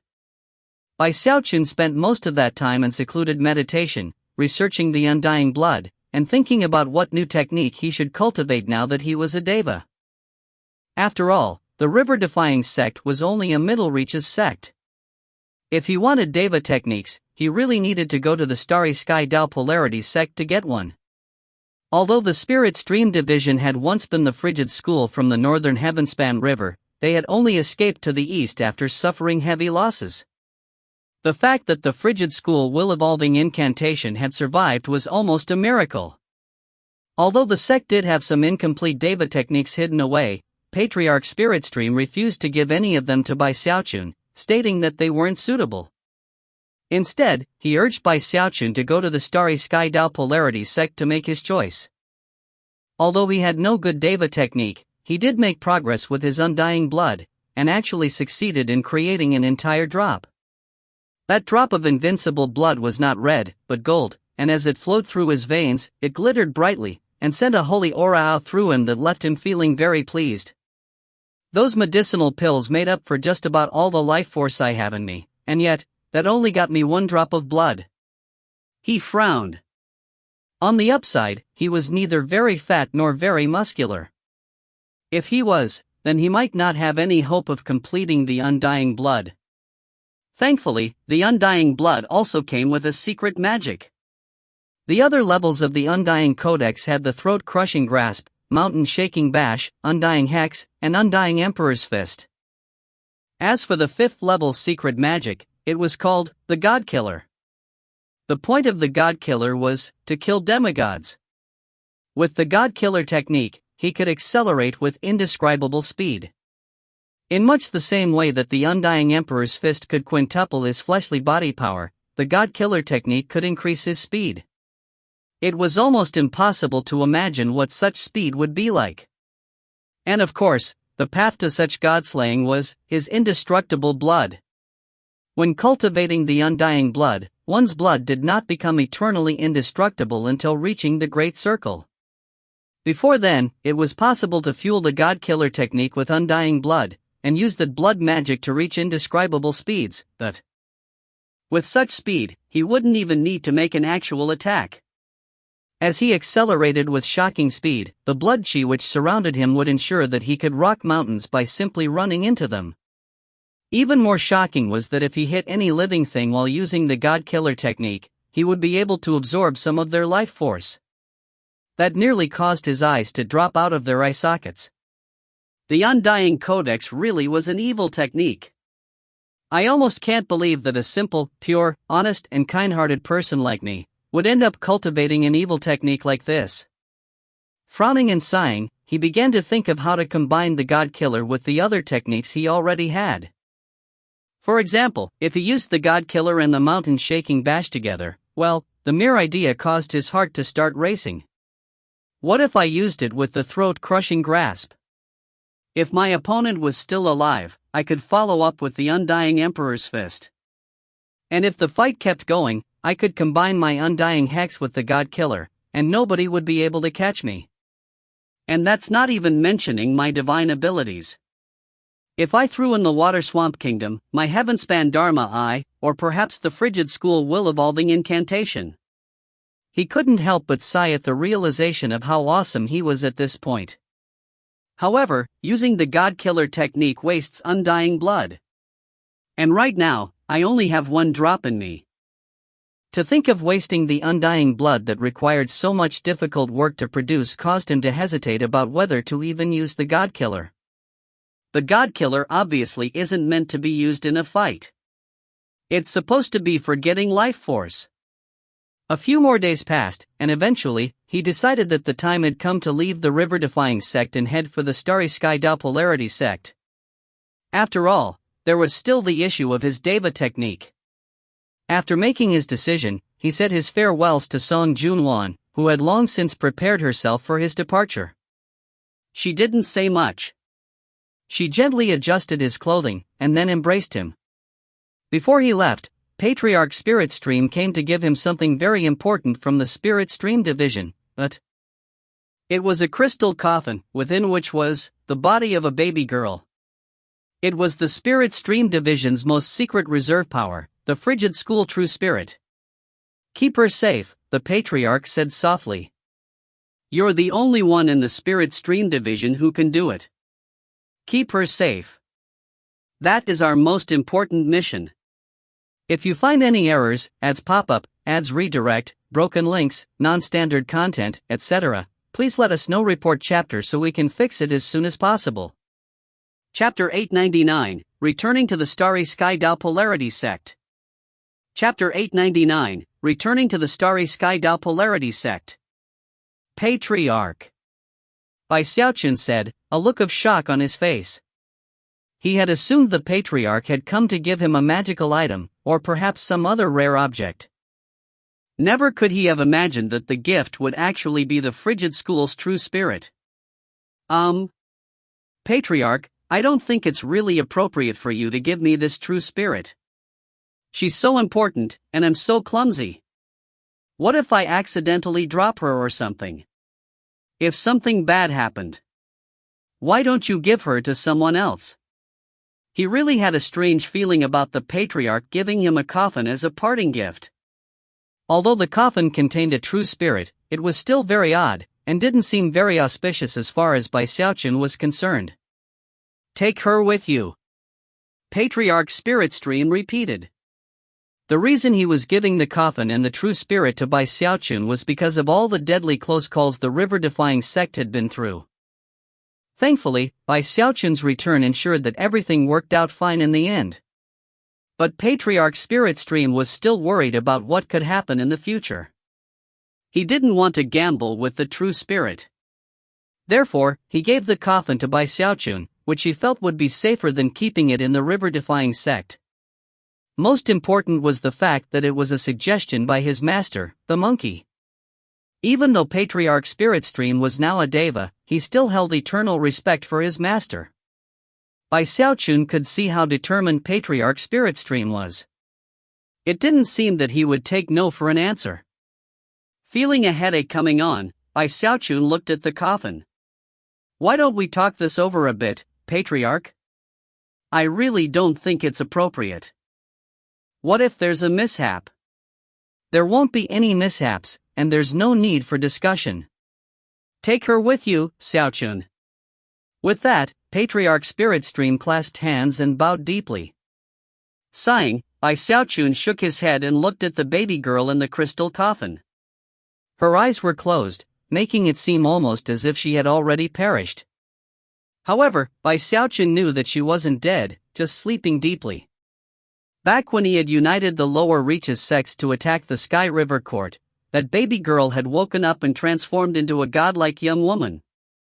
Before falling back asleep, that young woman had looked deeply into Bai Xiaochun's eyes, and then revealed to him the secret formula for the river-defying pill.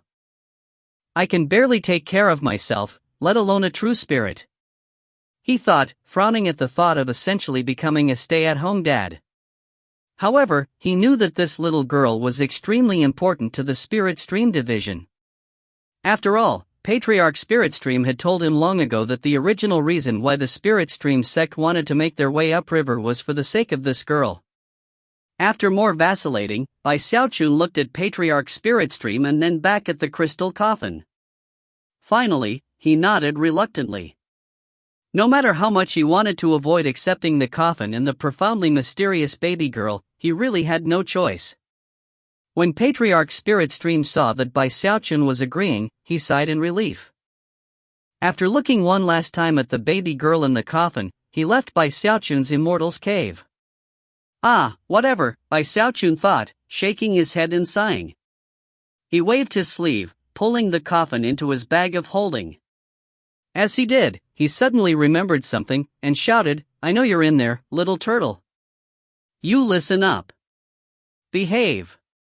You're absolutely not allowed to bother the girl in that coffin.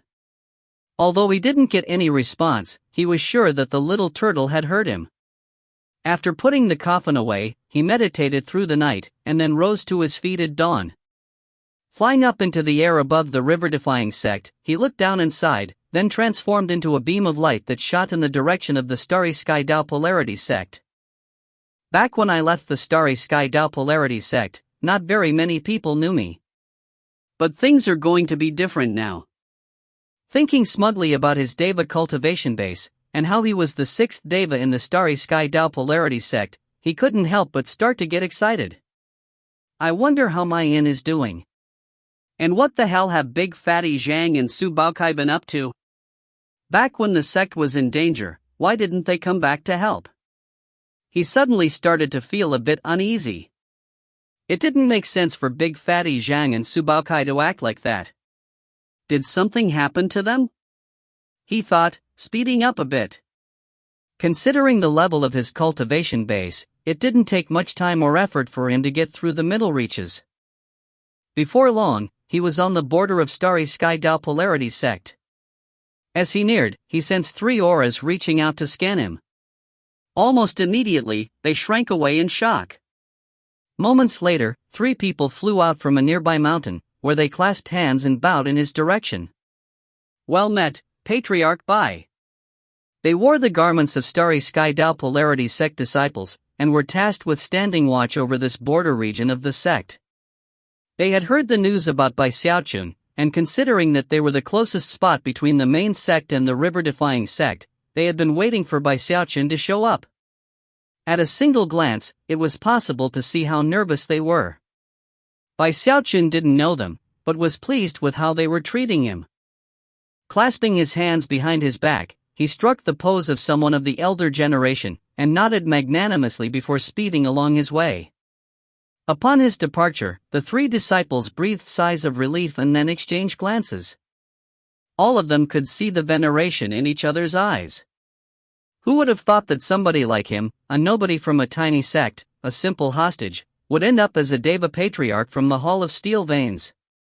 You make it sound like becoming a Deva Patriarch is an easy thing. I heard that right after Patriarch Bai became a Deva, he defeated 3 other experts who were in the mid-Deva realm. Then the sect's demigod Patriarch looked with favor upon him.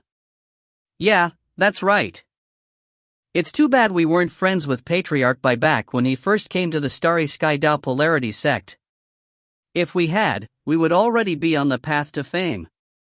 Sighing, the 3 disciples took out transmission jade slips and sent news back to the sect about Bai Xiaochun's arrival. Word soon began to spread that Bai Xiaochun was on his way. The Hall of Steel Veins was the first to react, and emerged en masse to form ranks and wait for his arrival. All 100,000 members of the Hall of Steel Veins were present, including many soldiers from the 5 legions. It was a shocking sight to anyone present to see it. Chen Hatian, Li Xiandao, and Bai Jintian were not happy at all. After returning to the sect, all of them had gone into secluded meditation. Considering that, some of the disciples under their command also went into meditation, whereas others went out to receive by Xiaochun. For the most part, though, the disciples of the Starry Sky Tao Polarity sect emerged to greet Bai Xiaochun upon his arrival. Some knew him, but most were strangers. However, even the strangers knew of his name. Patriarch Bai was once a hostage from the river-defying sect. He instituted a reign of terror as soon as he arrived in Sky City. He also caused a big stir when he made it into the Starry Sky Tao Polarity Superstars. You've never heard of Bai Xiaochun? Well, you've heard of that inn over in Sky City, right? That's his. That entire 50-kilometer area is his personal property. A buzz of conversation soon filled the Starry Sky Tao Polarity sect. Of course, there had been a lot of talk about him after he was bestowed a title by the demigod Patriarch. Therefore, as soon as the Hall of Steel Veins went out to prepare for his arrival, the talk intensified. Of course, there was one patriarch in the Hall of Steel Veins who looked particularly happy. He waved his hand, causing bells to ring out to fill the entire sect. They tolled 8 times, which indicated that someone of incredibly high status was coming. In fact, the only higher number of bell tolls was 9, which was reserved for demigods. 8 bell tolls meant a deva was coming. As the bells tolled, ripples spread out through the sky, causing immense pressure to weigh down on the disciples. At the same time, everyone looked off into the distance, where a beam of light appeared, shooting at top speed toward the sect. In the 4 cities beneath the rainbow structure were countless people looking up at that beam. Whether or not they knew Bai Xiaochun, they were all deeply shaken. As for the cultivators from the Hall of Steel Veins, they were the most prepared of all. As soon as Bai Xiaochun appeared, they joined their voices together into one mighty, thunderous greeting. We offer respectful greetings, Patriarch Bai. If you find any errors, ads pop up, ads redirect, broken links, non-standard content, etc., please let us know. Report chapter so we can fix it as soon as possible. Chapter 900, Take It Out on Chen Hatian. Chapter 900, Take It Out on Chen Hatian. It was with this solemn reception that Bai Xiaochun entered the Starry Sky Tao Polarity sect. The demigod patriarch didn't appear, but he had already issued a dharmic decree giving Bai Xiaochun an area of his own on the Blue Rainbow. That was where his Immortal's Cave was located. In the past, there had only been 5 people who qualified to live on the Blue Rainbow, but now there was a 6th. What left the disciples of the Starry Sky Tao Polarity sect even more shaken was the knowledge that this patriarch Bai Xiaochun was no ordinary deva. Even after having just reached the deva realm, he dominated 3 of the other deva patriarchs, and also killed 3 devas from the middle reaches. Battle achievements like that were essentially heaven-defying in nature. Few people would be willing to provoke someone that strong. Besides, the newly appointed patriarch Bai Xiaochun had another role in the sect that made him even more domineering.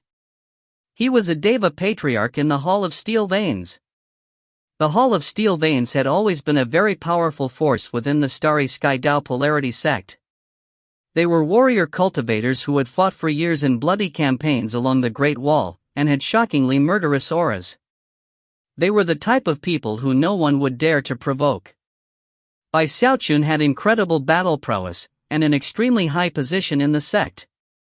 A deva patriarch like that was the type who would naturally leave the whole sect feeling shaken, and would be the subject of much respect and adoration. Because of that, he had absolutely no spare time after his return. Every day, crowds of visitors flocked to his Immortal's Cave on the Blue Rainbow. Patriarch Steel Veins was the first to arrive. The two chatted merrily for a bit, and eventually agreed to form a loose alliance between the two of them. Afterward, the patriarch left, smiling the entire time. The second person to visit was the child deva from Sky Quarter Rainbow. It was a bit awkward at first.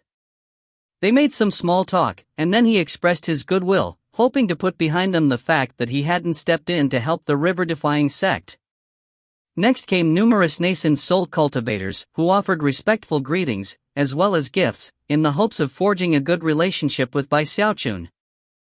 Some of them were experts from Sky Quarter Rainbow, former rivals and enemies who, despite having mixed feelings, expressed nothing but friendly respect. Bai Xiaochun handled all of these situations with ease. After all, he had built up a lot of experience with this kind of thing over the years. He had become especially used to having a high position of authority back in the wildlands, and had grown very used to conducting himself properly. He put pressure on some people, and treated others coldly. He greeted certain individuals warmly, and joked with others. Of course, everything that was happening was being closely observed by the devas who were his neighbors. Chen Hetian, Li Xiandao, and Bai Jintian all snorted coldly in their hearts, and yet could do nothing other than sit there quietly.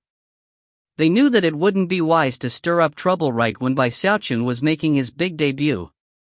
There were a few people who Bai Xiaochun treated with particular warmth and sincerity when they came to visit.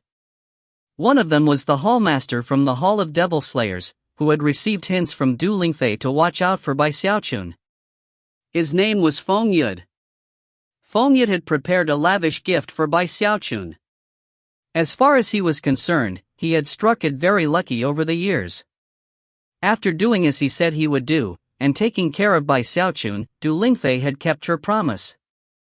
Although Feng Yud had not quite reached the Deva realm because of her help, he was very close. How could he ever have imagined that his decision all those years ago would benefit him a second time? After hearing that Bai Xiaochun had actually become a Deva, he had immediately become very excited. Virtue has its rewards, he thought, sighing emotionally. He treated Bai Xiaochun with the utmost respect, and was personally escorted out, which was a huge honor. After he left, he felt more wonderful than ever.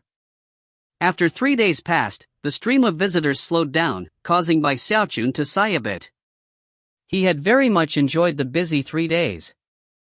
Thanks to having so many visitors, Bai Xiaochun learned a lot about what had gone on in the Starry Sky Dao Polarity sect during his many years of absence. He was also reminded that patriarchs from the Hall of Steel Veins were considered elders in the sect, and not just ordinary elders, but prime elders. Furthermore, there were only 6 prime elders in the entire Starry Sky Dao Polarity sect. Underneath those prime elders were nearly 100 nascent soul elders. Collectively, they made up the Starry Sky Dao Polarity sect's cabinet of elders. Unless the demigod patriarch interfered, the cabinet of elders essentially made all the decisions in the Starry Sky Dao Polarity sect. Because of their place in that organization, Chen Hetian, Bai Jintian, Li Xiandao, and the child Deva Li Yuanda had the power and authority to manage all aspects of the sect. Whether it was affairs downriver, alliances with other river source sects, or communications with Heavenspan Island, it was within the scope of their responsibilities. Matters both big and small were determined by those 4 devas. However, the one thing they had no say in was war. War was the jurisdiction of the Hall of Steel Veins. Before, it had been the sole responsibility of Patriarch Steel Veins. But now, Bai Xiaochun was being added to the mix. The 2 of them were the only ones who could send the ancient and powerful Starry Sky Dao Polarity sect into battle. Of course, the demigod patriarch could overturn any order. However, when it came to the fighting at the Great Wall, or other conflicts in other areas, the Hall of Steel Veins always took the lead. Because of the incredibly high status that Bai Xiaochun now had, he qualified to look into many areas of inquiry that had been closed to him before. For example, Heavenspan Island. For example, Du Lingfei's status as Heavenspan emissary? For example, Ho Xiaomei and Ghostfang. Based on everything that he had seen in the wildlands, matters pertaining to Heavenspan Island weren't as much of a mystery anymore. Although he didn't understand everything fully, he had a pretty good idea. The Celestial really was the emperor of the Heavenspan River region, but the 4 river source sects corresponded to the wildlands' 4 heavenly kings, and acted like regional governors. Heavenspan Island was where the Celestials' Palace of the Tao was located. And when Du Lingfei went out on missions, she ranked the same as a demigod. In terms of the selection process which had ended up taking Ho Xiaomei and others to Heavenspan Island, Bai Xiaochun was now able to confirm that it really was just a matter of course. Du Lingfei left the Starry Sky Tao Polarity sect quite a few years ago. She went back to Heavenspan Island. Bai Xiaochun currently held a jade slip of information in his hand. By now, he had some speculations regarding why Du Lingfei was the Heavenspan emissary. As soon as the idea popped into his head, he tried to suppress it. However, a strange expression gradually took over his face. After some more thought, he blinked a few times and then cleared his throat. If I'm right, that would be terrifying. He rubbed his nose, then waved his hand to put the jade slip away. Now that he was a Deva and Prime Elder, no secrets could be kept from him in the Starry Sky Tao Polarity sect, except secrets protected by other Devas with equal standing to himself. From that, it was possible to see how important he was now. He truly was an important person whom all disciples looked up to in awe.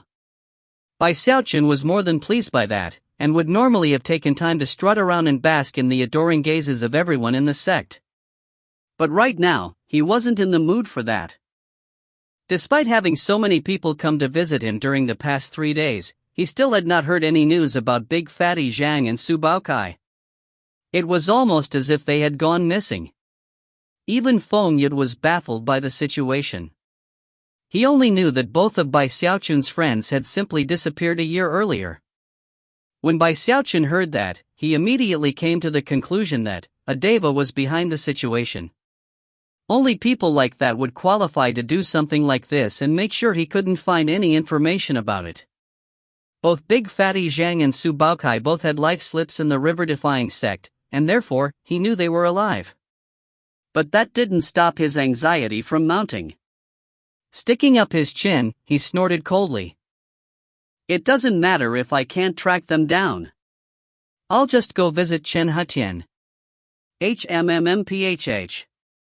From now on, if anyone bothers me, I'll take it out on him. Of the 3 Devas, Chen Hetian was the one he disliked the most, feelings which stretched all the way back to the Wildlands and the Great Wall. If you find any errors, ads pop-up, ads redirect, broken links, non-standard content, etc., please let us know. Report chapter so we can fix it as soon as possible.